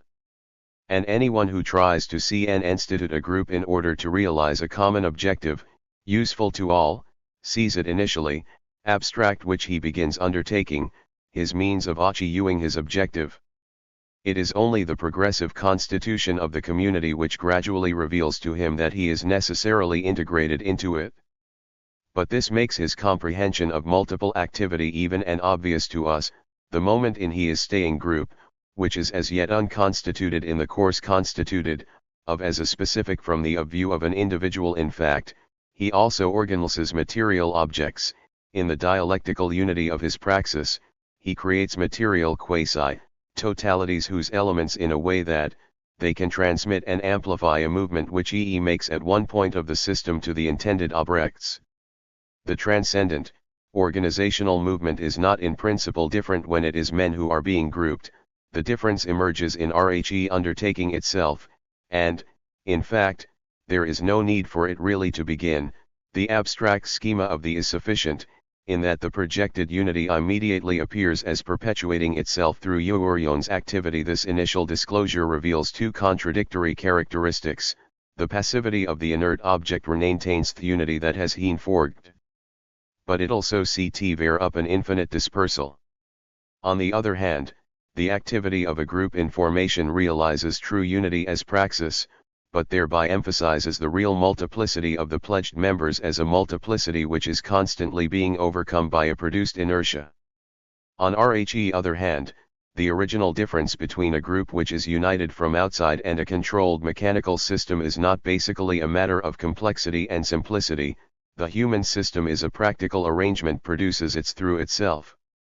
When the sovereign individual undertakes to rearrange the human multiplicities of his practical us group, he tries to art instrumental system are and governed in a rule, and whose organization differs from inert systematization in one essential respect: autonomy as productive of passivity and of specificity. Complexity of groups is generally with the of the which the agents are capable of at that historical moment.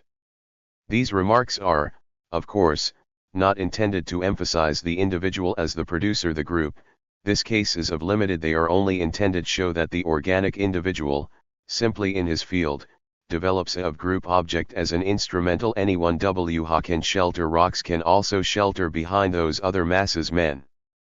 On this basis, if these men, for some reason, assume the task of protecting him, he will be able to comprehend that these new kinds of rocks into RRWKS by their reciprocal pledges, and that they arrange their gathering as rocks by means of a reciprocity of functions. This means that they behave as though they were animated by his own will, and at the same time, that his will branches through them and produces innumerable divergencies, so as to converge, and that, complete everywhere, it opposes itself everywhere in order to recognize itself as the same. But these constantly resolved oppositions do not disconcert him from outside. Neither he ensemble, the groove oblect, integrated into his personal undertaking a specific means and, consequently, illuminated by RHE objective rearrangements as simple as the amplification of plan and its plural realization, can disconcert him. When danger threatens, the Praetorian Guard itself around the sovereign, but the danger threatens FM, and the group object, which is simply the means of avoiding the danger, is to be -ded in terms of the fears of the exalted personage, and it provides reassurance in so far as it rules them out as impossible. The sovereign fears doors, windows, and everything that opens onto the outside M-RLD. His fears, diversified by the diversity of the practical field, are embodied in one instant as precautions in the diversity of the guards who go and position themselves at every they active and functional, inertia as active passivity, power in so far as it is defined by the objective constitution of the entrance to be guarded, etc., and the individual who is being protected understands for are required the object if he have had performed successive. It is here, in fact, that the novelty of the group object resides for the individual here rather than in the each and all, as such. For praxis in fact always understood through praxis, at least as regards its reality what is precisely hensibility of certain material supports. In its origin, the transformalities in the of in ort the basis of reciprocal relations, what the individual would have to realize successively.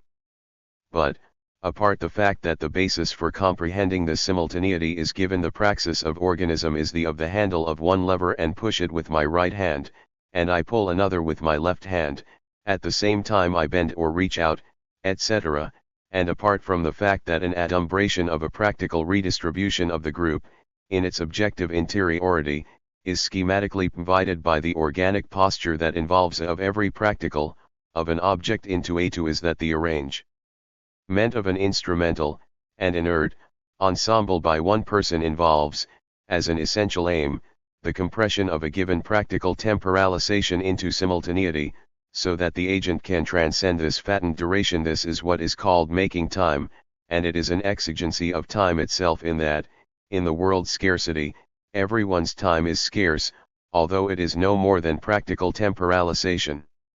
In this way, one puts the 5-5 auxiliary tool within reach, another tool, to be used later, a little further away, near the object which it will be used, and in this way, as have said, inert interdependencies are constructed so that individual movements can be absorbed, divided, and distributed in several directions at once.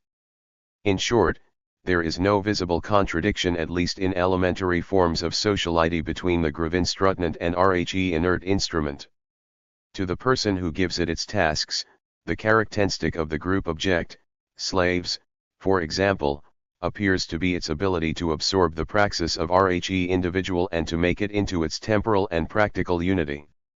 For primitive societies and techniques, the inert instrument retains a magical, double residue of individual praxis.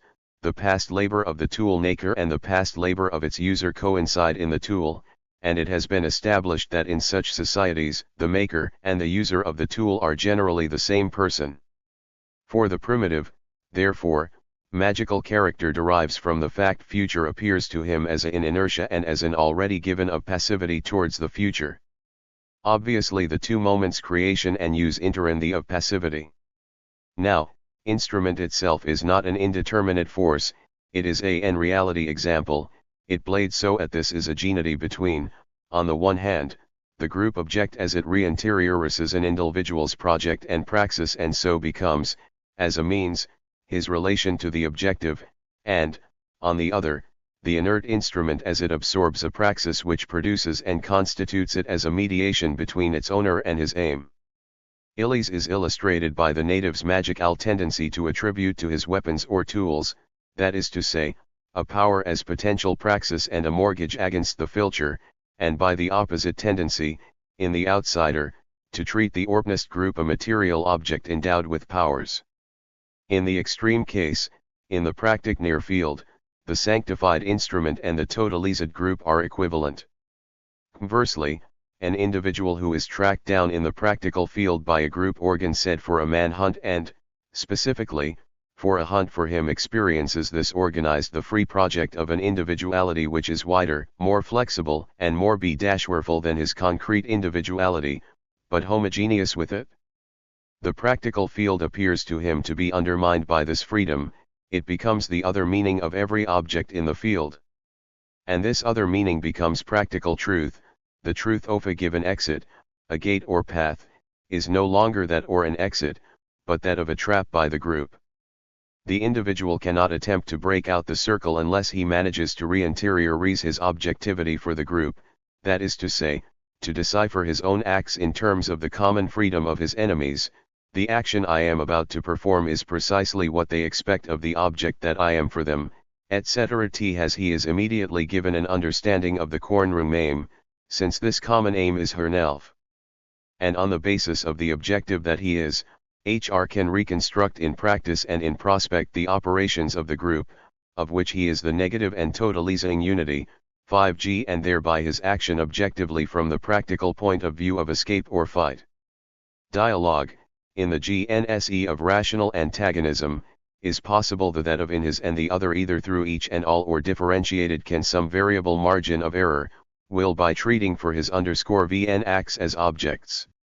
We need to go beyond this and note that the hunted man realizes in practice the truth of the group, except in the special case where he knows RHE names and characters of all his hunters, which can only apply in a very restricted multiplicity, he nor a hyperorganism, but as ubiquity in each structure and in everyone's praxis.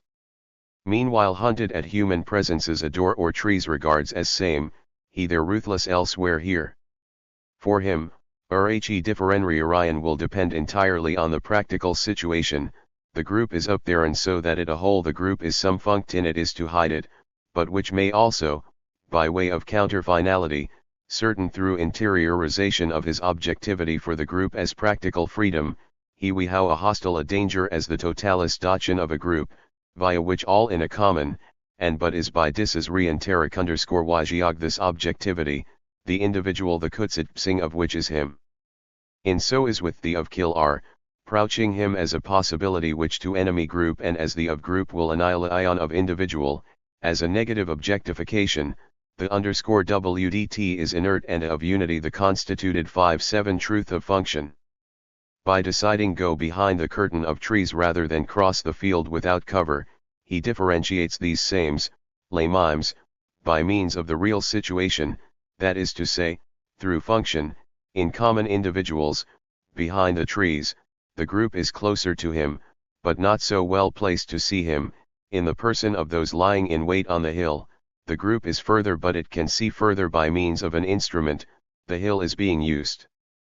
And this differentiation of functions does not by any means prevent the fugitive from being trapped, and therefore function, reciprocity, and structure are revealed by of as the of a freedom which is organized for extermination. In other words, the hunted man, in the tension of being surrounded, sees behemoths rhe tray _e for those up the in so far of them deprive of the possibility of escape by and common appears to him as a keer in places to the extent that the danger up there and the danger down there are a function of one another. But in the deliberate action of I'll manhunt he sees this reciprocity everywhere and structure of in every member of every subgroup. He acts, in fact, in the light of the ubiquity of the enemy's coordination, those up there are directly connected with those down there. If he is seen by those on the hill, they will forek him towards the sole H% ropes who are concealed in the plain, etc. It is not necessary to develop this example any further. It must be admitted that, as moments of the dialectical investigation, these still not show that of the praxis is the synthetic unity of the individual praxis and this formulation is inaccurate anyway. But they do at least prove that an individual's understanding of praxis ran remain of the same kind whether applied to the praxis of a group object, to that of a group subject or of an organism. In case, and is practically as towards group transcends what given, and this practical perception is itself an individual transcendine, repsement, and in each case, the actions are decoded in a from the future to present of reveals in regressive as a unified by the common objectification, to the end. There is nothing surprising about this. It is true that the objective UF the group is common in so far as it appears only through each common, rat is to say pledged and structured, individual, but it is also Book 11 true that practical is organic and rat this constitutes itself as the comprehension its individual task in so as the task in common objective can manifest itself only through individual action and as its common beyond, and that structure, as a relation to the totality, is lived as the deep meaning, signification, of the task being performed.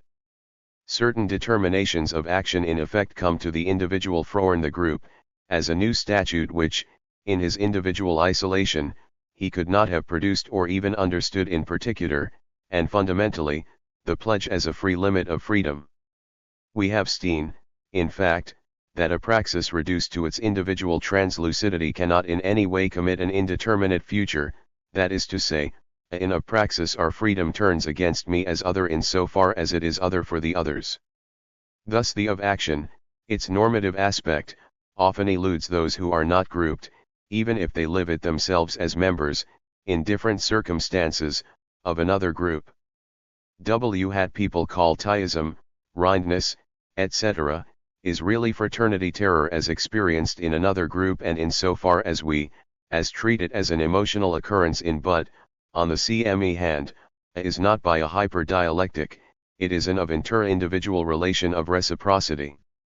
And on the other hand, even if the moahity of action eludes the non-grouped individual externally, it is still lived in the group through the mediation of individual praxis, and this means that power and the imperative, far from producing and qualifying this praxis, are adopted and interiorized by it in so far occasion it.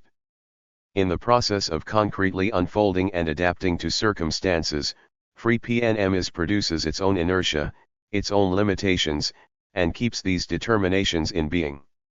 Moreover, individual praxis as the beginning of this investigation. And reciprocity is the basis of freedom interiorizing multiplicity, which we have called the pledge. The pledge is the practical comprehension of reciprocity as a means of constituting a group inertia, in same way that pledged praxis implies a common understanding of RHE group objective and of the pledge. From this point of view, apart from modality, it is still necessary to establish dialectically the formal conditions in which a non-of group can it in the group. There is always a possible reciprocity between the member of the group and the non-member. It may be difficult for the first to explain the conditions of the constituted common life to the second, but this difficulty appears a posteriori. The soldier will find it easy or difficult to explain the interior milieu of his unit to the non-soldier, depending on what type of war he is fighting. He can reveal his aim. To other words, they communicate in 50 far as there is a formal homogeneity between the following three comprehensions: RHE comprehension of the group, B subject who group sense a sub of individual, grouping action, the comprehension the by non-grouped as an object, is to say, by very process which interiorizes its objectivity, and the comprehension of the group praxis by each of its members, as a mediation of function and objectification. 2. Spontaneity and command. But, far from making our task easier, the homogeneity of individual praxis and common praxis at first presents us with difficulties. It involves a kind of aporia, or impotence of the dialectic. Given that the group as an interiorized multiplicity is so profoundly different from the organic individual, that, in other words, we have avoided treating the group as an organism, except metaphorically. Can the group produce, in common, actions whose fundamental structure is the same individual actions? Might is G priori. Not a limitaton adopted as pledged inertia, nor for that matter a experienced and as resistance of inert to a given undertaking, but a kind of regardless of the internal constitution of RHE agent who realizes it. This involves a new kind of untranscendability, and it is necessary to explain it. In order to do this, we must make a closer examination of the process of organization, not as a real constitution of a being in the group based on the pledge, but as a distribution of tasks. It is common, for example, in periods of revolution to contrast a centralizing, authoritarian tendency coming from above, that is to say, from who power the being, with a cratic, spontaneous tendency which grows horn the base. The first is posed to realize the organization of the masses into hierarchist $20 book il action from, or, at least, the basis of a frozen the is supposed groups through the free, common action of the multiplicity upon itself, and such to represent true democratic self-determination in interior ity. High difference between these kinds of organization is supposed to be qualitative and radical. They are treated as two essentially opposed realities, only the second of which can really constitute the group common. That truly common objectives, operations, and thoughts are in process of the demassive, cation of by themselves and of their spontaneous organization. This conception has political and ideological foundations which discussed is of greatest importance whether organization is imposed from above or produced from below. Similarly, I admit that the social, ideological, ethical, and, primarily, material, consequences of a movement will completely different depending on whether the popular movement produces its leaders as a temporary expression of its praxis and reabsorbs and transcends them through the development of this praxis, or whether, on the contrary, a group detaches itself from the masses, specializes in the exercise of power and arranges the tasks in an authoritarian manner in the light of its own conception of the people's tivs. Of course, it is obvious that the regime itself will be different in the two cases, as well as the relations of reciprocity between individuals. But the important point here is, quite from Argeians Iderzians, that the mode of regroupment and organization is not fundamentally different according to whether it depends on centralization from above or on a spontaneous liquidation of seriality within the series itself and on the common organization which follows. In short, this is not and cannot be an issue about Blanky, George, Lenin, Rosa Luxemburg, Stalin, or Trotsky. And, just as a premeditated crime and an act of justified defense may, in spite of all the practical and legal differences between them, involve the same muscles and be realized in the same basic actions, the differences emerging at a higher level and from the point of a different praxis, that of a police investigation or a trial, for example. So, in the way, the type of formal intelligibility and rationality can be the same with organization from as with from it in fact be that the of. Speaking of transformations, the is always metaphorical. For Dialectic 52, when Trotsky, the qualitative transformation of view of potential, caused by first of workers, he is perfectly right. And today, when other writers take up TLTE, he remarks and develop them in order to show the revolutionary character of the Hungarian, showing that a truly revolutionary situation is characterized both by specific circumstances and by the constitution of insurrectional groups including workers, students, and soldiers. They may be right historically, that is to say, at a level whose concrete determinations no longer fall within area our research. But we certain historians or Marxists, whether Trotskyists or not, when, before or the event, they is really of typically revolutionary meetings, as if an organic synthesis arose out of coarse quantitative relations of three groups involved, but transcending the quantitative relation towards a differentiation. For, as we seen, permitted every Marxist reveal the transformation of quantity into quality in the name of the external dialectic. In fact, even if soldiers and workers do constitute the first of the, not in 1789, of residents of the Saint Antoine the Guards, in Germany, in Russia in 1917, these relations are and have to be specified in each case. Universality is hard to find and define in a dialectical process. Whereas for analytical reason this is concrete reality, as a relation it appears, as we see, an abstract appearance, as the first delusion to be dissolved, or else as the concrete, hidden conclusion of entire investigation, and, as it were, as the totalizing but ultimate ignition of rational development.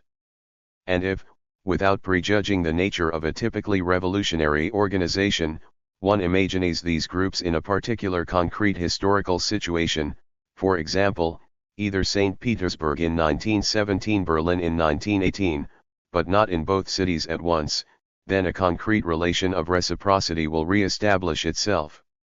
For the workers, given the situation in the country and the city at the Rhine, and the special characteristics of the navy and the army, here and always, either the soldiers or the assailors, and each case must be examined separately. Kronstadt is not St. Petersburg, etc., are practical, irrefutable evidence against the government, and a defense against its attempts to surnash the rebellion, a direct or indirect relation to other classes, in 522:11.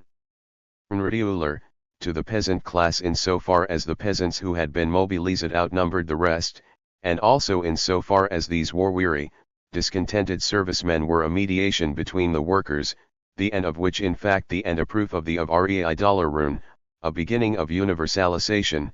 These other exploited men appeared to them as representatives of all exploited people. But above all the soldiers are with us took on, for in everyone, a special meaning because ever since, not to mention earlier tunes, the soldiers had been, in spite of themselves, instruments of repression. Conversely, for a soldier who rejected external discipline, the workers' possibility of and of discipline, the workers, indeed, unlike the soldiers, knew that insurrectired these relations of reciprocity are exactly the reverse of the suggested Gestaltist syntheses. They establish themselves through a practical recognition within action, on the tacit basis of the pledge. And the given which presides the pledged homogeneity which guarantees a created heterogeneity. On the other hand, it would be absurd to deny the practical end of such organized groups. In each case there is a danger, and it is necessary to secure defenses, to maintain vigilance, etc.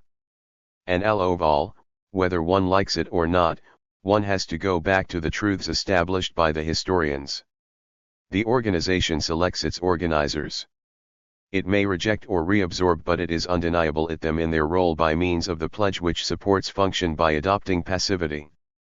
Historians of the French Revolution have established, example, that there was a category of popular agitators, some of whom have been identified and traced, who, between 1789 and 1794, were present at every important Twent, and whom the common individuals of the sections regarded as T4EIR organizers, and whose function, preserved by reciprocal inertia between the popular days, maintained a kind of passive indispersal. The around-in of popular agitators were MOTX seekers. It is primarily in this respect that they're of leaders issue orders, but the group reconstituted itself around Rurn, exalted Thurn and communicated its power to them. It gave itself orders through them. They were in fact simply regulatory third parties whose regulatory activity became function on the tacit basis of the pledge. For this 523. Be them as an against the democracy of the popular organization. But two important points should be noted. On the one hand, this is that is say, is on this is wrong to violence of authoritarianism from above. Although circumstances may, fact, produce violent contradictions between the base and the apex, the only possible basis for violence from above is violence from below. But as we shall see, violence tends to become purer as it _wes away its origins, and what disappears is fraternity. On the other hand, this is what is for by virtue pledged sometime, the means through which the group defines and creates its own organization. This does not mean that the organizer can impose a particular action or forbid another. He would immediately lose his power if he tried to issue orders. He is a medium and he knows it, and if he acts, some of them are corrupted, it is through the group, and in secret. But since the orders of the people issue from his enouth, since the to be carried out through his individual, since his objective, we to popular is being created, understood, and organized by an individual, which means, in other words, that the group can define its common action only through the mediation of an individual designation. In the tension transcendence, the leader proceeds to the reorganization of the group E, a quasi-object, and distributes quasi-object VE functions in accordance with the objective which he thereby defines. In this way, he constructs a practical device in quasi-objectivity which will preserve itself as it is through assumed inertia, just as an instrumental system in the inorganic is given an individual praxis and supports it its passivity. Of things are really so is interrupted or warned, his invention is anticipated by someone else, and others suggest some rearrangement to him, etc. As I have said, he is, in the is that is necessary as long as the group itself, because of this mediation, is not finally constituted along with its organs of control. Clearly, whatever the system of self-administration, Soviets, revolutionary committees, etc., the mediation of the individual will have for if 924 book IL1 will be our voting for one motion and against another, for one amendment and against another, in short, for an individual, practical deter the difference between a regulatory third party and a leader is that one is in charge and is we will to the question of command shortly. But except when contradictions become acute, it should not be supposed that the transcendence immanence tension disappears. In fact, what distinguishes the leader from the agitator and right from the coercive nature of his power is, frequently, the number of mediations which separate him from the group. But in ease we come up against a strange limit of the dialectic. The organless group obtains results which no individual could achieve alone, even if his strength and skill were doubled. Moreover, organization as practical being is normally constituted in a more complex and better adapted way than any organism. To resemble a guard in a square formation, one would have to have eyes all round one's head, and arms in one's back. To resemble a combat unit which is protected by guards at night, one would have to be able to sleep and watch at the same time. Thus an organization does not reproduce an organism, but is meant to an improvement it by means of human invention. It takes the Prakriti %31 unity of the organism as its ideal, though as we shall see it does not acquire it, but it dissolves the facticity of the living being. But these transformations do not extricate it from the inflexible necessity of kings situated, to say, regardless of its instruments, of being designated as a practical point of view, as an anchorage defined by Rhe very world is trying to in order finally to achieve supra-individual results, it must all ln, itself to be determined by the unifying unity and individual praxis. Thus the individual and do not achieve the common objective on his own, but be can conceive it, signify it, and, through it, signify of group, in same way he carry are a rearrangement of individual group and group has its practical limit in the individual. 3 disagreements in organizational subgroups. No doubt it be objected quite rightly that Renost organized the 525 groups planning, the distribution tasks, supervision and administration not to individuals but to specific subgroups. In such communities, everything is a common task and the individual as such apparently dissolves in a small subgroup, and then reciprocities exist only between subgroups. But if the individuals of the organizing subgroup sink into anonymity, the subgroup still does not transcend the framework of individual conception in its common praxis. In other words, it is still impossible to determine priori, that is to say, on simple inspection, whether the plan adopted is the work of one person or several, for, in order to construct it, several became one.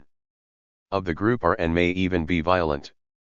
And the plan gets organized through these the groups, by conflicts of interest or of point of view, and infected with seriality, it will no doubt be claimed that Rhe several organizers, if they have been represent of tendencies which individual could do.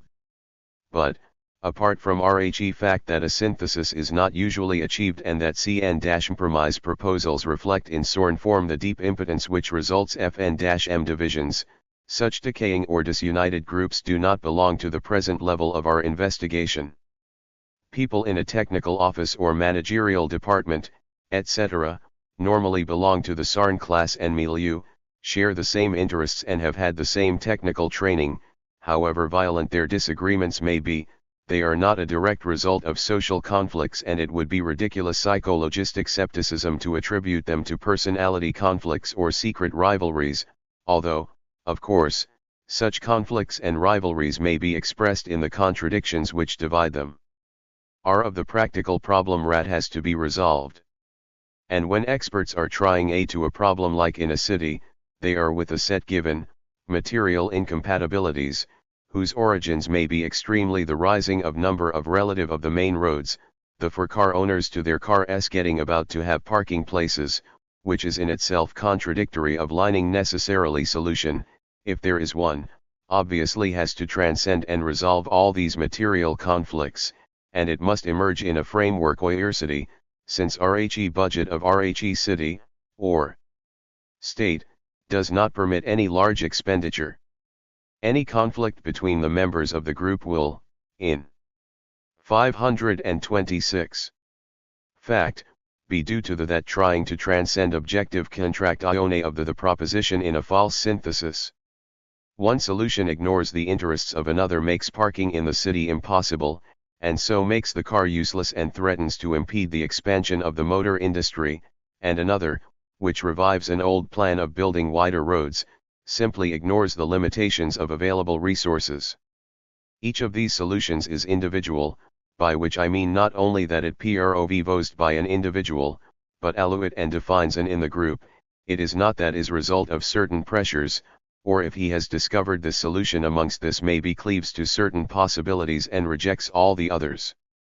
But such predispositions can do no more here than define an approach to the problem, contradiction in itself simultaneously, and it explodes in the final synthesis all the more violently if the synthesis neglects one term in of another. Of lners the contradiction may strike other experts, especially ones who are themselves proposing a partial synthesis, that is to say unintentionally expercoring one contradiction while meaning to transcend others. Each of the solutions is an individual reality and objective, individual failure in so far as the mistake has been attributed to individual limitations, a part was mistaken for the whole. But the limitations are themselves individual. By this I mean that people are limited here in relation to other individuals, better equipped than themselves, rather than in relation to the or to mankind. However, individual reality, in the ancient sense in which the individual is characterized by the degree of nothingness which he has interiorized, reveals, false discourse, an objective, and material contradiction which rhe false synthesis which favored one term and neglected another. In other words, it represents the objective possibility of serving some interests while neglecting others, possibly in the same person, and this possibility is a structure of the problem insofar as it is really already expressed in the practice of certain groups of ear users, garage owners, or traffic police. Through them, one term attempts to destroy the other and impose itself, by lending the support of its common strength, the municipal authority route while allow rhe attempted solution to hold, at least as since the term it reappear in some the 527 other form and the whole problem would recur. Thus, what a particular individual becomes responsible for is the contradiction as it exists in the practice-centered field.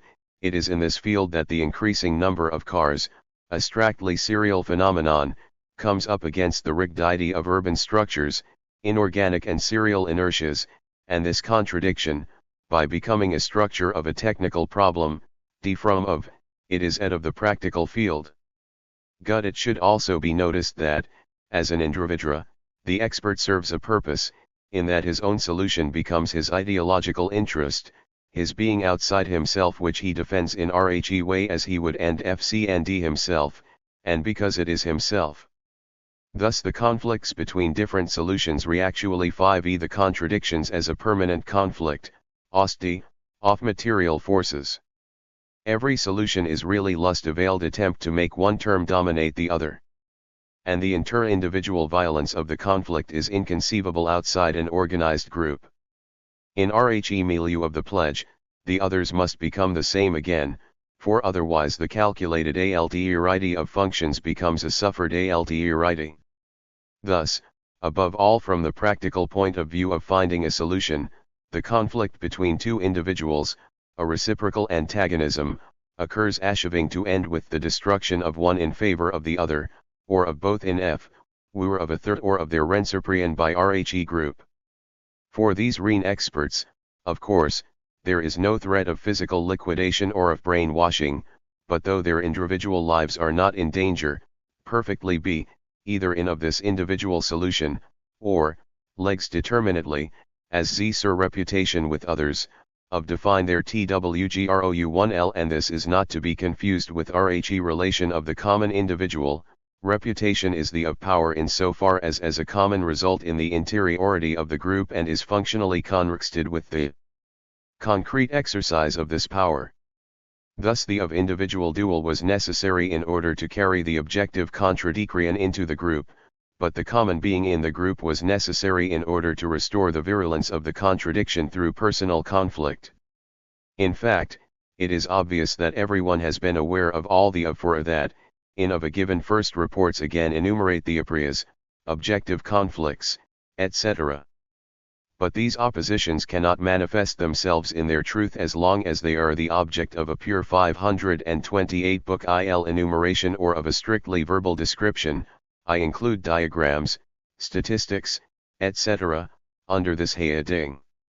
This is because the organizing soul group stands in relation of immanence transcendence to the surrounding group, a quasi-separation, or quasi-negation, conditions the in inertia, we shall as the lived contradictions of the surrounding group, in the relations of its far as they need are in danger of being disunited by the object, cannot he re-interiorized by the organizing subgroup and lived at a level abstraction and specialisalion which is precisely that of the subgroup. If a can experience for the contradictions suffered by every member of the meaning of this term will become clear when we examine it concretely, which the Parisian population, in so far as some of its members are car owners. But at this level, he either suffers or avoids the problem by some special expedient which is incapable of being generalized. In short, his own misfortunes determine his perceptions as a Parisian, but they have practically no effect on his attitude as an expert, an individual defined by his proer, though he may use them as examples or illustrations in his arguments. But his practical point of 6W formed within a community of experts, or else in isolation, but only in SN for as this isolation is simply one mode of being in the group, for example, when working on his report in his office. Thus car accidents, impassable streets, traffic jams, etc., are reproduced in all their violence within the specialized when conflicts of material interest are taken up by individuals in the form of ideological interests. As a mediation of an antagonistic reciprocity, the subgroup controls its tension and defines Rhe urgency of transcendence. Thanks to Rhe fact that individuals endangered in their being in the group, the subgroup makes their conflict both possible and inevitable, the objective problem develops, or develop, all its contradictions at the level where it ought to be possible to find a solution. Of course there may not be any in besides, may in so far who suggest third parties and which already at though without seeing it quite clearly. What is served by this virulence? To raise the question in all its forms and in all its complexity, or, in other words, to aet the becoming question, devenir question, of the subgroup. The ed 529 maximum tension will be realized when the group, at its own level and in accordance with its functions, becomes the of now this complexity bristles with contradictions and cannot sustain itself as such. It is a way of interiorizing the problem, but as long as they remain divided, the common individuals will be paralyzed, the moment of the interiorization of Rhe contradiction, in so far as it transforms those who into be transcended unity. More integrated the subgroup, the more sensitive it is to the profound of same and the other through its and it is to a that is say, requiring support for a proposed thesis. In this case, it is not important whether or not a vote is taken. What matters is the elimination of the minority as such. And, above all, it must be made clear which thesis is being supported. If, as often happens ns, this is a thesis which has already been proposed, one which has just been explained, then, if one refuses to submit to the law of alterity, one is bound to give an arbitrary advantage to one or more of the terms oft objective contradictions, to the detriment of the others. There is no thought, in the sense of an organizing practice, which selects a best, if not actually good, solution by a synthetic transcendence of the contradictions. Action or to a their fair becomes defined as a common of an individual proposal a individual. That is to say, if someone proposes a hest, if only temporary, solution it manifest a praxis and part why there is third party or several, or whether the solution is found by several people at the same time. What is important is that everyone, in so far he a common individual mediated by organic practice, produces it a free dialectical of what is in is a dialectical transcendence through a practical project, and it there presupposes a grasp of all, in short, a living reunification of Rhe. I subgroup by the third party, taking the dissensions themselves as an instrument of reunification. The subgroup then becomes simply the synthetic unity of its own divisions, that is to say, it realizes, through its dissensions, the objective contradictions which the whole group derives from its situation.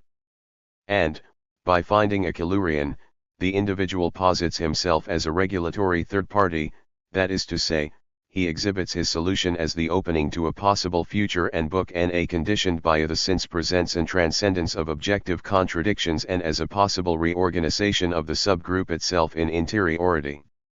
When the solution is adopted, factional divisions, in the most general sense, annex themselves into a structure positive reciprocity. Within the new unity, the CN contradictory terms are preserved as indissoluble elements of the new arrangement, and their mediated contradiction becomes an adopted heterogeneity. It does not matter in the least whether Rhe solution was found in THR course of meetings of the subgroup or through isolated work, since, as we have seen, is a particular the individual and a subgroup to which he belongs.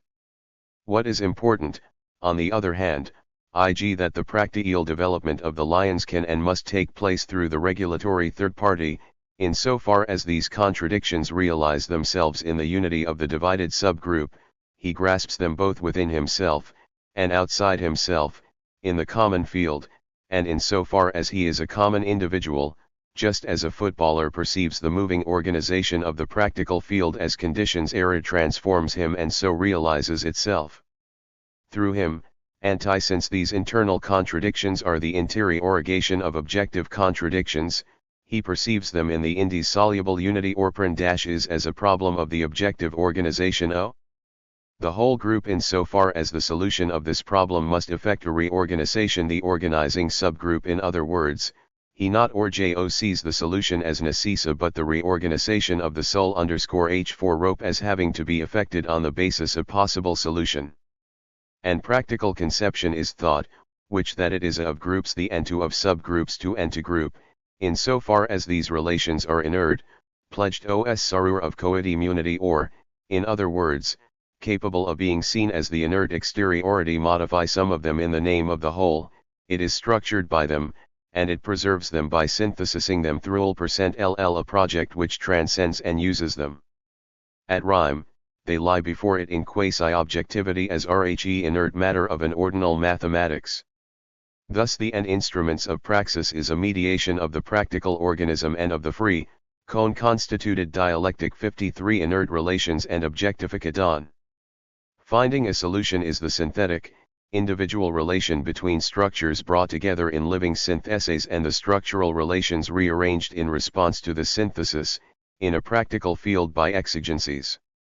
Since discovery of arises as a regulatory praxis of rhe third party, and since comprehension is this discovery insofar as it occurs in the other third party as rega praxis, the action, as the unity of the reorganization of the soul _F group and of the new the group, everywhere now.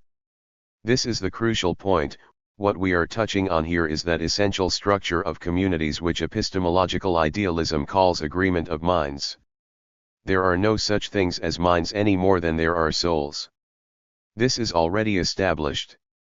But the word is misleading. In effect, different individuals, or groups, with different horizons, and with n of kinds, in reciprocity optimism this will rise to a this so reign in of human knowledge but is a of history. It is always the new is the for the situation, it is previous a moment of its history, science can bring about the agreement of individuals differ age, sex, bark to later, individuals agree, on laws dynamics and there at same the agreement becomes external to each of them a communist physicist and an physicist can agree on some experimental results and their interpretation, without any change in their sociality or organic individuality. And, in a way, this is all that actually appears to happen, but this is because it involves a more complex structure than what we are examining at present, but what is really involved is a resurrection of unity through seriality and the creation of groups in the serial milieu without is degraded product of arrived groups as we refracted in seriality. The contradiction in the idealist conception due to its assumption that truth can be the same in the other as other. And _5.32 it would be impossible to claim that scientific agreement between two others is an example of basic human reciprocity, and that, consequently, alterity in its social and political forms, etc., is merely a secondary modality which will ultimately dissolve, without making an the of history example, simply rejecting class strugg 4% LE and exploitation. For intellectual agreement a scientific is always an employer and of his workers, all that is necessary is that both of them should have the desire and the opportunity to learn, which depends mainly on circumstances. But if a welder and the owner of a shipyard are both convinced of the truth of Archimedes' principle, each of their convictions is an other conviction, because it exists in a divided society and, as it were, at the two ends of an exploitative system. Here, an agreement about science is quite unimportant, just like an equally real agreement about the weather or the temperature. One might even say that it no concrete reality, simply because the two individuals are such that a confrontation in knowledge is extremely unlikely, and would, in any case, be pointless. Ili are in fact two individuals whose concrete relations are governed by the mode and the relations of production and who, for a group, the movement of thought of a given strict proof. In short, when individuals or groups are fundamentally other, and therefore inevitably an of minds as a permanent of reciprocity abstract and quire inessential, after the artillery of two enemy armies will be in complete agreement about ballistics. On the other in heuristic, which includes active groups of scientists concretely working tricur, the appearance of a solution commits yon much more totally and much more concretely than any agreement. An agreement, in effect, realizes at one point the exterior unity of the others as others and thereby decomposes into a dust of identities. All the others are identical at this particular point. When a solid 10n is produced as practical a regulatory third party, this what it is, of graphic the reproduction of experiments, etc., and when it also reproduces itself through the of CWCRY other third party, then it is in fact the temporalization of everyone as the same in of a. This hension is creation, and amongst such scientists or experts, it may happen that, as soon as the first one is have been spoken, the field of possibilities BEA-mess illuminated, that the future immediately appears, S3-3 even more clearly than the regulatory action had intended to determine it, but it also means that the free creation does not occur in an other as such but in a common individual who, momentarily aided, by the contradictory divisions, himself is the same by his practical activity insofar as this is one and rhe same thing for the whole of this interiorized multiplicity. We have TWD descriptions of in question, a third party explaining A to his and both of are inadequate. The first is implicitly organicist, it presupposes that there is a synthetic act proposer, that itself through the audience as the unity of integration. This interpretation amounts to submerging all but one of the people involved into indistinct inessentiality and to constituting the originator as a totalizing hyperconsciousness. It is based on superficial syntheses of X-reception which make the ensemble of listeners appear as a background from which the author stands out. The second interpretation, by contrast, is rationality, it group, it by its the of understanding a number of identical processes in different argon the proposers is then every term of which is governed by preceding one it ser VCS as inducer of identical reactions in external units, listeners, spectators. The concrete truth is much simpler than the mistaken interpretations between which we constantly vacillate. The actual process AF discovering the solution even if it slightly precedes that of the exposition still belongs to the process of common division. In fact it is, inevitably, primarily the appearance of one solution amongst others, and each of the false contradictory solutions has really been lived as a totalism reorganization and has been realized as a new internal contradiction, dividing the group and signifying its author in his individuality. When it comes to trials, the truly synthetic solution realizes itself as a restructuring of the group. The trial may be experiment or calculation work different it in the explanation of the solution. In any case, an isolated trial, however is still inadequate. The truth is both a controlled, practical decoding of objectivity and a determination of sociality in interiority. Is number 10 expect these operations to RO another nevertheless, the first for and which is the of its. 534. Thus the operation is not the property of the regulatory third party any more than was the responsibility of feast individual to shout, to the Bastille. Run L. It is performed by everyone, in three ways, a practical chain of abstract arguments, that is to say, of inert necessary relations. Necessity appears to everyone in all its persuasiveness, in so far as it is understood through the same relations united in the living structure, liquidation, through a totalizing rearrangement, of their ideological separatism, and rhe realization of the practical field by n and by in an operation. This liquidation takes place 3 extases, past are determining and the practical present, already illuminated by a global understanding, that is to say, by the future already prefigured as signification, occurs as a regressive determination of the mediations which unite this future to the past. It can therefore be said that the operation takes place everywhere, that the only way in which explaining is superior to comprehending is that it has the abstract privilege of regulatory action over that operation. Explaining and comprehending is cm individual praxis of the liquidation of practical contra and basis of structures, and that this individual praxis can never reproduce itself in the form identical processes in each third party since it actually presupposes two mediated reciprocities. That between each comprehension and explanation through the developing, that is to say, of rearrangement as everywhere, and that between everyone and everyone else and between everyone and all through the regulation of the third party, the being explained. but the synthetic bonds of reciprocity are here reduced to their simplest expression. Reciproco designates the comprehension of the other as the same as mine insofar as mine is the same as his. I.e. abstract link simply amounts to a reinteriorization of multiplicity and to its strict subordination to the different forms of synthetic unity.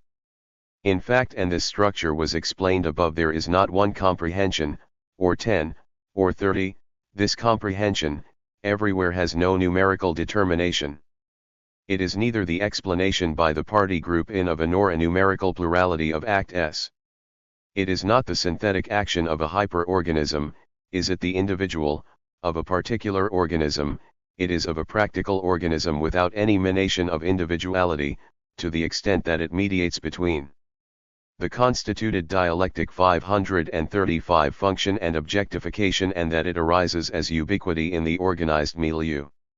My comprehension is mine only in so far as it is that of my neighbor, and the multiplicity of identity disappears in every understanding implies all the others and realizes them. Ubiquity is the reciprocity of unity as, with a single movement, it excludes both the multiple and the identiel. This double exclusion is perfectly conveyed high language with the first person plural, when it expresses the interiorization of the multiple, in the we. In fact, the multiple is not so much eliminated as disqualified, it is preserved in RHE form of ubiquity. True, one can say, we are two, just as one says, they are TV, but in the second case, the enumeration is real, and expresses commutativity, either may be RHE second unit, whereas, in the first case, this cornice the non-explicit content of reciprocity. Before an objective, the of the solution is an individual moment whose here is everywhere, and by its reciprocal presence in every of this is an abstract as group however to, but there are intermediaries between the non-multiple or ubiquity and latter really exists as when group is completely dead, and then there will not even be any hensive construction of a solution, or if there is, it will no longer have power to break the inertia. But for us important is that moment of synthesis is of individual per quite a universal objective, an agreement of minds while preserving individual performance. Nothing, everyone the it, me truth in its original sense, therefore, as causality and within an integrated group, is of integration thn-ug the mediation of a regulatory third party. But this leads to an aliot impossibility of distinguishing between the truth as an individual performance and as a common one. This lack of differentiation through ubiquity between one and finds expression in the fact that science will both name a law or principle after its discoverer Ohm, Joule, Carnot, etc. and also allow constructive work to develop anonymously. Not only is it impossible for common operations to operations practical structure, in as we shall we, the individual operation appears to the group as a practical ideal, never hud we return to the subgroup. Suppose 536 Book 1, that a schematic solution to its problem has been found. A solution has and it is of concrete modalities of application, etc.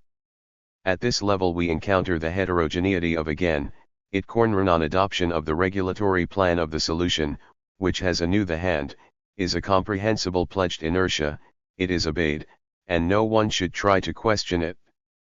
Thus, in itself, it represents a synthetic relation of omnipresent inertia. In everyone it is entirely same, as a basis, and it does not reside in anybody in particular, or even have any special position in its originator. On RHE other hand, as an organizing the of group subgroup, it empowers precisely because they are integrated, because everyone is the same and bases his own activities on the same overall plan. It is possible for any individual of a proposal which presupposes, and contains, as its oscillator, the inert himself heterogeneous through his free, enriching proposal, while constituting this invention in the object as a moment of the totalism objectification which will have to be transcended. The progressive work of adapting the schema to the concrete therefore develops under the control of the plan, through heterogeneous moments each of which preserves and transcends the previous one. Level least in that is say, at of purity which we are now occupying, the contradictions do not affect group, they are in a possible future unity, of the common praxis and the group itself. But, view it be that the of on a basis unity again refers us to the practical unity of the organism. Even if the entire process were the product of different operations, performed by different individuals. Every that suggested, with its en priori, be a position that was transcended and preserved in the free, the is that the constituted dialectic rests on a non-dialectical moment, that of adopted in makes possible in so far as it lays down untranscendable limits to the constituent dialectic. And of course every practical organism contains a structure of inertia. This is constituted y it instrument of any instrumentality, but this has nothing in common with the inertia of freedom.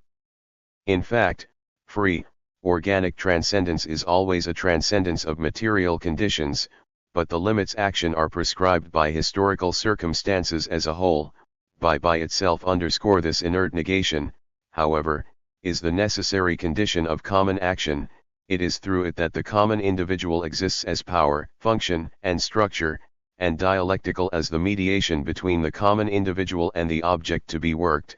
Itself differs from the free isolated vaxis of an organism, in far as it transcends, preserves, and actualizes inertia, power and function, in short, the common individual. There is a synthetic, constitutive relation which, in the group itself, is the definition of each individual, in relation to everyone and to all, and the Einman individual, actualizing himself through J-. Individual praxis, arises in a field of incredibly violent forces which form and deform him and involve him everywhere. In this sense, the concrete individual in the group is radically different from the organic individual and the common individual. At first sight, this makes it even more VV-TADOC-CQ% when the group in action relapses into it as regards at least in structure. But the paradox disappears when one remembers that the group is, and that is to say, an undertaking, a operation. The fundamental relations unite, and that the plan of operation be the produced other aim is not group, but the group in order to objective in common, but it as an in fact only a very but an organism constitu a careful division and a systematic of functions. Now new nor prevent being situated, not prevent giving rise to in its is, contingent of plan be same the group as a product it, except that the group as an object of labor must retain its determinations, as a worked thing, by a certain inertia, or that the only unity which a group can give itself since the 11. Hyperorganism is an illusion of idealism does not oscillate between the false unity of worked matter, a coin which has been struck, and the synthetic, living unity of the organism. So we are in a position assert that the praxis does transcend rationality individual praxis. On the contrary, individual praxis goes beyond it. And its special complexities, its knotted relations, and the formal concatenation of its structures derive precisely from the fact that the second rationality is, that is to from the fact that the group is a product. In other words, the group constitutes and organizes itself in response to the pressure of necessity in order to produce a dialectical action. And if it succeeded in becoming an organism, the organic unity of its action, assuming a hyperconscious unity, etc., would different in kind and would have a different intelligibility. Each organism might have some comprehension of the hyperorganism as a structure connected to RHEW, but this would be very different from ours, which, in the organized group, aims at totalization. In any case, RHE conjecture is vague that it is impossible to settle whether this comprehension would apply to the hyperorganic whole, or to its hyperaction. WHLCH is itself a rearrangement, or to the one through the other, or whether there might be no comprehension at all. But precisely because it fails to become a totality, that is to say, to transcend individual praxis by a practical hyperdialectic, it falls short the level of the praxis which alone could provide it with a model of active unity, just as the organism itself provides its totalization with a model and schema of ontological unity, a point which we shall return.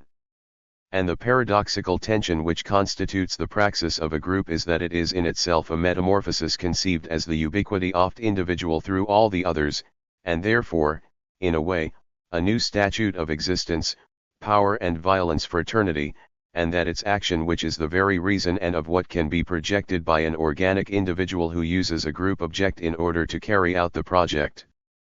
But this factual untranscendability, which is not a necessity, but a permanent certainty of the investigation, necessarily refers to the impossibility of being a hyperorganism, which is the limitation of the GN-up, and this impossibility itself is primarily simply the impossibility of acquiring an organic unity.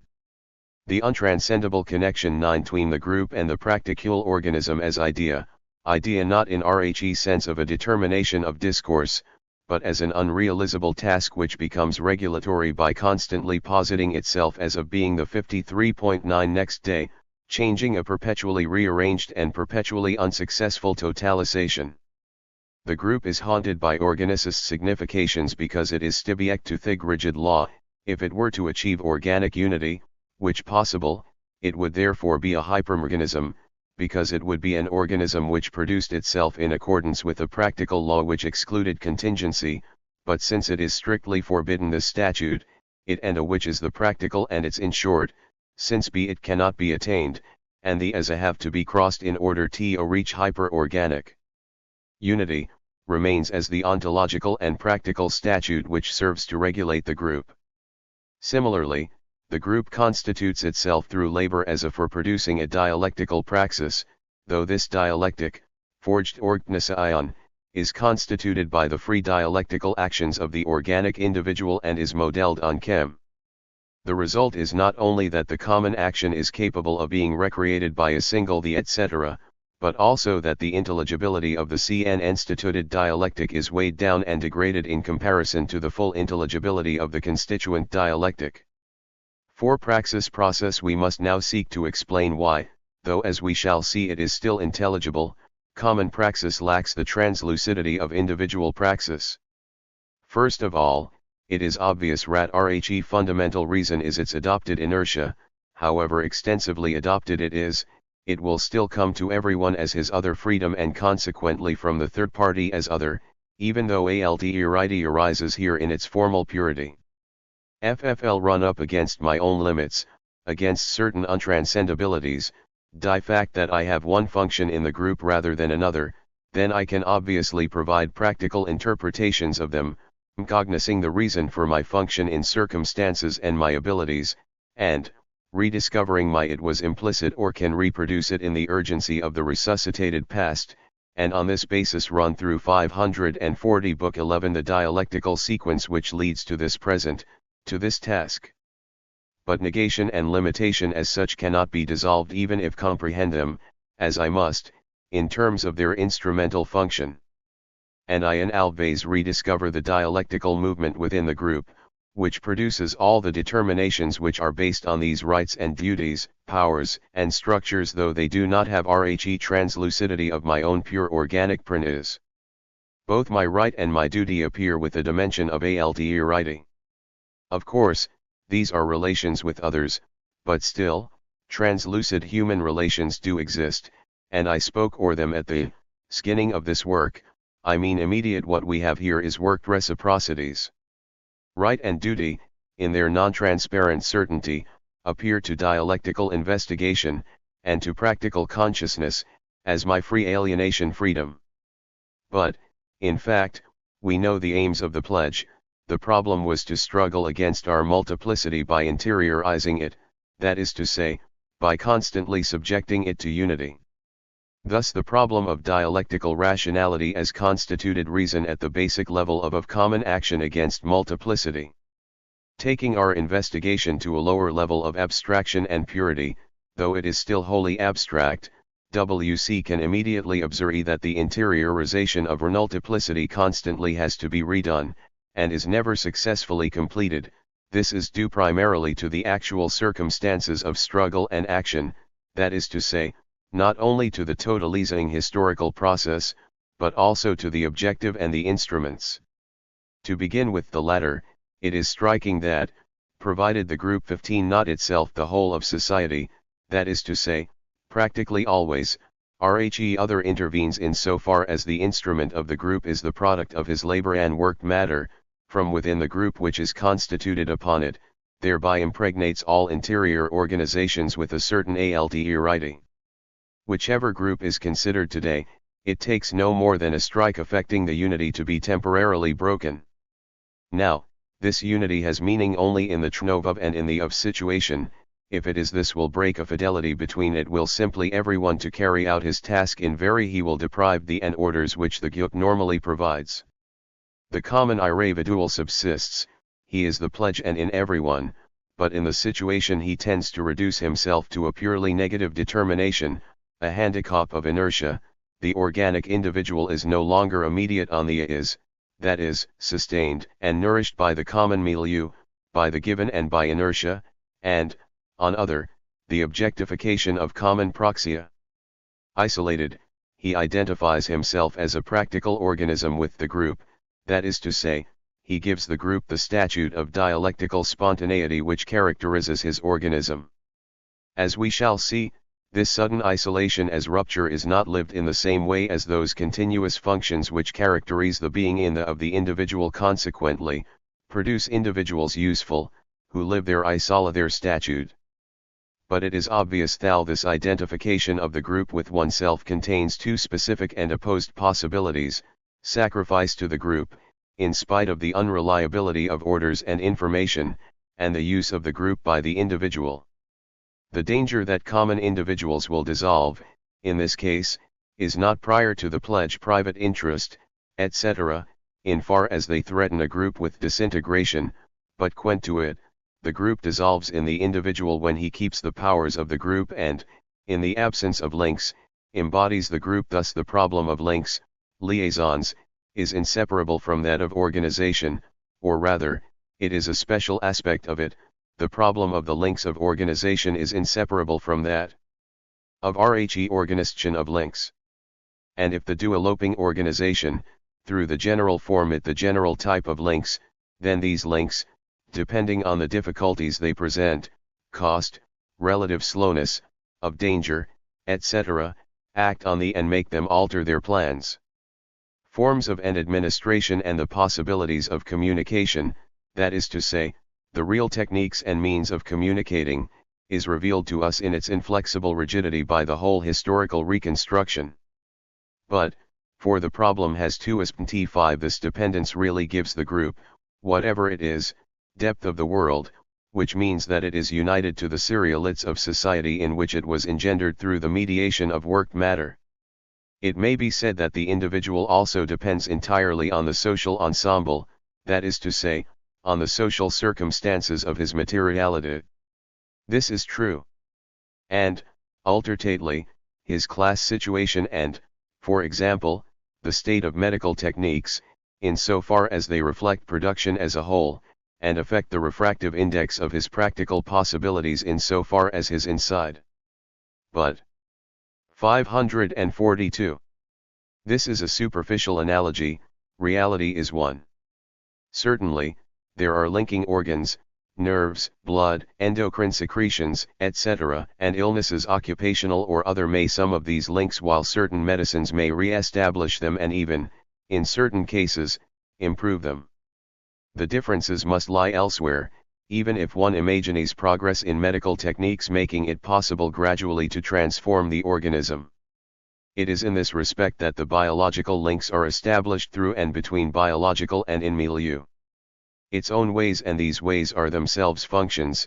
The inorganic appears in it either as a substance has integrated into the or a product of a secretion, but not as in a distance or as an inert vehicle whose speed is a function of some exterior operation.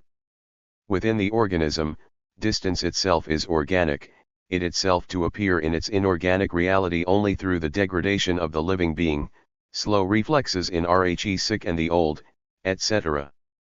With groups, however, the work materiality is an inert mediation between the of leads initially to the prec 2 nce of an internal alterity not p enslost by the group and which, depending on circumstances, but independently of the objective, or, at least, without any practical link to it, established by the agents, appears as practically negligible or threatens to tear the community apart. Supporters are up, or are coming in smaller numbers because we are meeting too far from where they live, because transport is expensive, etc. A movement, which needs to manifest itself at several places in the country at the same time, may fail because links cannot be established. 58 A particular fighting group may be wiped out because its links with RHE army to which it belongs have been broken. Such internal conditioning causes a reappearance of interiorist multiplicity, and, so to speak, re-exteriorizes it in interiority. The group has eliminated by setting itself A and by eliminating the organic hazards of its then it again, within itself, in the form of a dispersive limit to its unification. But it should be noted that this unlike basic present itself as a special biological of rather as a contingent determination of the practico-inert field. This 58. This an individual event if an exigency for failure will the 54.3 determination is said to be contingent not because it either strictness or intelligibility, given the practico-inert geld on the basis of which the group arises, it is inevitable that the problem of links should present itself to the common practice in some way cr other, but because it is external to the practice in so far as it organizes the group in accordance with a particular objective. Second aspect of this dependence is of even more concern to inquiry than the first, in so far as the group wishes struggle, with contemporary techniques and tools, against the dispersive force of the practico-ineral field, it must produce within itself apparatuses of mediation, supervision, and inspection, whose essential function 15 to put the subgroups into relation either with one another, as with a federal structure, for example, or with the CX entral apparatus, with the centrality structure.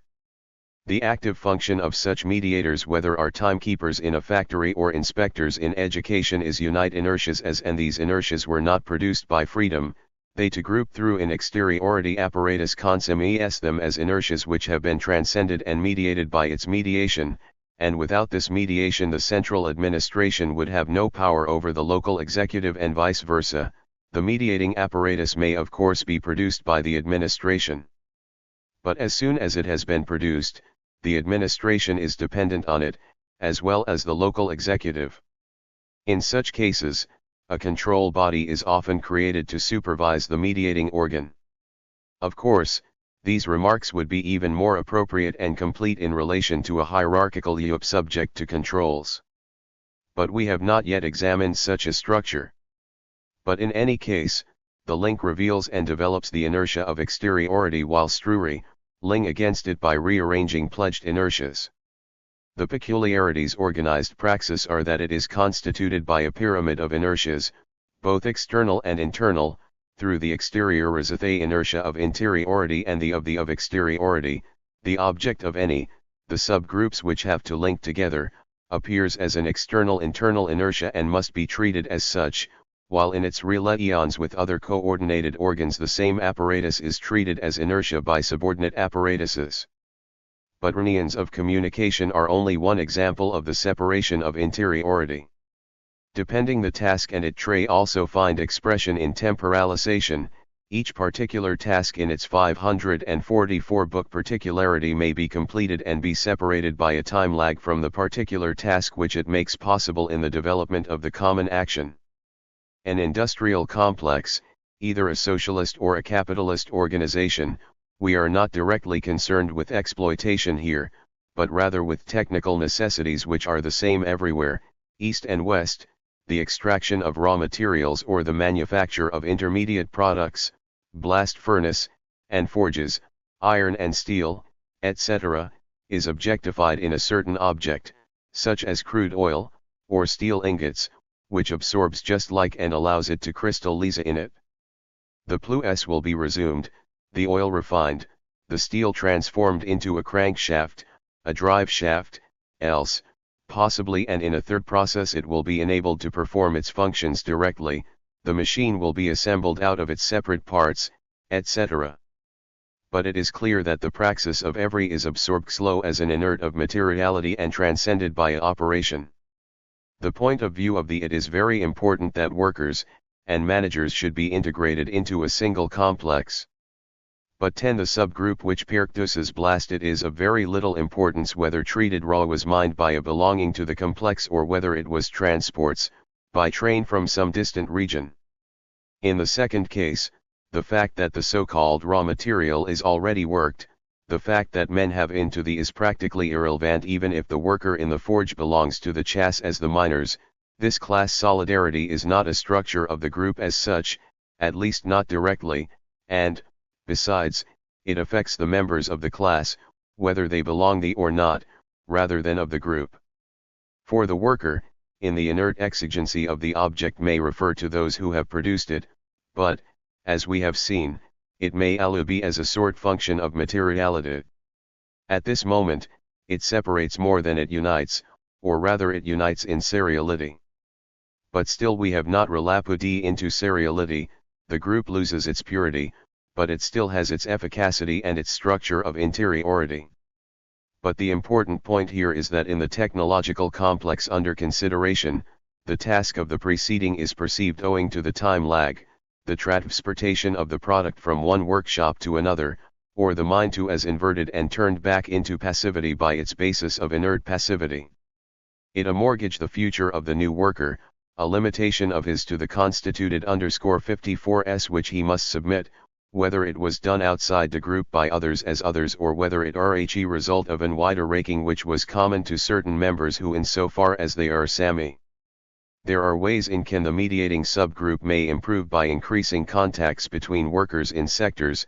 It may that everyone understands giving instruction or enable every worker to see the meaning and importance of his own function and also to learn to recognize the meaning of other tasks, or it may institute a system of rotation which puts everyone into each of the different jobs of the ensemble in the course of 3 or 5 years. I am not mentioning these practices because of their social efficacy, but simply to show their common character. They take up organization at the neutral point at which it was left by temporal dislocation, and they treat the isolation of each or individual in relation to other individuals and subgroups as an inert negation which has to dissolve, and treat worker as a unit who has to be won back from emerging by either of a rearrangement of jobs, or of a verbal action they have a material on inorganic materiality. Is true that this work is intended to replace a cloud of isolations, such as time lags, by a functional unity, but in terms of the common of organisallion, it shows that concrete organization is a perpetual negation of the negation, that is say, a practical negation of developing disorganization. From this point of view, the heterogeneity of functions in a totally and abstractly pure group is, as we have seen, a creation of freedom. In a complex group, however, in which spatial distances and topologies are constant sources of massifying dispersal, and from the point of view of totalization, it is clear that differentiation, if it is determined by the organizing apparatus and by Spedic-Hernpearl lag, can collapse, in a moment, into a statute of accidental heterogeneity, of exteriority. In an effective, practical, but real group, there is a constant danger that the current will cease to end. We have what of which are mediated by the apparatus is true alm of the apparatus which mediates. The activity by differmed he east, the of propaganda, and in the west engine ring. Gut this little so book U group uses up part of its energy, the energy of its members, its numerical strength, credit, money, etc., in maintaining itself in a state of relative fluidity. Thus by of reflection, which is highly intelligible since it involves mediating subgroups and mediators between these sol_f groups, etc., the group as interiority, that is to say, as a developing totalization, is in danger of being resolved, and will in fact be resolved, into a hierarchy and circularity, both of them, for we shall discover later, of unifying actions which take actions and agents of a inert or, into a hierarchy of quasi-objects deriving their statute from an other, a subgmup. Or an individual considered as a quasi-sub-ECT, as a quasi-transcendent determination of their suffered, adopted inertia. At this level, the group tends to have mom in common with the kind of complex which is constituted by a machine and by the workers who use it for a particular job than with practical organisms which dialectically transcend every inert organization of the practical field, and this occurs without the moment of passive negation and arrest being directly produced by praxis, but, on the contrary, in so far as it returns from the worked object to the work as a limitation of the developing objectification which is immediately transcended by the inorganic statute of materiality. In fact, even if it is true that the group never relapses to the level of, even that of a feedback machine as has been suggested and if it is also true that it can never itself to an organic status, this is because it is actually a human product, that is to say, an instrument made by men in accordance with laws which make it possible to create automatic devices on the basis of the inorganic, and hecos it is simultaneously constituted by the free, dialectical praxis of human individuals, in so far as it acts in interiority on every member, and in exteriority on the common object. There can never be a social machine, because it would resolve into a massified plurality of organisms as soon as every practical organism received a suffered statute of inertia in relation to the group. On the other hand, its operations become more machine-like as integration advances, that is to say, as the group, through the organization of its structures, increasingly as of the practical organism, as a regulatory schema of the constructed relations of 60. Inferiority, like hierarchy, arbitrarily, chat is to say in with E547 interiority. This in no way implies that this organization, as an impossible mediation between the organic and the inorganic, is of itself unintelligible. But it does mean that it is a constituted dialectic, that is to say, there is no dialectical praxis here to realize the unity of individuals. On contrary, there are individual, constituent dialectics inventing and producing, through their work, a dialectical apparatus which encloses them and their instruments and which is determined in accordance with the aim. Within the apparatus, everyone is transformed with and through all the others, and the common individual structure of the amalisation appears as the highest level of integrity on which the group is capable of realizing in its attempts to produce itself as an organism, but the PIOP can be comprehended only as a particular dissolution of the practicomer field at a certain degree of depth, and as such, it preserves the dissolved field, at least in the form of a constant danger of the resurrection of seriality, and its very leads it towards the statute of inert things, of worked products. As have said, even is provisional. Later, we shall examine the avatars of the group and what becomes of them when group is. By important point is that praxis is 60th every the in so far it is everywhere the same, is produced as a finished action by an organism as mediation between function, common individual, structure, and objectification, inscribing the common work on the object. In common praxis, there is a common aim, objectification, labor, transcendence, ru-iproel adaptation, etc., just as there is in individual, and every partial be grasped in its as a free, of detail of the but aim whether regarded in of individuals or reflexive rule which of the whole by of apparatus, appears a emanation of the future by a project on the basis of concrete circumstances. At this level, the individual dialectic actually transcends itself towards another form of intelligibility, since it can already reprod and comprehend the specific modalities of the group which would be unknown to an isolated individual, if there could be such a thing, that is to say, structure, being in the group, function, power and, ultimately, 61. This is, of any of an avatar of the Book 11 the pledge. The pledge, in fact, as a determination of mediated reciprocity, is incapable of being produced, or, therefore, comprehended, by an isolated freedom. And if everyone understands the group in this way, in so far as it appears to transcend itself towards a form of this is of group is given concrete at the same as practical individual existence, thus there are not two separate moments of comprehension here, but rather two types of activity, practical and theoretical, which are always possible, either separately or together. But, as we have seen, at the moment in which the group transcends itself towards the organism and its individuals, it's still inoperative. Il can go no further, produce new relations with others, and therefore with oneself, in everyone, but it cannot produce an integrating and integral organism. The totalization cannot become a totality. And if the group is to remain an effective power to produce particular results, it will clearly be necessary that the number of readjustments and mediations in it should increase, that is to say, it should itself of points of view perceiving it in forms as an inertia be. This procedure is the of failure of the first. Since, Add integration to the of multiplicity into in it with a new unity. Multiplicity without parts inevitably reproduces itself as a quantitative, discrete multiplicity, the group itself, under other and through the mediation of the Praktikvinkrit. Circular recurrence yet on basis, but the circularity always does, for mediating organ must itself be mediated and it turns out to split by the separations it mediates.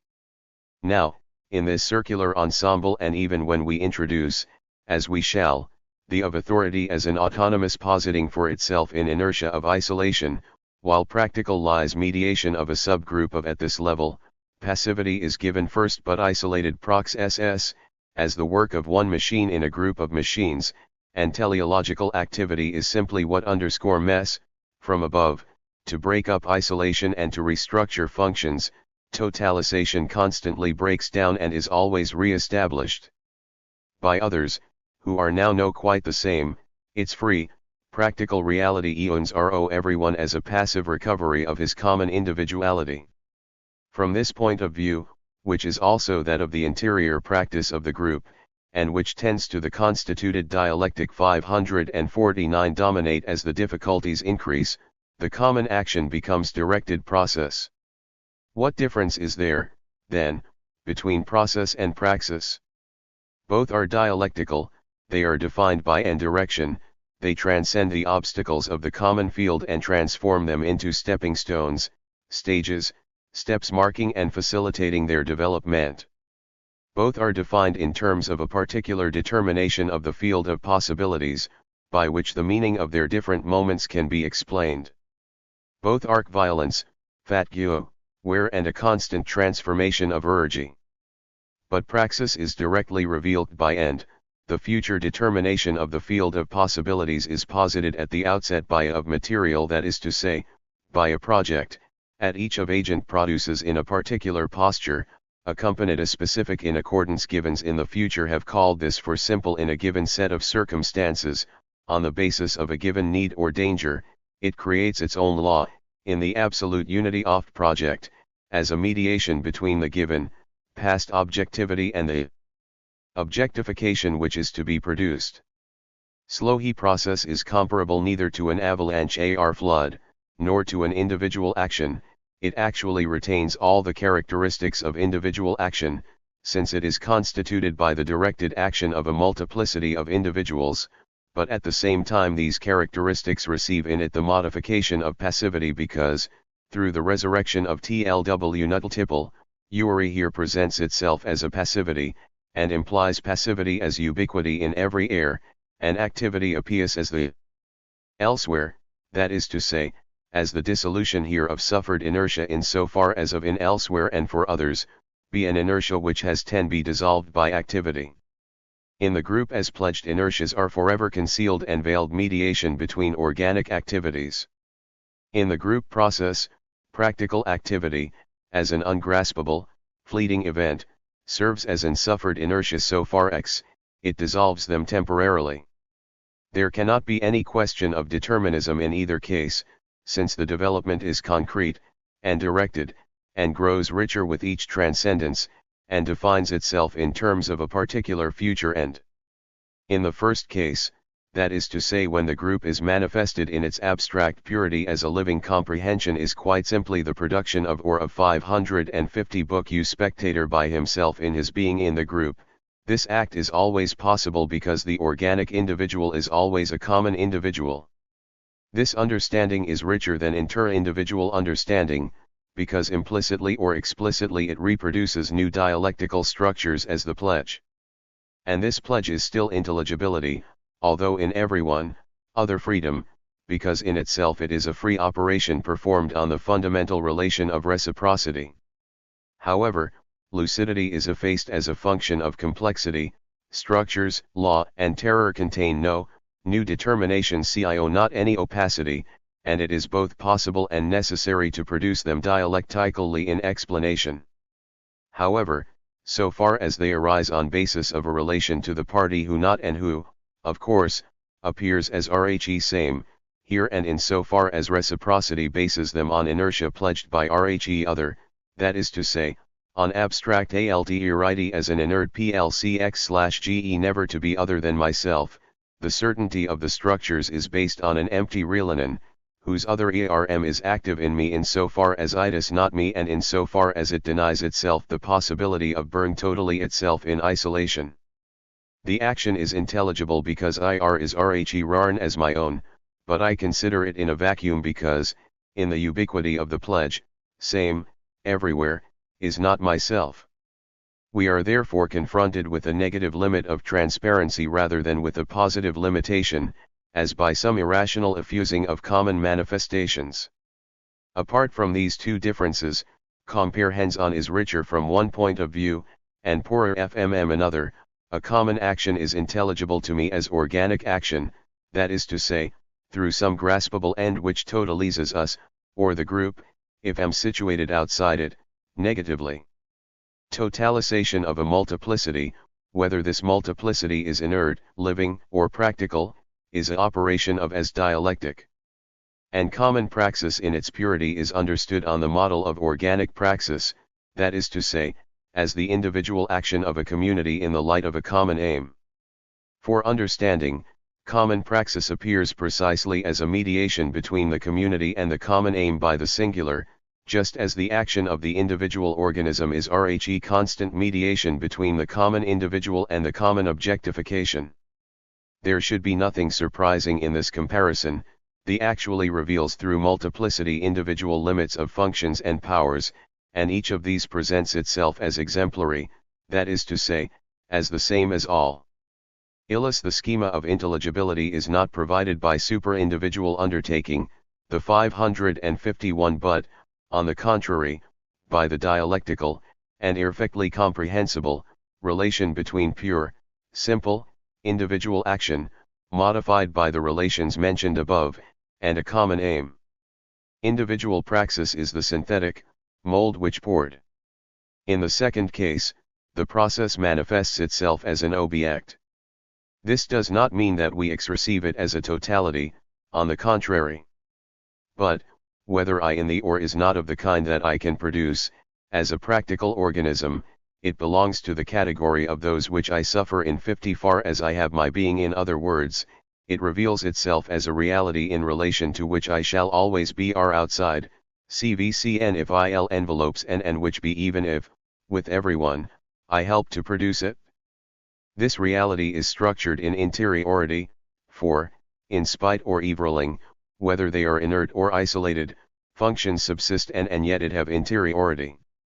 Does not produce in immanence its own determinations, on the contrary, it receives them as a perpetual transformation or its inertia. But as these received determinations are themselves synthetic and internal, since they are always directed to a future end, and they represent a constant enrichment and an irreversibility of time, they proceed not from analytical reason or the laws of exteriority but, if one is not to prejudge them, from an external law of interiority. This law may MLT or CN-ers be referred to as destiny, since an irresistible movement draws or impels the ensemble towards a prefigured future which itself but it is interesting see it as the celebrated external dialectic which was criticized and rejected at the beginning of this essay. Indeed, it is precisely this which appears as a transcendent law of interiority, and which is given as the move of and destiny or fatality. And if one bites dupe, it makes appear as but as is because of it projective and structures are by the process develops in accordance with a law from outside which controls it in accordance with earlier conditions, but this necessity is still directed, the future is prefigured, and retains its finality, though but this conception of human activity as PRFKCSS takes rather different forms especially non-dialectical or aberrant ones in the work of many American sociologists. 5. Lewin's Gestalt is based on a vision of as process, there is destiny, as an external law of interiority, and the synthetic passive organization of results. The works of Gardiner and Moreno, and the studies of the culturalists are always based on directed, and overblown passivity and inert futility which we have just seen, and the group process is, from one point of view, a constant reality of our own investigation.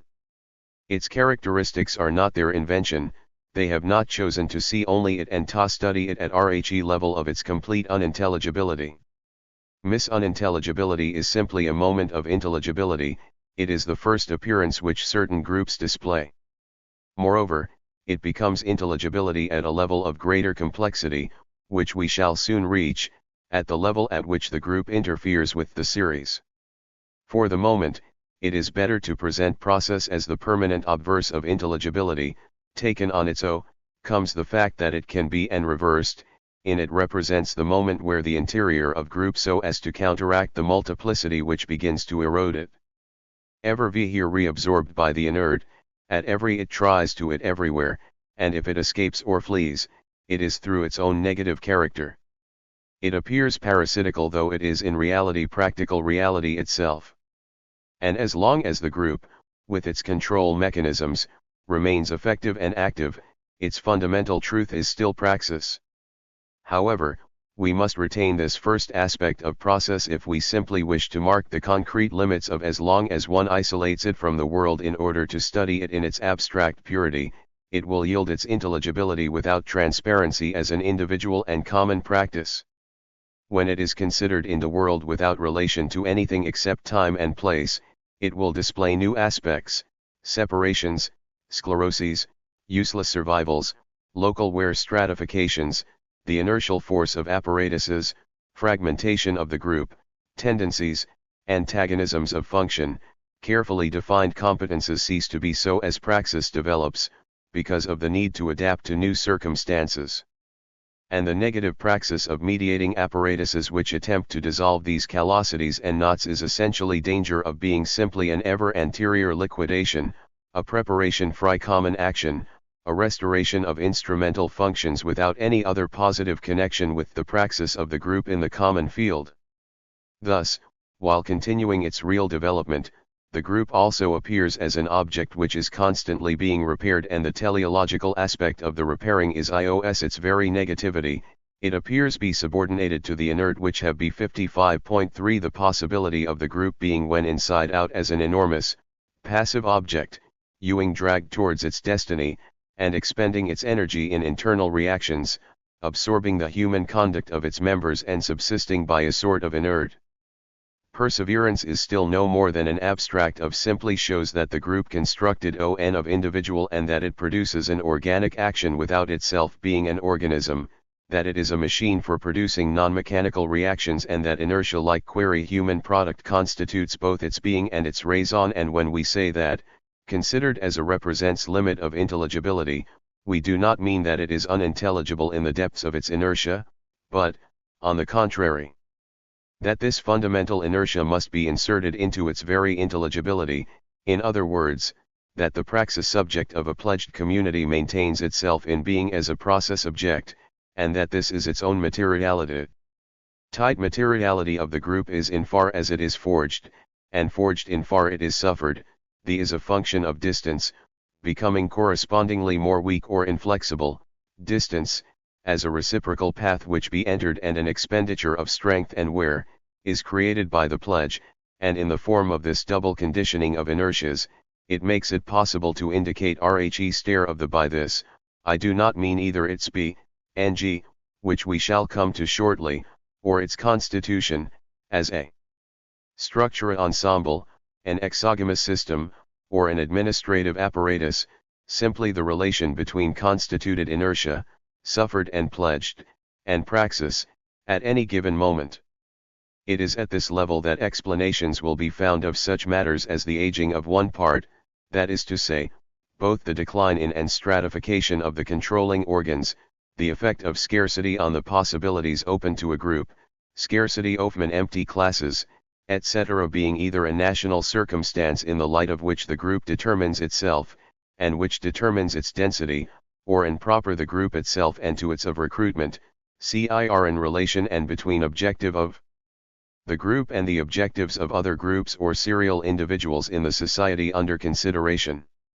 At this 62 of is upwaff with of, a shortage of at li, of be due to it or money. This renaming is 554 book 11 level, 2, one can speak of softness, or, the other hand, of hardening of routine or of a frenzy of innovation.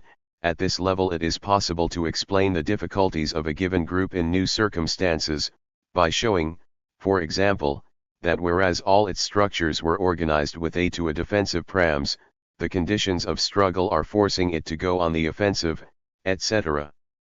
Examples could be multiplied indefinitely. It will be sufficient to remark that his state is not inertia as an inert foundation, as a sclerosis of structures, etc., but inertia as a condition of to the extent, that is, that it acts as an untranscendable limit, in which the suffered pledged are and in an indissoluble reciprocity, of any action which tries to negate it. It is at the level of the state, and we shall return to this, that the group is totally conditioned, in a form for which it was not prepared, by the practico-inert field which it attempts to modify. A particular action, in duplicated, the do not them, a particular locality, may be aimed at intimidating, at improving wages, but it may inopportune, may be ignored. The dangers which have to be avoided are not yet sufficiently clear, and above all the workers in the big 4% est firms are about to begin their paid holidays. We seem to be on the point of encountering seriality again. And in fact we shall encounter it. But, for the moment, it is sufficient to comprehend the group as constituted praxis.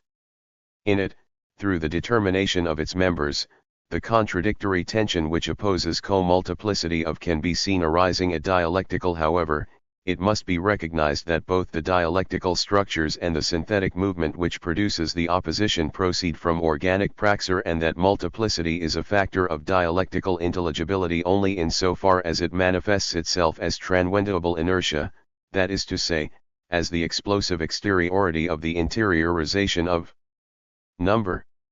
The group at work is individual praxis, initially exceeded and reified by the seriality of actions, and everywhere turning back on the amorphous multiplicity which conditions it in order to extract from it the serial, numerical statute, so as to negate it as quantity, and, in same movement, it, a means of achieving the totalizing objective praxis, remains fundamentally individual because it is constituted as he same, that is TOSY, as the directed exploitation of multiplicity without parts. In this first moment praxis does not treat archaea multiplicity differently from the inorganic gatherings of the practical field. When it combines them to make an instrument, the crucial is the pledged agreement. Every detailed action, in so far as it is both the same and differentiated, turns out to make use of multip/isif, which an interior feature, power, of individual unit. When, for the sequential time, this interiorized multiplicity is placed in exteriority, this does not that it has escaped common control, or removed itself from the multiple unity in everyone, so as to reconquer quantity, would be on assumption that it had a dialectical power of its but of inertia and of relations of exteriority has, quite simply, recurred, that is to say, in and through practical objectification, and yet the ontological statute of multiplicity, the plurality of organisms, is not affected by this. Under fire, the unit replaces dispersal with practical organization, it encloses its multiplicity itself. But first the unit is counted, and before long, it will count its wounded and its dead. 11. And the enemy, if they lay observation posts, can always count the able-bodied soldiers it still has at its disposal. And this inertia as the ontological limit or integration, we shall see that there are other limits, is not a theoretical given of some passive knowledge, it is, in fact, the objective feld of the unforeseen. Through it, indeed, the passive action of the practico-inert is reintroduced into the free group which is to it, and this passive reappears as action of an interior force but as an interior danger of dispersal. This pure exteriority is, so to speak, lived in interiority as a permanent threat and a permanent possibility of betrayal. Thus multiplicity is reactualist in its untranscendable objectivity by the practico-inert, and the practico-inert is simply the activity of others in so far as it is sustained and diverted by inorganic inertia. Thus a passivist of activity reactualizes discrete multiplicity, and the group, as dialectical praxis, perceives it in its very dispersal as an internal danger, that is to say, as a dispersal is passive activity, seen, through the unity of the praxis which it contradicts, as an active negation of this praxis by a directed counter-praxis.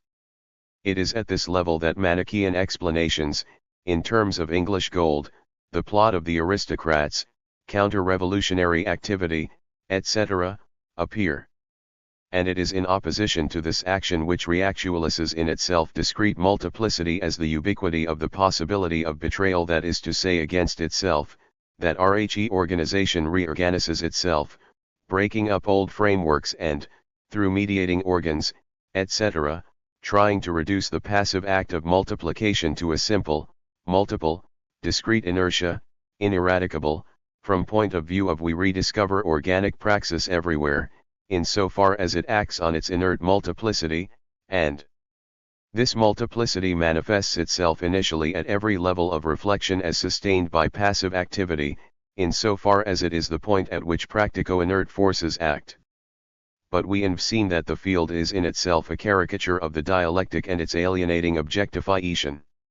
Illus, common pra_us is organized at every itvel against TLR anti-dialectic, first by jointly settling TLW objective and the means of attaining it, dissolution of seriality, and then by perpetual rearrangements of its structures.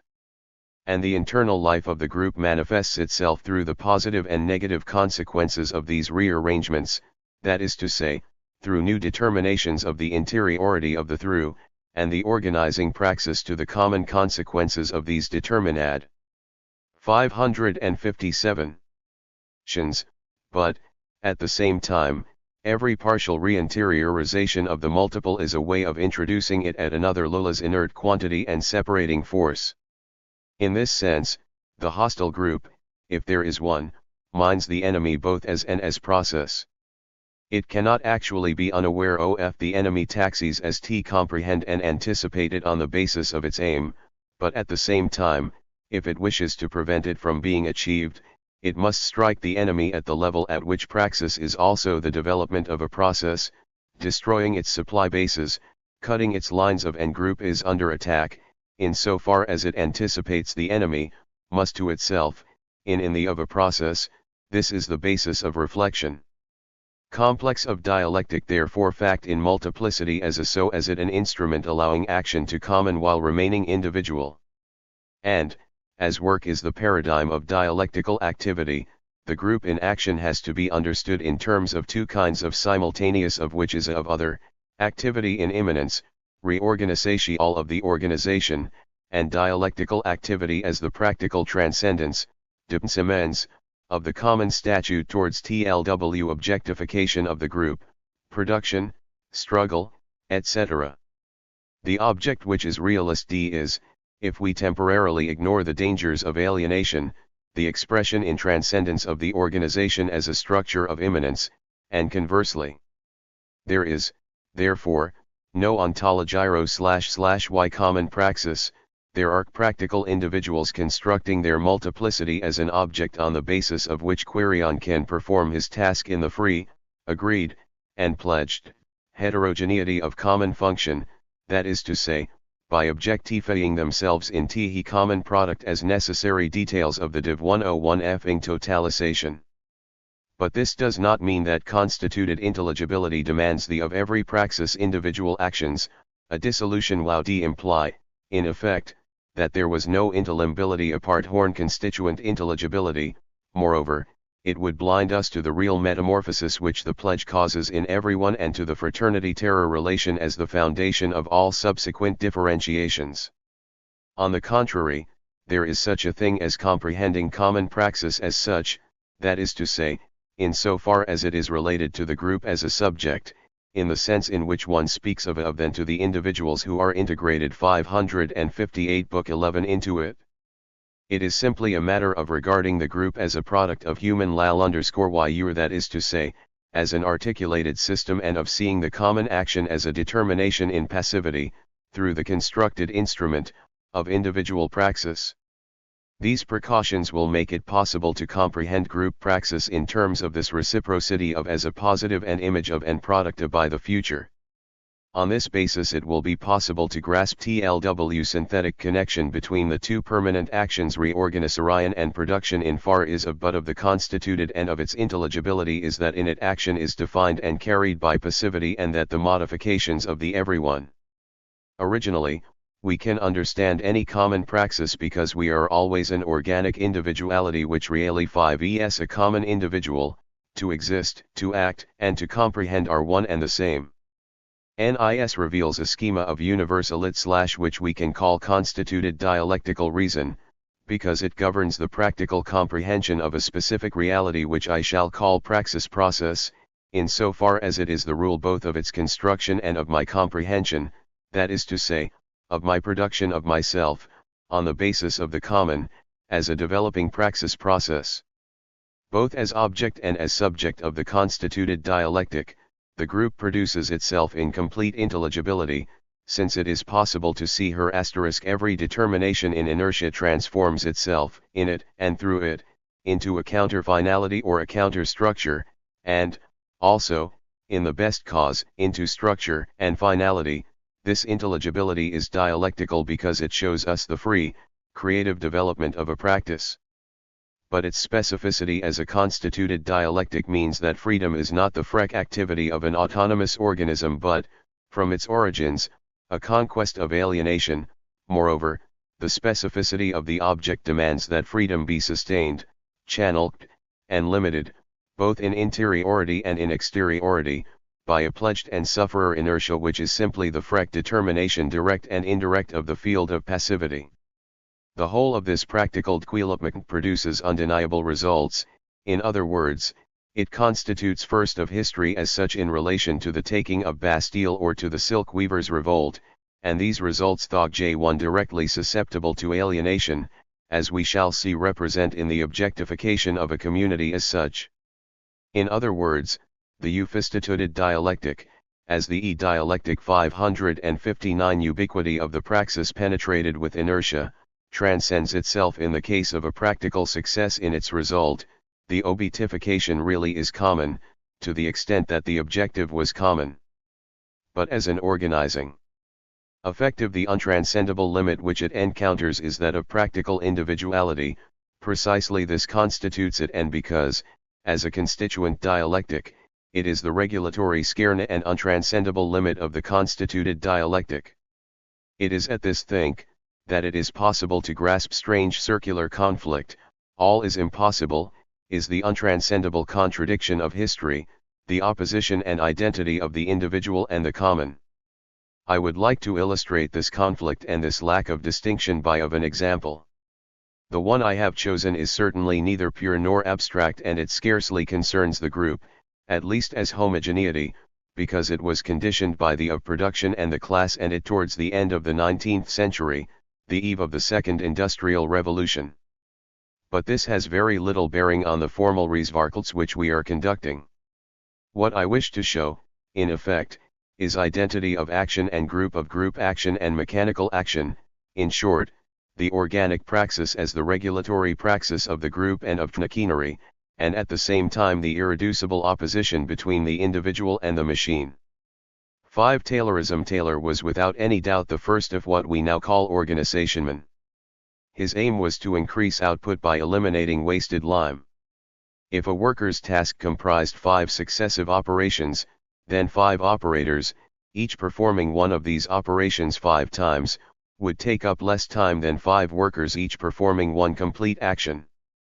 The ingenuity of the organizer here consists in replacing temporalization by passive temporality. An action is a temporalizing praxis. And, in a way, your elementary operation is also temporalized. In fact, it too is in 63. English in original.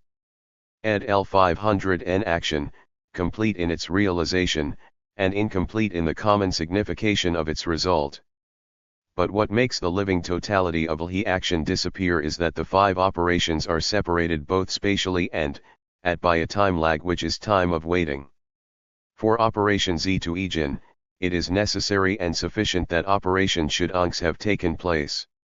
Thus every operation is passive in relation to the succeeding one, because it does not form part of the same temporal development, but each is separated from the other by a determination of time, and, incidentally, of space, through the negative exteriority of inertia.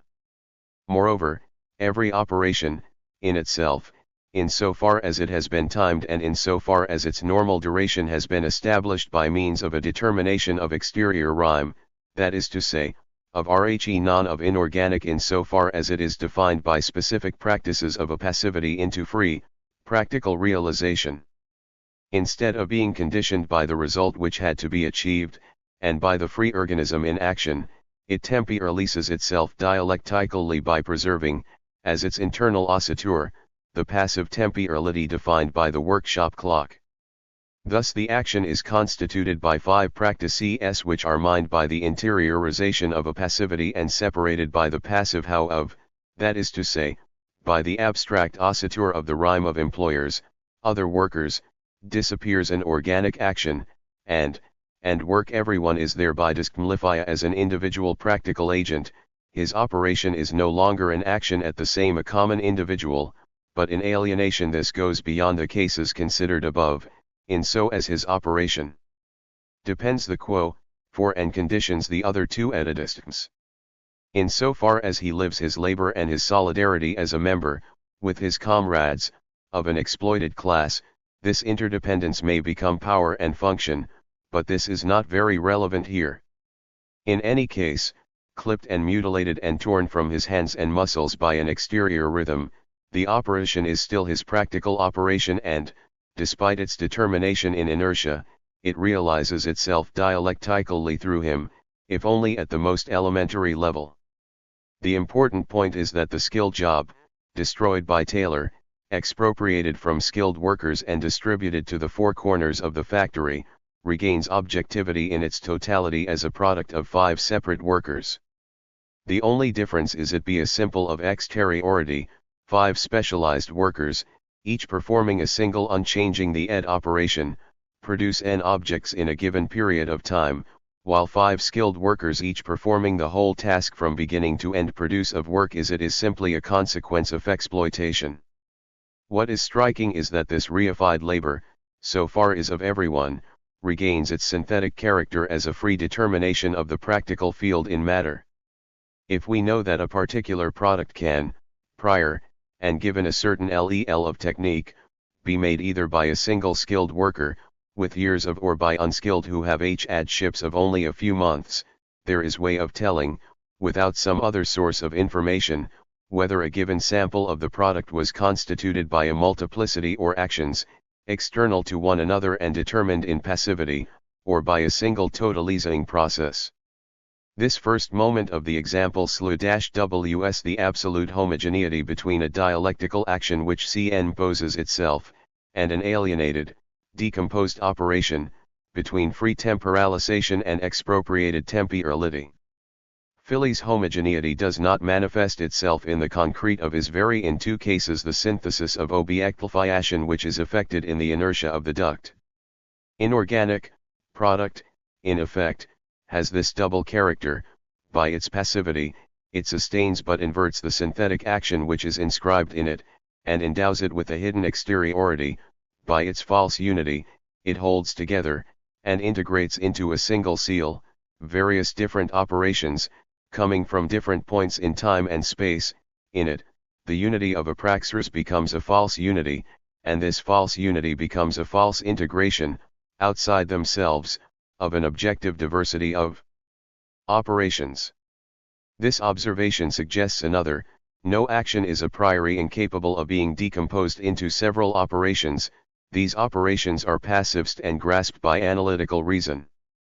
And so each of them, as the structures of group, the of an ordinal mathematics. No analytical treatment of these operations is conceivable. A view of the totality is not retained, to say, if they are in the produced object as they're in the way, analytical conceive a universal combinatory of functions in a given group, it will have the concrete ability to construct it only in so far as it is a special case of dialectical reason, that is to say, a function produced, directed, and controlled by it. There is no action 50 complex that it cannot be decomposed, dismembered, transformed, and infinitely. 11. Varied by an electronic brain, it would be impossible to construct or use an electronic brain except within the perspective of a dialectical praxis of which the operations under consideration were merely a. But it should be remembered that the deskyling brought about by Taylorism is soon followed by a second moment, that of specialized, for insofar as each operation becomes each machine can perform an operation. Of course, if operation is performed by a man, it will be, but this is because the practical organism has no reality apart from organic praxis, and cause it realizes everything it does praxis. By itself the operation already has no specific character. Piling bricks into a truck is a human action if it is done by a man, and a mechanical action if entrusted to a machine. Specialization passes from man to machine, and a worker who is tied to his machine after an apprenticeship of a few weeks, sometimes a few days, is aware of his interchangeability. Finally, through automation, individual operation, others, task of the machine or of the complex of machines, in the end, human action is completely absorbed and re-exteriorized by the passive instrument. However, the product does not change, or at least not much. It presents itself in the synthetic unity of an instrument which is constructed by men, and appropriated by them for the needs and ends of other men. Its inert unity reflects to the consumer the creative power of human, rightly so, for itself presupposes an analytical reason which is sustained and guided, both in the inventor and in the producer, by a reason, and the far tasks, differently. But still as it can be in product, of the passive of common operations, of production by specialized machines and of automatic machines as a substitute for practical autonomy. From our point of view, this means that the original praxis of the organism serves as a model equally for machines and for groups. Constantly decomposable, and constantly deskylled, it remains untranscendable, and there is other constituent schema, whatever the type of FLOSIC NCY being sought. In automation, however, praxis becomes pure process, and, with Taylorism, it becomes semi-passivity. These transformations are crucial, but they always occur due the of RHE final objectification. They must be regarded as which leave the goal and the distant ends unchanged as determinations F field of possibilities. Individual schema contains within itself everything that to the of seriality, it is the practical Tegui excellence. And it is in it, and through its mediation, that the equivalence between the specialized group and the can be. But, in addition, this example also shows that this practical category guides the analysis of tasks and the construction of instruments, but that it is necessarily negated by this analysis or by this construction, and also by the work or the pledged group on itself, in far as neither the group, nor the addition of tasks, nor automation can of themselves realize the immediate integration of an action which gives itself its own rules by revealing them as exigencies in the object. ITIUs, in the case which concerns us here, and the only one which is relevant to the dialectic, the group both seeks and negates in being the only translucid unity of active integration, that is to say, the unity of which the only example is the organism. It both seeks this unity and negates it, by very to establish it, at same it realizes it by this very means in its construction, victory. Now this practical unity was the group, and which causes it to negate it in its very effort at integration, is what we have elsewhere existence. Problem intelligibility arise, on this basis, what must a group be in its CTNG in order existence in and of in order to realize its own ends in as they have been freely posited by practical organisms as free dialectical existences. The unity of the group as other, the militant. Its unity others, in this initial its exists as a group, as the erosion of the practical of a developing objectification and the manifestation, immediately suffered by the other, of a specific, positive or negative, a negative, practical in external the of and the not being grouped of every other is the common relation of serial individuals to the grouping totalization and to every non-grouped other, as such, within the series. In other words, the other is also determined, as other, as a common individual. Obviously only the particular circumstances can determine, for a given historical group, whether the totality induced in seriality is just an abstract signification or whether the relation between the serial non-grouped and the grouped is a practical, concrete relation. The practical constitution of pigeon fancying or numismatics clubs, if it occasions any negative unity the non-grouped, so in a very abstract way, is of a logical determination. On the other hand, the organized constituent of a fascist militia which specialis 5 in surprise attacks may, according to circumstances, be the occasion of the negative unity of the unarmed population, fear, or even of positive anti-fascist group, but, above all, when an institutionalist or quasi-institutionalist ensemble, in a few pages we shall see how the group leads to the institution, appears to have some public utility, given a more or less developed division of where it takes on a given task, so relieving others of it in so far they are serial, I will produce a totality of dependence in the serial flight of the other, in other words, it will of e group other determinates these consumers remain in a state of recurrence, the customers of RHE post office, for example, or else in circumstances which we have already described the inducing group may occasion an induced group.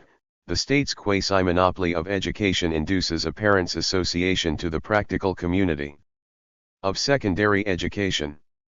In considering this new practical category, that of the non-grower practically engendered by the group, we must recognize that it can take various concrete forms, the volunteers who march past with their after first insurrection, and who display selves to the people who have not been fighting, but who, for the most part, support TLM, as those who defend, or liberate them, produce a feral whose structure actually involves other groups, the King's Army, or the bandits, are in fact the true inducing groups, having already totalized the population of a district or town, by attempting extermination. On the basis of this inducement, a group constitutes itself on seriality. But the passive ensemble, women, children, out to be a contradictory fran is, the enemy, at least this is the aim which is interiorized by the concrete certainty of the people, which, indeed, is always true in a sense that will become clear later, totalizes through a vacuum, the whole town will be raised to RHE ground, the group which resists the enemy totalizes by the negation of a negation. But at the same time, as a totalizing negation occasioned by and resisting the external negation, it reconstitutes negative totality of the non-combatants into a seriality cf impotence, in opposition to the exterminators, they will be those who are defended, but their relation within the town will still be sither an inert gathering or molecular. These statutes exist, one when the housewife whose hush and is on or the is queuing for food, and the other when she tries, in her home, to preserve. In conditions which by day, however, haunted a passive, induced unity, is thereby subject to a certain proof of this is that, if circumstances deteriorate, a section of the population may be incorporated into the defense group and other sections may be organized to back up the first, a health committee, a supply committee, etc. The initial unity of the non-combatants is the unity of those who suffer error and the seriality, conceived as suffered, as socialized impotence, amounts to the beginnings of a recognition of recurrence and of alterity. 566 Book 11 The Post Office, on the other hand, as a public service which functions smoothly and permanently, initially constitutes its CW Tomers as a serial exigency, although its complex, totalizing work becomes, for the public, that is to say, the basic possibility of totalizing itself so as to protect or control the functioning of this organized group. In any ease, whatever the induced relation, a tension between seriality and unification, may be, the totalization of the group an inducer for the social ensemble, which, for the moment, we are treating as a set of groups and serialities. It is so as a purely formal determination, in so far as the group leaves RHE unity of the non-grouped outside itself by a negative totalization, and it is so above all as a practical in so far as this group has practical relations with the non-group, and lastly it is so as we shall see latex in so far as the group on the basis of a certain social volume, which varies according to circumstances expresses in itself the society as a whole, in the form of a totalization. Through this totalizing relation cf transcendent, transcendenra, multiplicity, the group really 5es itself as the first historical mediation between the and practical freedom as sociality. But it is not from this point of view that it concerns us at present. We are describing its effect on seriality only in order to explain modified the modifies it. Indeed, from the moment in which the group becomes a mediation between the non-grouped, they become either in the individuality of each, or in the alterity of the collective, or in an initial development a mediation or subgroups of the community. If I am a postal clerk, with the task of registering postal or parcels, relation to through mediation of others, of those who queue in front of my counter, seriality. And each of these individuals perceives the totalization of the group as a completed, fully functioning totality. This totality is constituted, of course, as a totalization of functions and instruments, and the serial individual serial thought expires in the practico-inert and individuals inorganic instruments as living functions, as absolutely equivalent. A Hansa registered to a clerk, puts an express letter in the special box for such letters, he sets in motion an operation which begins, in the one case, with a relation between men, though not necessarily with a human relation, and, in other case, with a relation to inorganic instruments. But in both cases E of group as 567 the entire operation presupposes both instruments and men to them in a particular perspective. And for the customer the practical character of the juridical exigency is that the user makes no distinction between the instruments and the ought. We say that in this respect he is by his practico-inert answer is no. His thought, as an of impotence, certainly encourages him to perceive the group as a unity which seals an inorganic passivity. But, on the other hand, his relation as a user TNRHE common instrument and to the common individual is a free juridical relation, 64 and, from this point of view, his individual operation is narrowly confined within RHE operation of the clerk as a common individual. The clerk reads, corrects, or recopies which customer fills in order to send his parcel, etc. A reciprocity is established which qualifies him from a certain point orchio as eans.w.n, a common beneficiary and a common starting point, that is to say, communist by die common aspect of the operation, its pledged inertia becoming its own past guaranteed by the pledge of the others and by a form or which is handed to him. There is, therefore, a certain practical homogeneity between the cast-owner and the clerk, to precisely the extent that the initial operation cm% has a practical reciprocity across the real limits of the group, and material ones, in the inorganic sense, for instance, the counter, and by connecting the exteriority of the customer to the interiority of the clerk. Now, from RHE point of view of this practical homogeneity, that is to from the free point of view of pledged faith, the customer will disquire, as such, the active unity of men and instruments in the on this unity is in another sense, as the dissolution of and multiplicity in the this is what one feels whenever one performs one of those everyday actions which a public service, g letter, in one sense, for a particular is to put it in his letter box in Marseilles, in other to put into a pipe which sucks it up like a vacuum and it on the table of the addressee, and it is since circumstances vary. For example, one may learn that a right all from the pledge and of pledged in the ability give a itwolf to cm group to either in the of, through pledged in he other or in any particular letterbox was closed in a particular in right of Paris without the users being told, and that hundreds of letters therefore went astray and message co the many hands of a free, pledged, but fallible organization. The post office is an extension of my arm, like a cane, a spade or a brex_nn, or it is a free, pledged which gives a power which what involved here not quo opposed of a rather two limits between are many possible in a sense we encounter once again process and as we define them however, precisely to the extent that the original relation is a power, of die customer wer the group, or of the organized group over tle inorganic gathering, those who are not grouped still recognize both aspects, or RHE synthesis of them, on the basis of a pledged inertia which constitutes for their practice the interior of the group. Whether instrument or organization, the group must be responsive to the exigency the or exigency of the group, if the alone is visible, the plane for its peak censures, it function as a free common function, and if men appear in their mediated inertia, they must respond to the exigency. This freedom is individual, it is common freedom, determined by its limits, gasped by a freedom which is common to every user, despite its preserved seriality. And this common freedom defines the character of the common praxis for the customer insofar as it is expressed by attention which affects the whole group, the whole postal system and the whole of France penetrated by the pledged praxis which carries a letter from Lille to Nice. Thus the other customer posits group totality as an object whose is pledged freedom, he posits this totality as producing totalizing actions and as manifesting itself as a whole in these practical expressions of at the same. The customer posits the individuals who compose it, and the instruments which are in them, in essential particularities. Or rather, as he proceeds need to the practical power which group confers and this power to the apparatuses which the group produces to give him satisfaction, he sees each person, as a common individual, as an specificalion produced by the group in the course of its tquilopernant.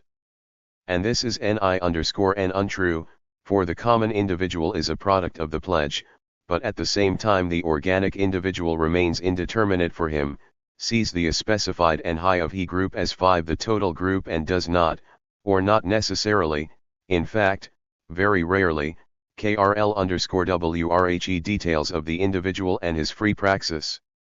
He does not see praxis an individual between and concrete result, but as the free production of a preliminary operation by the group through an individual organ, the phrases and letters which correspond to the recording of a number of parcels, and which are specified in contact with the individual parcel which is to be recorded, are traced as the through the other vice indistinguishable hands of these generally speaking, will be grasped as pure negativity, clumsiness, slowness, lack of intelligence or courtesy, in short as the brute resistance of matter to furthermore.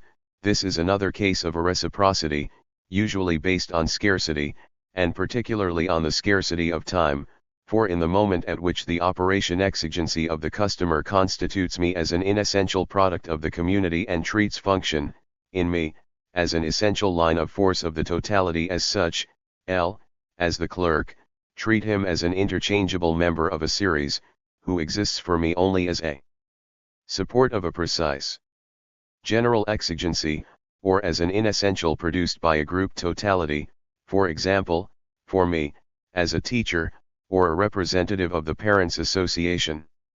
Of course the relations between the administrator and the customer can become individualist. This happens, for example, if the reciprocal operations take place frequently. But this individualization reveals a free reciprocity with no practical relation to their practical, functional bonds. Thus by the mere juridical exigency of the customer, the user, etc., the other dissolves me into my group as a part into the totality and dissolves my free practice into the juridical freedom of common praxis. He then constitutes this totality, which digests and transforms external solicitations, and responds to it with a totalicini percent and totalized operation being in intexturity.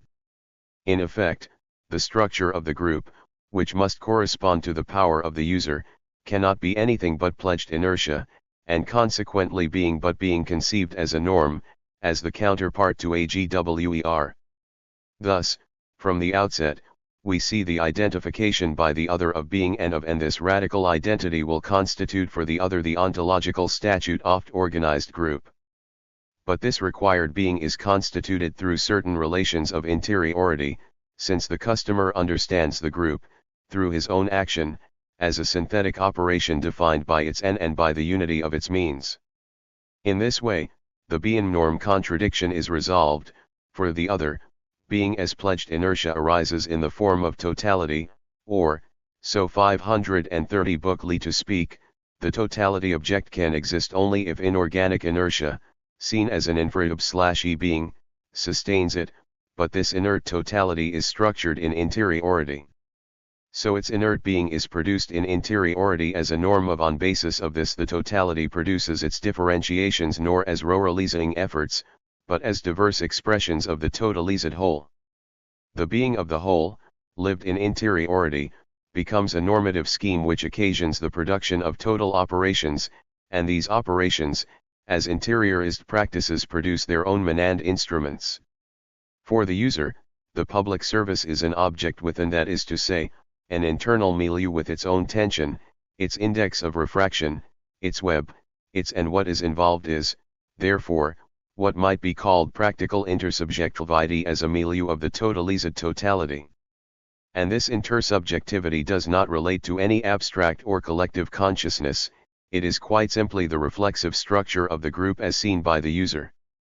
Now the member of the group, that is to say, the common individual, the clerk, realizes himself practically in the reciprocal operation which unites him to as an inessential of intersubjectivity. This means quite simply that the determination of inessentiality comes upon him on the basis of other, and that he has to assume it through his operation itself. In short, produce myself through the other and for myself as an inessential, passing mode of the intersubjectivity of my group in so far as I operate with and on the other on Q half of this group. And in the practice itself I perceive myself as an objective expression for the other of a totality, whereas the internal of the is mediated by strangers is given reflexively as a simple developing. This will appear still more clearly when the other mediators between the members of the group become for each member, not only erug their actions but also through their material density, the real factor of his separation, of his isolation, when their resistance, either inert and serial or organized, conditions the possibilities of his communicating with his comrades in the group. This happens very often. How you or close the internal bonds may be, it is rare for a group to be constantly actualized, that is to say, gathered together in its entirety in a particular place. Besides, in many cases, these plenary meetings are priori impossible. For example, the sheer size the group may preclude any real gathering. Political parties held conferences in which each individual is the representative several others of the group is temporarily or permanently set apart from the other members by the unity of group forest of humanity. For example, a militant in a non-underground party is constituted as a common individual by his fidelities, the pledge, and by his practical functions, which assign him a given place of residence in a particular town. But at the same time the forest of humanity which surrounds him is, like Macbeth's, active and alive. Its density is material and practical. The human environment treats him, whether with favor, contempt, hostility, trust, or mistrust, etc., as a peri-militant. That is to say, the serial or common practice of the others constitutes him of the political and social program, of the present action and oft-past history of his party. His individual practice with its style and color, its skill, or incompetence, etc., intervenes only a posterior and lacks efficacy and therefore reality except within a very narrow framework, for example, in relationships with other militants or sympathizers or with a layer of sympathizers who hesitate to join. But in the first instance the overt militant is constituted in his being as a normative inertia insofar as, in a period of political tension, positions of others are adopted, harden, and become unshakable. However, it would be a mistake to think that these attitudes of trust or hostility are directed towards a example, or socialist, or violence of these practices of signify that they are at the party any when fascist terrorismings are directed against one communist, in sole charge of some office, is that they are, that is to say, are directed at the party as a present and essential totality through inessential individual whom they never consider in his individuality. Take a simpler and more everyday case. The political between a given opponent or enemy and a particular militant are not aimed at convincing him, but at refuting the party ill his person. An interlocutor systematically ignores the personal limitations of the individual, slowness, lack of education, lack of aggression, or poor projection. Someone else might have given a better answer, or rooted he enemy in any case. His reactions are those of the group as a totality which is embodied in each of its temporary modalities. Conversely, the militant finds himself constrained by this scion, which is by the to this relation between and the and part and the whole. He constitutes himself as a sniffier to precisely the extent that he appears to all as Sisyphid. In effect, it becomes extremely 572 Book 11 For the practice it is impossible either to confound his free individual practice with the praxis of the party as such, or to judge in of and since ordinary of entourage consist either in penetrating the acquired of individual seeing in order to go straight party as his profound reality or, the other hand, in taking individual characteristics, and isolated weaknesses, and making them into the common reaction the political group as a totality. The isolated militant tries to dissolve personate characteristics in himself so as to make himself merely the local presence of the party in is irrelevant that is fair-haired, and has a stammer, or that he is or he makes himself for what all make the of a centralized mass revolutionary party, etc., which gets 6 million votes at each election and which takes up and elaborates the exigencies of its electors and members. He becomes exigencia, ng, and he learns the corm non-thought both as a determination of memory and as a pledge, in such a way as to make certain that this normative will be reproduced in as in the other mouths of the party. 65 This transformation, happens concretely under pressure of is an individual initiative, expresses what the group through its organs of mediation, liaison_m, and direction, and through each particular subgroup or sections, of each of its insofar they are all isolated and besieged. However, the formal rigidity of the identification with is accompanied by complete as to its material so far as he has functional relations on militant has his disposal and ideology enables always to take of situation which, through his gives the common interpretation situation the totality of 6.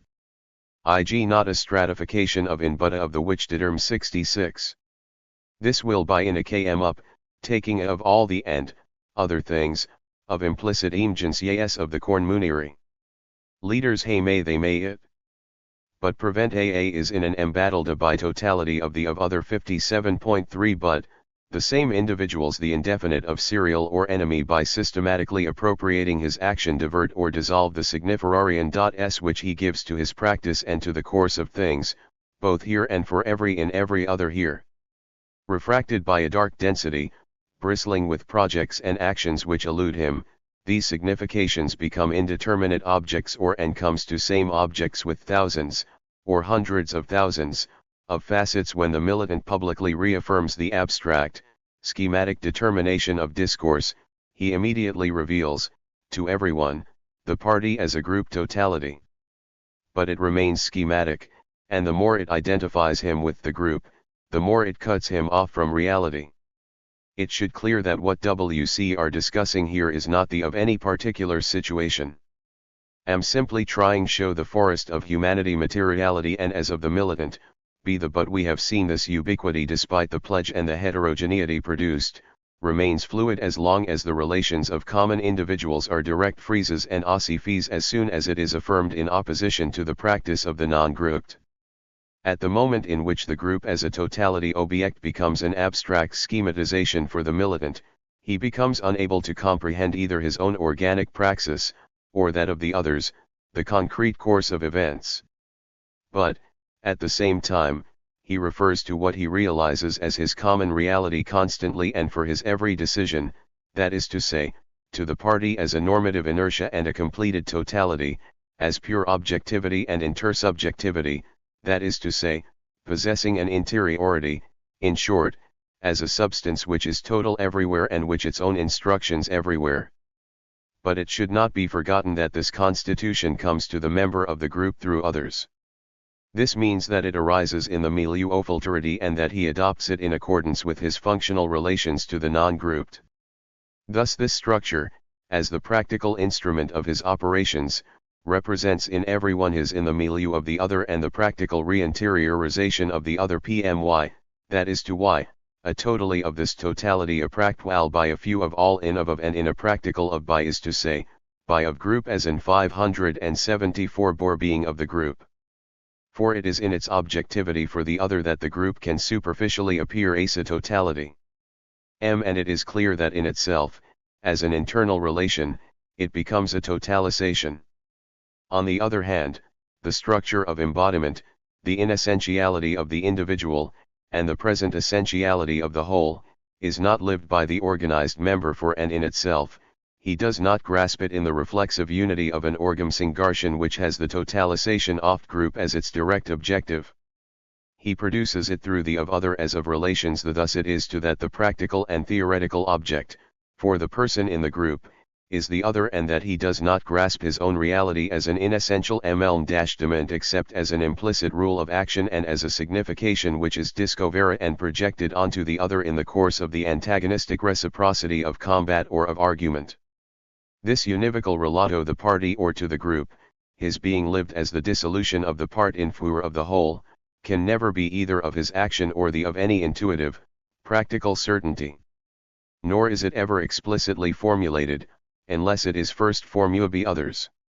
Is in knowledge, an inertia which is suffered, and re-exteriorized into stereotyped actions, or rather actions whose relational structures tend to be stereotyped, and a sort of regressive intentionality aimed at relating every particular circumstance, as a pure accident, to the totality as a substance which digests and dissolves all concrete reality, as inessential. And, in a way, if one is careful to avoid equivocal wanton 5, one can say that the praxis of the militant when he is connected to other third parties by the mediation of the forest of humanity brings a certain alienation to the group. This is because he experiences, as a bond of interiority to the totalizing organization, a relation of exteriority to the group object, as an exterior object, which is G7. It is WWTH of a in field is a high is this formally a locality object. If group is given in its then, as we when, this totality and appear. FM it the objecta of the synthesis. The calls a 2 and when the gmup gets too large, 2 or 2 in its the which though they as a totality which is un of o precisely the relation of the other to the inert totality which he has re-interiori 5 ed as a defense. Nevertheless, he is constituted by a complex relation, composed of two opposite mediations, the other's mediation between the common individual and the group object, and the group object's mediation and agent and other as action. And the of relation and formal intention is still going back the everyday practices of the relation to pledged inertia. This relation indicates the immanence of the individual in the intersubjective totality, that is to say, the dissolution of the mode into the substance or, in other words, the fusion of individual organisms into a hyperorganism, as the future which has rob realizia once the group as such is fully assembled. 6. The institution.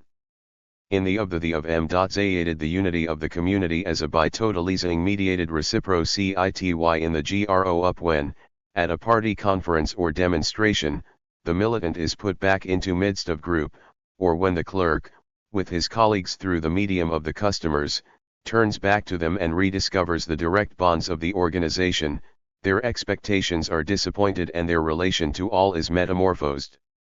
For they rediscover the real milieu of immanence, to precisely the extent that is impossible for them to dissolve into it, and, to precisely the extent that alienation to the group object disappears with the other, they rediscover a community which could never become a totality subject.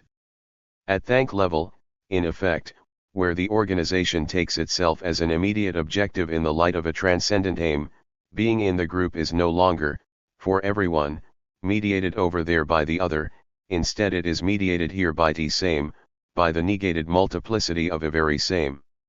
It would be pointless here to enumerate and describe the intermediate mediations which actually give the being oft group its inconceivable complexity. For example, I may, through the abstract other, communicate with same, avec les mêmes, a concrete, reciprocal relation. There have been complaints about a clerk and he has to explain his will be to contrast opposed relations. One hand, alienation to the totality and, he false bond of interiority which constitutes the group through everyone as in substance whose being is defined both by inertia and by having to cleave devoir être, and on the other hand, TLW relation of true interiority the 57.7 through mediated reciprocity, the practical recognition if functions, of subgroups and of but if we closely, we will discover a new statute of intelligibility. We have seen that organizations are based on a pledge. Everyone pledges himself to remain RHE same. This pledge occasions a first contradiction in that it the basis of the heterogeneity of and this contra produces another, since it is praxis which, action, the detail lion. Thus the urgency of danger and of need is reflected not only in fraternity terror, as a relation of indissolubility and violence, but also in more complex structures whose necessary effect is to allay terror and mask fraternity. This would be unimportant, but as we have seen, the integration of party group is through mediated reciprocity. And by fundamental integration, we mean both the individual's corning to the group, as the initial movement of grouping, and the permanent act of totalization which is carried out by and for everyone in various forms and through the complex evolution of the group in action. Now, this mediated reciprocity, despite mediation, retains its original structure as a detotalis duality, with a double center, and this detotalis duality manifests itself here, within the movement of integration, and through a temporal dislocation of the totalisarion, as reciprocal praxis. Indeed, when describing the fused group, we noted the main features of the regulatory third party, in particular what we called his relation of immanence transservance to the group of which he was a part. Let us return to this point, now that we are more familiar with common structures, and describe IL more fully. And, in order to concentrate on one example, let us imagine that two individuals, A and B, in the course of a common action, totalize themselves reciprocally, both with and in the group, through mediated reciprocity. NIS totalization is practical. We are not concerned here with ritual recognitions, which have no objective aim other than to preserve RHE bonds of interiority, we are with which are and the concrete relation two powers which come together in order to produce a given result in the objective.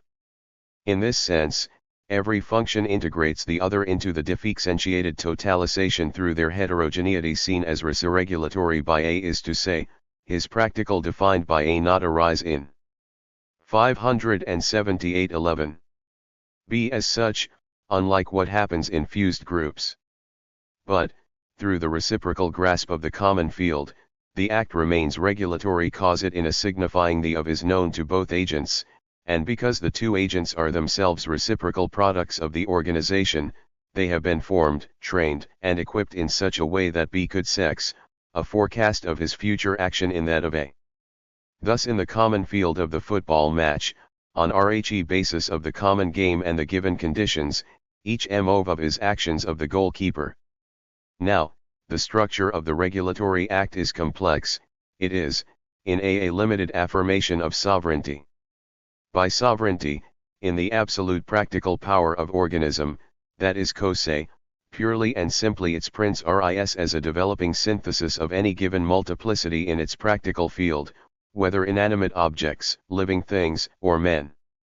This rearrangement insofar as it is performed by the organic individual is the starting point and milieu of all action, whether successful or unsuccessful. I call it sovereignty because it is simply freedom itself as a project which transcends and unifies the material circumstances which gave rise to it, and because the only way to deprive anyone of it, is to destroy the organism itself.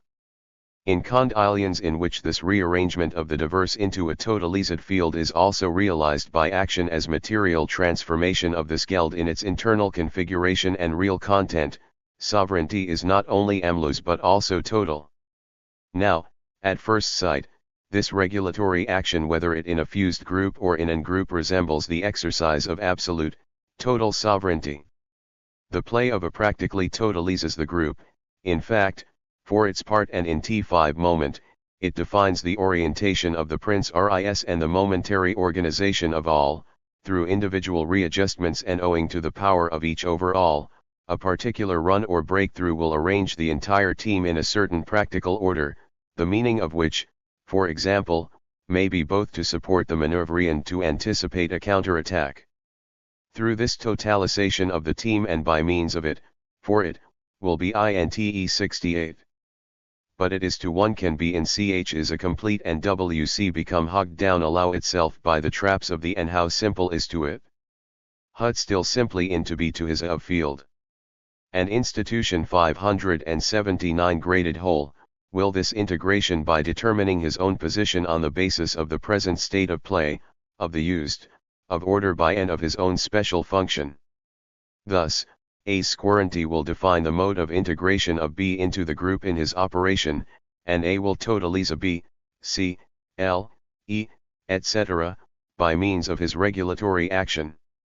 But if the exercise of sovereignty were complete, the sovereign would have to be external to the group and to totalize it as totality in his should, a type of which we defined, in form, the univocal synthetic bond between the agent and the material anti-human environment, or, in an elaborated form, the relation, both in interiority and in exteriority, of the customer as other to the clerk. Now, we are aware of the limit of this sovereign synthesis. It is that the bond is not univocal but reciprocal, that the regulatory third party integrates himself into the group in so far as his regulatory action succeeds in practical and ours, and same. Thus sovereignty is by its very every me is sovereign, but it should not be inferred that no one is. Or the contrary, since each is sovereign over the sovereignty of all, at the same time as being the organized object of each practical synthesis in interiority, he ought to be described as quasi-sovereign and quasi-object, and the group itself, in so far as it is totalized by the practice of a given common individual, is an objective quasi-totality and, as a gated multiplicity of quasi-sovereignties, it is in a state of perpetual in the practical tempi or lisa lion, separates the moment where A becomes the regulatory third party from the moment in which B in turn is a regulator, constitutes IV's being imp group, as well as A's, as an ambivalent statute of interiority. In so fax as B adapts himself to the initiative of A, he defines himself practically as a restructured element of this collective materiality, suffered and pledged inertia, which each third party, as a third party, reimps in his quasi-sovereignty. His objective, practical truth, that is to say, the action to be performed, as signified in interiority by other third parties, therefore comes to him through A as quasi-sovereign, through common mediation, he grasps it through bis action, which submissively realizes the regulatory signification. But, by submitting and in conformity with intentions which have come by of the N himself tries to realize the unity of immanence as the fusion the mode into 580.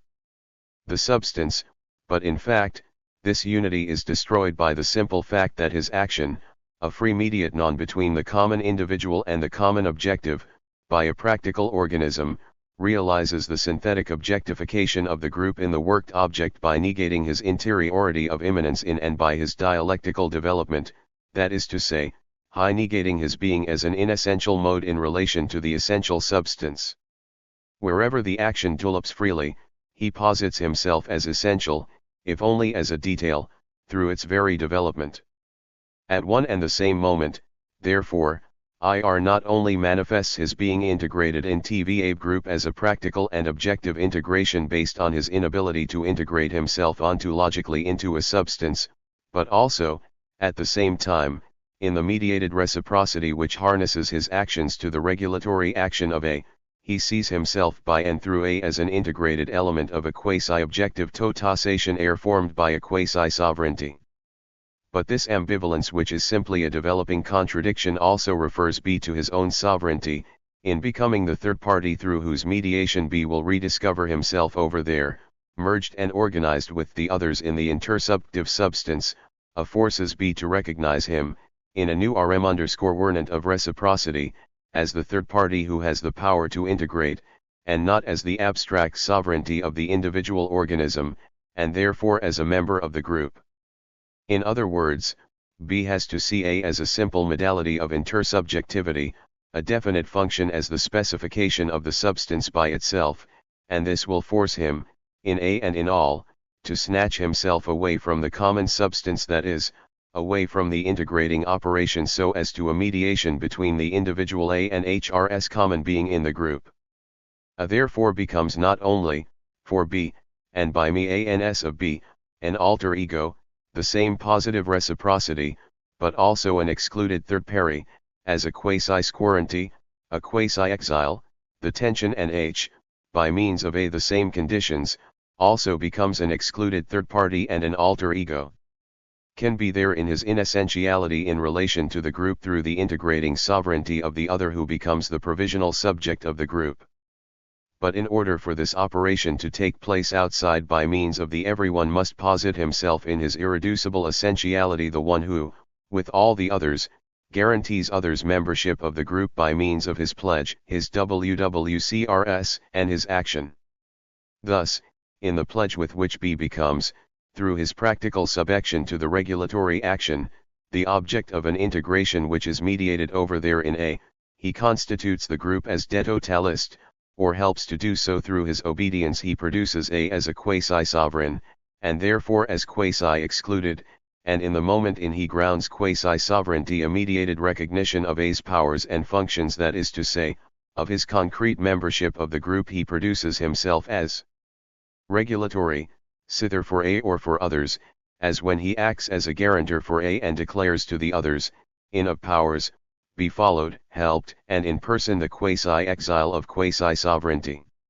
However, it cannot be denied that the interiority of relations, my common being's intimate membership of the whole, the inessentiality of my own existence, in so far as we are RHE same, and the essentiality of my function as a structured relation to the totality, are all practical truths, and the proof of them is that, in a living group, they are realized and verified every day by concrete action, discipline, self-sacrifice, etc., are practical affirmations of all these truths. But in fact, in the living milieu of interiority, these truths, as determinations of my ontological statute, appear only in a perspective of flight and as a quasi-transcendent of my real of this particular group. A transcendent rule of my is as a lived impossibility that my group being should merge with those of other members in an undifferentiated ontological totality. From this point of view, each of my regulatory actions appears as a false totalization, in by surety which others give, and my sovereignty never and none of my regulated actions ever succeeds in submerging me in, since it is itself a surety the regulatory action occasioned it. Being in regroup, in interiority, is manifested through a double, agreed failure. It is being unable to leave and also unable to integrate oneself into it, in other words, unable either to dissolve it in oneself, pledged inertia, or to dissolve oneself in it, practical unity being the absolute contradiction of ontological unity. However, of the group exist, it is pledged same in everyone, that is to say, one's own freedom become other through RHE mediation of the other. But apart from the fact that Ellis inert being, etrinkruk, resolves itself, on examination, into a tight web of inert, mediated reciprocities, and thus loses its appearance of unity, it cannot be regarded as the real ontological statute of RHE group, since it is in fact a means of producing differentiations. To reduce the being of the group to the set of its inertia needs, iner, esrenwayens, is to transform this basically practical organization which exists only through its action into a skeleton of relations of being treated an ordinal calculus. But the illusion remains as an essential structure of any community, for two fundamental reasons. First, the violence and coercive force of fraternity terror as a true relation interiority between the group are on the of rebirth, produce the traitor as absolute evil to precisely the extent that they define him as the man who destroyed the previous unity. In other words, both terror and the pledge relate to RHE deep fear of a dissolution of unity. They therefore posit it as the essential security and as the of any repressive violence.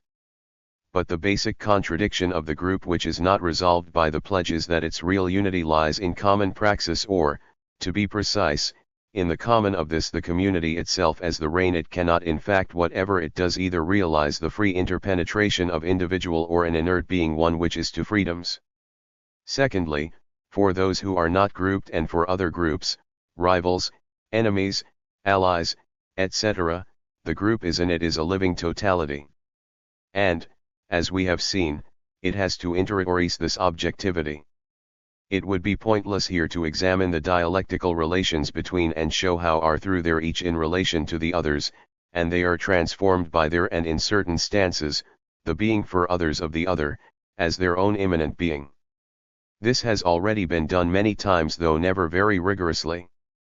The only point that has to be remembered is that, have seen, the group is seen in its totalized unity by the ensemble of the others, and that this pressure is so strong that even in its relations of pure interiority it interiorizes this unity as its sing from -e/ina, etrity thought, is to say, in last analysis, the synthetic source which sustains and produces it in its developing read perpetually its deepest interiority, which is in reality only its most abstract exteriority. There is a being X of the group as its transcendental reality, and this is produced at an infinite degree of compression and gathers together the totalized ensemble of its structures, of its past and of its future in so far as they are externally the common object of the ignorance of others, and this X as the pure abstract object over regressive intention becomes RHE the institution 583 interiorization of the ignorance of others, that is, the meaning and historical destiny of the group in so far as they are the object of its own wonderance. Two purges and tarot are between the individual and the common, which oppose and define each other, and each of which returns into the other as its profound truth. 15 naturally manifested in new contradictions within the organized group, and these contradictions are expressed by a new transformation of the group. The organization is transformed into a hierarchy, and pledges give rise to institutions. This is of course not a historical sequence, and indeed we shall see that on account of dialectical circularity any form can emerge thither before or after any other, and the materiality of the historical process can differ sequence. Purpose of arranging in a series is to indicate the which are to be found in most concrete groups, are proceeds from the because it is both and it so as it proceeds from the abstract to the concrete.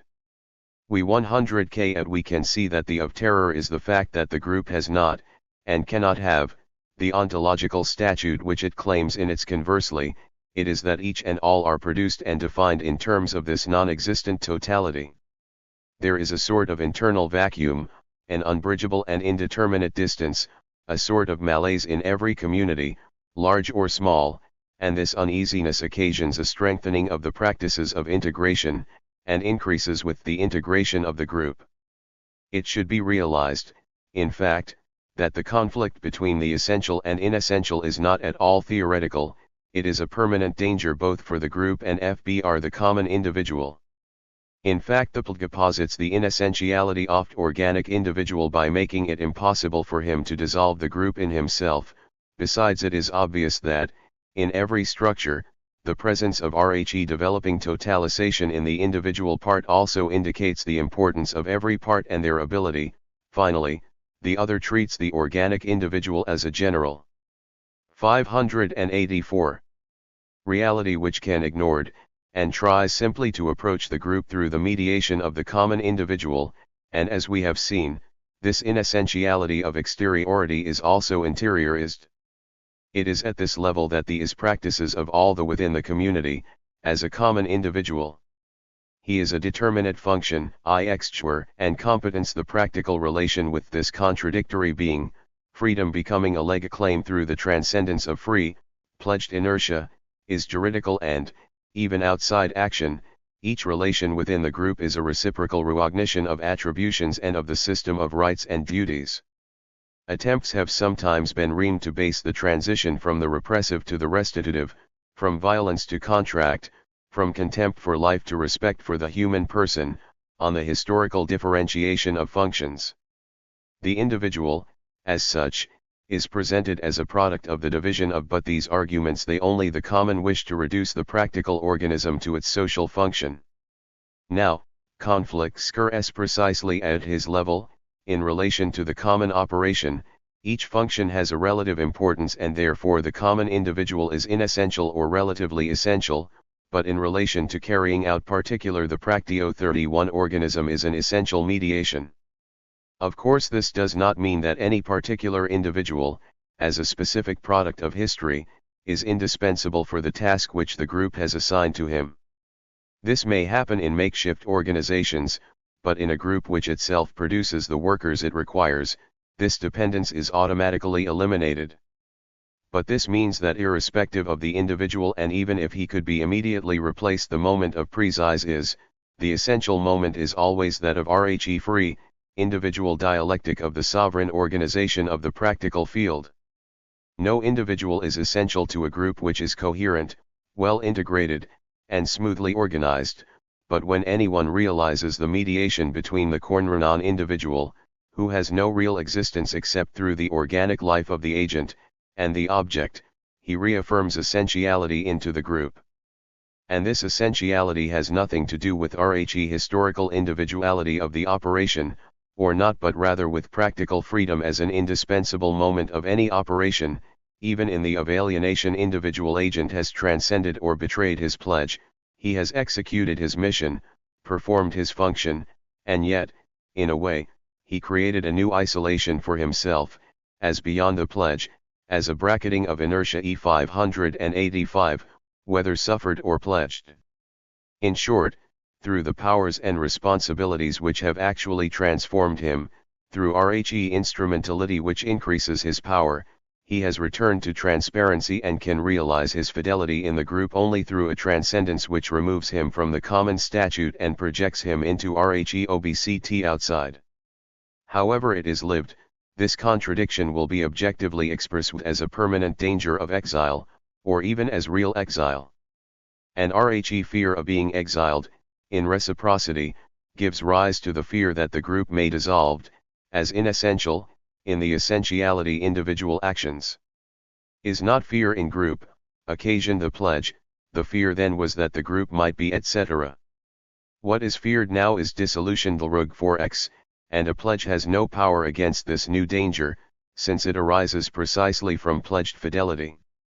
But although the structure in reciprocity already extends it to all, even if it is lived in the particularity of individual labor, the contradiction between the inessential and the essential would be no more than a simple cause of disquiet unless it were taken up and amplified by the relation between the regulatory and the regulated action. The counterpart of the integration of each third party into the group is, as we have seen, reciprocal exile, but as each member of the group is the third party through whom integration is effected, it follows from this that the practical realization of this integration has as a counterpart a shifting exclusion, a circular succession of exiles for each and all. Through the permanent practice of integration and ritual recognition, the group resists the dangers of seriality. But it is precisely these continuous operations which, for everyone, occasion a way of living one's own being in the group as a constant but masked separation, and the being in the group of other third parties as a perpetual danger of secession. Particularly in the case of groups which can meet together or live in a particular place which gives material support to their unity, a contradiction emerges here between geography, gil position and rival relations. If the group is protected by a wall, for example, then I may see myself as being really in it, but this only means that I identify its being with that of its container. One sense, such an is since the, in so far as it has been chosen, defined, and worked, and in so far as it shall conduct, etc., clearly represents the practical materiekreaslensessality of this interiorist multiplicity. But, at the same time, in my SGT, relations with third parties I realize my own tension of immanence et transcendence as the truth of our human relations, and his truth is am really the group that my being in it cannot be taken in a naive way as a relation between content and CNN laner. Thus the interior as acts a basis for my relation and it aggravates my exile in interiority in so far as membership of the material whole, as a support and expression of the totalization, is no longer lived as a security, and becomes secondary and slides towards annihilation, although king in the group, as the practical interiority of not emerge in intuitive experience as a new security. What is realized in everyone is interiority as a spatial container and its contents in inadequacy and as an anonymous mystification. I am inside but I am still afraid that I may be outside. In other words, everyone grasps his quasi-sovereignty, which is nevertheless an indispensable moment of the reorganizing retotalization, defiantly, as if it threatened to designate him as essential. In effect, the synthetic operation